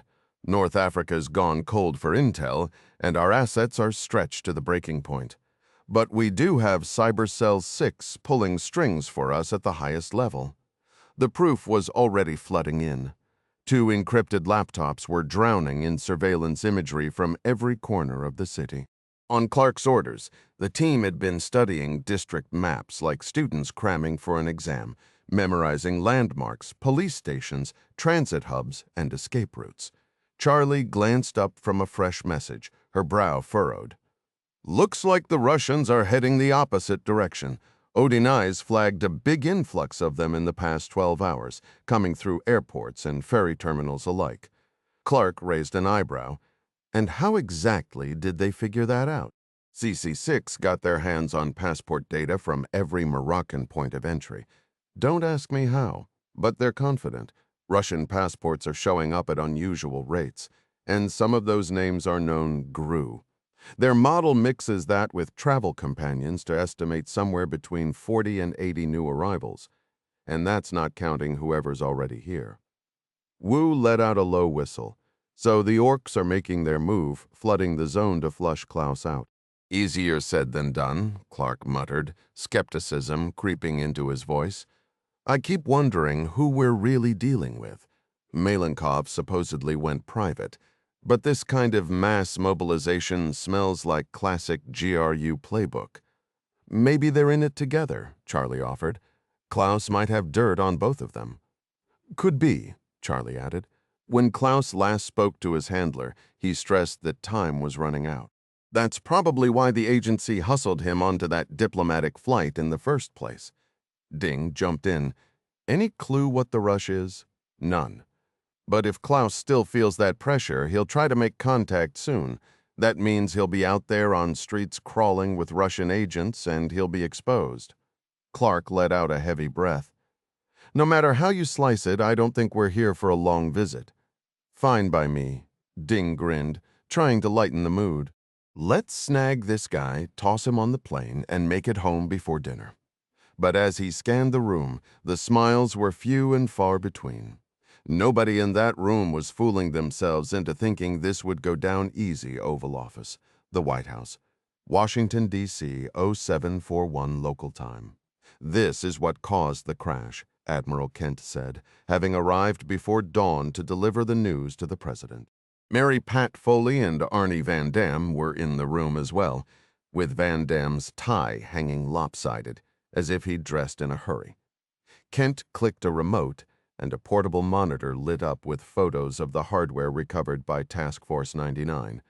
The images showed the device with panels removed, revealing dense bundles of wiring and circuitry. It was a bulky piece of equipment, and Ryan couldn't help but wonder how Clark and his team had managed to pry it from the wrecked gas and haul it onto a plane. That had to be a hell of a story. And the next time he crossed paths with Mr. Clark, he'd make sure to get every detail. The crew from Right Pat has been grinding around the clock since they touched down, Kent continued, pointing out components the engineers had identified: the power supply, RF amplifiers, a voltage-controlled oscillator, frequency synthesizer chips, and an antenna. How much of this gear actually comes from Russia? Ryan asked. Some, but not all. The VCO and voltage regulators are definitely Russian-made, but the synthesizer chips and the control motherboard came from China. The generator is an American design, licensed for production in Vietnam. Where it all came together, though, the techs can only guess. It has certain fingerprints that suggest KRET, one of Russia's major state-run defense firms, but that's just an engineering hunch. They'd never slap their name on something like this, especially if it's experimental, and that seems to be the case here. So we can't treat this as concrete proof of Russian involvement, Ryan concluded. No, sir, we can't. Frustration bubbled up inside him, though it wasn't a surprise. Global supply chains had become so tangled that tracing the origin of any weapon was a nightmare. Bad actors knew this and exploited it at every opportunity, and it wasn't just hardware anymore. These days, you had to wrap your head around a reality where North Korean soldiers rode Iranian scooters under Chinese drones to fight in Ukrainian trenches, an absurd circus of obfuscation and autocratic collusion that seemed to spin faster by the day. Mary Pat pulled him out of his grim spiral with a sharp observation. Maybe the more pressing question is whether this thing could have actually brought down our flight. Kent didn't hesitate. On that, the engineers are unanimous. They've been in constant touch with the on-site team, and between what they've pulled from this device and the black box data, there's no doubt this was sabotage. He tapped 2 fingers on the screen for emphasis. This GPS meekening unit took down Sam 719. The room went still, the weight of his words settling over everyone. Finally, all eyes turned to the president. "All right," Ryan said. "We're convinced this device brought the plane down, but we still can't pin down exactly where it came from or who was behind it." Aside from the Russians, Van Damme asked, "Who else are we looking at?" Mary Pat jumped in. "Gunther Klaus was supposed to be on that jet. That can't be a coincidence. He claimed to have intel that would hit the Russians hard. Then there's Andrei Malenkov. He's supposedly a free agent now, but his history with the Russian regime runs deep, and with his connections, I wouldn't put it past him to get his hands on something like this." Ryan nodded. "It comes down to one of those two. Either Malenkov acted alone or as Yermilov's proxy." "There's only one way to know for sure," Mary Pat said. "And it's the same thing we've been circling for days. We need to find Gunther Klaus." The president gave a slow, deliberate nod. "I agree.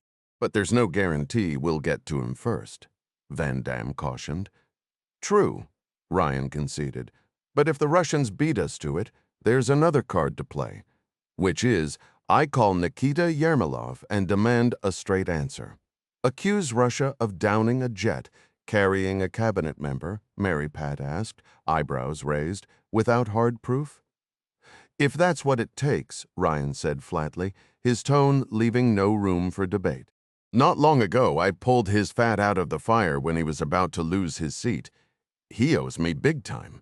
And you actually think he'd come clean about something like this?" "Probably not. But if he tries to feed me a line to my face, I'll catch it in a heartbeat." 47. The Maghreb, Al Yagbab Airfield, 1350 local time. The runway had been swept clean just hours earlier, not a single speck of debris left behind. The same went for the whole perimeter, where the security detail was out in full force, pacing the fence line without a break. Not a single local had been seen since sunrise. The inbound Transavia jet had burned more time getting there than planned, fighting brutal headwinds that had been swirling over the Caucasus Mountains. By now, it was running a full 6 hours behind schedule. The massive Il-76 appeared out of nowhere like a desert illusion, hanging on the horizon before making a low pass over the strip. With no control tower to guide him, the captain wanted to eyeball the landing surface himself.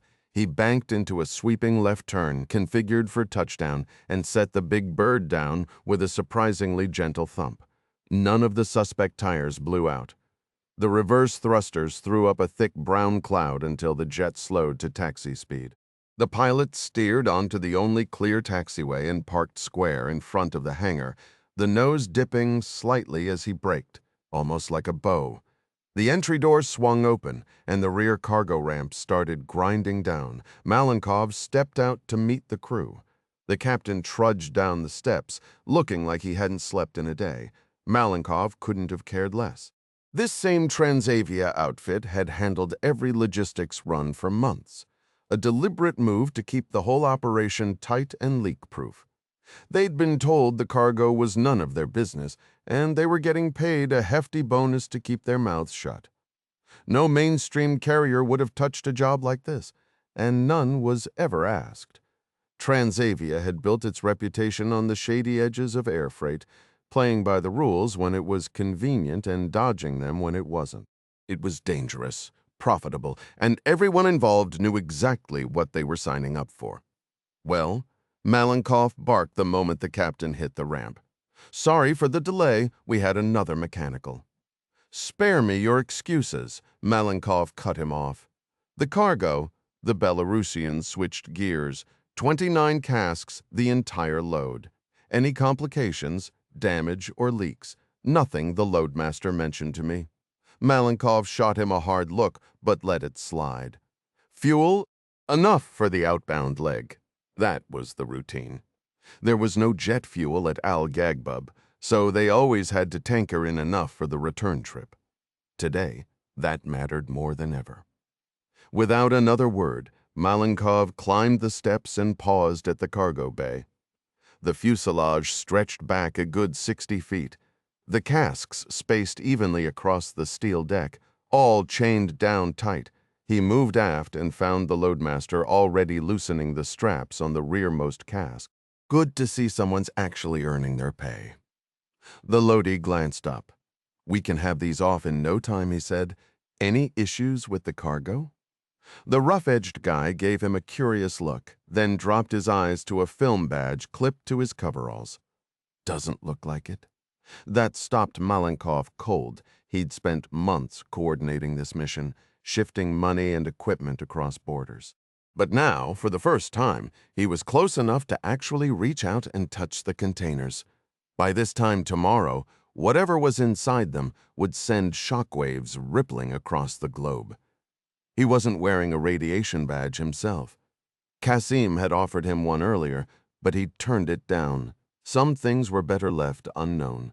A small forklift appeared at the bottom of the ramp. Kasim at the wheel, easing up to the first cask with practiced precision.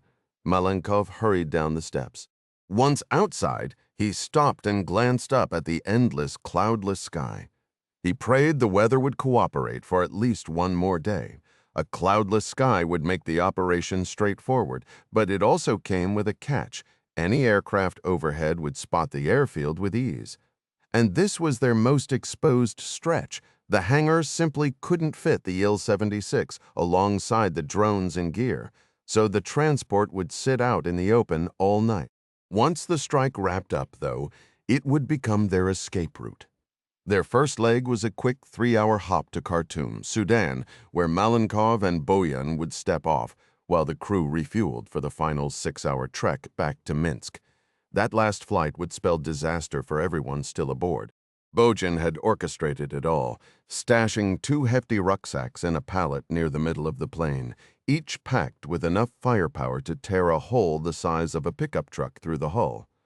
A shared barometric trigger would set them off, with a redundant switch as a safeguard, clean, foolproof, and a surefire way to silence the loose ends. He and Bojan, the sole man he trusted without hesitation, would vanish into Sudan's ungoverned badlands.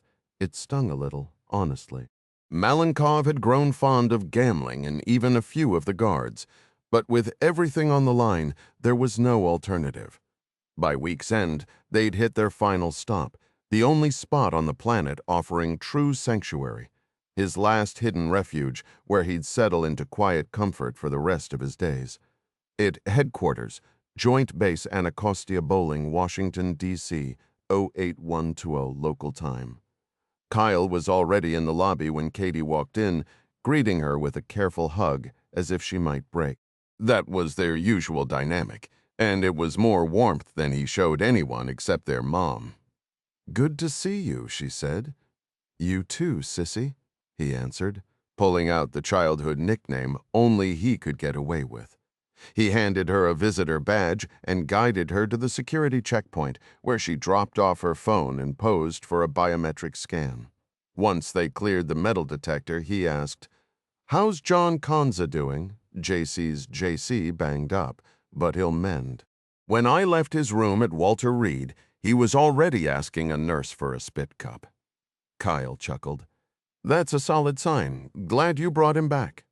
She studied him while they waited for the elevator. "And why's that?" Because that's what any good commander would do. I'm not his commander, we're partners. And I've got a feeling your relief has another source. Katie had always seen right through her brother, a knack that drove him crazy as kids, but now seemed to settle him, almost like a confession with a mind-reading priest. The elevator doors slid open, and they stepped into the empty car. Kyle swiped his badge, punched in a code, and hit the button for the third floor. "All right," he confessed. "Ever since my little trip to Africa, I get edgy when you're overseas. We can't escape who we are, Katie."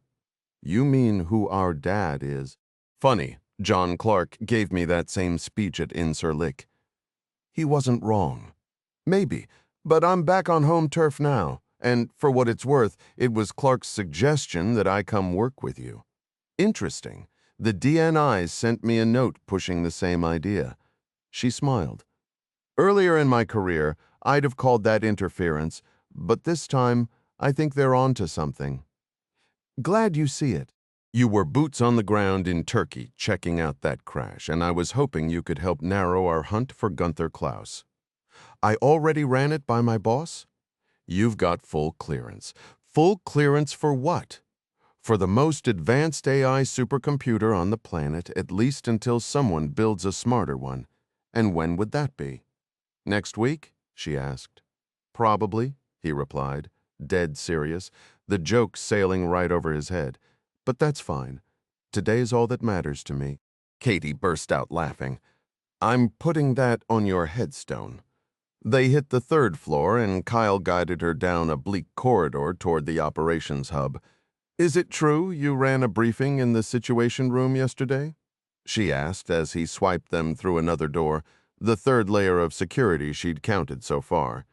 "Yeah, it was surreal seeing Dad in his element like that. I guess you've already been down that path.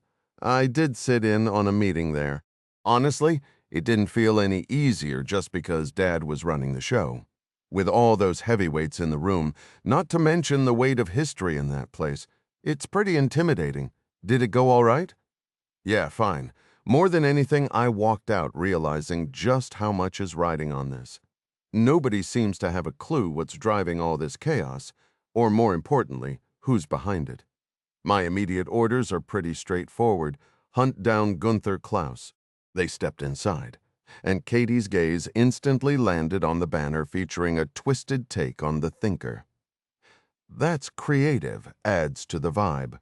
The room was packed with workstations and banks of glaring lights. A lone filing cabinet sat in the corner, topped with a Keurig and one half-open drawer, completely empty. It looked like a relic from a bygone era, wiped out by the asteroid of modern tech. Kyle introduced her to Moose and Craterly, then dove straight into a rundown of Made-In. What it could do, its limits, where its intel came from, and, most crucially, how the hunt for a certain Swiss banker was shaping up. She said, "Sounds like Klaus is right at the heart of everything going on." "Absolutely. He nearly boarded that plane, and if he had, we'd have lost him, along with whatever secrets he's holding. So the CIA was trying to grab him. Yeah. He reached out to them last month in Algiers. Dangled some seriously explosive intel, and it all checked out. They set up an extraction on that diplomatic flight. Any clue why he missed it? We got footage today that cleared that up. He walked her through how Klaus had shown up at the terminal that night, but bolted after spotting a familiar face on the curb. Then he described the wild chase through the souk and how Klaus had tossed his phone. A guy with no real training, terrified out of his mind. Still, he managed to slip away. "I can relate," Kyle said. Katie studied her brother more closely. She noticed new lines on his young face, a weariness she'd never picked up on before. She knew he was thinking about his own close brush with death in Africa. It was the closest she'd ever seen him come to cracking, but the moment passed quickly. Kyle handled the discomfort the way he always had. He hunched over a laptop and started typing. That had been his move since childhood. The screen was his escape, his safe place.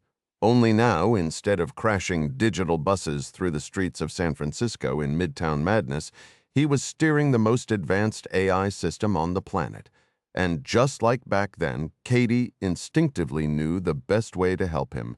She pulled up a chair and jumped into the game. 45 billion cameras exist across the globe. They snap selfies and watch over transit hubs. They keep an eye on front porches and warehouse docks. They track stars, car dashboards, and even internal scans. Most of the footage they capture never gets seen by a single human, yet nearly all of it transmits digitally, which means it can, legally or not, be accessed by others. Maiden combed through a staggering volume of images searching for one face.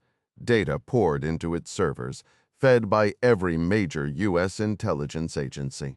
The NRO had traditionally looked down from above, but lately it had expanded its reach well beyond satellites.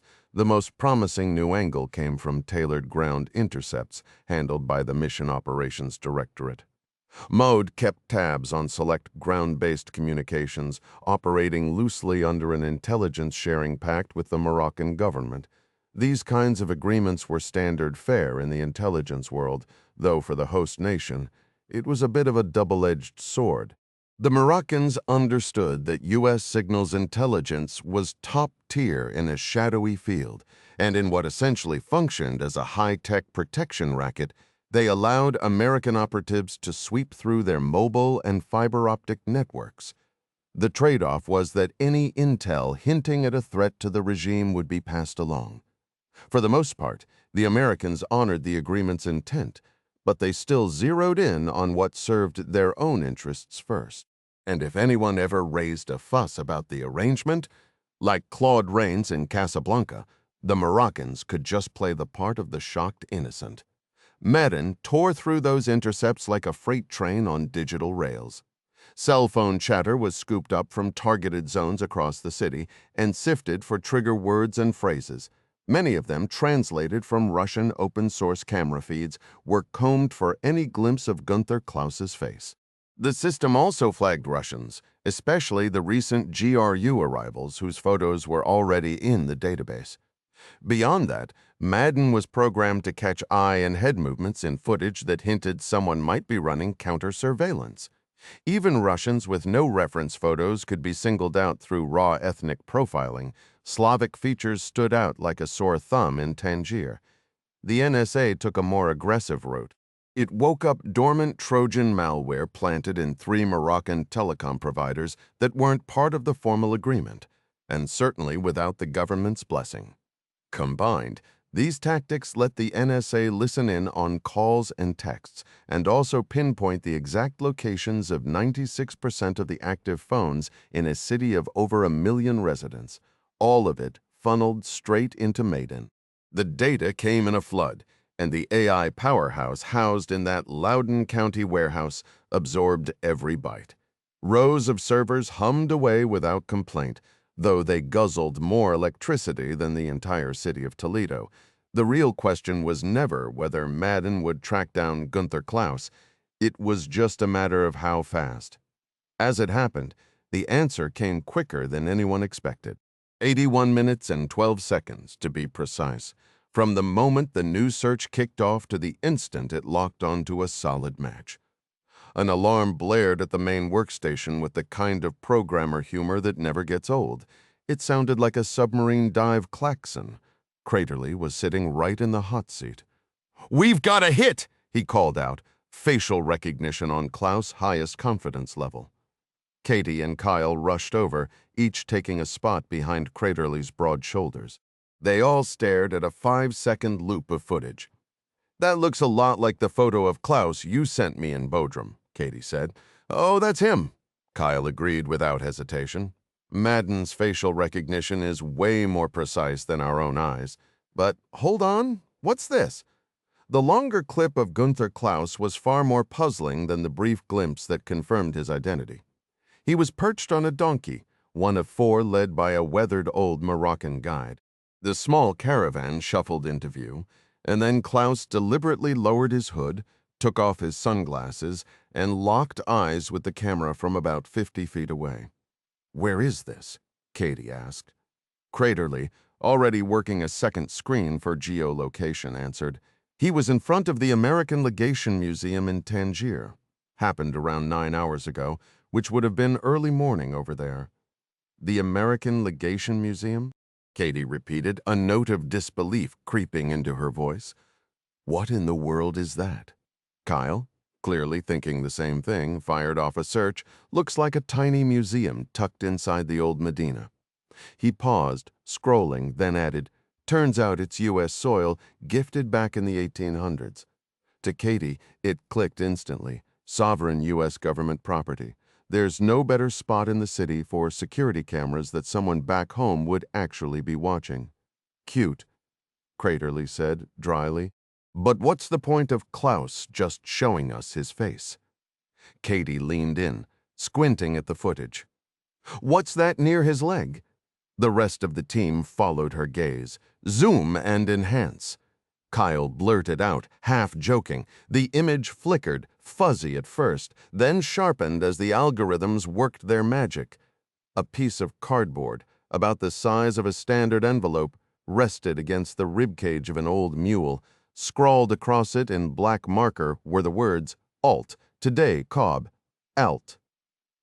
Katie echoed. Like alternate? Alternate what?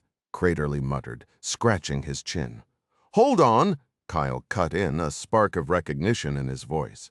There was something in that CIA file. He pulled up the full dossier on the agent codenamed Fulcrum, scrolling through records until he landed on the mission report from Fulcrum's final sit-down with his handler. Got it. It says Fulcrum was assigned both a primary and an alternate meeting location. Contact was made at the primary, a marked bench in the park east of Place de la Ligue Arabe. No surveillance detected.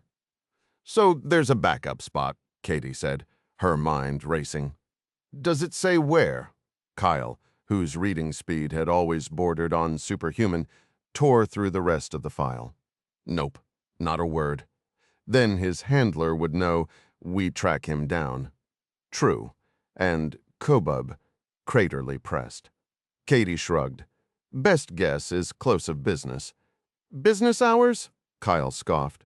The guy's a money launderer. White-collar types don't punch a clock. Don't they? Katie shot back with a sly grin. He's a banker. Just one who took a very wrong turn. All right. So when do banks shut down in Morocco? Craterly wondered aloud. Or maybe he's hinting at Switzerland. Doesn't matter, Kyle said, pointing at the screen. He'd already typed the question, and Madden had spat out a definitive answer. Banks close at 4:30 in both Tangier and Zurich. He paused for effect. So today, at whatever backup rendezvous his handler set up, Klaus is going to make his move. Which gives us less than an hour, Katie noted, the weight of it settling in. Damn it, Kyle cursed, already reaching for the nearest phone to call Mary Pat Foley, safe house. The Medina, Tangier, Morocco, 1:53 local time. We've got 37 minutes, people. Clark barked, his voice cutting through the room. I want boots on the ground before that clock runs out. The team scrambled into action. Ding and Charlie blinked hard, still shaking off a deep sleep, lacing up their boots and snapping on comm gear.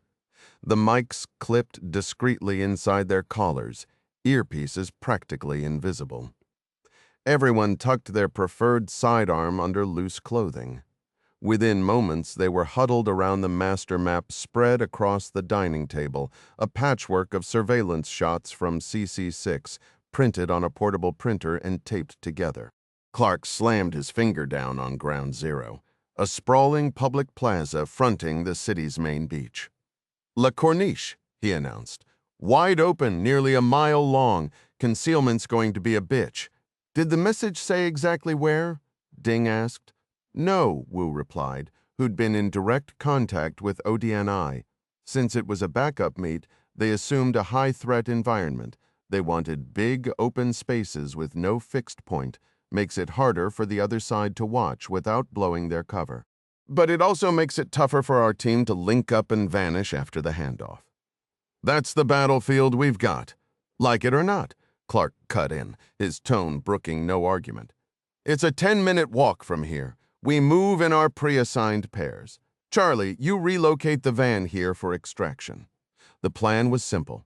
Find a spot near the marina on the west side, kill the engine, and go dark. If things went sideways, everyone would rally back to the starting point. Bauer and Toussaint would take the western flank, positioning themselves near the docks with clear sightlines. Hiyori and Wu would cover the east. Clark and Ding would push through the middle pairing. The teams hadn't given Clark much room to maneuver. Wu and Hiyori shared a common heritage, one Chinese, one South Korean, and in a place like Tangier that made sense for blending in. Charlie, the intel specialist, would keep the comms open with headquarters, hoping they could provide some real-time backup. Stay off the plaza as long as you can, Clark instructed. It's a mixed-use area, so it'll be packed this time of day. Keep your eyes peeled for Klaus and any potential Russian assets. Charlie frowned. That's a tall ask. This is a tourist zone, and there were likely plenty of Russian civilians around before any of this went down. True, Clark admitted. But with our level of experience and a bit of street smarts, I think we can tell the difference between guru muscle and a bunch of kids dodging the draft. Within 60 seconds, they were out the door. The teams left in staggered intervals, with Clark and Chavez bringing up the rear. Charlie was left with the unglamorous task of cleanup. If things went well, they wouldn't be coming back. She gathered the leftover food and trash, planning to dump it in a bin a few blocks away. She packed a duffel with their meager belongings, a change of clothes, toiletries, maps, and 2 laptops. The place wasn't spotless, but the maid due in 3 days would have no complaints. Charlie locked the door, keys to the Sprinter van in her pocket and her phone buzzing with fresh messages. The sea glittered under the late-day sun, serene and indifferent to the storm brewing onshore. Task Force 99 reached the waterfront in 8 minutes, breathless and alert. The teams dispersed to their posts. John Clark was no longer a man of military age. He was the grandfather of one, but that didn't change how he saw himself. He stayed in top shape, and his loyalty to his country never flickered. The white in his hair and the lines around his eyes, he didn't hide them. In fact, he used them as he and Ding walked along the wide beachfront plaza. Clark hunched slightly and added a limp to his step. Faking frailty was easier than hiding it. Ding was another story. Still young enough to be a threat, but he had his own cover. His Latino roots traced back to Spanish conquistadors, and from where they stood, Spain was just across the Strait of Gibraltar. His dark complexion fit right in on the streets of Tangier. Together they looked like an unremarkable duo, a retired European strolling with a local friends, maybe business associates, anything but the elite operators they could become in a heartbeat. They moved slowly, not just to sell the act, but to buy time. No need to rush until they had eyes on Klaus. Behind dark sunglasses, their gazes swept the street with surgical precision. 2 o'clock, 30 yards, Ding said. Clark followed his line of sight and spotted a heavy-set man with a crew cut and Slavic features, flanked by a brunette woman a decade younger.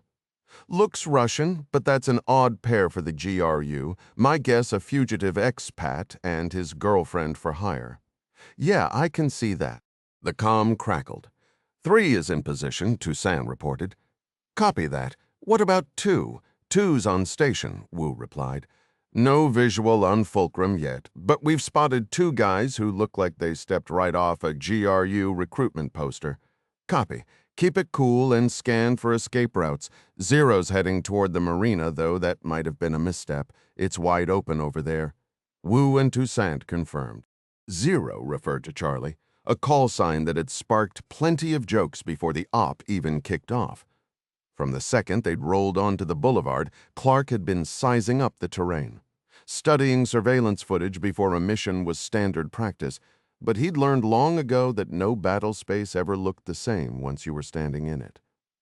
The plaza across the street stretched wide, and beyond it, 100 yards of sand led straight to the water. The shoreline was a hard limit, slicing every option in half: entry, exit, hiding spots. The sidewalks and square were busier than he'd anticipated, though the crowds weren't suffocating. It was 4:17. No sign of Klaus. 0's in position. Charlie announced. "I've got Gamer on the line." Clark acknowledged and shifted his gaze west. He spotted the sprinter in the distant lot without trouble. Gamer served as the nerve center. Clark had no idea who'd picked that call sign, but he figured they were in direct contact with the crew running the DIA's latest high-tech toy. "Is Gamer patched into our comms?" he asked. "Not yet," Charlie replied. "Still working on that link." The plan had covered this during the briefing. Charlie would maintain a direct line to Gamer through a laptop, but tying them into the tactical net was iffy. Clark decided it was time to tighten the noose and gave the order. He and Ding crossed the street and started drifting through the plaza, checking benches and footpaths, zeroing in on lone figures. It was possible Klaus might blend into a crowd or fabricate a walking companion, but given his thin operational resume, Clark doubted it. 3 o'clock across the street. Ding muttered. Clark glanced right and caught two rough-looking types standing under a hotel awning. They could have been waiting for a cab, except 3 cabs sat idle nearby, their drivers leaning on the hoods, bored out of their minds. "Yeah," Clark agreed. "Those are locks." He relayed the sighting over the net. "You think the Russians caught wind of Klaus's message to us?" Ding asked. "Figured out this is the meet spot?" "Unlikely. They've got some presence, but the area isn't swarming with Russians or mercs or whoever we're dealing with." "What do you think their orders are if they spot Klaus? Grab him or waste him?" "Good question.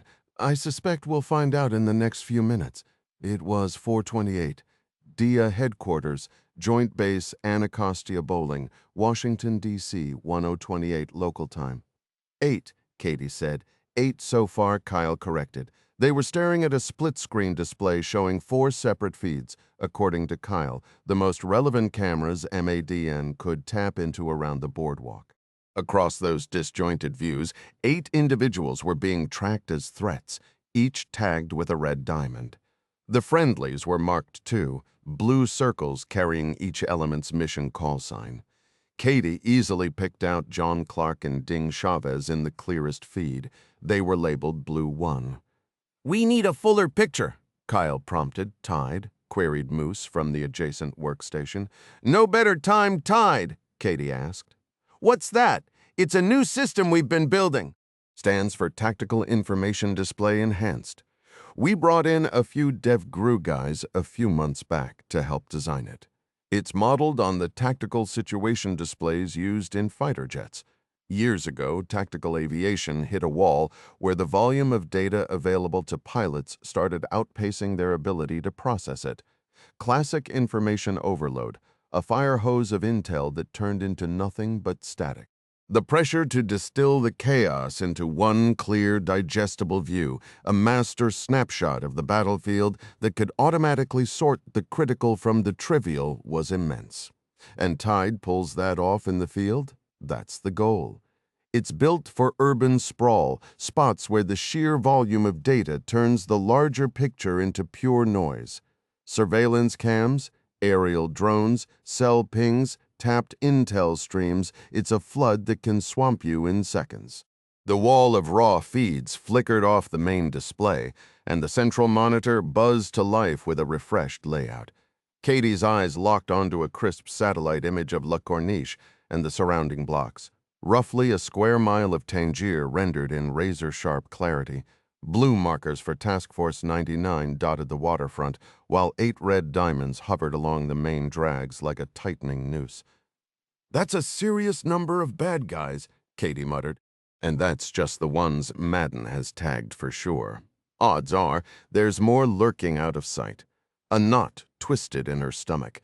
Clark and his crew were boxed in, yet the clearest window into their predicament was here, miles away. Her gaze settled on the icon labeled Blue 1.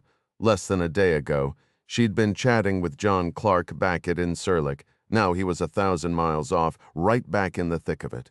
The guy never seemed to slow down.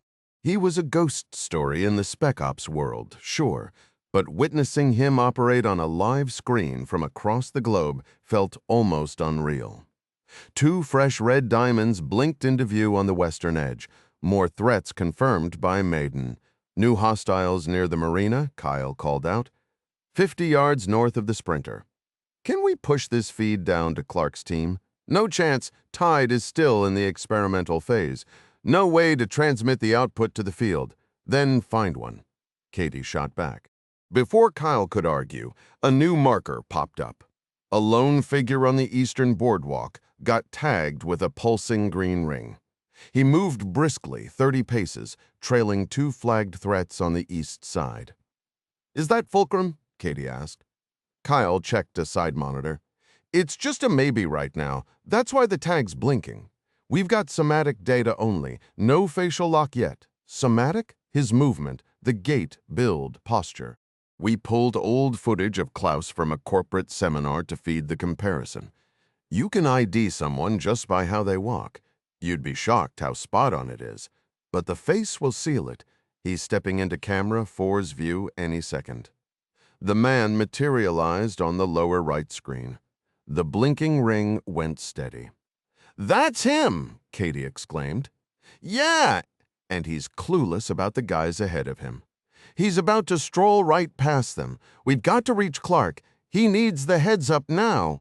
Katie, we're pushing as fast as... Push harder. Kyle traded a look with his sister. They'd gone toe-to-toe 1,000 times growing up, like any siblings close in age. He read her moods like a book, and that tone was a hard stop. He also knew she wasn't wrong. Tangier, Morocco won. This is gamer, you copy? Clark's focus tripped for 2 reasons. First, an unfamiliar voice had cut into the comm channel. Second, it was one he knew instantly, someone he'd had a long, recent conversation with. 1 copies, Clark replied. It clicked that Katie had followed his advice to the letter. She'd flown back to D.C., likely handled J.C., then jumped straight into the CC6 fray. Clark felt a flicker of pride, though it didn't shock him. It was exactly the kind of move her father would have made at her age. He pushed aside a fleeting urge to tell her that this wasn't the moment. "We've got a solid ID on Fulcrum," she said. "Gray hoodie, khaki pants, booking at 60 yards east of 2. He's about to close on 2 confirmed hostiles." Clark swept the area and zeroed in on the man instantly. He was 150 yards off. Clark couldn't make a positive ID on Klaus from this distance, but he had full confidence in Katie's intel. The 2 hostiles were unmistakable, even without a clear view of their faces. Their movements screamed arrogance, that classic GRU swagger, like bouncers at a seedy club. They swept the crowd with the deliberate scrutiny of cops on patrol, holding each face for a full 5 seconds. To Clark, that was an eternity. A seasoned operator would glance, snap a mental photo, and process it later.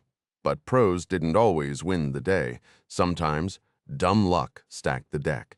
He and Ding quickened their pace. 2. 1 close in, and be ready to intervene. No weapons if you can avoid it. 2 copies, Wu replied. Gamer has new secondary threats ID'd, standing by to brief. Clark appreciated Katie's radio discipline. They needed the channel clear for the immediate tactical problem. Once that was handled, she could lay out the bigger picture for their exit.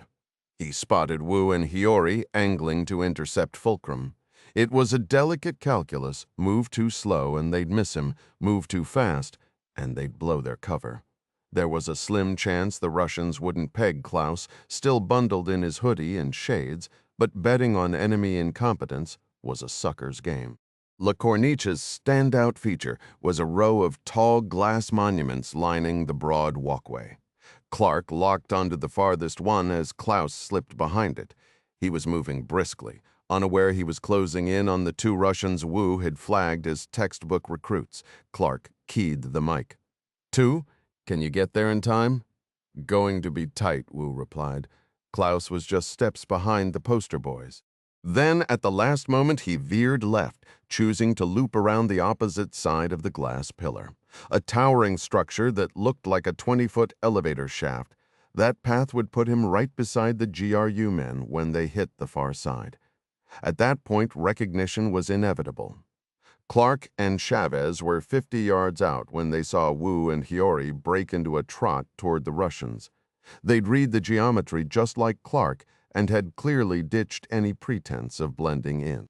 Then, in a move Clark hadn't anticipated, they started chattering animatedly and gesturing wildly toward the water.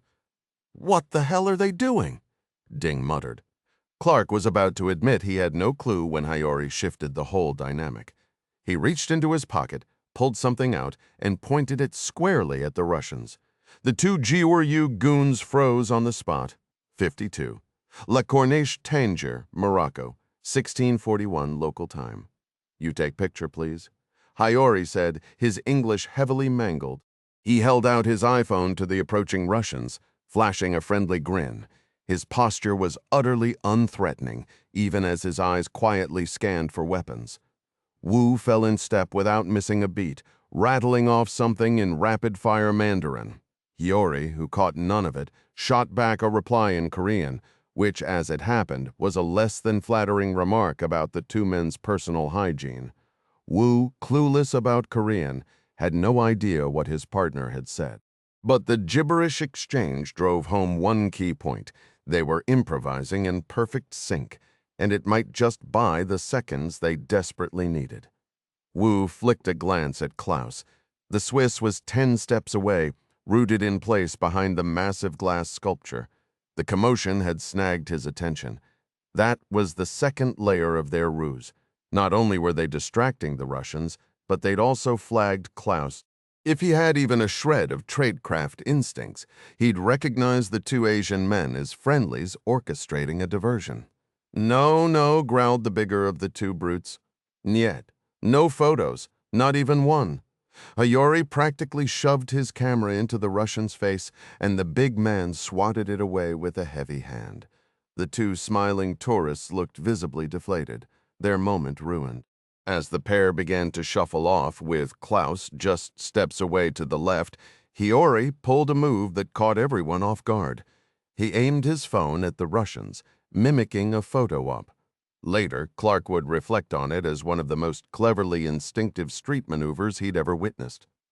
The last thing a Russian field operative wanted was some random tourist snapping his picture.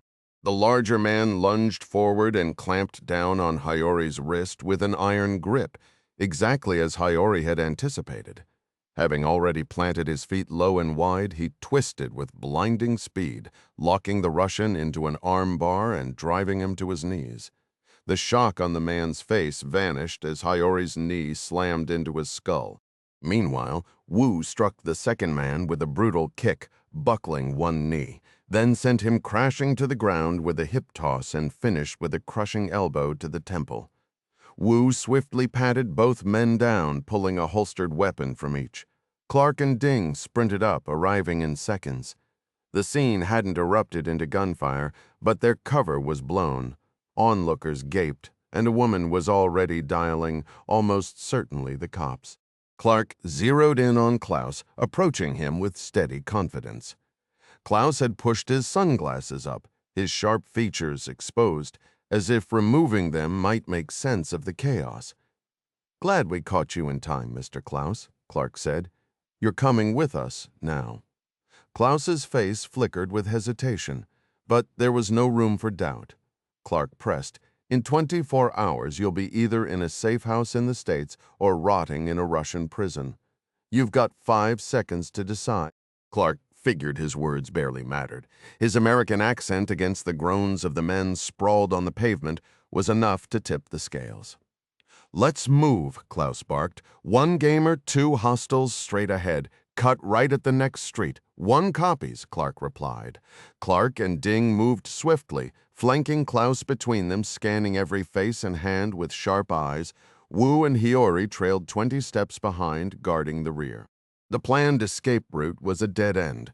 4 Russians had locked onto the marina, and Bauer and Toussaint had held back to stay hidden. Charlie was fighting traffic in the Sprinter, inching closer but not fast enough. Katie directed from above, and Clark imagined Kyle feeding intel through Mayden. Task Force 99 had slipped into the maze of alleys off the waterfront, but that was just a temporary breather. They had Klaus, yet Bauer and Toussaint were still split off, and their ride was stuck. Threats were closing in, and who knew how many more lurked unseen. Clark leaned on Katie to guide this tricky extraction. As he rounded the corner, he signaled his rear team to hold. Wu and Hiyori froze at the intersection, and Katie caught the halt instantly. "2! You've got hostiles 40 yards south moving in!" "2 copies," Hiyori answered. The streets buzzed with foot traffic, but Hiyori spotted 2 fast-moving figures on the distant cobblestones. Wu angled across the intersection, and as he shifted, Hiyori saw the lead hostile touch his ear briefly. The man's eyes locked onto Wu. Both drew their guns in a flash. "They've got comms," Hiyori called out. Pulling his own weapon, Wu sprinted toward the corner of a building, pistol already up and ready, before Wu could close the distance. The lead Russian raised his rifle and let loose a burst of fire. Wu threw himself behind a parked BMW motorcycle, the rounds pinging off its sturdy frame. He silently thanked German engineering for holding up under pressure. Hiyori moved from cover, trying to line up a shot on the shooter, but the chaos of fleeing civilians made it impossible. When the second Russian turned his attention toward Wu, Hiyori seized the opening. From 30 yards out, he placed 2 rounds squarely in the man's head, dropping him instantly. Wu shifted to a prone position behind the bike and began firing back, catching the remaining Russian in a 90-degree crossfire that cut him down. After scanning for any additional threats and finding none, the pair holstered their weapons and sprinted down the street where Clark had gone. Hiyori keyed his mic. 2 has engaged. 2 hostiles down, moving to rejoin. 1 copies, Clark replied, relieved to hear the unsilenced shots had found their mark. "Reform on us. 3, give me your position." 3 is roughly 5 blocks east, Bauer answered. 0 is breaking out of traffic. Charlie cut in, his voice tight. "Need a rally point now. Gamer copies stand by."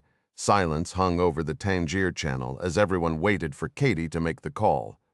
Clark had nothing but respect for Jack Ryan's daughter, but he knew she was in a tough spot. Urban combat wasn't her strong suit. He hoped her time at the Naval Academy had included some joint training with the Army and that she'd actually paid attention.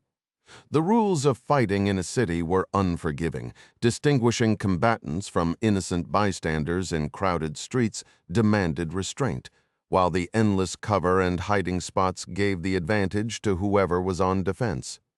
Clark didn't just know these principles. He had lived them so deeply they were part of his core.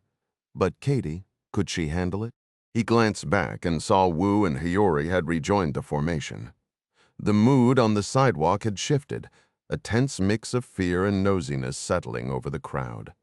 Gunfire wasn't exactly a foreign sound here, but it still drew attention. Some shopkeepers had ducked back inside, while others edged out to see what the fuss was about. The intersection behind them had gone quiet, and people were starting to gather. Nothing attracts a crowd like a crowd, and the police were bound to be flooded with calls any second. Now, Clark believed his team was heading in the right direction toward Bauer and Toussaint, but the streets twisted into a maze of diagonal alleys and curving boulevards. Once Katie gave them a rally point, he'd need to stop, pull out a map, and coordinate over the radio. "Come on, Katie, give us something to work with." The radio stayed silent. "DIA Headquarters, Joint Base, Anacostia Bowling, Washington, D.C. 11:02 local time." "Tell him I'll call him back," Katie snapped, her eyes glued to the large monitor. Moose held out a secure handset like it was a sacred object, but Kyle had already waved off the call. "But he knows something's happening in Tangier," Moose insisted. "Of course he does. Tell him I'm busy. It's the President of the United States." "No, it's our dad. He'd want us to handle business first." Moose stood frozen, phone extended. Katie finally tore her gaze from the screen, snatched the handset, and pressed it to her ear. "I'll get right back to you," she said, hanging up before waiting for a reply. She took one last look at the monitor, adjusted her headset, and keyed the transmit button. The White House, seated at the Situation Room table. Jack Ryan stared at the phone. The call had been on speaker for everyone in the room. Most of the National Security Council was present, all eyes on him. He set the handset down, a stunned expression on his face. "She said she'd get right back to us," Arnie Van Dam noted, breaking the silence. Someone had to break the silence.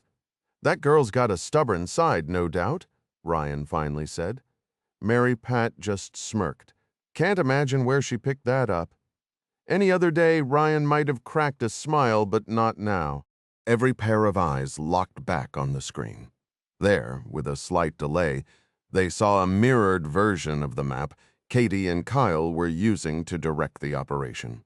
The view wasn't pretty. Task Force 99 was boxed in. Tangier, Morocco. The comm link buzzed to life, Katie's voice cutting through, crisp and steady.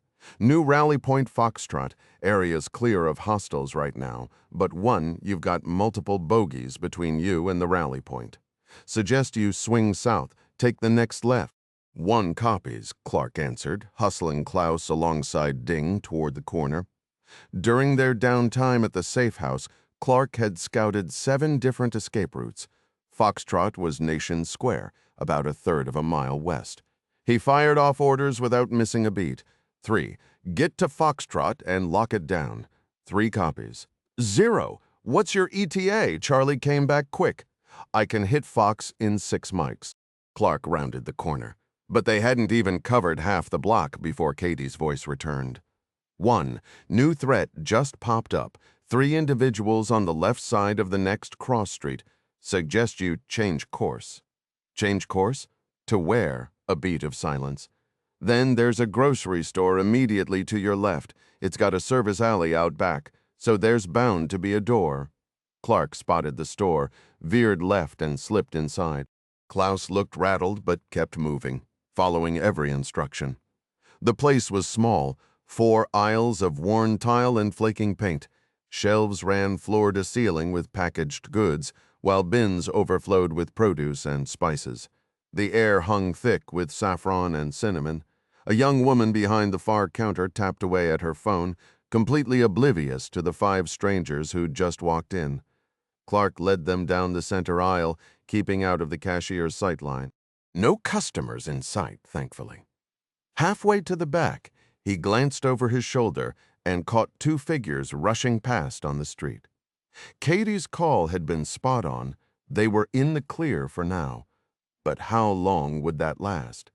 Clark found a passageway leading to the rear. A battered curtain served as a makeshift divider, and he pushed through into a cluttered storeroom. A worn mop sat in a bucket, and boxes of inventory were stacked haphazardly against the walls. Just as Katie predicted, there was a door leading to the back alley. It wasn't locked. He could see a sliver of daylight where it hung ajar. He was starting to think they might actually pull this off when Katie's voice came through again, with more bad news. "Not working. Threats have regrouped and are doubling back. They know you gave them the slip. 3 men are heading back up the street and 2 are turning into the alley. If they figure out the right store, you're cornered. I've also got a new pair closing in from the north about 5 minutes out." "We've still got decent numbers, boss," Hayori said, echoing what Clark was already thinking. "We can fight our way out, probably, but there's no telling how many more are on the way. The main goal is getting Klaus out safe, and for that, we need to flip the script." "Flip the script?" Clark scanned the room. He spotted a handcart and some empty crates. Then, near the door, something caught his eye, a light green windbreaker. He sized up the team and made the easiest call he'd make all day. "Hayori," he said, pointing at Klaus. "Put on his hoodie. Gunther, grab that windbreaker by the door." "We're splitting up?" Hayori asked. "Divide and conquer," Clark laid out the plan. Hayori was about Klaus's height and build, and their khaki pants matched. The Russians had only gotten a distant look at Klaus, and they knew exactly what he was wearing. Klaus had no complaints. He peeled off his hoodie and handed it over, keeping his cheap sunglasses on. Then he slipped into the windbreaker. Clark hated splitting his team, but it was their best shot. Once the enemy reacquired them, and they inevitably would, the numerical advantage could spiral beyond control. The top priority was extracting fulcrum cleanly. Clark gave the order, "Ding, you, Wu, and Klaus hold this position. Hiyori and I are heading out the back to engage. Once we clear the first two, we push south and pull the attention of any reinforcements. When it's safe, you move north and we meet at Foxtrot." Ding pressed. "How long do we wait? I'll update you over the net. And if comms go down, then don't hesitate. Head to the airfield and launch Hiyori, and I will catch up."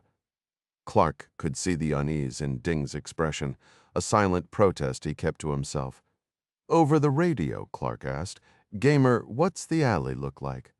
"Unclear," Katie answered. "Two hostiles slipped in, but we've got no cameras there. The north exit is a dead zone, too." Clark shrugged it off internally. Even the sharpest intel had blind spots. "All right," he said. "Let's move." He slipped out the back door with Hiyori glued to his heels, both weapons raised and ready. Hiyori crouched extra low, and Clark knew the deal. That gray hoodie made him the obvious target. The alley was more scrapyard than service lane, littered with crates, overflowing bins, and a rusty motor scooter. Rotting garbage thickened the air.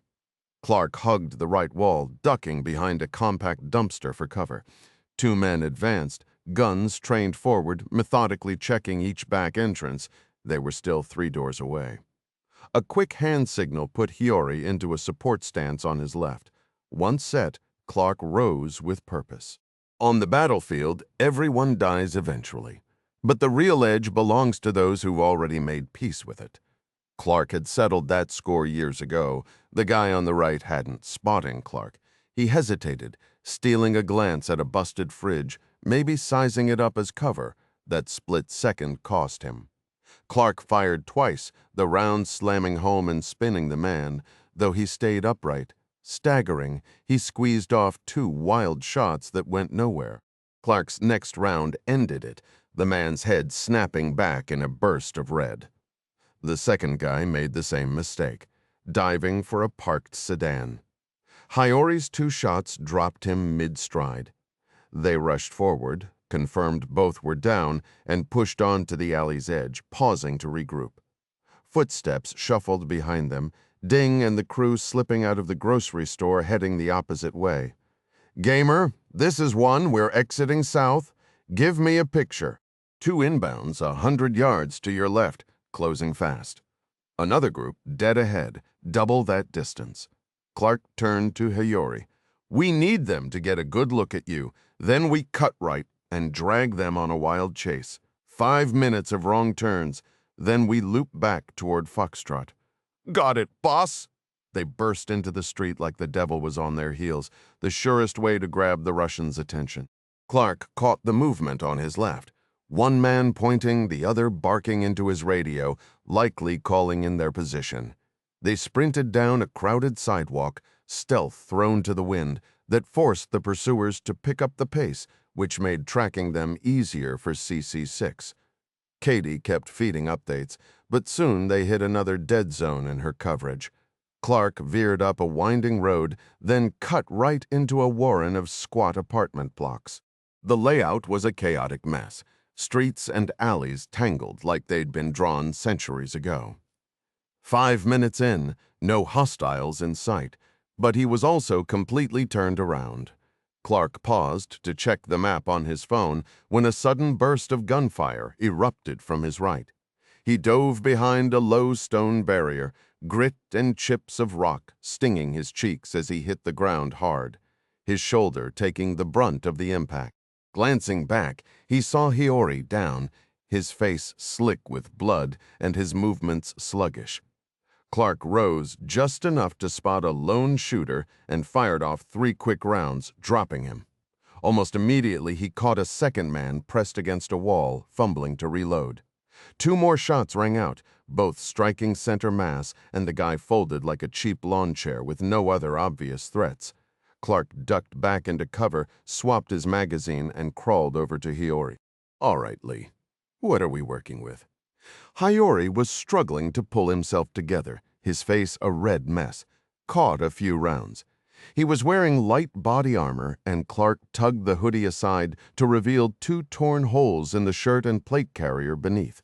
One hit sat high, and fragments, whether from the bullet or the vest itself, had sprayed into his cheek and temple. "Doesn't look like anything penetrated," Clark said, exhaling with relief. Head wounds always bleed like crazy, and Hiyori wiped at his eyes, trying to clear his vision. Clark carefully peeled off the ruined hoodie, now useless for anything but cleanup, and dabbed at the blood. "Just 2 gashes, neither too deep. You'll get a couple more scars for that operator mystique of yours." Hiyori managed a weak grin. "You make it through okay. Didn't have much of a choice. Too old to die young. Hope I can say that someday. You good to move?" Clark asked. "Let's find out." Clark swept the area, scanning for any fresh danger. The few civilians who had been lingering in the lane had vanished, and the distant wail of sirens started to creep in. He helped Hiyori to his feet and pulled out his phone, only to find the screen shattered into a spiderweb of cracks. "You've got to be kidding me!" Hiyori glanced down at his vest and spotted the remnants of his own phone tucked in a plate carrier pouch. It had taken a direct hit, likely the real source of the shrapnel that had carved into his face. "What are the odds?" he muttered, half to himself. "Takes out our comms and our navigation in one shot." "We'll sort it out. I know where Nation Square is. I just need to pin down where we're standing." "Big to small," Hiyori said, reciting the old tactical navigation mantra. "Find a major landmark to orient yourself, then narrow it down from there." Clark's eyes landed on the minaret of a mosque, the Syrian mosque, if his pre-mission study served him right. They moved quickly until the structure loomed ahead. "Nation Square is north of here?" Clark said. "All right, so which way is north?" Clark smirked. "The compass is staring right at us. Every mosque is built to face Mecca in Tangier. That means almost due east." Hiyori nodded, his internal bearings snapping back into place. They set off at a steady clip, eyes alert, weapons hidden but ready for anything. The Kremlin, Moscow, Russia, 2213 local time. Vason stood rigid, or as rigid as a man his age could manage. He'd gone through basic military training decades ago when he'd first joined the GRU back when he was young and fit, and maybe had a shred of principle left. Now, planted in front of the president's desk, he looked like an old oak after a bad storm, unsteady on his feet, limbs crooked, and his carefully arranged comb-over gone completely sideways from the wind in the parking lot. The only thing even close to regulation was his stillness, and that had nothing to do with discipline. "How could you let him slip away?" Yermolov roared, hurling the report Vason had set before him. The papers scattered across the floor like dead leaves. "My people gave it everything," Vason insisted. "Klaus had backup, highly trained operators. And now I'm stuck cleaning up an international disaster. My men were caught off guard, and they paid a heavy price. 4 are dead. 2 of mine, 2 of Malenkov's, 2 more are hospitalized, 1 fighting for life with a brain hemorrhage." Yermolov muttered a flat. What a shame, leaving Vason to wonder whether the president mourned the wounded men or resented their stubborn will to live. "We're talking about the Americans, I assume," Yermolov pressed. Vason admitted there was no hard proof, but he couldn't picture any other culprit. When asked what was being done to hunt them down, Vason hesitated, then explained that the initial pursuit had been choked off by police and military checkpoints, forcing their efforts into containment. A team sent to the airport found a private jet had just taken off, and intelligence pointed to a CIA aircraft. The president's temples throbbed as he spat. "So you not only lost Klaus, but you let the Americans smuggle him out under your nose." Vason stood silent, and Yermolov dismissed him with a venomous wave. Alone, the intelligence chief sank into his chair, his thoughts spiraling. He glanced at the secure phone on the credenza, still quiet, with no call from President Jack Ryan. Days ago he'd expected that call, but now he welcomed the silence. Losing Klaus to the CIA was a catastrophe that would redefine his next conversation with Ryan. a call fraught with peril. Yet that, he realized, was the least of his troubles. A phone call he could manage. What truly haunted him was the situation now beyond his reach, the White House. "Klaus is on board and airborne," Ryan said, setting down the handset after a secure call with the Task Force 99 commander. The Gulfstream lacked video conferencing, so Clark's report had come through an encrypted voice channel, and the president had taken it personally. They'll reach Sigonella in a few hours. A wave of relief rippled through the Situation Room. The Tangier operation had teetered on the brink for what felt like an eternity. Katie had phoned in as promised, sketching out the chaotic skirmishes unfolding across the city. She'd reported that the team had reached the jet, except for Clark and Hiyori, who'd mysteriously vanished and gone dark on comms. Ding had stepped up in Clark's absence, and against explicit orders, he'd held the plane gambling that his people would appear. That's when the situation had turned truly ugly.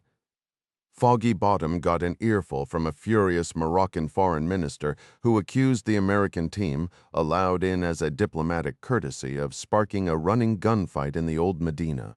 Sextate Adler, smooth as ever, promised a thorough investigation while slyly pointing the finger at a swarm of Russian GRU operatives who'd flooded Tangier overnight, suggesting immigration records would back that up. He never revealed that. Thanks to Madden, those very records were already glowing on his monitor. Meanwhile, Moroccan police had raced to the airport and boxed in the hangar with their cruisers.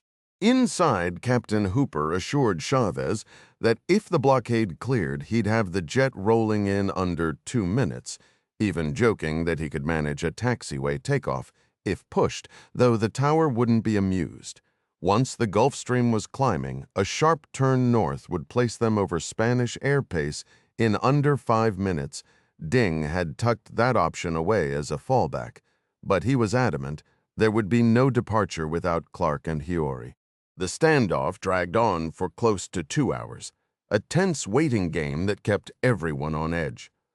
From the White House, President Ryan watched the feed and quietly noted that the stalemate wasn't entirely without merit.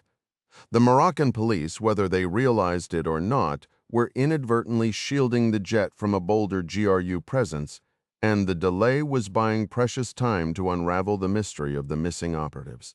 That riddle unraveled when a taxi screeched to a halt outside the perimeter fence. The 2 agents spilled out from the back seat and slipped through a side hangar entrance to reach the aircraft. Clark quickly explained that both he and Hiyori had lost comms, and he deliberately kept the GRU chasing shadows around the city to clear a path for the jet's escape. He wasn't thrilled that Chavez had held their departure, but everyone knew that fence would be patched up soon enough. Clark then patched through to the White House, reporting that Task Force 99 was whole and ready to roll. To Ryan, it was vintage John Clark, 4 kills, 1 asset recovered, 0 apologies. As the call wrapped, Clark laid down a firm request bordering on a demand. "I need to get my team out of here now, sir." The president understood the next move was his alone. He'd already placed a direct call to the King of Morocco. The conversation started tense, the monarch having been briefed on the situation, but Ryan turned on the charm, a skill that hadn't come naturally to him in his younger years, but one he'd sharpened in this era of transactional diplomacy. The king eventually relented, perhaps swayed by the idea of holding a favor from the leader of the free world, and the Gulf Stream was cleared for departure. It lifted off from the active runway, with Hooper almost appearing let down that he never got to test his taxiway shortcut. That had been half an hour ago, and now cruising safely in international airspace, Clark had initiated the call to the president. "Did everyone make it out okay?" Mary Pat asked, a hint of a commander's unease in her voice. Task Force 99 was her charge after all. "1 minor injury," Ryan said. "The rest are safe, including Fulcrum." "We need to question him the moment they touch down at SIG," said SecDef Burgess. "I don't think we can afford to wait that long. Klaus says he's got intel that's time-sensitive. Clark's going to debrief him in the air and call us back once he's got the full picture." The NSC members nodded in agreement, then scattered back to their tasks, phones and laptops buzzing as they coordinated with their agencies. Jack Ryan, however, took a more reflective pause. He glanced left at the secure phone on the comm station, a quiet certainty settling in his gut. A call to the Russian president was inevitable, and something told him Nikita Yermolov would be bracing for it. 55. The Maghreb Al-Jagbub Airfield, 2440 local time. The casks that had arrived from Siberia, once lined up in neat rows inside the hangar, now lay scattered across the far side like empty beer cans at a party's end. It was an undignified finish for materials that had been produced with the noble aim of saving lives. Cesium chloride was just one of the many outputs of the Mayak Production Association, a sprawling complex nestled at the foot of the Ural Mountains and counted among the largest nuclear facilities in Russia. Beyond generating power, the site boasted extensive operations for reprocessing nuclear waste, along with the separation of radionuclides, rare earths, and noble metals for medical and industrial applications. Cesium-137 was a prime example. A byproduct of uranium-235 fission, this radioactive isotope had long served as a source for radiation therapies, particularly in blood irradiation machines that helped prevent complications during transfusions. For years, Mayak was the world's sole producer of cesium chloride, a salt that bore a striking resemblance to talcum powder in both look and feel. The inherent solubility of cesium chloride, combined with its intense beta and gamma radiation, made it a nightmare to handle, and medical facilities worldwide quickly abandoned it for safer options. This shift, however, didn't stop production at the Mayak facility, a stubborn holdover from Russia's centrally planned Soviet economy where output was decoupled from demand. The surplus cesium, now little more than hazardous waste, piled up behind the plant's fences, forcing administrators to seek a new dumping ground. This chain of events eventually led to 106 corroded, leaking barrels of the radioactive material languishing behind a chain-link fence in Siberia. A cache whose potential Andrei Malenkov had long recognized and spent months repositioning for his own sinister scheme. Now, everything was finally in place, ready to be launched from a forgotten desert airstrip. Kasim stood as still as a statue, sweat pouring from his slight frame inside the heavy protective suit, his nylon head straps soaked through. The sun had set hours ago. But the hangar doors remained sealed and the fans were off, a basic safety measure to minimize air circulation when working with radionuclides. His lead-lined vest and gloves felt heavier with every passing minute, and despite his efforts to stay hydrated, he estimated he'd shed at least 3 kilos over the course of 4 grueling hours. The work demanded the patience of a scholar, yet Kasim never wavered, driven by a burning desire for retribution. The holding tank on the final drone was nearly full, a simple fishing float bobbing merrily in a clear tube, serving as a surprisingly effective gauge. He found it a fitting metaphor for the whole operation, cutting-edge science executed with elegant simplicity. After switching off the pump, he used tongs to detach the transfer tube and let it clatter to the floor, then checked the mixing tank, which held only a 2% slurry residue, better than his 5% target. Kasim had been walking a tightrope throughout the entire process, carefully balancing the viscosity to disperse the source material evenly without clogging the feed system. Once mixed with water, the cesium would become cesium hydroxide, and his goal was to fill every drone's holding tank while leaving as little mixture behind as possible, maximizing the contamination potential of the target area. Using a modified tree trimmer as a long pole, he wrestled the cap onto the drone's feed tank, the most stubborn of the 10, but finally locked it into place. He shut off the agitators, and the hangar fell into an eerie silence that felt almost deafening. Kasim took a deep breath and glanced over his shoulder, confirming he was still alone. A few observers, including Malenkov, had watched at first, but they'd quickly dispersed after an inevitable spill. A feed tube had slipped and slopped a liter or two of solution onto the concrete. Kasim had expected such mishaps, especially early on, and the incident didn't concern him. Those who understood radiation respected it. The rest simply lived in fear, and that fear was the very essence of the plan. The radioactive residue he would spread over roughly 8 square miles wouldn't be extreme, but it would be enough to force a lockdown as panic set in, with conservative estimates suggesting at least 7 years to decontaminate the area, a vastly expanded 3-mile island. He crossed the hangar toward the utility door, his polyethylene booties squeaking with each step across the polished concrete. The coverall he wore was a multi-layered barrier suit, designed to shield against micron-sized contaminants. Pausing at the threshold, he peeled off the hood and respirator, letting them drop to the ground with a soft thud. The full decontamination process would happen outside, a ritual he had rehearsed countless times.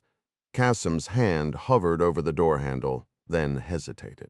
He turned for one final glance at the scene behind him, his thoughts drifting to the layers of history buried beneath this land. The Moors had swept through the Maghreb with their curved blades, and the Nazis had rolled in with their panzers, each era leaving its own mark of destruction. It occurred to him that human ambition never truly evolved, only the tools of devastation changed with the centuries. Beneath the harsh fluorescent lights, 10 awkward drones sat motionless, their frames fully loaded and ready for launch. Fuel tanks topped off, navigation systems synced, and now 1,000 liters of payload nestled in their bays. A silent squadron of bombers waiting for the signal. His work here was complete, with 3 hours to spare. Yet the satisfaction he had anticipated, no, the sweet taste of vengeance he had imagined, failed to materialize. He had no doubt about the suffering his creation would unleash on the Egyptians. Lives would be lost, and the economic blow would threaten to drown the nation entirely. But instead of triumph, he felt only a hollow void, as if the past months had evaporated into nothing, perhaps even the past years. With a heavy sigh, Kasim turned and pushed through the door, stepping into the night air. The scent of rain mingled with the desert breeze, a strangely refreshing contrast to the sterile atmosphere he had just left. Flight level 390, 80 nautical miles south of Ibiza, Spain, 2052 local time. The skies above the southern Mediterranean were calm and unbroken. Through the oval windows on the port side, the glittering lights of Ibiza flickered in the distance, the island's nightlife gearing up for its usual frenzy. The clubs would be reaching their peak, a nightly spectacle of indulgence for Europe's wealthy and carefree. Inside the Gulfstream's cabin, the mood could not have been more different. Clark settled into the seat across from Klaus, handing him a cup of coffee. The banker accepted it with both hands, cradling the styrofoam cup as he took a cautious sip. He looked drained, haunted, a state Clark recognized all too well from his years in the theater of conflict. Ding had reported that Klaus had been cooperative throughout the escape, but during the standoff in the hangar, his nerves had frayed visibly. He kept insisting he had time-sensitive intelligence, yet every time he started to speak, another crisis interrupted. First, the police had surrounded the hangar, then diplomatic wrangling had delayed them, and finally, a call from the president had taken precedence. Now at last, he had Clark's undivided attention. Klaus took another sip, his hands steadying. The rest of the team had sprawled out in the aft cabin, decompressing after the high-stakes operation. Ding had tended to Hiyori's facial wounds, which turned out to be minor. Food and rest were the next order of business. "All right," Clark said, his tone firm. "Let's hear it." Klaus nodded slowly. "You mentioned you have something critical for us?" "That's right, though. It's only, I believe the legal term is circumstantial." Klaus's English was flawless, a product of his Alpine upbringing, where multilingualism was the norm. "So you don't have hard evidence," Clark pressed. "Let me clarify. I manage money, but not in the conventional way. Gunther," Clark interrupted. "I'm aware of your line of work, and I know you've offered to hand over evidence of illicit financial dealings involving high-profile Russians. We'll get to that right now. I need to know if there's an immediate threat to Western interests. That's what you hinted at earlier. A quick, eager nod. Over the past few months, I've been working for a man named Andrei Malenkov, the former head of SSD. Correct. He's left the government and established a private operation in eastern Libya. An operation? What kind? I can't say precisely. A few months back, I arranged for a substantial cash delivery to Malenkov. Clark used the funds to secure a lease on a remote airstrip tucked away in the Maghreb, just beyond a village called Al-Jagbub. The name meant nothing to Clark, but that hardly came as a surprise. Scattered across northern Africa were countless forgotten outposts like it. Was the field operational when he took it over, he asked. No, Klaus replied. It had sat empty for years, abandoned after Gaddafi's fall. Once the lease was locked in, the money started flowing. Malenkov bought heavy machinery, a bulldozer, a runway sweeper, and a fleet of smaller vehicles, the kind of gear you'd need to clear a landing strip and get air ops running. Then he hired a cargo outfit called Transavia to fly in more supplies. Tools, air handlers, welding rigs, everything was hauled into the single large hangar on site. Clark pressed him on what Malenkov intended to do inside that hangar. That became clear soon enough, Klaus said. He purchased 10 Shahed 151 drones from Iran, officially listed as agricultural models. For crop dusting, Clark guessed? Exactly. And the crew? I set up a payroll account for him. He brought on about 36 men, most of them with security backgrounds. I recognized several names. They were mercenaries he'd used in past operations. A few technicians were mixed in as well. That caught Clark's full attention. What kind of technicians? Klaus hesitated. I don't have direct knowledge, but I started connecting dots. One of the Transavia shipments included a delivery of lead brick. 12 tons of it, and there was an unusual holding tank from the same supplier, a company that specializes in equipment for managing nuclear materials. The pieces clicked into place, and Clark felt the weight of Klaus's urgency settle over him. A hidden airfield, secretive funding, gear built for radiological hazards, and at the center of it all, a man who had spent his career engineering chaos. "What's the manufacturer's name?" Clark asked, already thinking of the report he'd hand to the DNI. Klaus gave it to him, and Clark scribbled notes, peppering him with more questions. But the Swiss financier grew impatient. "You don't have time for research. You need to hit that airfield now and stop Malenkov." Clark's pen froze mid-stroke. "You mean an airstrike?" Klaus nodded firmly. "What else do you think we'd be stopping?" Clark leaned back, weighing the scenario. "I'm not the expert here, you are. But 2 signs point to an imminent attack. The final Transavia flight was scheduled for this morning. Any idea what it's carrying?" Klaus shook his head. "No, but there have been no other shipments in over a week. Everything I funded has already arrived. That flight today was the first one booked and nothing else is on the schedule. So whatever's being planned is about to go down?" Klaus glanced at his watch with a theatrical flourish. "I'd say within the next few hours." Clark's weathered face hardened with doubt. His voice stayed calm as he probed further. "What makes you so sure? Beyond handling his operational finances, I also managed Malenkov's personal portfolio. He recently handed me access to several substantial new accounts. I couldn't trace the source, but the total exceeded $3 billion. He told me to put every cent into a single high-risk strategy, structured to keep his ownership hidden. It wasn't easy given the scale, but I followed his instructions. He now controls a massive stack of speculative options on one particular commodity. Which commodity? Crude oil. He's betting big that prices will spike before the contracts expire." Clark braced himself. "And when is that?" Klaus answered without hesitation. "Close of business tomorrow. These contracts were executed across financial markets scattered around the globe, a deliberate tactic to slip beneath the radar of regulators. It's worth remembering that market reactions to unexpected events rarely happen in an instant.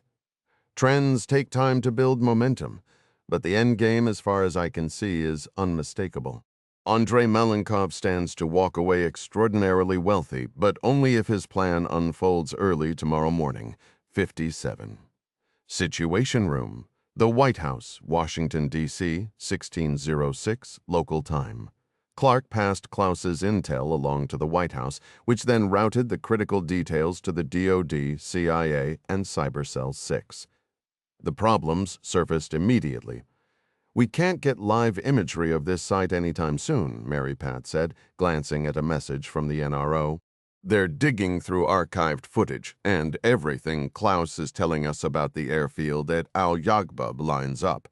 Major upgrades have been made in recent months, and it looks fully operational.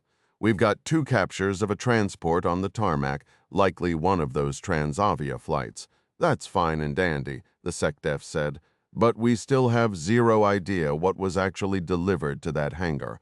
And more importantly," Mary Pat added, "what's happening inside right now?" Ryan weighed in. "We have to operate on the assumption that Klaus is correct. Malenkov, or whoever is pulling the strings, intends to strike before dawn." Admiral Kent offered his read. "These drones Klaus described are built for spraying. We can't rule out a biological angle. But given the delivery of equipment for handling nuclear material, it's looking almost certain we're dealing with a radiological attack. With the goal of spiking crude oil prices," Mary Pat chimed in. "Area denial," Ryan speculated.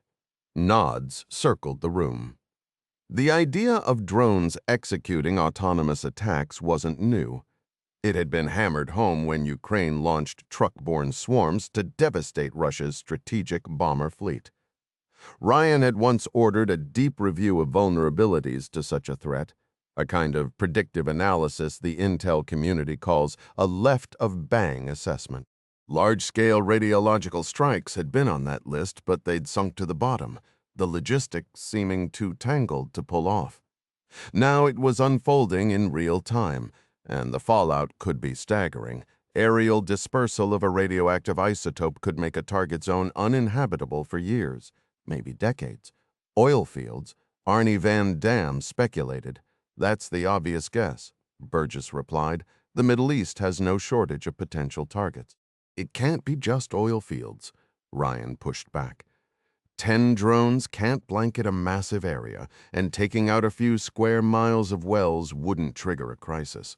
He studied the map, then added, "Let's zero in on these drones.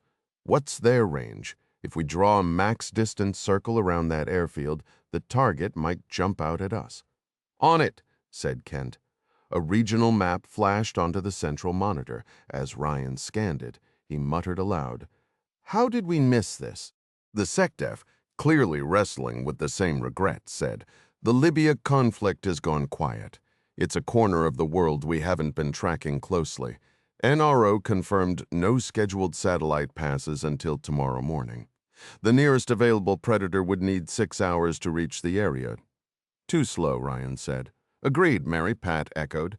The president locked eyes with the SecDef. "Find out what Navy assets we have in the vicinity." "Will do." After a long silence, Mary Pat spoke up.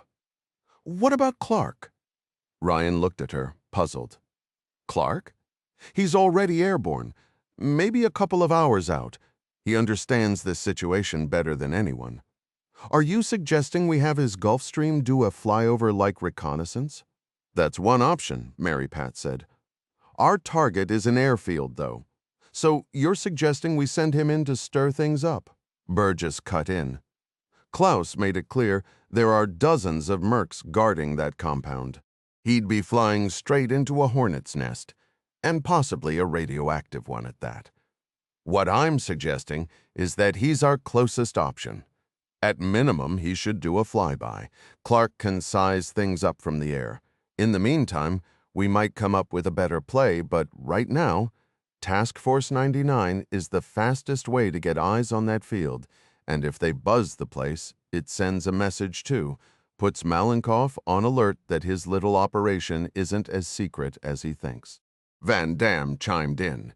"Even if it just stalls the drone launch by an hour or two, that buys us breathing room to craft something smarter." Ryan mulled it over. All right, worth a shot. I don't know how this ends, but we can't afford to leave any card on the table. He turned to Mary Pat. Reach out to Clark. If their jet has the fuel, have them head toward that airfield. We'll circle back with specifics. She grabbed a phone. Burgess wrapped up his call with the Pentagon. We've got one carrier strike group in the Med, he said. The Ford is sitting west of Sardinia, about 900 miles out from the target. Too far for a strike? Van Dam asked. Not necessarily, not with external tanks, but to configure jets, launch them, and cover that distance. We're looking at 3 hours minimum. 4 or 5 is more realistic. I doubt we have that kind of time. What about Tomahawks? Kent asked. Wouldn't those be faster? Hold on. Ryan cut in. Do we really want to hit that airfield? If there's radiological material on site, even small smart bombs could kick up a radioactive cloud. A cruise missile would make it worse. And there's a village nearby, likely packed with civilians. No one challenged the president's reasoning as he rested a hand under his chin. Look, every option we're tossing around has a downside. That's just the reality. But let's have the Ford prep a strike package, loaded and on standby, and get her moving toward the area while we figure out the best move. Yes, sir, Burgess replied. Kent ended his call. I've got the range circle for a Shahed 151 drone. This assumes a one-way trip with a partial fuel load to make room for a heavy payload. He tapped at a keyboard, and a green arc appeared on the map, centered on Al Jugbub Airfield. It stretched to Tripoli in the west, Greece to the north, and the Sinai to the east.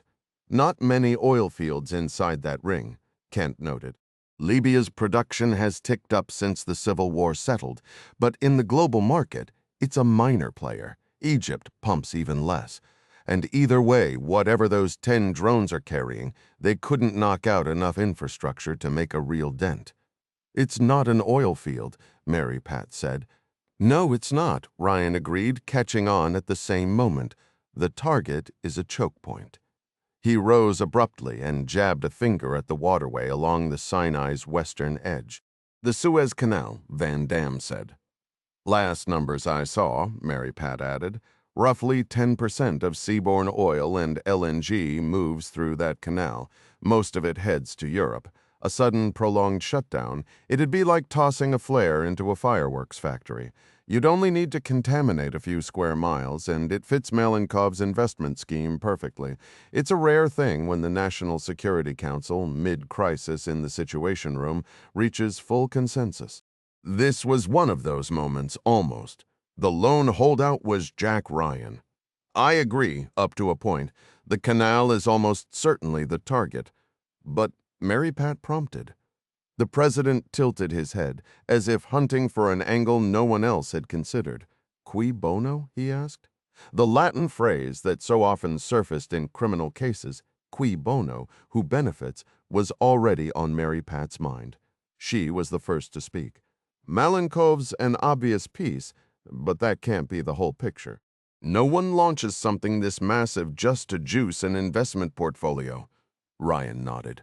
At some level, this has to be state-sponsored, and the most likely culprit is right in front of us.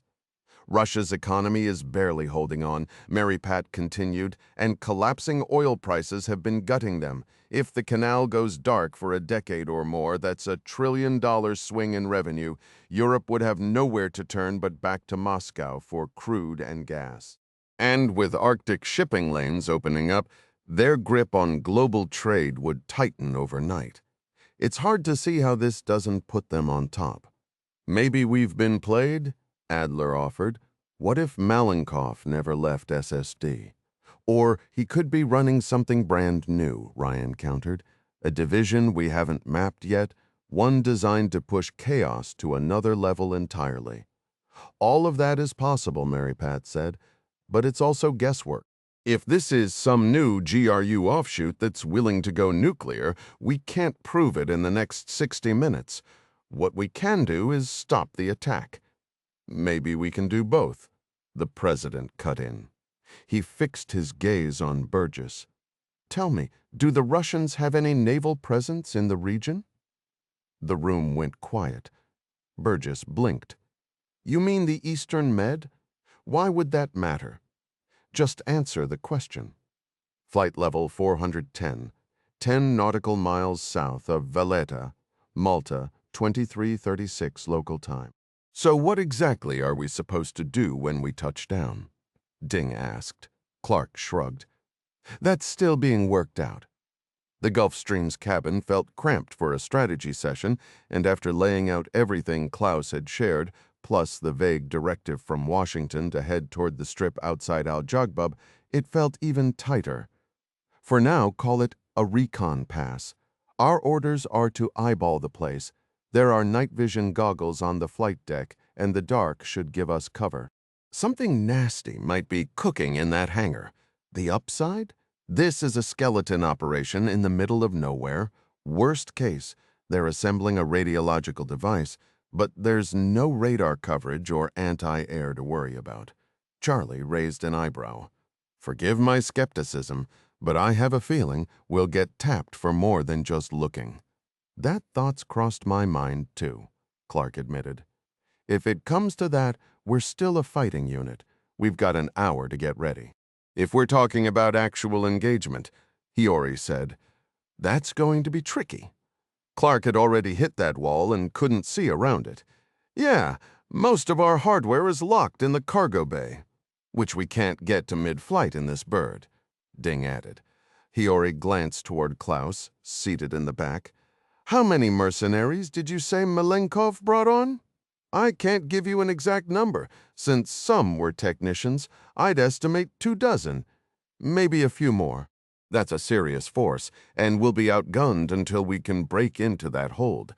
Clark felt the need to take control of the conversation. Listen, there are too many unknowns.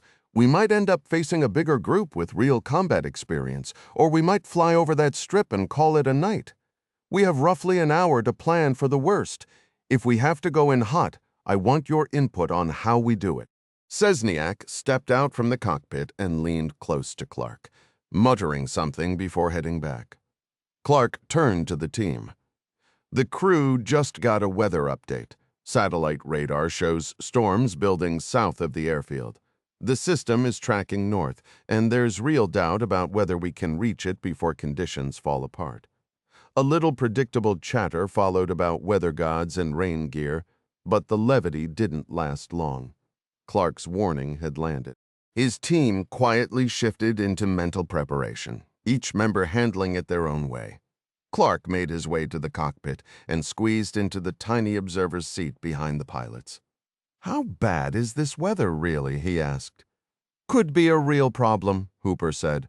We're at the tail end of haboob season, but I've been watching these patterns on the charts for weeks. Once they get going, they move fast. We should see it on our weather radar within another 100 miles or so, Szczesniak added. But we've got a bigger concern. Hooper continued, right now, we've got enough fuel to hit Al-Jagbab and still make Sigonella.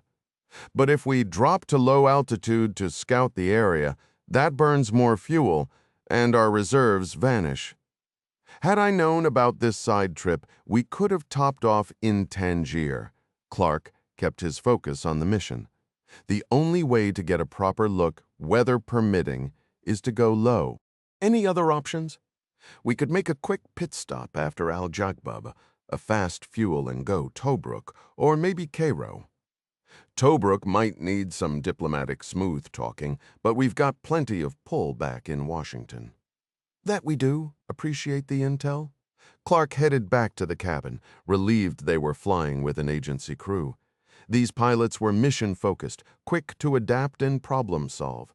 An unscheduled fuel stop seemed like a solid fallback. He just hoped it would go as smoothly as they made it sound. Central Mediterranean, 200 miles behind the Gulf Stream carrying Task Force 99, and 7 miles down, the USS Gerald R. Ford pushed through mounting seas. She was flanked by her strike group, 6 other vessels, including a guided missile cruiser and 2 destroyers. Ford's nuclear engine strained as she raced on a southeasterly heading, following her new orders to the letter. Commanding Officer Captain Rick Hodges stood on the starboard catwalk of the bridge, wind whipping across the island, mostly from the ship's 24-knot speed. He scanned the horizon with sharp aviator eyes, ignoring the binoculars in his hand. Hodges had taken command just 2 months ago, but he already felt in tune with his ship and crew.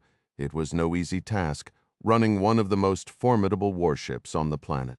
Yet for all the advanced tech and data surrounding him, he'd always felt most at home facing the sea head-on. The coast of Tunisia sparkled on the starboard side, a string of lights on the horizon. To port Sicily lingered unseen in the distance, and ahead, that was anyone's guess. "Captain, got a moment?" Hodges turned to see the CAG, Captain Martin Vasquez, who led Carrier Air Wing 8, 9 squadrons of attack and support aircraft. "What's on your mind, CAG?" "Just an update. We should be ready to launch within the hour." "Good, I suppose. No telling if this'll actually happen." There was talk of Air Force tanker support, but it sounded a bit optimistic. "I'm having 2 Hornets loaded with full tanks and a buddy store in case we need to handle refueling ourselves." "Smart move. If we do launch, it's going to be a long haul." They looked down at the deck, where 4 F/A-18 Hornets were being prepped for takeoff, each loaded with 8 GBU-38s, 500-pound JDAM precision bombs. All that just to take out one hangar? Yeah, seems like overkill, right? "But we haven't gotten the final go-ahead yet. I get the feeling the higher-ups are holding back something about this airfield." "I'm with you," said Hodges. "This whole thing feels off to me. The first message hinted at possibly wiping out this hangar. Then the follow-up suggested we might be needed for close air support in the area. The good news is, there's no mention of air defenses. The Libyans wouldn't bother with SAMs that deep in the sandbox. That said, whatever's going on at this airfield, it's got 6th Fleet Command tied up in knots." "Who's on the roster?" the skipper asked, glancing down at the jets. "Lava's gonna lead it. ID Spanks, Gooch." Lava was Commander Dale Lava Harrison, a former Top Gun instructor and the executive officer of Strike Fighter Squadron 31, the Tomcatters. On his wing would be Lieutenant Mike Id Ayat, Lieutenant Commander Tom Spanks Hahn, and Lieutenant James Gooch Whittemore. That'll work.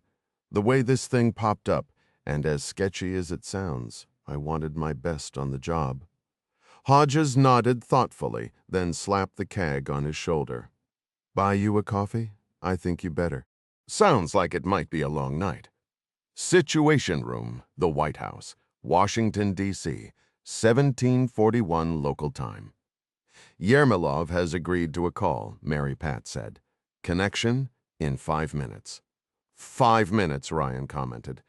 Quicker than I expected, he exchanged a knowing look with his DNI. Diplomacy always had its nuances, and when dealing with Russia, in Ryan's considerable experience, it was something near an art form. He and the NSC had spent the better part of an hour getting their intelligence ducks in a row. And after some debate, Ryan had decided the best course of action was a one-on-one call with the Russian president. It would be a cagey interaction, as they always were. But he wanted to get a sense for 2 things. Was the Russian Federation behind this plot? And whether or not that was the case, would Yermolov be willing to help end it? Minutes earlier, the White House communications staff had made a request for immediate contact through formal channels. The quick response from Yermolov was the first signal to be parsed. It was the middle of the night in Moscow. Had they awakened Yermolov from a sound sleep? Would he be surprised, even concerned, about an urgent call from his American counterpart at such an hour? Or had Yermolov already been awake, perhaps following the events in North Africa? Maybe he was expecting a call. Malenkov's role in the pending radiological disaster was backed by rock-solid evidence, yet it seemed highly unlikely that this plot was a mere grab for self-enrichment on the oil markets. Cui bono? No nation on earth had more to gain from a closure of the Suez than the Russian Federation. It was Ryan's job in the coming minutes to tease whatever truths he could out of the Russian president, or barring that, see through the lies. Admiral Kent said, "You had asked about the nearest Russian naval asset, Mr. President." The Admiral Makarov is the closest ship, a frigate from the Black Sea Fleet. She's rounding Crete on her way to the Bosporus. What would be her surface-to-air capability? Are you asking whether the Makarov could engage these drones if they got airborne? In theory, she'd have a standard load of 24 SAN-7s, but those only have a range of 30 to 40 nautical miles. The corridor between Al Jagbub Airfield and the Suez, that's at least 200 miles away from where the Makarov is steaming at the moment. No way she could intervene. Actually, that's useful, the president said. The Makarov might be too far away, but that's not the point. It's a conceivable response. Mary Pat said, "You're more interested in Yermolov's reaction to the idea that I am 60 seconds to going live," said the Air Force Lieutenant Colonel coordinating the comms. Ryan shifted to the hot seat on the far end of the room. An impressive executive chair was backed by an American flag on a staff, yet the background was otherwise neutral. Only the president would be in view to Yermolov, but the entire Situation Room would hear their conversation. Ryan spotted another angle to work, figuring out whether the Russian president had company in the room. This was chess at the highest stakes, and he knew from experience that Nikita Yermolov played to win. The main display flickered on, and there he was, the Russian Federation's leader, staring back with a piercing look from behind a polished wooden desk.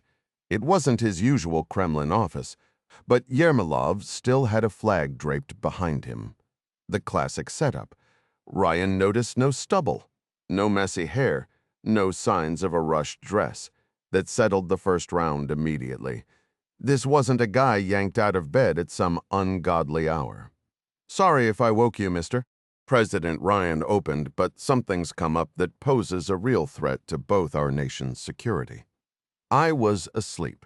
Sure, but I figure you wouldn't ring without a solid reason. What's on your mind?" Yermolov's English worked fine, though it stumbled a bit here and there. Later, CIA linguists would comb through every syllable, looking for slip-ups or hidden cues. "We've got intelligence suggesting an imminent strike on the Suez Canal." "The Suez? How do you attack a canal?" "We think drones might be used to spread a radiological agent, contaminating parts of it. That could shut the waterway down for years." "Who'd pull something like that?" Yermolov shot back. "Your Israeli buddies again?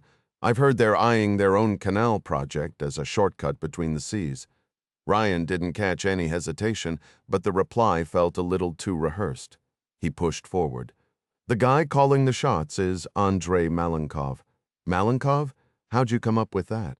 Ryan let the silence stretch. "We got proof of his involvement from Gunther Klaus, who's been running your GRU's foreign money for ages. And I suspect you're aware, Klaus was the target of a recent GRU hunt in Tangier." Yermolov's face hardened, but he slipped up for the first time. Ryan caught his eyes darting past the camera, locking onto something off-screen. Probably a note from an aide. "I don't know anything about drone plots, but I can tell you Klaus is a crook. Just because he wears fancy suits and swindles on the stock market doesn't make him untouchable. He's committed financial crimes, and he'll pay for them." "And Malenkov," Ryan pressed. "Malenkov's got no ties to the Russian Federation anymore. He left the service over a year ago. Whatever he's doing as a private citizen isn't my problem." "Private citizen," Ryan echoed. "It strikes me that if this attack goes through, your country would cash in big on oil and gas markets. Shutting down the Suez would also boost Arctic shipping routes, which you basically control." "What are you getting at?" Yermolov snapped. "I'm saying that if this happens, we'll find out who's responsible. I also think it's tied to the shoot-down of our diplomatic plane in Turkey. Once we identify the culprits, the United States won't hold back. We'll bring our full military might to bear if needed." "These are baseless accusations. Russia has always opposed such threats. And I'll oppose state-sponsored terrorism." "You talk about terrorism? What about that freighter sunk near Tartus just days ago?" "There are 900 more like it, and they're all exposed. Without them, your economy would collapse. The world's getting riskier by the day. You have the power to change that, to stop this escalation." Ryan paused, then softened his tone. Nikita, earlier this year, you and I handled another crisis together. During our conversation, I gave you a heads up about a plot to remove you from power in Russia. Yermolov's expression hardened into stone. I remember that clearly, but if you're looking to cash in a favor, I should warn you my chances of being toppled that day were far slimmer than you'd like to believe. The two leaders locked eyes, neither willing to back down. So tell me, what exactly do you want? Yermolov finally asked. I want your help to put an end to this craziness. And what could I possibly do? Maybe you can find a way to reach Malenkov. Tell him to call off the strike. I have no way to contact him. We haven't spoken in over a year. Surely America's military is capable of. What about the Admiral Makarov? Ryan cut in. You could order her to step in.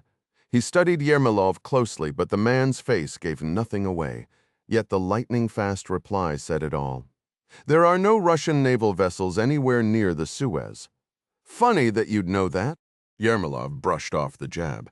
I'm not even convinced this scheme is real, but as a gesture of good faith, I'll have the defense minister look into it.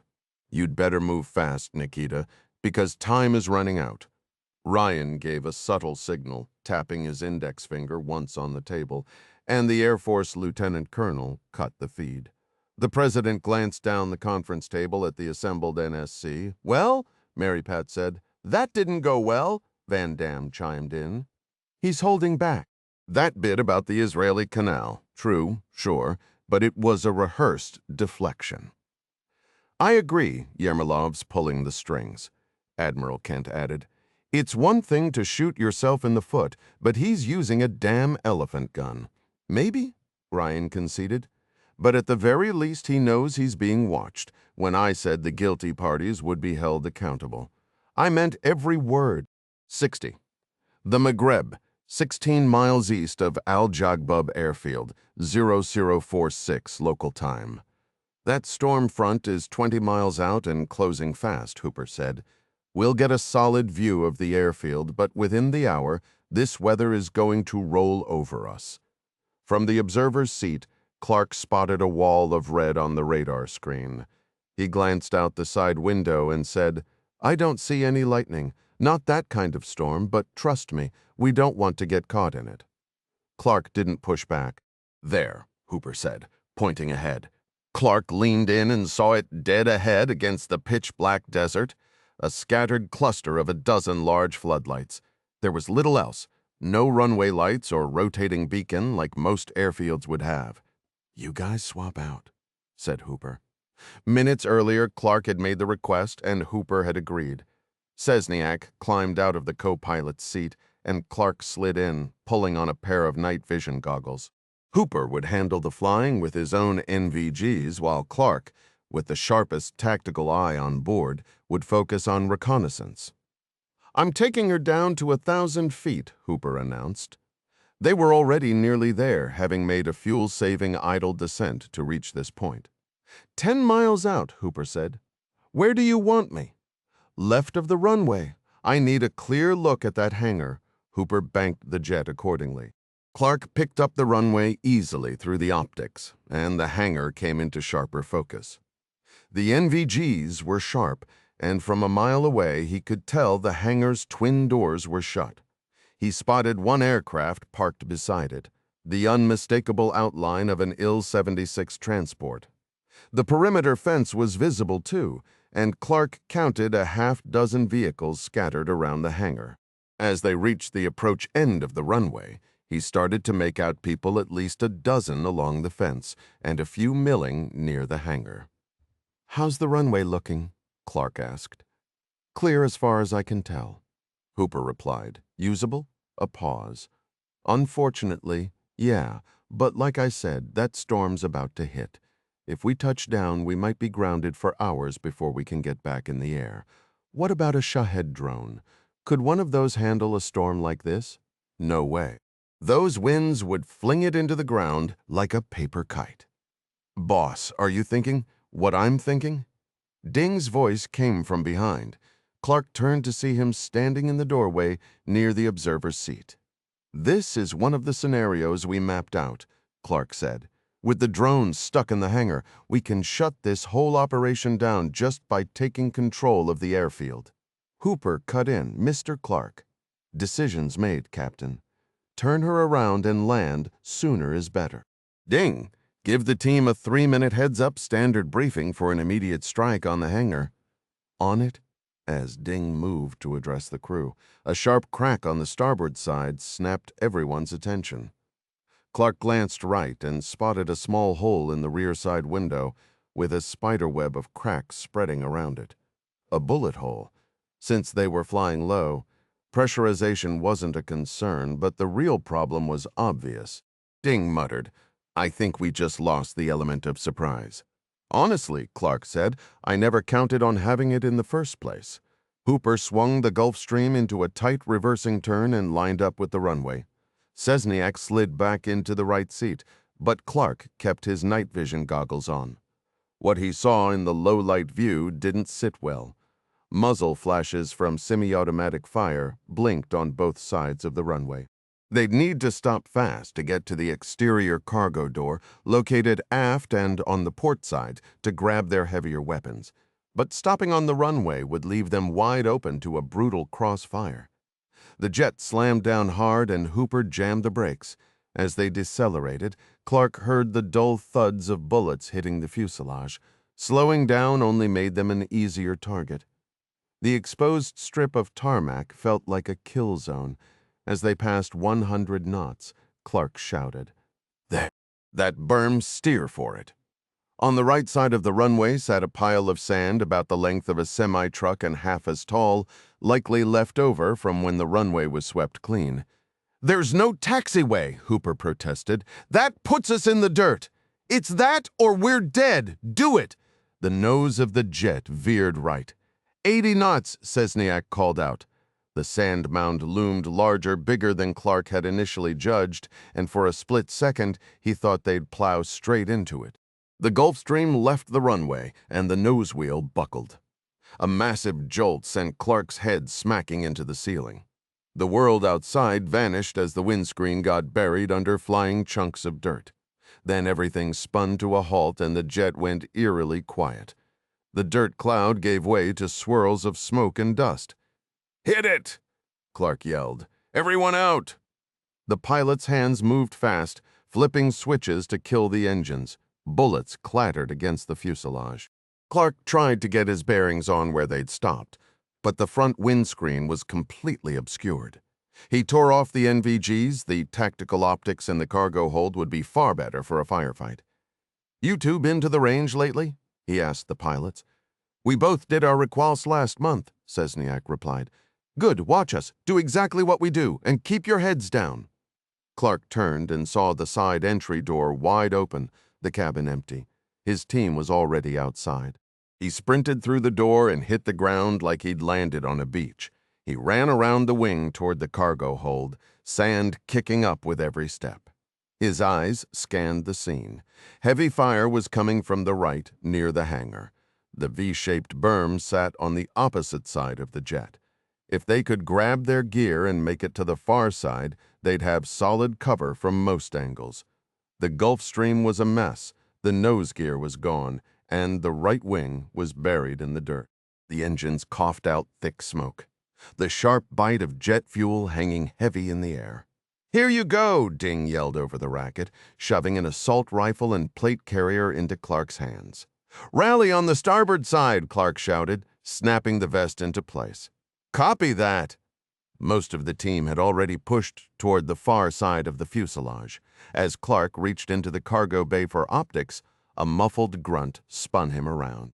Hooper had crumpled to the tarmac, a dark wound blooming beneath his right collarbone. Clark handed his weapon to Cesniak, hoisted the captain onto his shoulder in a fireman's carry, and barked, "Follow me!" Rounds whined past, pinging off the jet's tail and wing. They made it to the far side, and Clark set Hooper down behind the starboard engine, the thickest cover around. Spotting a scattered pile of gear, he dug through it and pulled out a combat medic kit. Crawling back, he found Cesniak already kneeling by their skipper. "You trained in combat medicine?" Clark asked. "Basics," the co-pilot said. High chest wound? You've got gauze and clotting agent? Do what you can to stop the bleeding. Will do. While Cesniak went to work, Clark scanned the tactical picture. His crew had found solid firing positions angled across the field and were trading shots evenly. He moved from spot to spot, gauging the fight. It wasn't pretty. They were stuck in the open middle of the airfield, with no buildings, no vehicles, and no tree line within a quarter-mile. Any fire and maneuver play against a bigger force was a dead end. The silver lining? The enemy had the same problem, too much bare ground to rush an assault. For now, it was a standoff. But the clock was ticking, and one of his men was bleeding out. Clark reached for his encrypted phone and typed a quick message to Mary Pat Foley. Situation room, the White House, Washington, D.C., 1858 local time. Mary Pat read it aloud. Landed al-Yagbub, taking heavy fire from larger force, holding position but unable to move, 1 man down. Critical. Any help appreciated. Advise. Shit, SecDef Burgess blurted. Ryan felt the same, but kept it measured. John Clark doesn't ask for help lightly. How far out is the Ford? Mary Pat asked. Admiral Kent checked a laptop. She's south of Malta, 4 Hornets ready on deck. If they launch now, roughly an hour to reach the airfield. Ryan slammed a palm on the table. Too long, I should have had those Hornets in the air already. You want them launched? Kent asked. Yes, get them up. As Kent relayed the order to 6th Fleet, the president pressed on. I need better options. What about Cybercell 6? Mary Pat shook her head.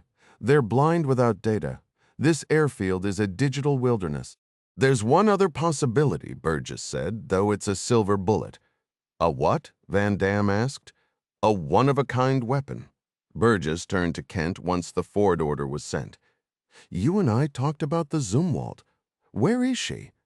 Central Red Sea, and how far is that from our target? Kent studied a map. Looks like about 700 miles to Al-Jagbub. So what exactly are we talking about? Ryan asked. The 2 defense experts traded a look. Burgess took the lead. The destroyer Zumwalt is carrying a system called Hyperion. Hyperion? Ryan raised an eyebrow. I thought that was still in development. It is. 3 prototypes were built. 2 tested results were surprisingly strong, and they decided to mount the final test vehicle on the Zumwalt. It's the only ship with compatible launch tubes. And what exactly can Hyperion do? Mary Pat asked. It would take a long time to cover everything, but right now we've got people in the middle of a raging firefight. Burgess delivered a 15-second rundown that left some in the room stunned and others skeptical. Ryan, who had already received an early briefing on the program, nodded knowingly as the details came back. Burgess wrapped up by saying, It's a silver bullet, because we've got only 1 missile, essentially 1 shot, but it could be a game-changer for Task Force 99. Van Dam pressed. Could Hyperion reach the airfield faster than the Hornets? The answer came quickly. The baseline delivery system, Conventional Prompt Strike, is a hypersonic boost glide missile. It flies at Mach 5 or better. Given where Zumwalt is positioned right now, from the moment we launch, the payload will be on target in under 15 minutes. The room fell silent as jaws dropped. War at hypersonic speed was a hard concept to grasp for everyone. Launch it, the president said without a beat of hesitation. Yes, sir. It'll take a few minutes to program the mission, and I'll need to upload 1 dataset from your section, Mary Pat. What do you need? She asked. Full facial profiles for every one of our people on the ground. It was an odd, even unsettling request to prepare a weapon for launch, she replied. I'll have that for you in 2 minutes. Out in the central Mediterranean, while most Americans were sitting down to dinner, 4 U.S. Navy pilots guided their FA-18 Hornets across the deck of the USS Gerald R. Ford in the dead of night. The ship had turned into the wind, and they taxied toward the catapults as the deck crew gave each jet 1 final check. The battle group around them moved with symphony-like precision. One by one, the Hornets shot into the night sky like they'd been fired from a gun, because in effect, they had. The Ford's advanced Emel's catapult didn't use steam but electromagnetic force, essentially an aviator's railgun. The jets were loaded for bear, each carrying 2 tons of guided munitions and a full load of 412 rounds in their internal gun. They joined up quickly in loose tactical formation and set a southeasterly course. With the rush of launch behind them, Commander Dale "Lava" Harrison pushed the throttles to the first detent and then eased them back a fraction, maximum thrust without afterburner, but with a small margin for his wingmen to hold formation. Harrison had earned his call sign early in his career when he'd landed a Hornet at Navy North Island in San Diego with a serious flap problem. The high-speed stop after landing had ended with hot brakes and a wheel fire. The fire department handled it like the pros they were, but for Harrison a new call sign was born, Lava Man. "Check silent," Lava said, and the other 3 jets acknowledged once clear of the Ford, electronic emissions would be kept to a minimum. All transponders were turned off, radars went to standby, and only essential radio calls would be made until they reached the target area. The pilots knew little about the mission ahead. They hadn't been told the exact nature of their target or what threats to expect. Time was critical, and more details would be forwarded en route. None of the 4 pilots had ever operated under such orders, but as they would soon discover, tonight would be a night of many firsts. At Al Yagbub Airfield in the Maghreb, local time was just past midnight. "How is he?" Clark called out, pulling his eye away from his scope for a moment. Sesniak remained crouched next to his captain. "Not good. BP is dropping. Pulse irregular." The co-pilot had done his best to treat Hooper, packing combat gauze and a pressure dressing on the wound, but he was still bleeding heavily. Clark knew there was little more they could do under the current circumstances. The incoming fire remained steady, and dealing with that had to take priority. He went back to his glass and scanned the buildings near the hangar. His reticle settled on the thermal image of a vehicle, a small pickup truck, probably a Toyota. Clark had caught a muzzle flash from that direction a moment earlier, but now the area looked empty. Under the truck's raised frame, though, he caught a subtle shift, what looked like a knee and a boot. The instant it stopped moving, Clark lined up his shot and squeezed the trigger. His round connected, and a body tumbled onto the pavement, twisting like a fish yanked from the water. A second shot, placed center mass through the same gap, sealed it. Ding slid up beside him, dropping low into the dirt. "I took a look through my best optic at that hangar," he said. "Tried to get a peek inside, but those doors are sealed tight. That works in our favor. If we keep those drones locked in there, they're not a problem. And when that storm rolls in about 30 minutes from now, they won't be launching anything. Fine by me, boss. But I wouldn't mind some backup right about now. Any word?" Clark pulled out his handset and scanned for messages. Voice comms were useless out here, so they relied on satellite bursts. One new line appeared. "They've scrambled some Hornets for close air support, but they're almost an hour out?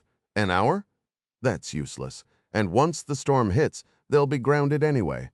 A round smacked off a nearby rock, and both men pressed lower instinctively. "My thoughts exactly. These guys have to realize they've got us outnumbered. If visibility drops, that's when they'll try to push." "That's what I'd do," Ding said. "We've got 1 man down.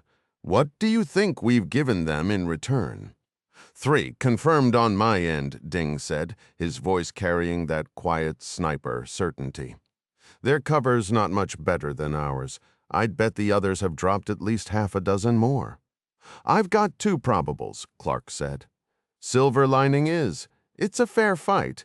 If they had RPGs or heavier firepower, we'd have seen it by now. Still, they've got the numbers. Maybe we can." Clark's phone buzzed with an incoming message. He read it once, then again. "What the hell? What is it?"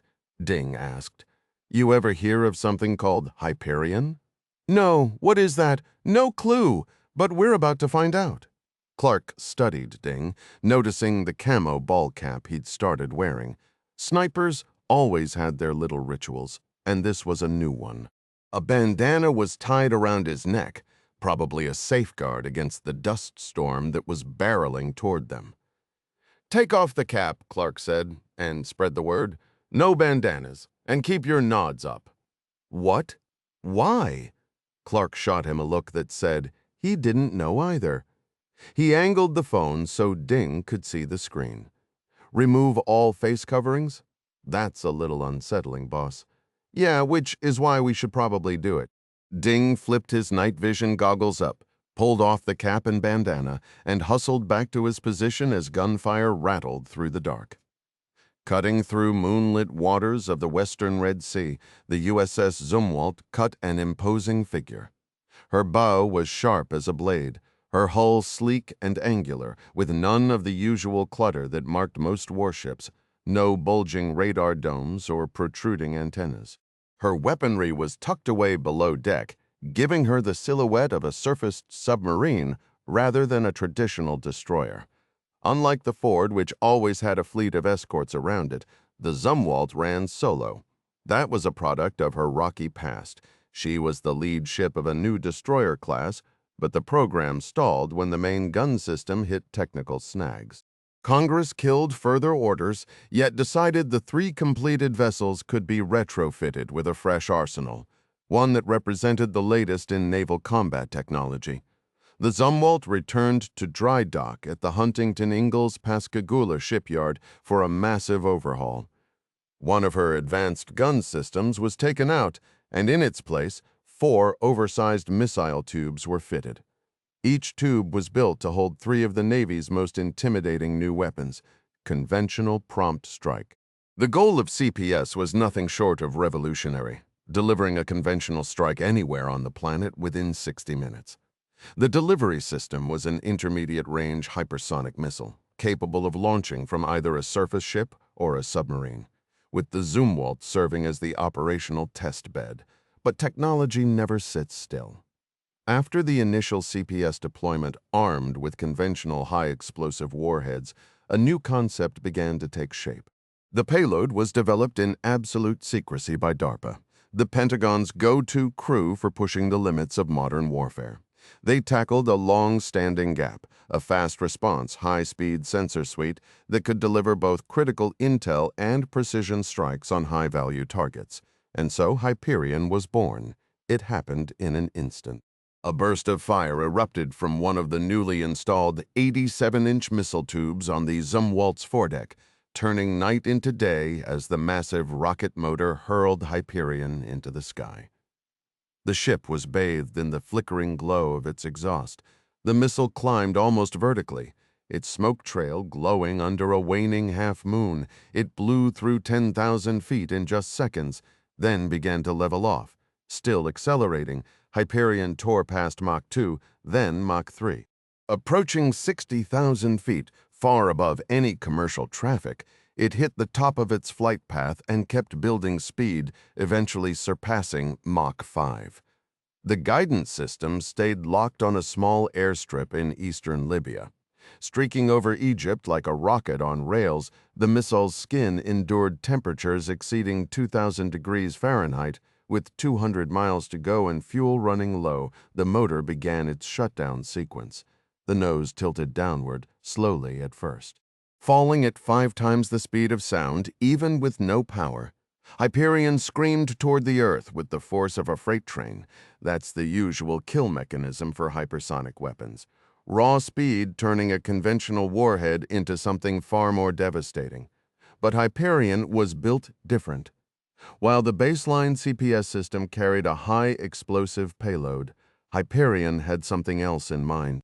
9 miles from the target zone, drag fins deployed on the aft section, similar to those on Mk-82 Snake Eye bombs, that slowed the missile rapidly and steadied its flight. Once it dropped to subsonic speeds, the reconnaissance and strike package went to work. And here's where DARPA's brilliance really showed. 500 feet above Al-Yarghbub airfield, the clamshell nose cones split open, and 18 drones spilled out into the night. That's when things got interesting. For 6.5 seconds, the drones tumbled through the air like darts thrown into the wind. Their flight control software and propellers stayed dead. That pause was intentional, letting them stabilize naturally. Once they slowed and righted themselves, the quad-engine propulsion systems unfolded and roared to life. Propellers spun up, AI software took over, and the swarm started coordinating instantly. There were 18 drones in 2 configurations. The 6 larger units were the lookers packed with high-res cameras and advanced processors. They acted as coordinators for the strike, essentially commanding a tiny digital platoon. The lookers locked onto their designated zone, their onboard systems having received a rushed upload of reconnaissance imagery just before departure, and then fanned out across the sprawling tarmac. Through a secure frequency-hopping data link, they settled into a hexagonal grid, a formation that gave the swarm a comprehensive, multi-angled view of every possible threat. If any of the 6 aerial sentries were knocked out or hit a technical snag, the remaining units would instantly shift positions to fill the gap. Their low-light cameras streamed a continuous feed via satellite to a command center buried within the 6th Fleet's headquarters in Italy. Human operators had the power to override the system, but on this night they remained passive observers, for now at least. The swarm was designed for autonomous decision-making, and it was already hard at work. A torrent of visual data flooded its processors, easily picking out dozens of human silhouettes scattered across the base. Some were lying perfectly still, a sign they were out of commission, though the algorithms never fully dismissed them. The old trick of playing dead was a well-known tactic in the playbook of warfare. Once every potential target was cataloged and ranked, the signal was sent to the assassins. The remaining dozen drones had been hovering in the background, waiting for their cue. These were the hunter-killers, the miniature suicide units. Each one was about the size of a man's palm, a far more stripped-down design than their Overwatch counterparts. A simple flight frame, a basic camera, a processor, and a single projectile. Every piece was standard-issue hardware, though sourced from DARPA's most classified and lethal inventory. The 12 units broke formation, spread out, and dove, each one zeroing in on a different individual. They swooped in to within 10 feet of their targets, then paused, hovering at eye level to get a clear look. Their engagement rules were pre-programmed, and for this mission, they'd been set to the most permissive parameters. Anyone within the 8-square-mile perimeter of Al Jagbub Airfield whose facial signature didn't match one of the 10 approved friendlies. Task Force 99, the 2 pilots and Gunther Klaus, was marked for immediate termination. As the hunter-killers initiated their grim work, the operator in Naples finally made a move. He directed 2 of the lookers to peel off and investigate the hangar, searching for a way inside. Navigating through buildings for interior surveillance was a task Hyperion handled with ease. The pair zipped over to the corrugated metal structure and started circling it, like hounds trying to catch a scent. Up to this point, Hyperion was performing exactly as its creators had hoped. A flawless piece of engineering, efficient and deadly. A machine that showed no mercy, no hesitation. But to the men on the ground, it was something far more sinister. For reasons that had always eluded him, and despite a lifetime spent in the deafening chaos of battle, the roar of gunfire, the thunder of explosions, the shriek of jet engines, Ding Chavez had somehow retained an almost supernatural level of hearing. It had saved his hide more times than he could count. That's why, as he lay prone on the warm earth, scanning and firing, he suddenly went rigid. In the modern theater of war, there was no sound more dreaded than the one that made Ding freeze in his tracks. He held his breath behind his scope, filtering out the cacophony around him to focus on a single narrow frequency. There was no change in pitch to suggest a speeding approach, no Doppler shift to hint at movement. Just the faint, high-pitched whine of a drone hovering directly behind him. That was a problem. He turned his head slowly, deliberately, and spotted the source. A drone no bigger than a softball was hovering right in front of his face. Its rotors were eerily quiet. Engineers, he knew, had been making strides in muffling their acoustic footprint. It hung there like a bad omen, a single red LED blinking beneath its single camera lens. And below that lens was something far more chilling. A small steel tube, no bigger than a lipstick case, a projectile barrel. Ding didn't miss the irony that the drone had stopped at the perfect distance. Close enough to be a threat, but far enough that he couldn't take a swing at it with his rifle. The drone hovered just close enough that any operator behind the controls couldn't possibly miss if they decided to pull the trigger. That is, if there even was an operator. Every ounce of resolve Ding had left was poured into staying completely still. Clark's warning from earlier echoed in his mind. No face coverings, no exceptions. Was this the reason why? Would the drone recognize him as friendly, or was it even one of theirs? He held his breath, trusting at the most primal level.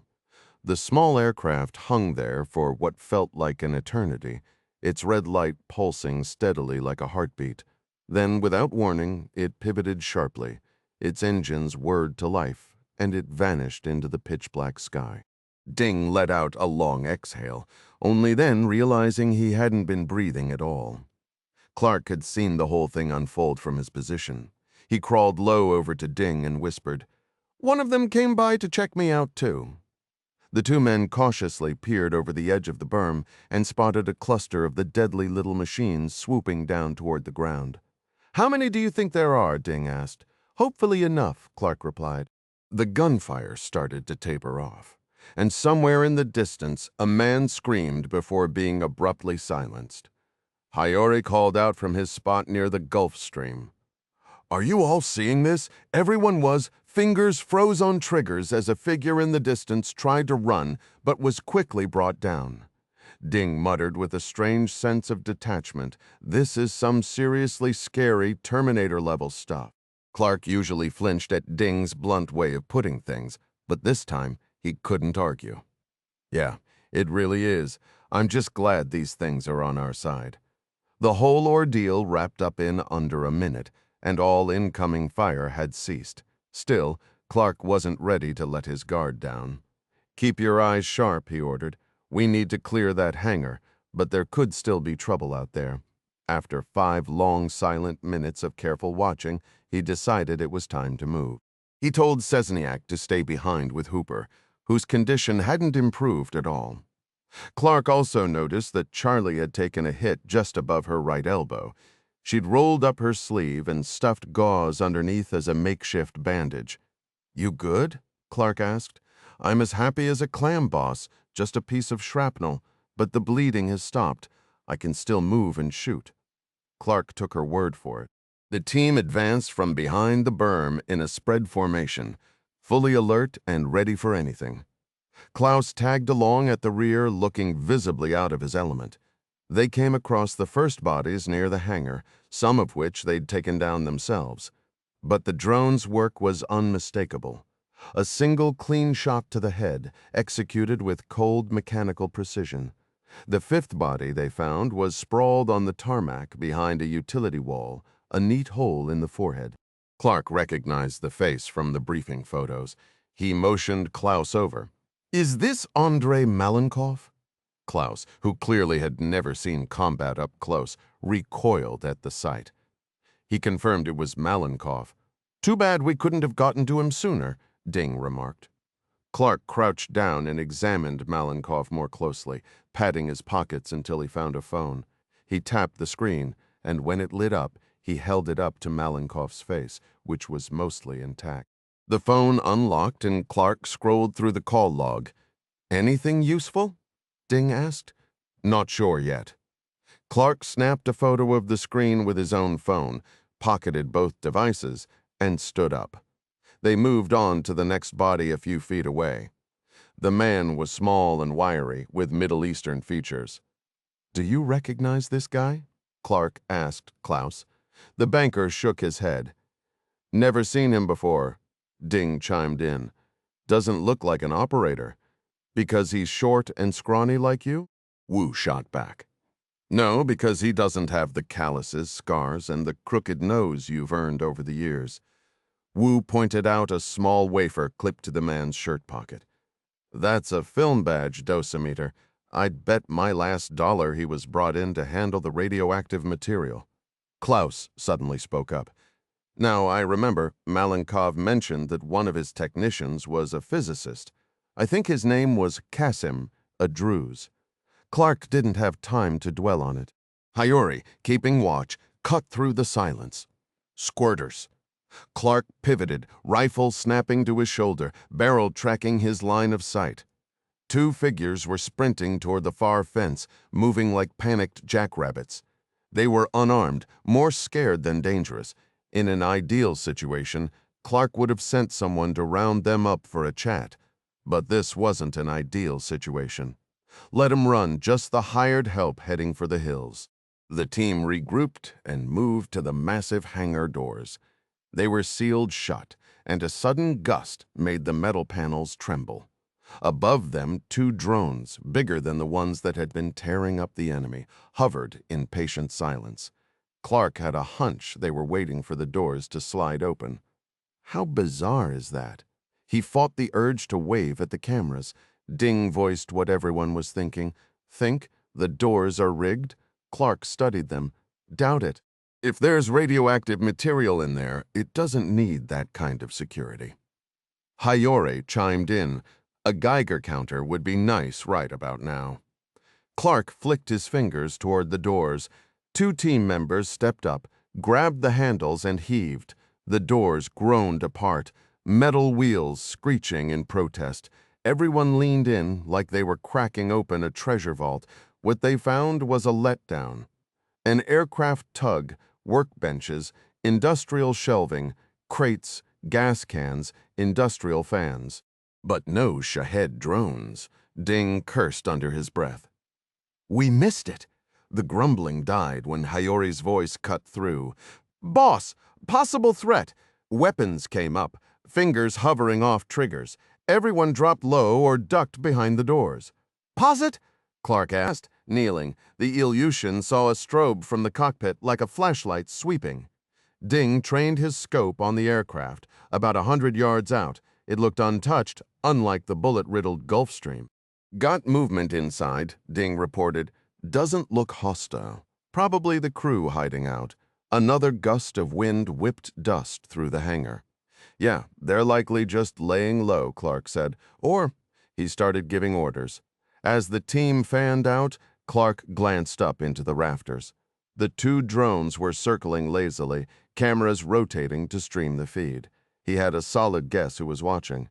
A room full of officials in a basement in Washington. They were probably asking the same question he was. Where the hell are those drones now? The Situation Room, White House, Washington, D.C., 1955 local time. Secretary of Defense Burgess broke the silence, voicing what everyone was thinking. Now what?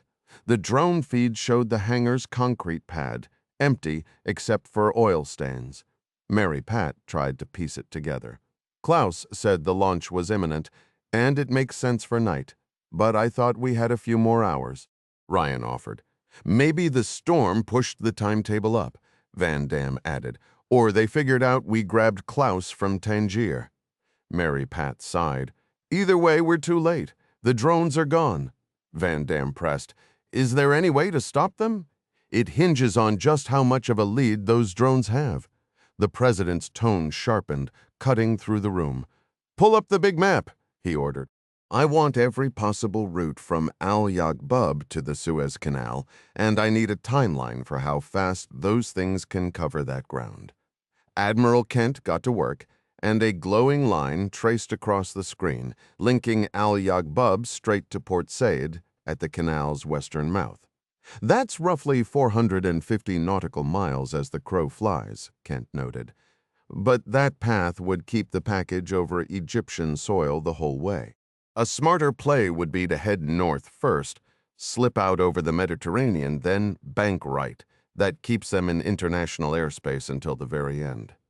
Sure, but that adds miles, Ryan countered.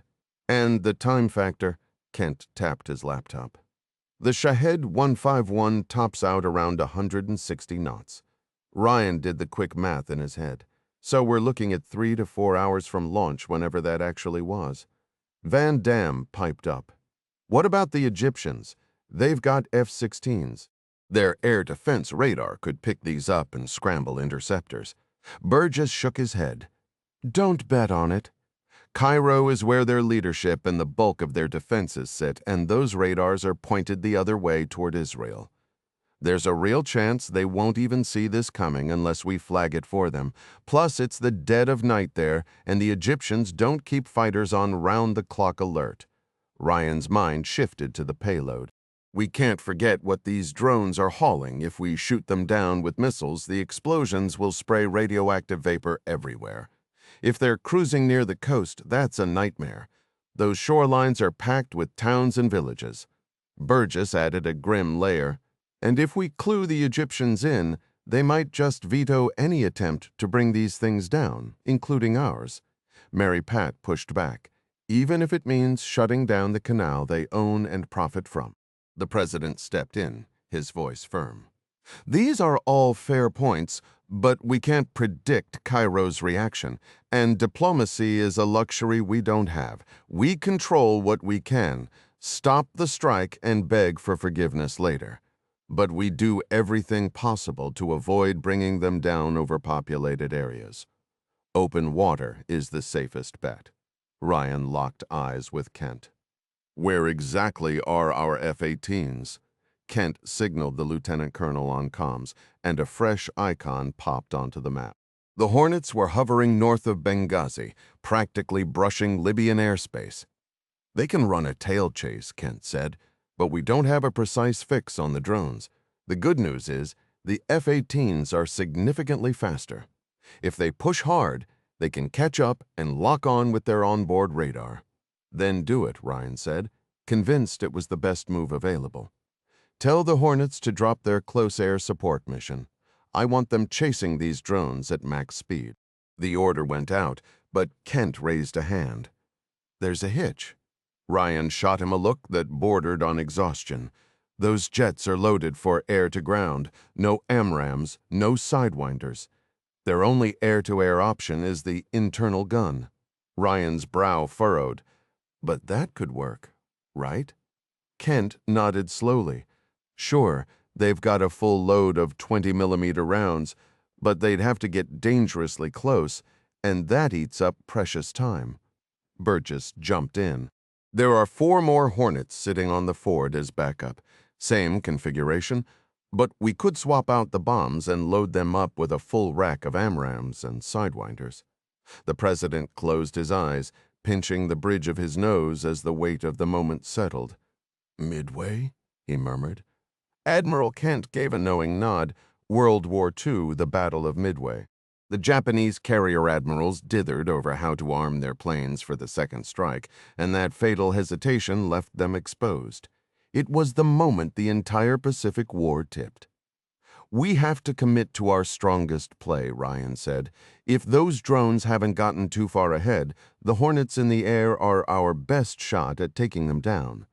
Kent nodded, then added, agreed. But there's another aircraft on the Ford we should consider sending up. He laid out his thinking, and Ryan was on board. Every gaze locked onto the sprawling map, zeroing in on the markers for the 4 Hornets and the Suez Canal. The distance between them was staggering, hundreds of miles of coastline and open sea, and hidden somewhere in that black expanse were 10 unmanned planes carrying a lethal radioactive payload.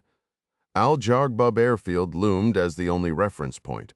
Task Force 99 boarded the Ilyushin with surgical efficiency. As with any special operations team, they knew exactly how to breach a civilian aircraft. They swept through the entry door in a tight formation, clearing the vast cargo hold in seconds and finding it empty. That left the cockpit. Ding and Hiyori took point, pressing up against the narrow passage leading to the flight deck, rifles ready. Unlike a passenger jet, there was no reinforced door to worry about. Hiyori burst through with Ding right on his heels, sweeping his barrel across the cramped space. Clark heard Hayori shout in English, "Hands! Show me your hands!" then repeated in Russian. Within 30 seconds, 3 men were zip-tied and marched into the cargo bay. The first 2 fit the profile perfectly. Pilot uniforms, one with 4 stripes on his shoulders, the other with 3. Their eyes darted around like rabbits cornered by wolves. The third man was a different story. He lacked the calm authority of a pilot and the cold stare of a hired gun. He was older, more worn, gray streaks running through his tangled hair. All 3 were forced onto the steel floor, a clear show of control. Clark approached the mystery man and knelt down. In Russian, he asked, "Who are you?" Gambling, came the reply, almost dismissive. Clark took that as an alias which was telling in itself. "And who might you be?" Gambling shot back. "Call me John. John from America." Clark didn't bother denying it. Honestly, he was almost amused. He'd run countless interrogations over the years, and while he never took pleasure in torture, he wouldn't hesitate to use it if lives were on the line. He knew the usual reactions: silence, arrogance, or fear-driven surrender. Gambling was taking a fourth route, casual small talk. In Clark's experience, that usually meant a man who wanted to deal. His gut for lies was quiet, too, which was unsettling. Then Gambling explained his calm. "Well, John from America, you're too late. Because your drones are already in the air? I saw that look on your face when you opened the hangar." Clark tilted his head. "The Suez Canal isn't exactly around the corner, and the Shahid 151 isn't built for speed." For the first time, Gambling paused. Clark pushed forward, not letting the moment slip. "What was your role in all this?" Silence. "I'm trying to pin your accent," Clark said. "Southern, I'd guess." "Voronezh? Volgograd? You know my country." "Some. We can get into that later, but I'll ask again. What was your part?" "I'm the postman." Clark considered that. "So you handle delivery?" The Russian gave a tired grin. "Bravo, John. A drone specialist, then." "I suspect your people have heard of me, Gambling. I made a name for myself during the special military operation." "You're an operator?" "Operator. Engineer, mechanic, war makes you wear a lot of hats." "Is that what this is, war?" Gambling's jaw clenched like a vice, his thoughts visibly grinding to a halt. Clark understood the hesitation. For men like this, the job was always about the paycheck, and the objective, never the fallout. The Russian finally spoke. "I'm a technician, not a strategist. You're a key player in a terrorist operation right now. You have a 2-minute window to hand over anything that could reduce the carnage heading for Egypt. Or you can stay quiet and take full responsibility for everything that happens." If Gambling was looking for a deal, this was his moment. Clark pressed on. "Time's running out. Your employer, Andrei Malenkov, and the rest of your crew are gone. They can't answer for this. That leaves you as the last one holding the bag, the one who'll face the consequences." He paused to let the weight settle, then asked, "Is there any way to call these drones back to redirect them?" Clark could practically see the war raging inside the man. The lure of the technical challenge and the big payday clashed with the grim reality of a lifetime behind bars. He cracked quickly. "Nobody can stop them. There's no control link." "What about jamming?" Gambling shook his head. "These drones fly on their own. No satellites, no ground signals. They rely on a terrain database and a simple radar system, my own design." "Are they equipped with any defenses?" "Nothing active. But they're spread out, all 10 coming in on different paths, some from the coast near Egypt, others from open water." Clark had no doubt Gambling was telling the truth. It all added up. He figured the higher-ups back in Washington were already scrambling to respond, though what they could do was anyone's guess. Still, this intel could be the key. What kind of radioactive material are they carrying? Cesium-137. A sizable amount, liquid now, but it'll aerosolize on impact. With that half-life, the canal will be dead for decades. I need the exact target and arrival time. Gambling hesitated, weighing whether to bargain. One look at Clark's icy stare killed that thought. The Suez has two northern access channels. The strike hits where they merge near the July Tunnel. It's one of the tightest spots, and the central island makes cleanup nearly impossible. As for when al-Fajr, Clark knew the term. True dawn. He rose and grabbed his phone. 65. Sparky, 41. Mediterranean Sea, 0202 local time. The E-2D Hawkeye call sign Sparky 41 launched from the Ford's deck into a sky lit by a half moon. The twin turboprop wasn't built for speed, but the crew pushed it hard anyway. The fight ahead was a long way off. What the Hawkeye lacked in velocity, it made up for in brains. Its sensors, voice links, and data streams moved at the speed of light. There'd been no time for a briefing. The 5 crew members had been told to get airborne and link up with the 4 Hornets already circling under the call sign Glock 21. More orders would come. Normally, the Hawkeye's job was to babysit strike packages with its APY-9 radar and keep the fleet safe. But 30 miles in, Sparky 41 got a tasking no one had ever seen before. The risks for them were low. For others, not so much. The comm officer switched to the tactical frequency, hailed Glock 21, and braced to deliver the grim update. Glock 21, Sparky. We've got a mission change. Lava, flying lead in the Hornet, had a bad feeling about this. The system's operator's tone said it all, but the final 2 words sealed the deal. Mission amendment. Pencil hovering over his kneeboard. Lava responded, "Go ahead, Sparky."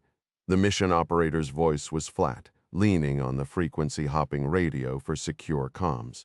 The details were sparse, but the most alarming bit was that the drones they were chasing were believed to be carrying some kind of radiological agent. The objective was painted in the broadest strokes: stop a terrorist attack, and the rest was left to them. This wasn't the close air support mission they'd been briefed on. It was air interdiction, and that spelled trouble.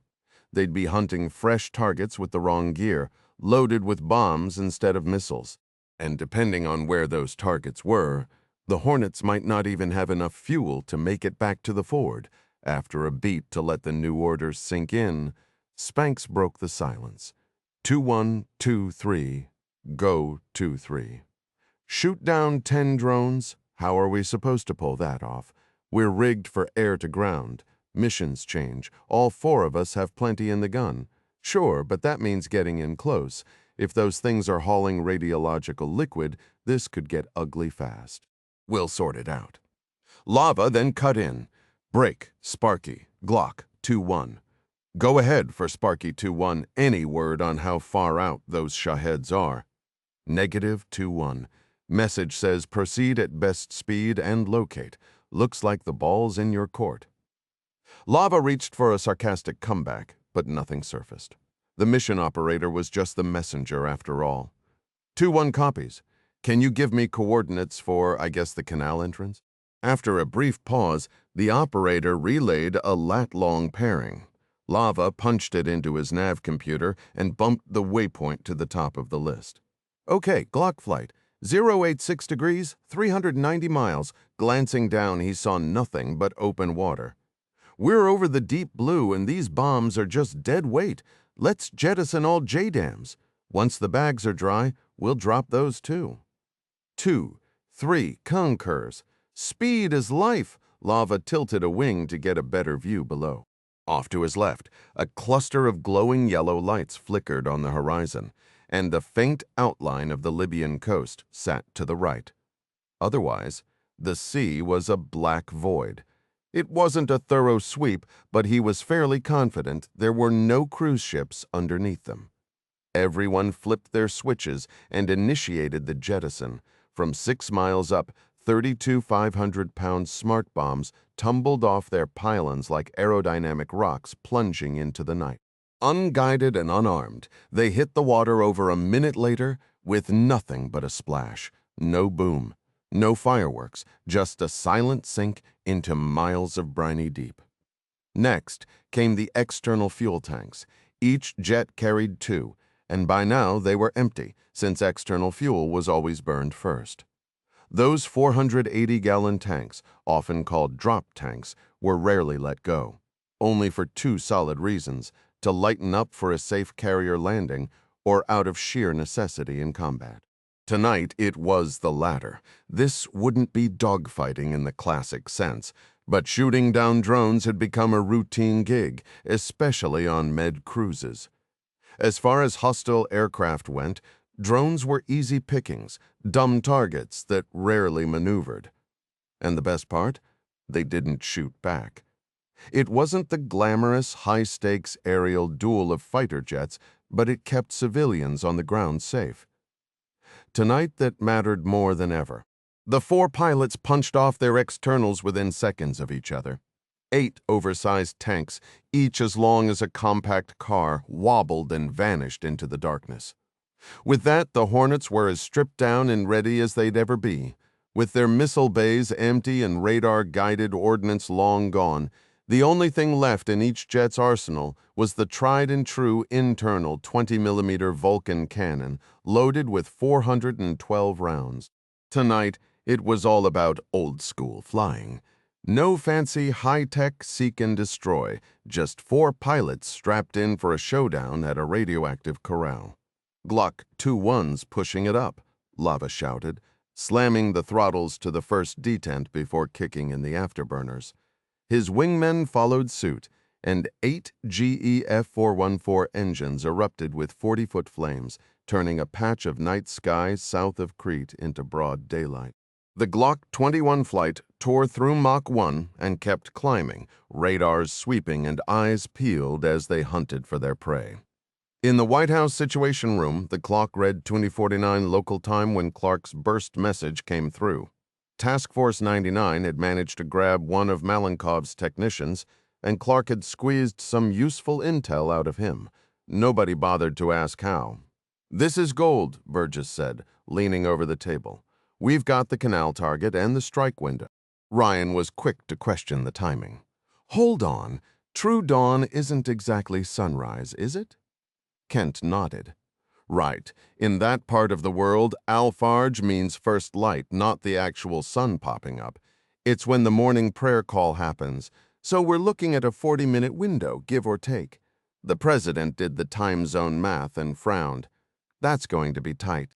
Tight indeed, especially with the drones coming from 10 different directions, which would stretch their Hornets dangerously thin. Ryan felt the familiar weight of helplessness. There was nothing left to do but hope the interceptors got there in time. Ryan went back to the burst message from Al Jagbub and turned to Mary Pat. "Clark says he recovered Malenkov's phone." She nodded. "Right, but we're only linked via burst messaging right now. No solid signal for a remote exploit." Admiral Kent chimed in. "Our E-2D Hawkeye is sitting pretty close to Libya. We might be able to patch a data link through." Ryan didn't hesitate. Do it fast. Out on the ramp at Al Yagbub, Clark was hauling the chocks away from the IL-76's main wheels, a job he'd never pictured himself doing. Crew chief on a heavy transport. Now that was a first. He tossed the massive rubber blocks onto the tarmac and jogged toward the boarding stairs, the wind whipping hard enough to sting. The perimeter lights caught a churning brown wall rolling in from the horizon. The storm was coming, and they were racing it. Just as he reached the stairs, his phone buzzed. He pulled it out, surprised to see a full signal. Last time he'd checked, only satellite burst messaging was available. No caller ID, classic CIA move, but he had a hunch. "Task Force 99, we aim to please." A pause, then Mary Pat's voice came through, patchy but usable. "John, how'd I get a signal?" "We rigged something up through an E-2D Hawkeye about 100 miles north of you." "What's your status?" "We're loaded and about to lift off in the Ilyushin, trying to beat the storm." "Why not the Gulf Stream?" "Well, for the taxpayers' sake, I'm afraid I'll have to expense that one." "The Ilyushin crew actually survived your drone swarm. Impressive work, by the way. The Gulfstream's co-pilot, Sesniak, is checking their navigation so we don't end up in Minsk." Where are you headed? Sigonella seems close enough. Can you give them a heads up we're inbound? Will do. Clark had warned him earlier about the injuries, but the full picture only emerged now. One man was in critical condition, and then came the heavier blow Hooper, the Gulfstream skipper, had taken around to the chest. They couldn't save him. The news hit hard, and Clark's voice carried a quiet weight as he delivered it. There were a few other wounds, but nothing that would slow them down. On the other end, the response was grim but steady. They'd gotten the intel, and a four-ship of fighters was already scrambling to intercept. Clark didn't hide his urgency. Dawn was creeping closer to the target zone, and time was running thin. They knew, but there was one more thing, a request that had nothing to do with gambling. It was about the phone log from Malenkov. One of the numbers hadn't triggered a hit, but the device itself was the real prize. Now that they had a data link, it could open a wider door. Did Clark still have the handset? He did. Tucked in his vest, he pulled it out, powered it up, and set it beside his agency phone. A minute passed, and then both screens lit up with spinning data wheels. It didn't take long for Clark to figure out what was happening. A new tool built into their top-tier gear was quietly working its magic. He laughed under his breath, making a mental note to never leave his personal phone near that thing again. One of the Ilyushin's engines roared to life in the background. After a stretch of silence, the voice came back, confirming they had what they needed. They'd reconnect once he reached SIG, unless something critical broke first. Clark ended the call and looked up to find Ding at the top of the stairs, waving him forward. The perimeter fence to the south had vanished, swallowed by a towering wall of dust. He climbed fast. Ding pulled the stairs in and sealed the hatch, and the jet started to move.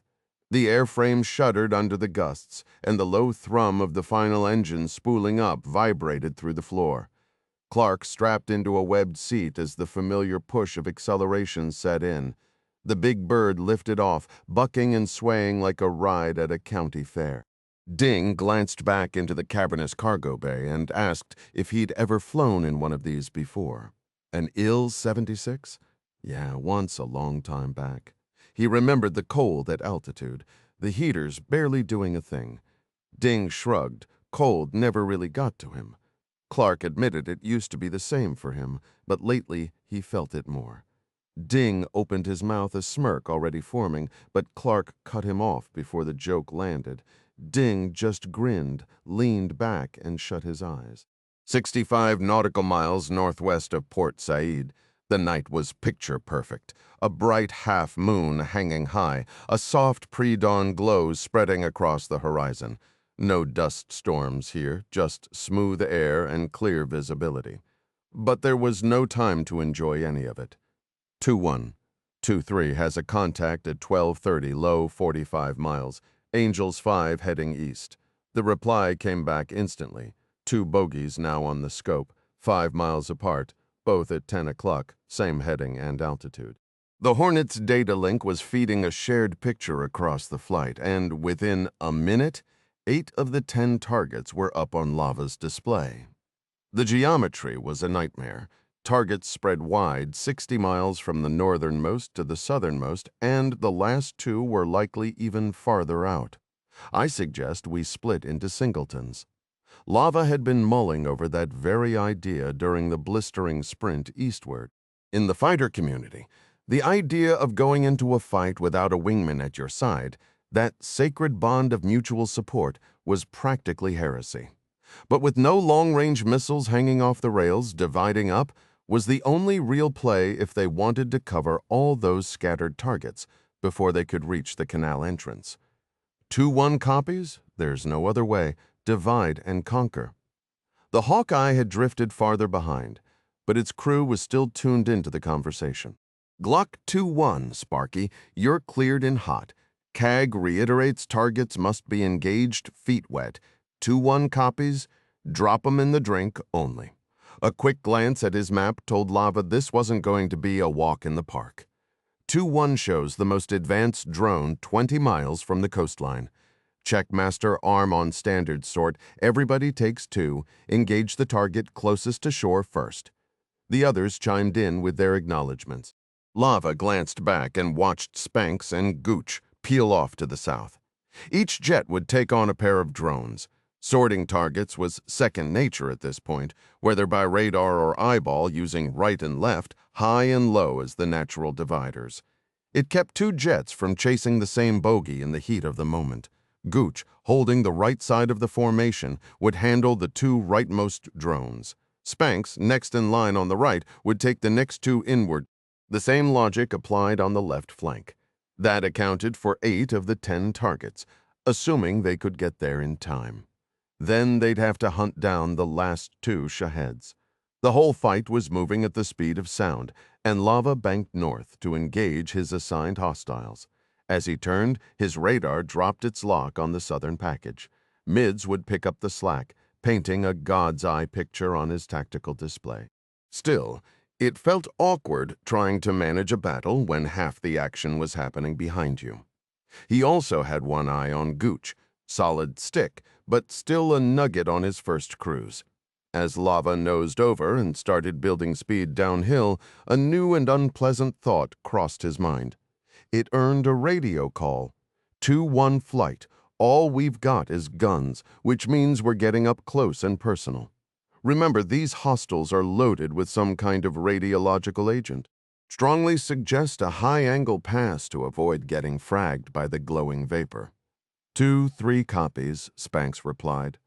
Also suggest keeping a close eye on the round counter. These targets are low, slow, and small. Might take a few passes to get good hits. If we go Winchester, we fail. Winchester meant running dry on ordnance. 412 rounds sounded like a lot, but the Vulcan's insane rate of fire, 6,000 rounds a minute, meant only so many trigger squeezes. Lava noticed his target was descending. As it passed through 2,000 feet, he wondered how low it would go to deliver its payload. Aerial gunnery was never easy, but doing it at extreme low altitude added a whole new layer of chaos. At 3 miles out, he switched to gun acquisition mode. A target designator box popped up in his heads-up display. The dawn light was getting stronger, and he could see the drone sitting dead center. As always, one good visual beat, 1,000 radar sweeps. The drone was growing fast, and a quick check of his displays showed 500 knots of overtake. Having flown the speed of heat to get there, he slammed the throttles to idle, pulled the nose up, and threw the jet into a hard S-turn. 7 Gs left, 7 Gs right. His body sank into the seat, and his G-suit squeezed tight to keep the blood in his brain. The maneuver bled off his airspeed to a more manageable closure rate. The mismatch in speeds was going to be a problem. The Shahed was cruising at 160 knots, a speed where a Hornet would practically fall out of the sky. 500 feet above the drone, Lava flipped inverted to get a cleaner sightline on his target.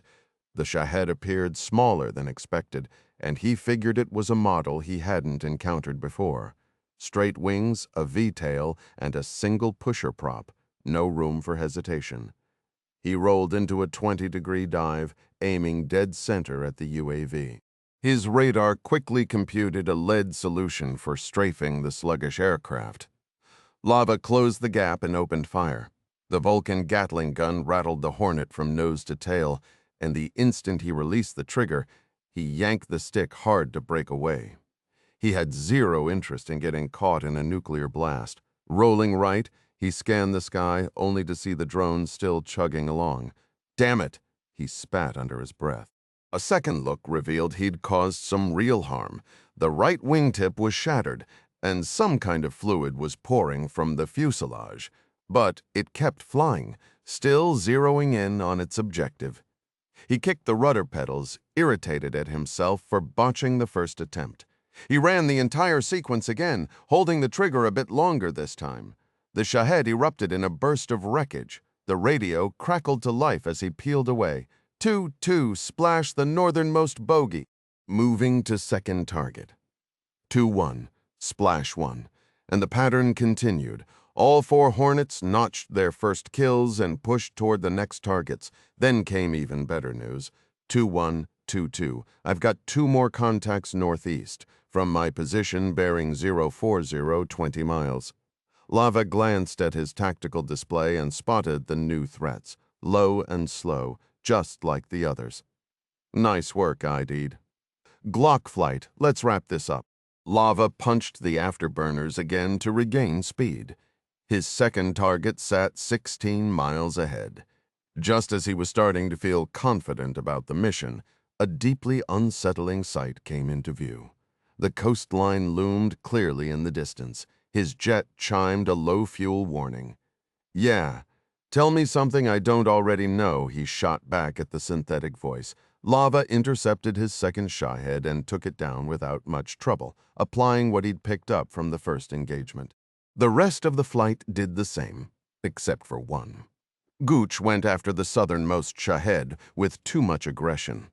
He was amped up after his first kill, and his initial pass scored no visible hits. On the second run, his ammo counter read 98 rounds left, just enough for one final burst. But the coastline was closing in fast, and he rushed the approach. His angle was off, the dive too shallow, and he pushed past minimum range. He nailed the drone, but as it blew apart in a fine mist, he flew straight through the debris cloud. He heard fragments pinging off his jet, and worse, his windscreen got coated in a sticky, viscous substance. 2124, I splashed the southern target, but ran through the mess, took some hits, and my canopy is covered in some kind of goo. Lava responded, "Check engines and hydraulics." Gooch scanned his gauges and found nothing out of the ordinary. Engines were steady, hydraulic pressure held.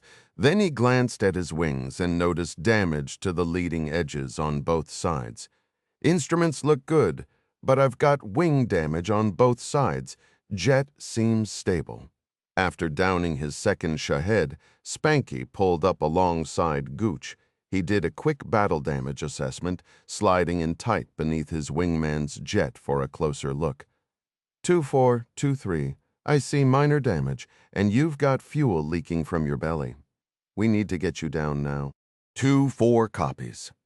Heading back to the Ford was out of the question. Lava had already figured the nearest viable airfield was Port Said, just west of the canal entrance. 4 U.S. Navy fighters showing up unannounced might ruffle some feathers among the locals, but the do-a-deed could clean up the fallout later. 2321. Head for Port Said. Id and I will take care of the final 2. Everyone acknowledged the order. Lava pushed forward with ID on his wing, the last pair of drones still out ahead. Fuel and ammunition were running dangerously low, yet a flawless execution still held the promise of completing the mission. 5 miles out, Lava locked eyes on the targets, and in that instant everything unraveled. 2122 ID called from the right. "Are you seeing what I'm seeing?" 2-1 copy. They've gone feet dry. Both Shahed drones were skimming over the pale brown desert with the canal's twin entrances converging on either side. We're too late unless someone figures out how to push them back to sea. Lava pounded a gloved fist against his canopy, fury boiling over. They were so agonizingly close, his gaze swept ahead, where Sparky had pinpointed the intended strike zone, a junction of the 2 northern approach canals about 10 miles inland. There it was, dead ahead. Within a minute or two, the drones would unleash their radiological nightmare. Then Ead's words echoed in his mind, "Unless someone finds a way to turn them back out to sea." Lava edged closer to the nearest drone, now barely 100 yards off his nose, and a wild notion began to form. It was likely impossible, utterly reckless. The possible outcomes ranged from a stunning triumph to a full-blown catastrophe, but it was the only escape route his mind could conjure. 2-2-2-1. Here's the plan. 68. Glock 21. Suez Canal, Egypt, 559 local time. Lava's concentration was razor-sharp, his fingers resting on the Hornet's controls with barely a whisper of pressure.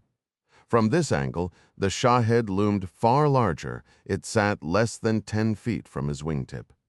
He could make out the churning pusher propeller and the drone's ailerons twitching to hold its line. It had dropped even lower, the pair of them streaking along just 400 feet above the terrain. The upside: the drone had stabilized. The downside: this was almost certainly the altitude for releasing its payload. The Shahed was in its terminal approach. At a mere 160 knots, the ground blurred past in a frantic rush.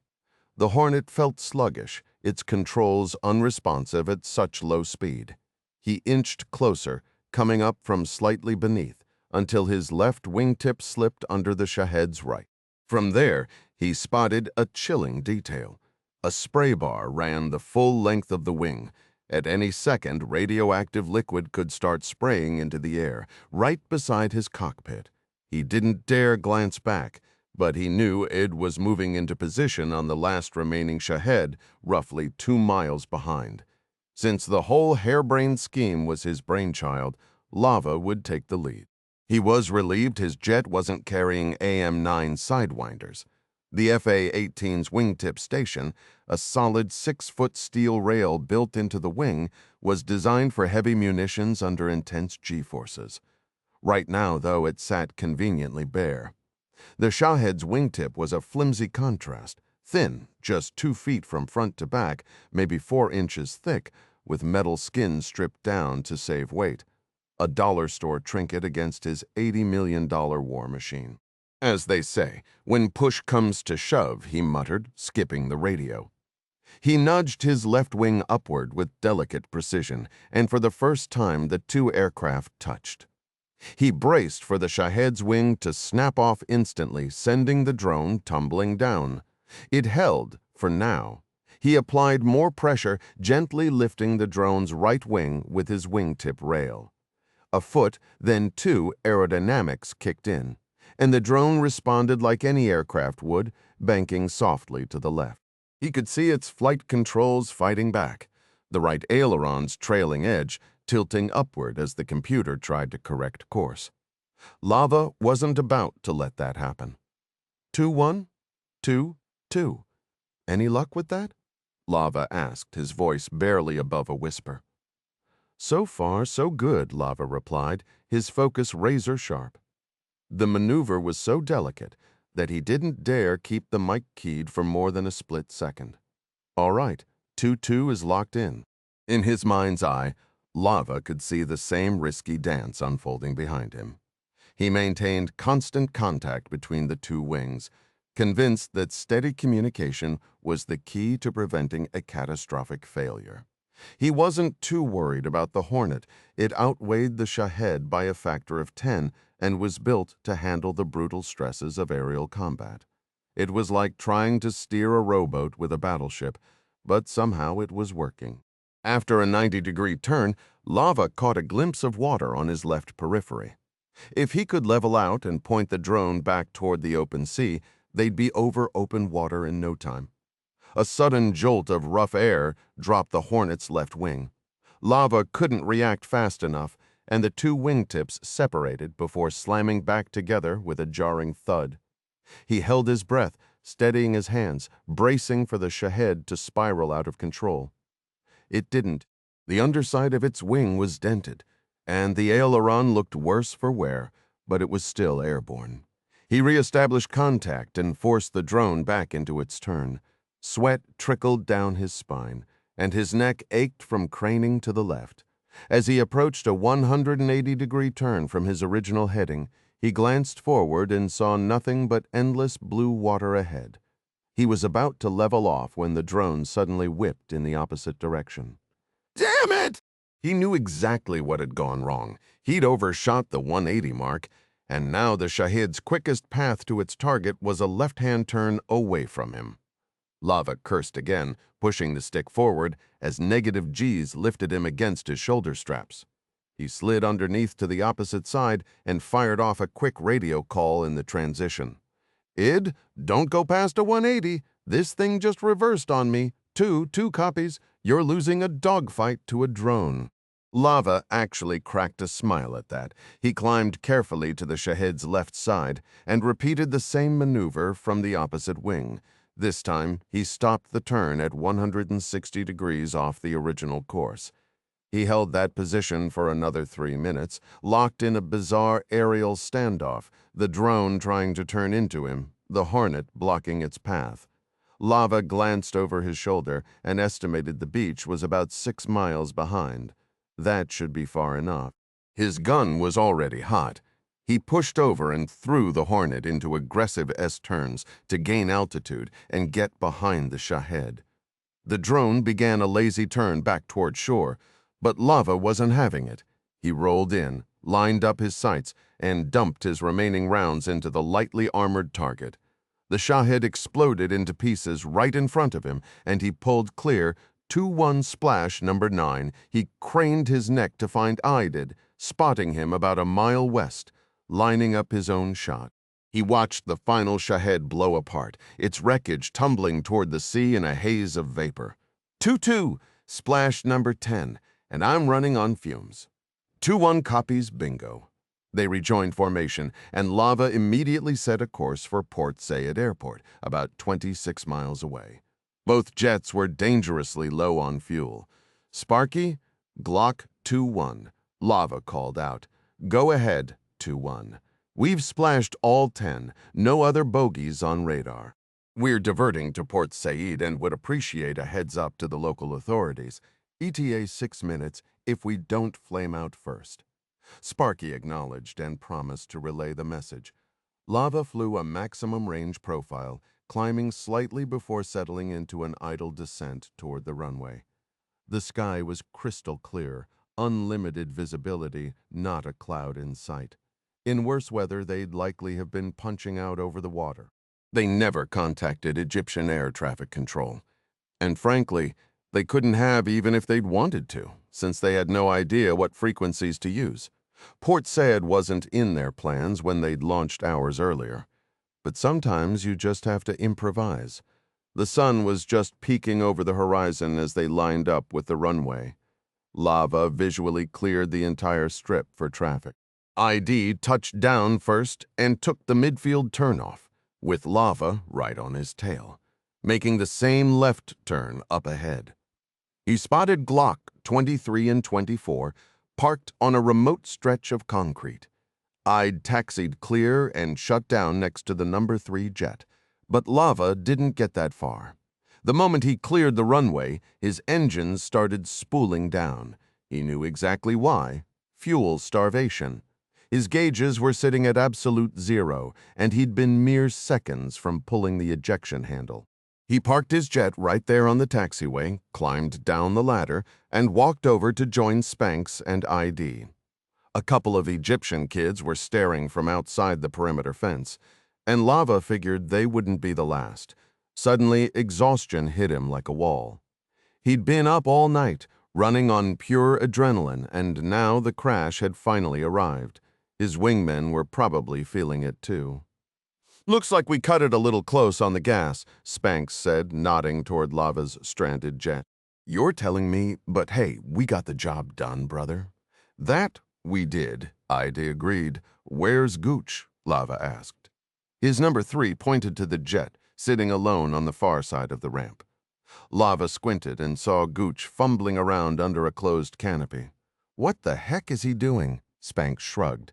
He thinks his jet's contaminated, says he flew right through a cloud of that radioactive stuff. Well, okay, I told him to go 100% oxygen while we were airborne. Figured it'd keep him from inhaling any nasty fumes. Makes sense. Once we got on the ground, I gave him a little more advice. Before Spanx could finish, Gooch's canopy motored open. As he started climbing down the ladder, Lava did a double take. Gooch had stripped off every piece of flight gear, G-suit, helmet, harness, even his flight suit, gloves, and boots. He hit the ramp wearing nothing but boxers, athletic socks, and sunglasses. Lava caught Id's lips twitching, and then it happened. All the stress of the past hours broke like a cracked dam, and the 3 pilots burst into uncontrollable laughter. And just like that, a new call sign was born. Gooch went straight to the trash bin for the rest of his career, or at least until he pulled something even more ridiculous. James Whittemore would be known as Glow, the Kremlin, Moscow, Russia 0722, local time. Yermolov couldn't sit still. He'd been on edge for hours ever since that bitter phone call with President Ryan. At first, the American president's words had rattled him. Now it was the silence that was getting under his skin. He glanced at the clock on the wall, an extravagant Swiss piece with gold inlays and 12 diamonds, a gift from the president of Angola meant to celebrate their warm ties. It was 7:22. The call should have come an hour ago. On the center of his hardwood desk sat a mobile phone, a special device wired to connect with only one other phone on the planet. For days, it had stayed quiet. But this morning, he was expecting to hear something. Good news or bad, there should have been a ring by now. The television on the far side of his office was tuned to a Western news channel. The volume was off, but the ticker at the bottom of the screen told him everything he needed to know. No breaking news banner, no hint of an impending special report. He paced behind his desk, running through who he could turn to for answers. The GRU? The SVR? The Defense Ministry? The truth was, none of them. That was the annoying catch with off-the-books operations. You couldn't use the usual government levers to figure out what was going on in the world without risking a leak. Yermolov was alone in his office, which had become more of a habit lately. Was he growing too isolated? Had he lost his feel for what was happening in the corridors around him? Every autocrat wrestled with those doubts, and a good crisis only made them louder. This morning's situation certainly fit the bill. The Suezhad Malenkov actually managed to pull the plug in time. The whole scheme had been his brainchild from day one, more than a year back. During an uncommon sit-down with his SSD chief, Yermolov had admitted that Russia's economy was teetering on the brink of total collapse. That wasn't exactly breaking news to Malenkov. Any Russian could see it, but hearing it laid out so bluntly, straight from the president's own mouth, lit a fire under him to start brainstorming fixes. Yermolov pushed him to dream big, and as the two hashed things out over a steady flow of vodka, Malenkov did just that. What could possibly be more audacious, more of a seismic shift for the country, than choking off the Suez Canal? Yermolov found himself hooked. That waterway was the lifeline for carbon fuels streaming from the Middle East into Europe, and a drawn-out shutdown would send energy costs skyrocketing. Sure, markets had a way of adapting, and alternate paths existed, but he couldn't picture a scenario that didn't funnel hundreds of billions into Russia's depleted reserves, likely a whole lot more. The next morning, nursing a pounding headache, Yermolov gave Malenkov the green light to run with it. But the plan was so bold, so packed with risk, they both knew Malenkov had to cut all official ties to the government. He got booted from the SSD, and within a week he'd relocated to Portugal, leaving a trail of clues for American intelligence to stumble upon. Over the following year, they'd linked up just twice, always at the Sochi Palace, where secrecy came easier than in Moscow. For Yermolov, the hard rule was never being spotted with Malenkov. Keeping that wall of plausible deniability, as the Americans loved to call it, would shield Russia and himself from any blowback. The pieces started clicking into place, logistics smoothed out, and when Malenkov pitched the idea of dabbling in oil market investments to cash in on the chaos, Yermolov saw nothing but upside. No matter how it played out, it would paint the attack as purely Malenkov's personal vendetta, deflecting suspicion away from Moscow. And if the guy turned a profit along the way, then Yermolov wouldn't owe him a dime. Now, the moment of truth had finally landed, with Russia's economic fate hanging by a thread. Yet nothing was certain. An operation that had hummed along flawlessly for months could still flip in an instant. As it happened, they'd made one glaring blunder, letting Gunther Klaus slip away. The Americans had him now, and through him they'd pieced together the attack details at the 11th hour. But had they actually managed to halt it? The desk phone rang. jolting Yermilov out of his thoughts. It had to be Malenkov with word on the strike's outcome. He was just reaching for it, fingers nearly brushing the receiver when a flickering image on the TV caught his eye. His hand froze mid-air as a grainy video played, a fighter jet swooping low in dim light, blasting a straight-wing drone out of the sky, debris scattering like a snowstorm. A headline flashed across the bottom, U.S. fighters down drones over eastern Mediterranean.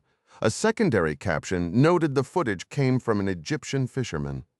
A dozen thoughts collided in Yermolov's mind, but one surged ahead. If the Americans had stopped those drones, could they have also paid a visit to Al-Jagbub? His face drained of color, and his hand recoiled from the phone like a snake handler who'd struck the wrong chord. The ringing wouldn't quit. Rage boiled up in his chest, and he snatched the device, slamming it onto the hardwood desk with a violent cracked glass and plastic spraying everywhere. The noise cut off. At the White House, Jack Ryan, seated at the far end of the Situation Room table, asked, "What just happened?" The monitor from his late-night call with Yermolov was gone, swapped out for a bare speaker and mic, an audio-only setup meant for a conversation that never happened. A CIA technician, a young woman with fingers hovering over a keypad and a phone wedged against her ear, sat beside Director Ben Stevens. She muttered, "Not sure, Mr. President. Hold on." The Situation Room felt thick with unspoken questions. For nearly an hour, everyone had known the Hornets had pulled it off. The drone strike was neutralized, the entire swarm splashed down into the ocean. But even with the hour late, nobody in the room had dared leave. The cleanup, literal and figurative, up to and including the nuclear kind, was far from over. The first move was to play the card John Clark had dealt them. The CIA's DS&T crew had pulled off a slick trick cloning Malenkov's phone, and one contact in its call logs looked like a direct line to President Nikita Yermolov. If they moved fast, spoofing the number and ringing him up before word of Malenkov's fate spread, they might catch a break. As the line started to ring, the room went dead silent. If Yermolov picked up, he'd expect to hear Andrei Malenkov's voice, not the American president's. That one slip could give Ryan the proof he needed. It wouldn't stand up in any courtroom, but that was never the point. He just wanted one solid thread tying Yermolov to the Suez attack. But the Russian president never answered. The call cut off abruptly and the tech set her phone down. Her expression said it all, but she spelled it out anyway. "We triangulated the signal from 4 towers in Moscow. The receiving unit was definitely in the Kremlin, likely in the president's wing." The call wasn't answered, and after 23 seconds, the signal vanished. "So someone just ignored it?" Mary Pat asked. "No," the tech replied. "The phone didn't power down normally, and the battery wasn't pulled. There are electronic handshakes and background pings that would have flagged either scenario. My guess is the handset was destroyed very suddenly." Ryan dragged both palms down his face. The exhaustion of the room mirrored in his own. "Well, it was worth a shot," he said. "What's next?" Arnie Van Dam asked. "The immediate threat is handled," Mary Pat said. "But there's a mountain of cleanup ahead. Tomorrow's going to be brutal, and I'd recommend we all grab some sleep while we can." "Agreed," Ryan said. "Unless something unexpected pops up, we'll regroup at 9 sharp." The room emptied out, a few folks exchanging quick pats on the back and murmured goodnights. Ryan stayed put, and Mary Pat took that as her cue to linger. When the door clicked shut, he said, "I feel like a coach whose team just played the game of their lives and still ended up in a tie. I think we won. The real question is, what's the play for tomorrow?" Ryan shook his head. "I honestly don't know. I feel like we need to hit back militarily, but I can't find a way to justify it, and I sure as hell don't want to kick off World War III. I think it's Yermolov's move now. Let's see how he plays damage control." Ryan let out a long sigh and pushed himself up. "Fine. But if he doesn't make a move by midday tomorrow, then it's mine." 70, Marine 1, South Lawn, the White House, 10:27 a.m. local time. Marine One lifted off with a smooth grace, banking out over the Potomac and leaving the White House and the National Mall shrinking behind it. The morning air was crisp and clear. Jack Ryan gazed down at the river from his forward-facing executive seat, while Mary Pat sat across from him facing aft, her phone pressed tight to her ear. She'd been on it all morning, tallying up the fallout from what the media had already branded the attack on the Suez. Ryan had just wrapped up the morning NSC session, which stretched for an hour as the council weighed diplomatic, military, and intelligence options in response to the attack. Everything was on the table. Yet no clear path forward had emerged. The situation had been a shifting target since the previous day, but the facts off the Egyptian coast were undeniable. A Navy pilot's jaw-dropping aerobatics had captured the internet overnight. A farm worker's video shot in the faintest pre-dawn glow showed a hornet skimming the waves, its wingtip nudging a rogue drone back toward open water. Ryan wasn't an aviation buff, but the cable news pundits were already calling it one of the greatest displays of flying they'd ever seen. The Pentagon had little choice but to release a statement praising the pilots for thwarting an assault on the Suez Canal, and the State Department followed suit, confirming the drones had originated from a small airstrip in the Maghreb, now sealed off by local authorities. They also verified that a radiological agent was involved, though early measurements suggested any hazardous material had fallen into the sea where it would eventually fade away. President Jack Ryan was slated to address the nation in prime time tonight, laying out the details of the attempted strike and America's ongoing response. The big question, who was behind all this, remained unanswered. The NSC also grappled with other fallout, including the loss of Captain Hooper and the tricky task of recovering a CIA Gulfstream's wreckage along with the drones Hyperion had inserted. As the meeting broke up, Ryan stepped out toward the south lawn, planning to spend part of the day at home. Kathy had phoned early, their usual morning ritual, and urged him to step away and decompress. It sounded like a godsend. He'd been holed up at the White House for nearly a week, and the pressure was mounting. He'd assured Kathy he'd make time, though he'd still need to chip away at his speech. "This cesium is pretty distinctive," Mary Pat said, snapping Ryan out of his haze. "Distinctive how?" he asked. "There's only one manufacturer worldwide producing this isotope in the quantities used in the strike. Let me guess? A Russian outfit? The Mayak Production Association? It's Russia's primary facility for radionuclides, which have legitimate uses in medicine and industry. And now, apparently, for shutting down shipping lanes. CIA dug up something intriguing. About 2 months back, Mayak filed a report with the IAEA claiming 30 barrels of radioactive cesium chloride had gone missing. They played it off as a likely clerical slip, and the agency has been waiting on an audit that never came. Given everything the IAEA is juggling around North Korea, it's no shock they shelved it. That's a classic cover story, Ryan mused. Russia can plead theft and act like the responsible party who reported it.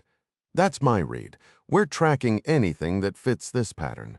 There's a tip about a Panamax vessel loading medical isotopes at the port of Vostochny, but nothing tying it to Mayak yet.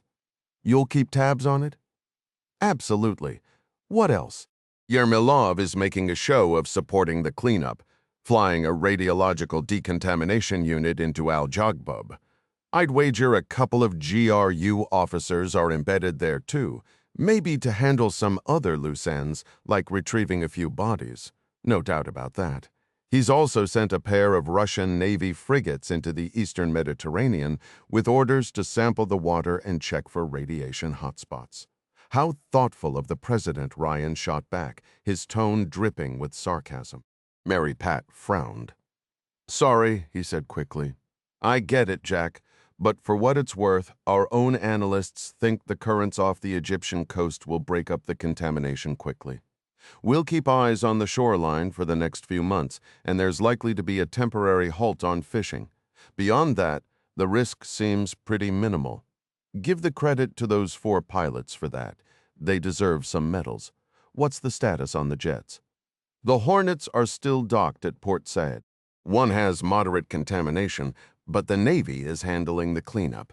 We should have them back on the Ford within a couple of days. Ryan's mind drifted back to the thoughts that had kept him up all night.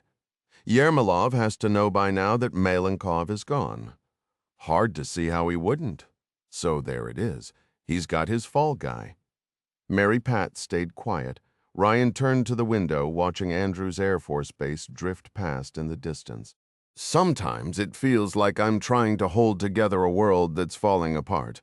I know the feeling. I never thought I'd say it, but I actually miss the Cold War. Back when I was an analyst, everything was clear-cut. The Soviets had their satellite states. We had Western Europe, and the battlefields sat in between, places like the Fulda Gap, the Baltic, Berlin, the Balkans. Those lines held for decades, but once the Iron Curtain came down, all that vanished. Now we're dealing with asymmetrical threats, terrorism, cyber attacks. The danger is everywhere and nowhere all at once. That's the reality now. We're boxing shadows. Autocrats are teaming up left and right, but they never sign a formal treaty. It's all situational, all about self-preservation and filling their own pockets. And here I am on the other side, Ryan said. I've got a constitution, a stubborn Congress, and, on a good day, the backing of the American people.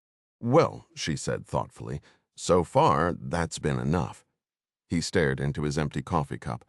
I hope I'm not being too pessimistic. It's just tough to watch. No, you're making solid points. You should work some of that into your speech tonight. Maybe I will. Mary Pat took another call, and for the next 20 minutes, Ryan started sketching out his address to the nation. When he looked up again, the familiar stretch of coastline came into view. His home appeared stately and strong against the warm autumn colors. Marine One touched down, and as he stepped onto the lawn, a genuine smile spread across his face for the first time in days. Kathy stood at the porch railing, with Katie and Kyle on either side. Ryan broke into a jog, bounded up the steps, and wrapped his arms around his family like he never wanted to let go. He has worn many hats over the years, serving as a federal law enforcement officer, commanding commercial aircraft as an airline captain, and honing his skills as a trained aircraft accident investigator. Appendix Image Descriptions. Several visuals within this ebook help clarify intricate concepts or include written details. To make these accessible, each image is shown here as a small thumbnail paired with a thorough written breakdown of what it displays. Crash Site. This is a clean, simplified map highlighting a portion of southwestern Turkey and the nearby Aegean Sea, pinpointing an airport and the location of a plane crash in relation to the shoreline and the town of Bodrum. The land features a light, patterned fill, while the sea appears as a smooth, shaded expanse. No roads, political boundaries, or elevation markers clutter the view. Instead, the emphasis stays on the spatial relationship between the labeled points. Across the top center, a wide banner carries the map's title, Crash Site Map, Elements and Geography. The map occupies a roughly rectangular space. The left side traces the uneven coastline of southwestern Turkey along the Aegean, with the sea filling the entire left edge and carving out several bays and peninsulas along the shore. The water is labeled Aegean Sea in two stacked lines, with Aegean sitting above sea. To the right of the water, the landmass is identified as Turkey in large, spaced-out capital letters spanning the middle of the map. The interior stays mostly empty aside from the airport, the crash site marker, and the town of Bodrum. Near the lower left of the land, close to the coast and just east of the Aegean, a solid dot indicates a city with the label Bodrum placed beside it, the sole city symbol on the entire map. Further inland, slightly above the center, an airport is marked with a small jet silhouette angled as though flying northeast. The label Airport sits next to it, positioned roughly midway between the coastline and the map's right edge. Crash site to the right of the airport, deeper inland and nearer the right border. The crash location stands out. The words crash site are followed directly by a bold X, the only one on the map, placed well away from the coast in Turkey's interior. Additional details: in the upper right corner, a decorative compass rose adds a finishing touch. It's circular with radiating triangular points and a single N above it, signifying north, which aligns with the top of the map.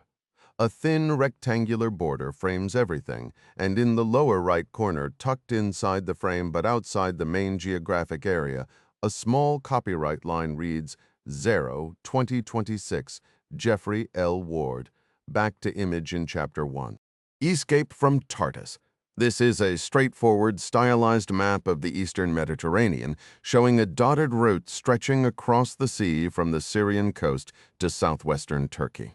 Land areas use a light texture, the sea a smooth gray tone, and country names appear in bold capital letters. At the top center, a wide horizontal band announces the title Escape from Tartus. Map elements and geography. The map captures Turkey's southeastern coast across the top, the island of Cyprus toward the lower left, and the shorelines of Syria and Lebanon along the right. The Mediterranean fills the central and lower sections. At the top center, Turkey is printed across the landmass, and along that coastline, slightly left of center, a small inlet is marked Calendar Bay. This bay sits on the northern edge of the Mediterranean, roughly opposite Cyprus's northeastern tip. On the right side, the vertical coastline is labeled Syria in large letters placed just offshore over the water. Along the central stretch of the Syrian shoreline, a compact black dot pinpoints the coastal city of Tartus. Tracing the coastline southward toward the lower right edge, the country name Lebanon is spelled out along the water's edge. To the lower left, the island of Cyprus stretches as an elongated, uneven shape running east to west, with its name emblazoned in bold capital letters across its center. The expanse of open water separating these land masses is marked with the words Mediterranean Sea in flowing italics. Positioned toward the bottom middle of the chart, a dashed line traces the sole escape path across the Mediterranean. It starts at the Tartus marker, cuts diagonally upward and to the left over the open water, and terminates at the Turkish coast near Calendar Bay, with that name printed just above the landing point. In the upper left corner of the map spanning the Turkish landmass, a decorative compass rose sits with radiating spokes and a prominent N at the top, confirming that north aligns with the map's upper edge. A slim rectangular frame encloses the entire chart, and tucked into the lower left corner just inside the border, a small copyright line reads, Zeri 2026, Jeffrey L. Ward. The next image, tied to Chapter 9, depicts a stark black and white map illustrating a rescue operation across northeastern Turkey. A dotted path winds from a helicopter crash site near a rural town, moves through a major city, and pushes northward toward the Georgian border, ultimately ending at a marked rescue point. The terrain is rendered with a dense, scratchy texture, hinting at steep mountains and unforgiving ground. Across the top center, a bold band announces the title, Kanza's Rescue. In the upper left, a shaded wedge represents a slice of the Black Sea, clearly labeled, with a compass rose nestled inside it, circular, multi-pointed, and topped with an N. The map's heart is dominated by the word Turkey, written in wide-spaced capitals across the middle. The land is covered in a repeated pattern of short, irregular strokes, suggesting a landscape of ridges and valleys. To the north, along the top boundary, Georgia appears in bold letters, while Armenia sits vertically along the right edge. The borders separating these nations are drawn as thin, jagged lines. The rescue route begins in the lower left quadrant near the small town of Yaylaçık. Just beside that name, an X marks the helicopter crash site, with the phrase printed directly alongside it. From there, the dotted line heads eastward, bends slightly, and passes through Erzurum, a city denoted by a solid dot, with its name adjacent. Beyond Erzurum, the path angles northeast, twisting and turning through the rugged interior as if navigating the difficult terrain rather than taking a straight shot. The line finally terminates near the top right, just inside the Georgian border, at a point labeled First Rescue Attempt, marked with a small solid dot and the text placed to its right. The placement makes it clear the route crosses from Turkey into Georgia at the northern end, a subtle but crucial detail for the mission's outcome. The map features a thin rectangular border along its edges, with a small copyright notice in the lower right corner, just outside the main geographic area, but inside the border reading Set 2026 Jeffrey L. Ward. Returning to the image in Chapter 30, titled Attack on Suez, this is a shaded black and white regional map depicting the eastern Mediterranean and northeastern Africa. It centers on the strategic positioning of the USS Ford carrier group, Al Yagbub Airfield in Libya, and the Suez Canal in Egypt.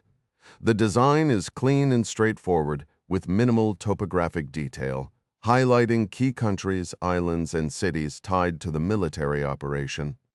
The map spans from the central Mediterranean to the eastern Mediterranean horizontally, and from southern Europe down to northern Africa and the Nile Delta vertically. Across the top border, centered in large capital letters, is the title, Attack on Suez. In the upper right corner, a decorative compass rose sits within the map, featuring radiating points and a central dot, with the letter N above it indicating north, which is oriented toward the top. Major landmasses and countries are labeled in bold capital letters. At the upper left edge, only the southern tip of Italy is visible. To its right, Greece occupies the central upper portion, with its mainland and numerous small islands scattered across the Aegean Sea. Turkey appears along the upper right edge, its western coastline facing the Aegean and Mediterranean seas. In the lower left quadrant, the northern African coastline emerges, with Libya labeled in the western portion. To the right, Egypt spans the lower right quadrant, showcasing its northern coast and the Nile Delta. The coastlines of Italy, Greece, Turkey, Libya, and Egypt are outlined with clear, solid lines. The interiors of the land masses are lightly textured with subtle shading and stippling, though no contour lines or elevation details are present. The Nile Delta is marked by branching river-like shapes near the northeastern corner of Egypt, close to Cairo and the Suez Canal. The Mediterranean Sea is shaded darker than the land, with a smooth gradient that lightens toward the shorelines. Several islands and smaller regions are labeled. Malta sits south of Italy, near the left center edge. Crete lies south of Greece in the central area, and Cyprus appears to the right of Crete near the right center edge. The central body of water is labeled in italics as Mediterranean Sea, stretching horizontally across the map. Near Malta, slightly to its southeast in the open water, a small cluster of three narrow leaf-shaped icons marks the position of the USS Ford carrier group, with the label placed beside them. This location sits in the central Mediterranean west of Crete and northwest of Libya. In Libya, toward the lower center of the map, inland from the coast, is the label Al Jagbub Airfield, with a silhouette of a modern jet aircraft angled as if flying northwest just below and slightly to the right. In Egypt, toward the lower right, the label Cairo appears near the Nile Delta, with Suez Canal positioned to the right, near the far edge. A short vertical line marks the canal's approximate coastal location, and a dashed line extends inland, curving slightly southwest toward the Cairo area, suggesting a route connecting the two.